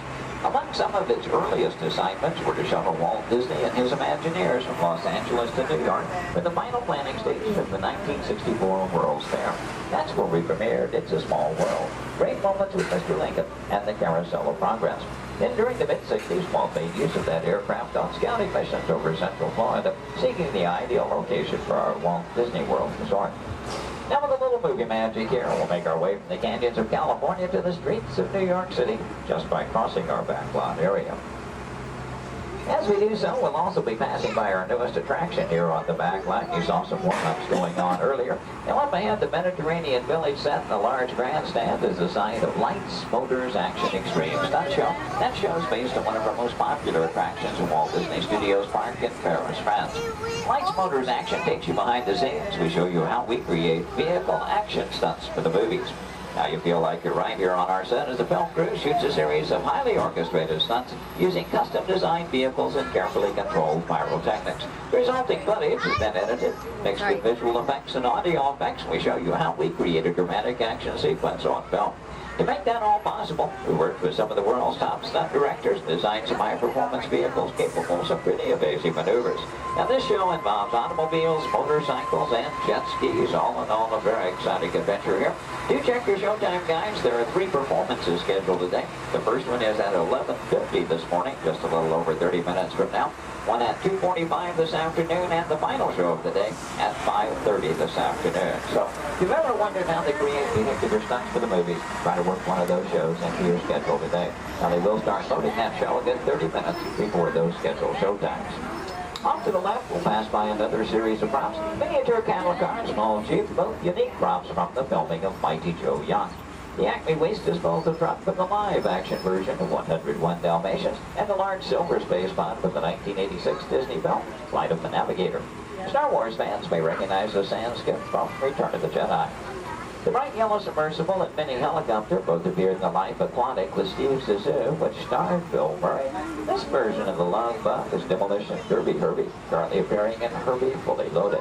And at the end of the grouping of vehicles, the large red space pod made its appearance in The Hitchhiker's Guide to the Galaxy. Now, from the opposite side, you may notice that we're still circling around our Lights, Motors, Action set. It does, in fact, take up about 8 acres here on our backlot, premiered here on May 5th, 2005.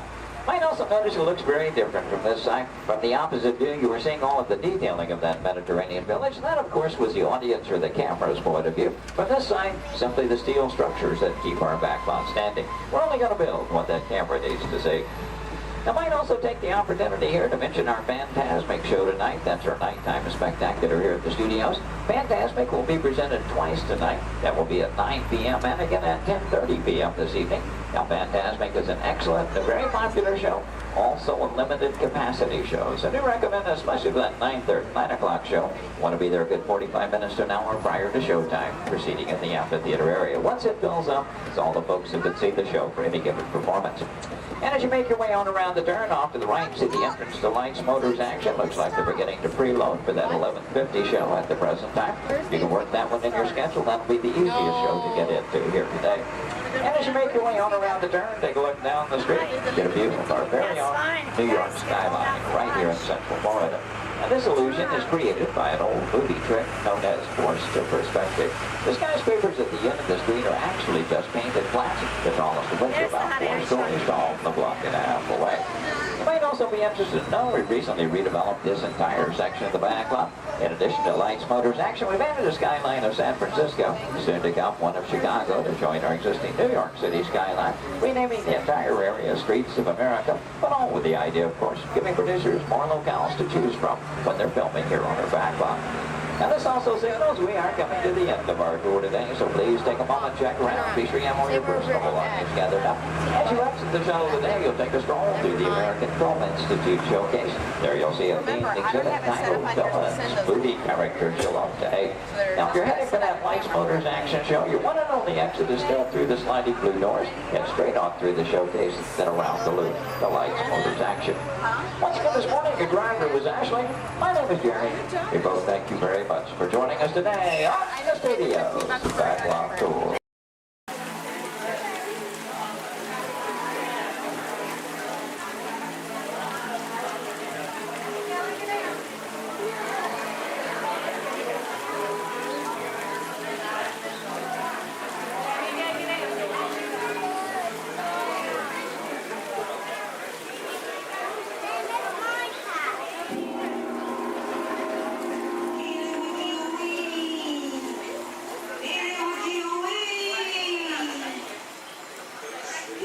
Of the tropics, heed our call. Descend with your rhythms for one and for all.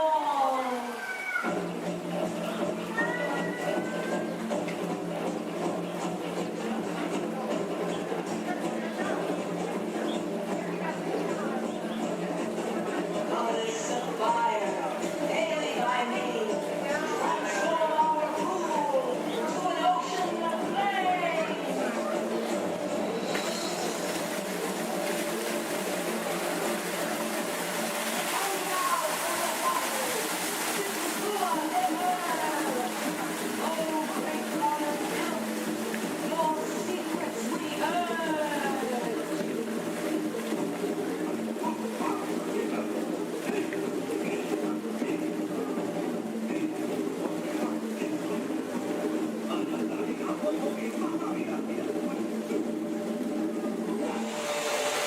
Wowee! Phew, that's almost as much fun as New Year's Eve in the orange groves. My word, we did get a mite carried away, Yeah. I say, look out there across the water. It appears we're a bit of company. Allow me, yes. Welcome, you all. Permit us to introduce ourselves. My name is Claude, and my loquacious cousin over here is... I'll introduce myself, if you don't mind. Hi there. I'm, well, let's see now. It's right on the tip of my beak. Clyde Birdbrain. Oh, yeah. I'm Clyde Birdbrain. Oh, I say, perhaps you good people have never conversed with toucan birds before. Well, neither did we, till one day we discovered this magic sunshine pavilion. By Jove, yes. I remember just how it happened, many, many bird baths ago. There we were in an explorer's launch on a mysterious river in deepest Adventureland. Off in the distance comes the fierce roar of an African lion. And as we round a bend in the river, a huge bull elephant bellows forth in protest of our intrusion. Suddenly, the treetops explode in a frenzy of outraged birds. Oh, come, you can jolly well do better than that. I can jolly well do one at a time.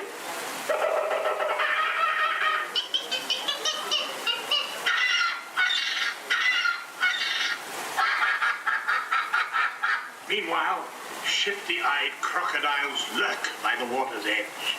Lurk, lurk, lurk.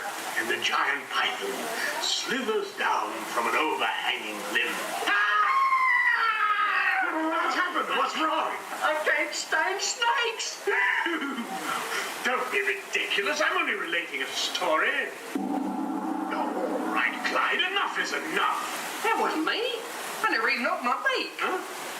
Excuse me, I hate to interrupt with an exciting story, but they're calling us to the show. Land's sakes, it's already showtime? Land's sakes, yes, it's already time for the show. And Claude, I do believe it's your turn to make the announcement. Righto. Ladies and gentlemen, boys and girls, gather up all your cameras, purses, and other articles, and now turn to your left towards the tall doors. When the drums begin, they'll open magically to lead you right into the Sunshine Pavilion. Is everybody ready?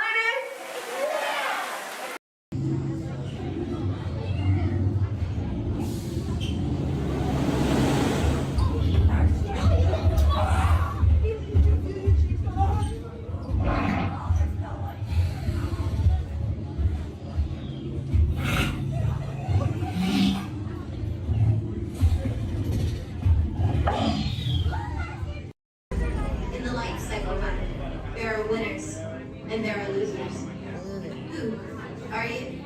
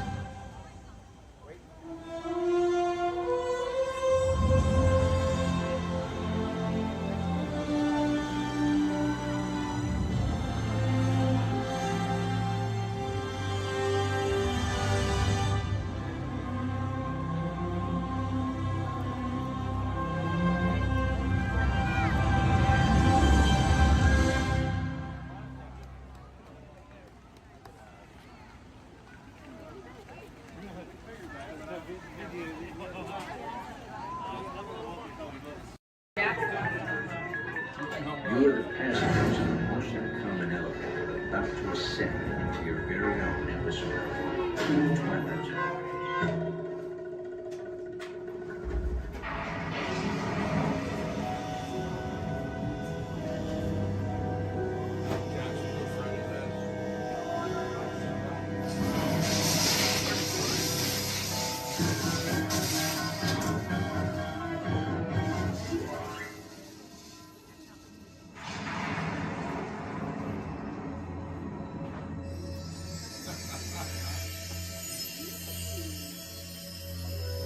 It takes you in somewhere where you have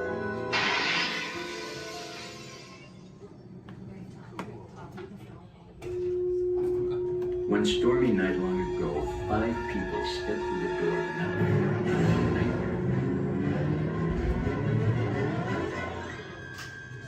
That door is opening once again. This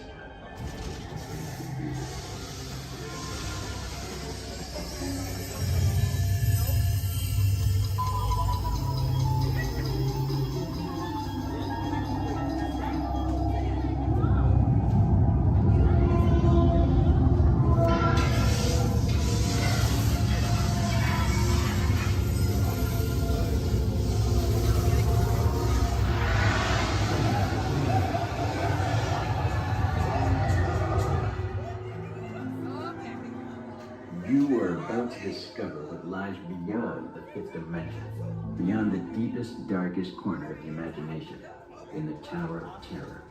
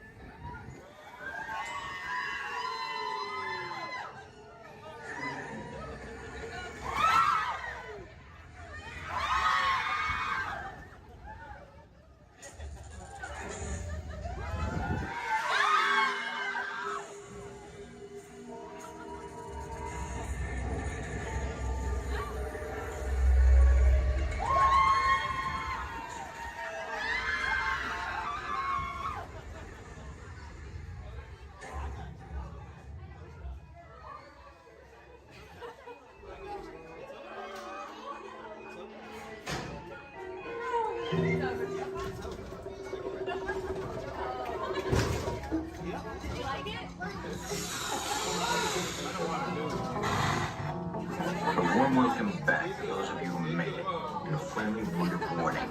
Something you won't find in any guidebook. The next time you check into a deserted hotel on the dark side of Hollywood, make sure you know just what kind of vacancy you're filling, or you may find yourself a permanent resident of the Twilight Zone.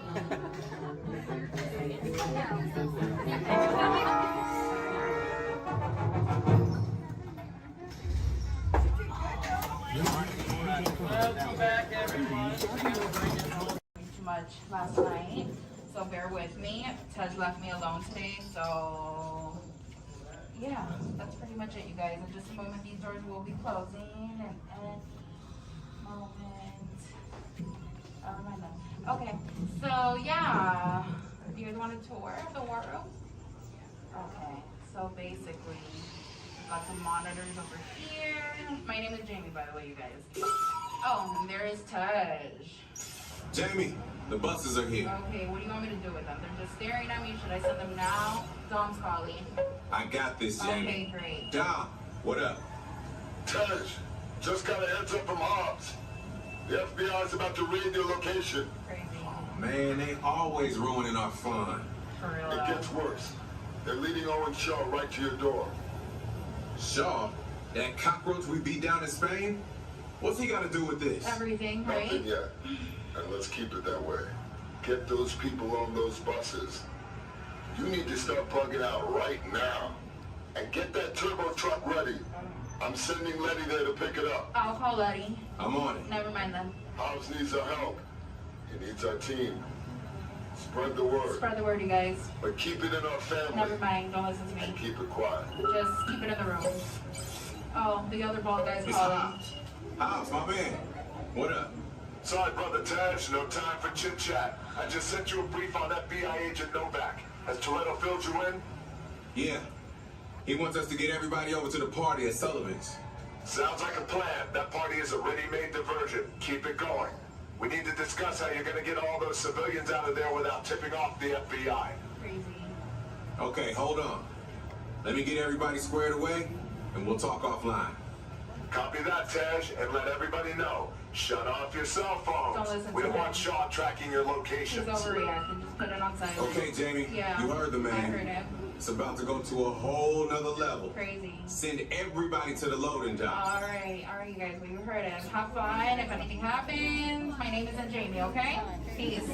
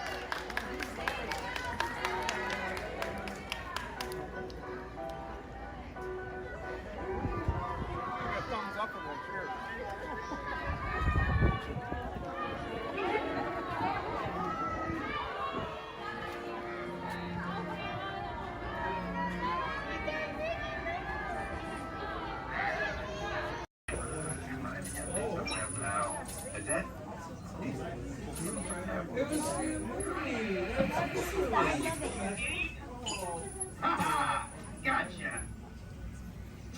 Oh! What are you guys still doing here? Tour's over. The cages are open and the creatures are loose. You gotta get out of here. Wait. Don't get out of here.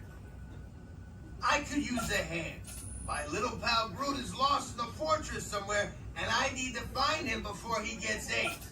I found his tiny little heat signature, see? All those other heat signatures are, well, don't worry about them. Listen up. You guys can be a big help while I look for my pal. A gantry lift full of warm parents makes a really great distraction. I just need you to wave your arms, scream, whatever it takes, and then all these things will, never mind. You in?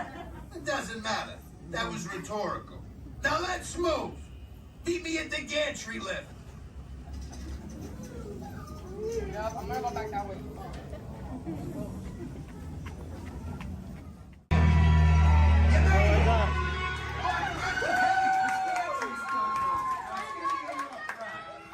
Remember, if you see a scary creature, scream real loud and look delicious.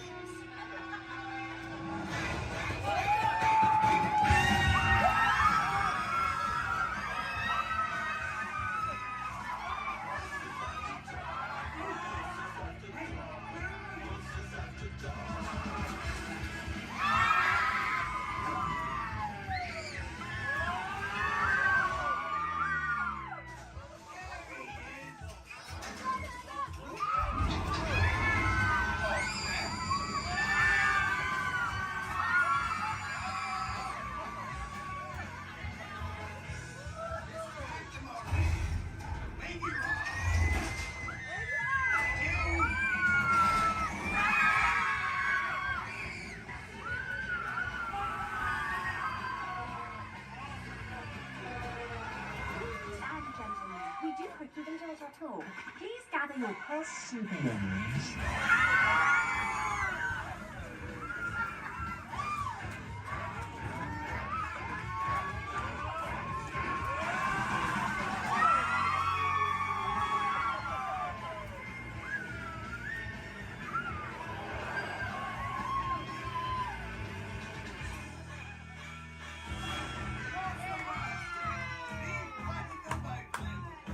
Spit that out. It's not candy. What's your language?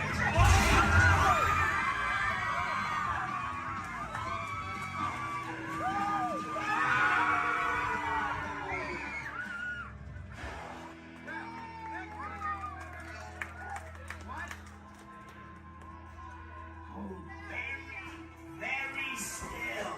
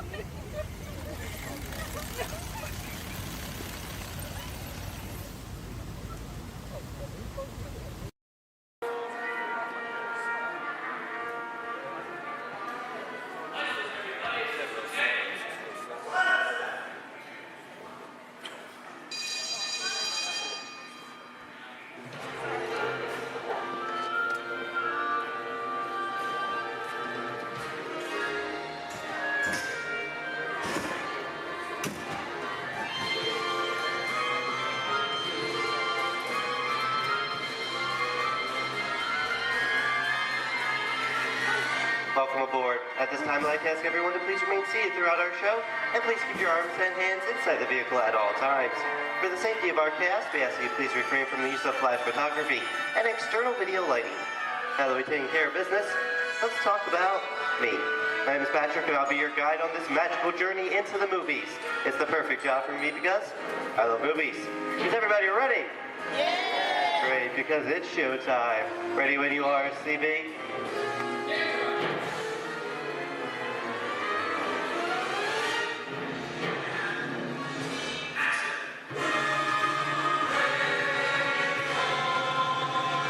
And we are rolling.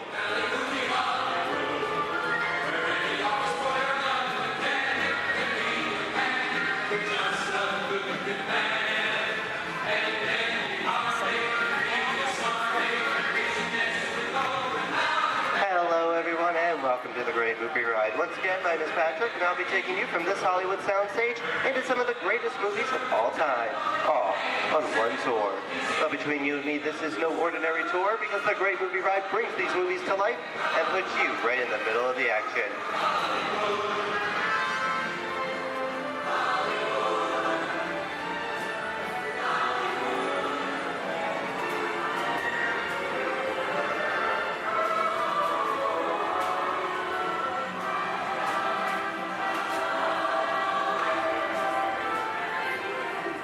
I don't know about you folks, but I just love the great Hollywood musicals of the 1930s.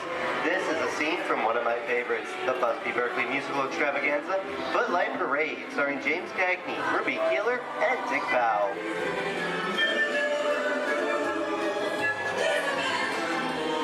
In 1952, Gene Kelly was Singing in the Rain with Debbie Reynolds and Donald O'Connor. Did you know that Gene Kelly co-directed this movie?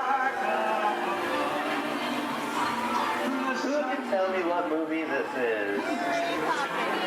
That's right, it's Walt Disney's Academy Award-winning film from 1964, Mary Poppins, starring Julie Andrews and Dick Van Dyke. Julie Andrews won an Oscar for her portrayal of the nanny, who is practically perfect in every way.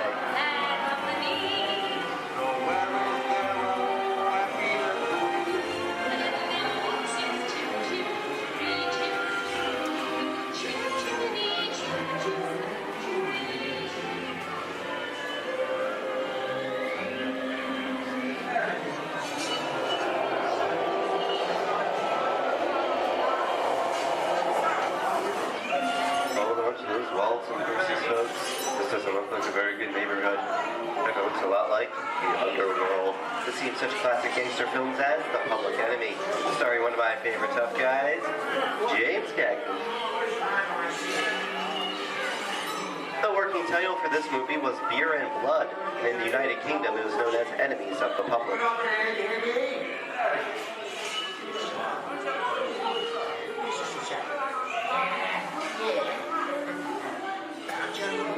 Very nice time. Judge comes around, he's going to leave you some beer. We're going to check it. And you're going to kick in with the dog. If you don't, somebody's going to drop by here and kick your teeth out one at a time. Okay?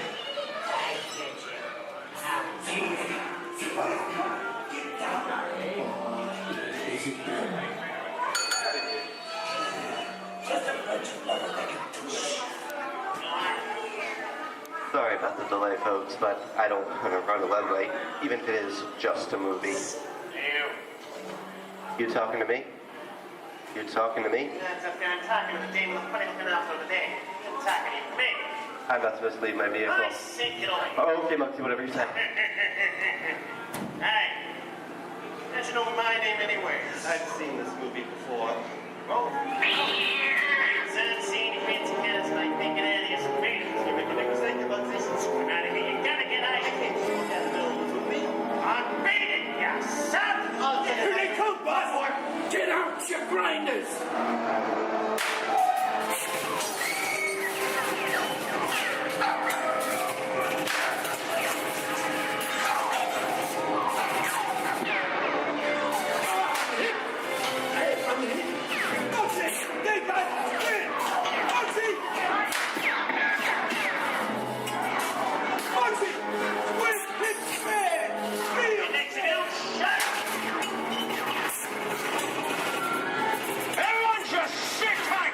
running a red light to get along. I never break the line. Lady, watch this.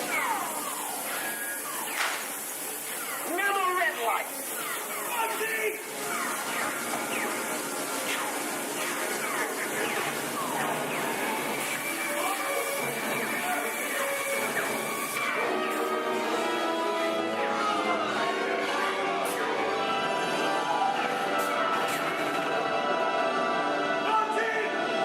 Sorry, boys, I'm making my getaway. Sayers in church. What are you looking at? Everyone mind your P's and Q's, and maybe you won't get hurt. What is this? Tracy? And now, the Old West, and two of Hollywood's legendary stars, Clint Eastwood and John Wayne.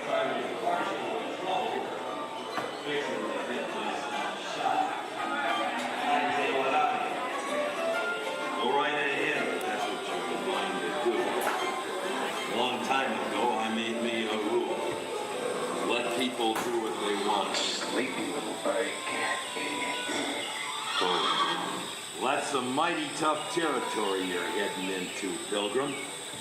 I'd think about turning back if I was you. That is, if you want my opinion. Well, to be clear, it's a perfect time for me to collect up all your valuables. Starting with the jewelry, going on to the cold hard cash. Perhaps what... Hey! It's the bank robber. Don't let him get... I don't like this neighborhood, Kappa! This is nuts. Nuts! Tell us I'm getting out of here. Get yourself up. Looking at this one. Easy on that. Can't get any worse.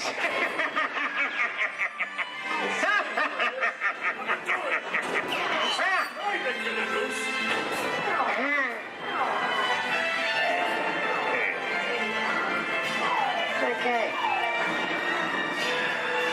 It's twice.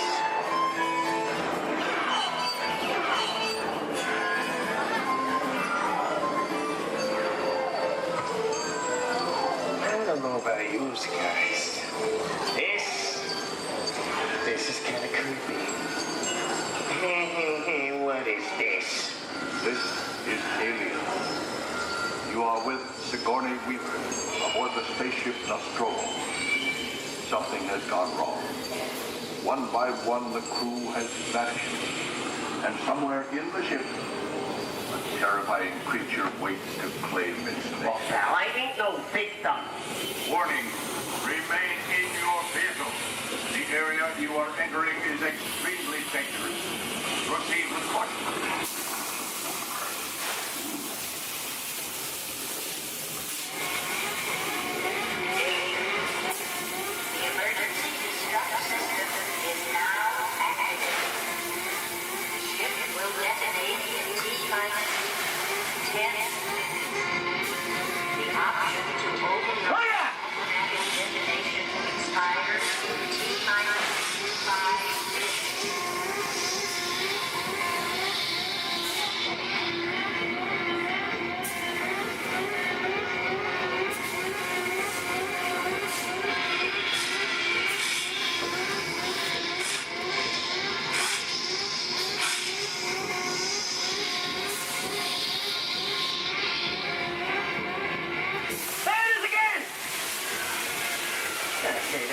Creepy crawly things for one day, huh?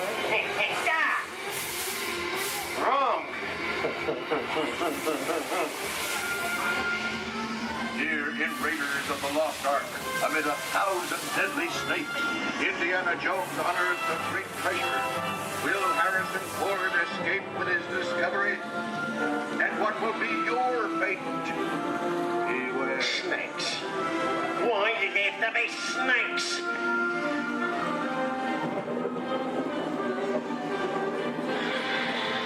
The dust of 3,000 years lies undisturbed in this ancient burial chamber. And on the chest of the great stone goblet, a priceless Get a load of that chunk of ice. Time for me to get back to work. Tell nobody move while I go get the goods. I don't think they'd notice a few extra bodies around here. Know what I mean? But the jewel is guarded by a curse. And those who dare defy that curse must pay with their lives.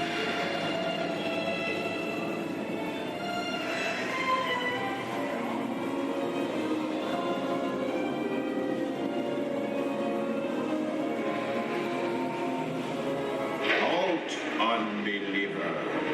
Disturb the treasure of the gods, and you shall all pay with your lives.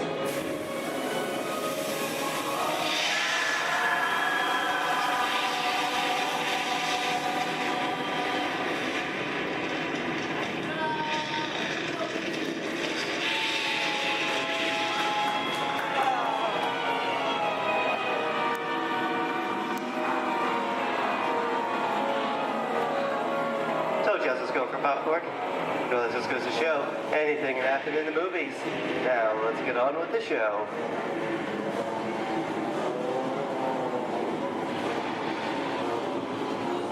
Ooh, I see dead people. The horror movie is my all-time favorite genre. Some of the best horror films were made back in the 1930s and 40s, but monsters, mutants, and maniacs are still audience favorite and continue to haunt us today. That's what I call a wrap.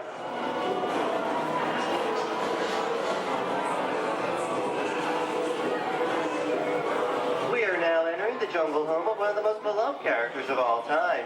Now it's not George of the Jungle. Actually, it's Tarzan, portrayed here by Johnny Weissmuller. Over here we have Maureen O'Sullivan as Jane, and the lovely and talented Cheetah as herself.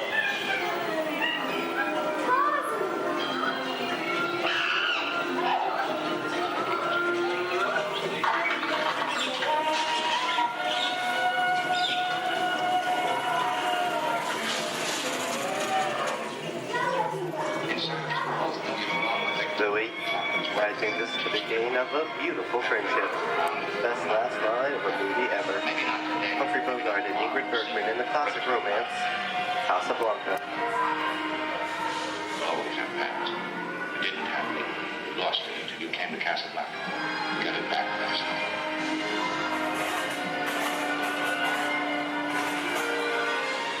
I've got a job to do too. Where I'm going, you can't follow. What I've got to do, you can't be any part of.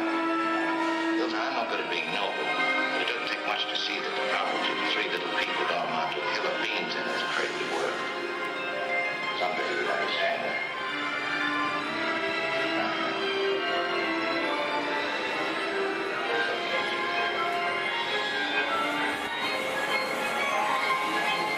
And here's one of my favorite movie stars, Mickey Mouse, in one of his greatest roles, the Sorcerer's Apprentice in Fantasia.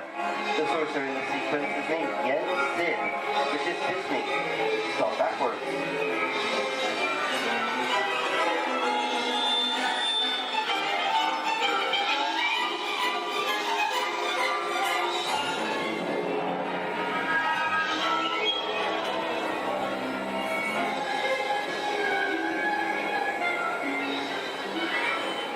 Toto, I have a feeling we're not in Kansas anymore.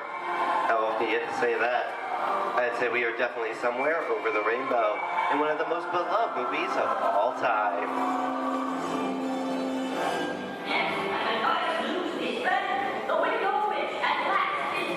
The Wizard of Oz.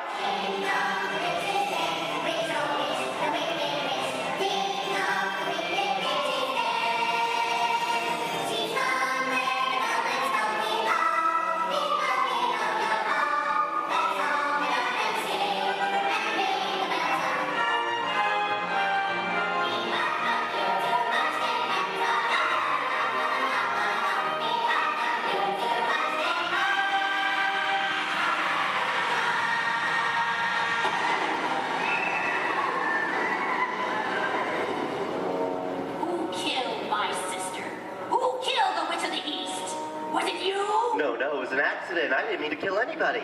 Well, my little pretty, I can cause accidents too. Oh, rubbish. You have no power here. Be gone before someone drops a house on you, too. Very well.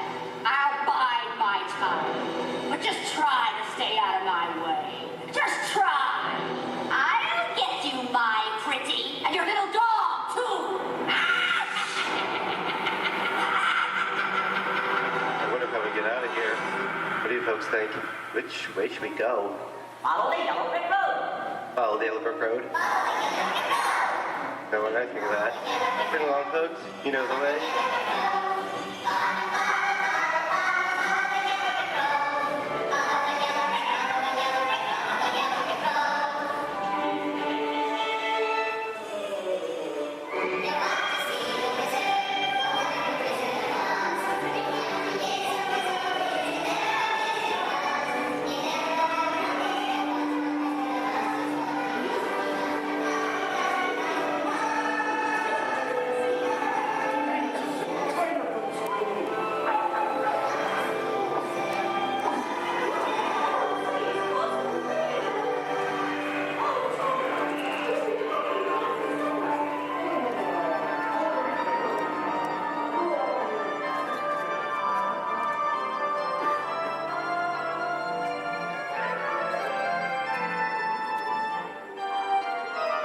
I hope you enjoyed our tour of these great moments at the movies, but we've only scratched the surface of what Hollywood has to offer.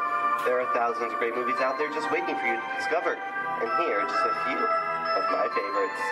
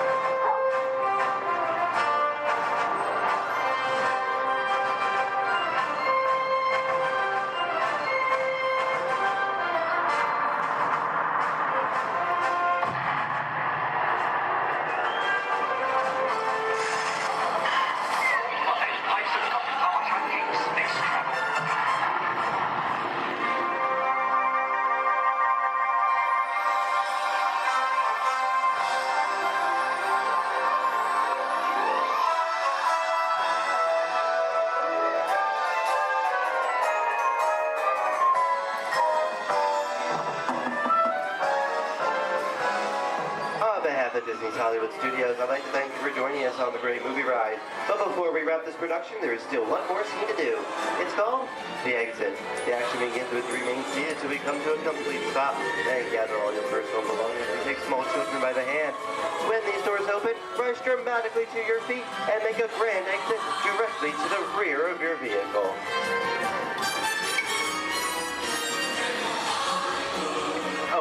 more thing. When I yell action, don't forget the thunderous applause for yours truly. All right, places, everybody, and action! Thank you, thank you. Have a wonderful day here at Disney Hollywood Studios, and we'll see you at the movies. The stuff movies are made of. Goodbye, everyone.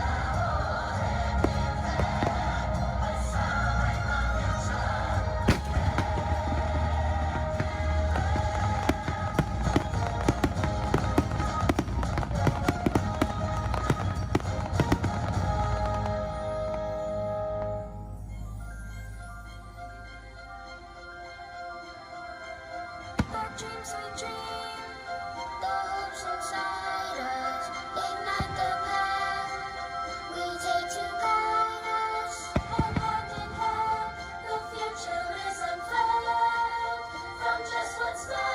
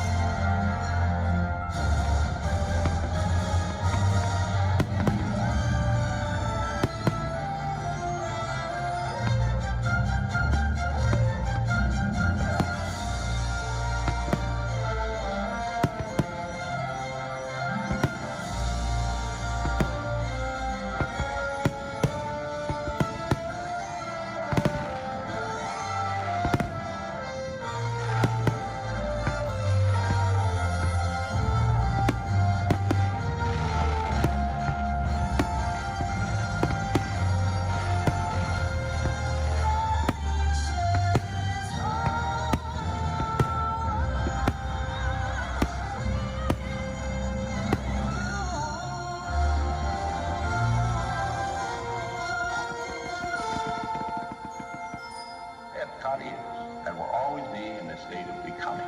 It will never cease to be a living blueprint of the future.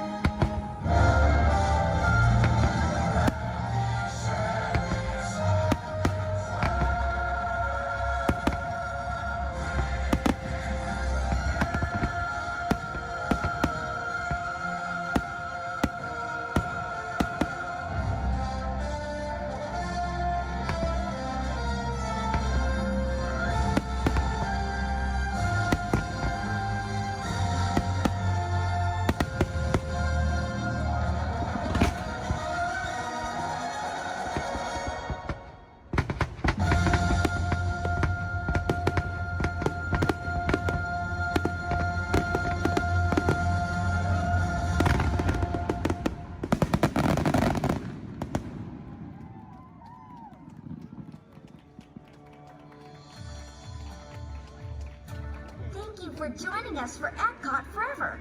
As you take your next steps into the future, we hope you'll continue exploring, creating, and discovering wherever you go. Remember, it only takes one little spark of inspiration to unlock the possibilities of tomorrow. From all of us here at Epcot, we wish you a wonderful evening and a safe journey home. Thank you and good night. Yes, Walt has some of the brightest minds in the world, but I keep things around here pretty chill, so the kids can create the next big idea that will give you the tools to become the next generation of heroes.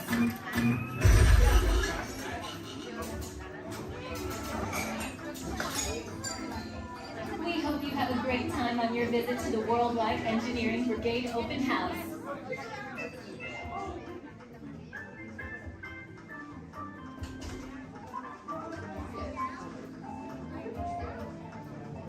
And now, our project lead, the brilliant, Peter Parker. Hey, what's up? I'm Peter Parker. And here at Web, we get access to some pretty awesome tech, like vibranium from Wakanda, or this crazy alien juice stuff. We have Kim Particles and Star Tech.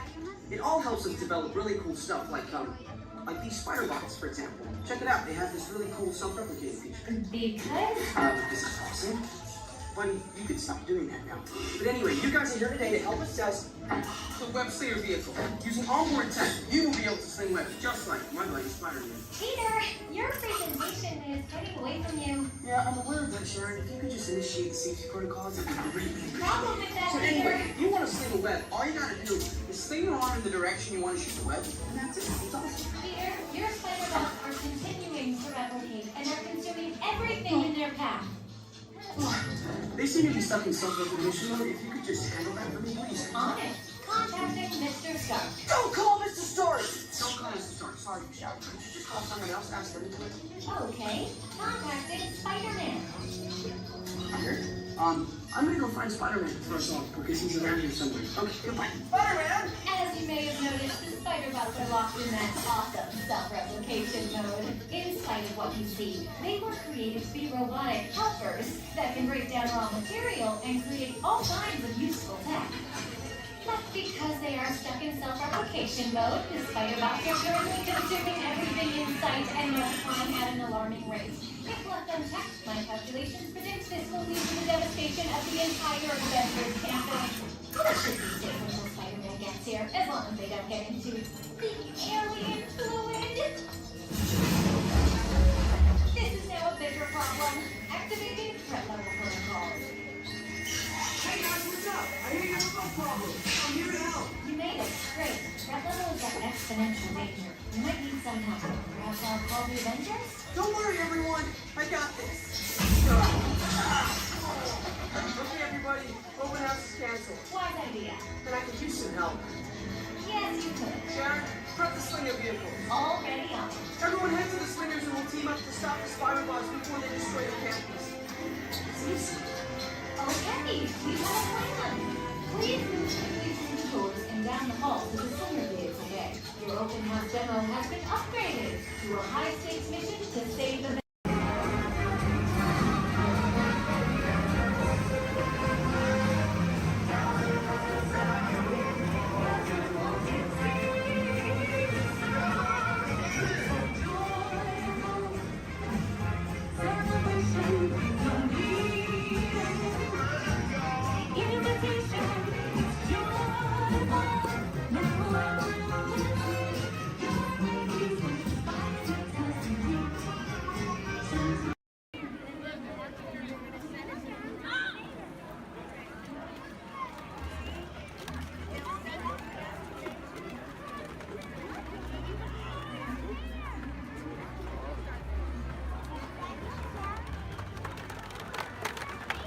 Go Empire! Yay!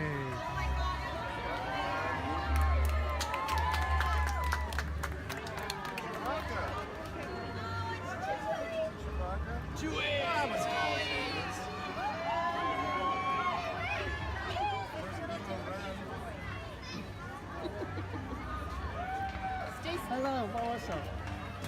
Hey. Oh, what's that?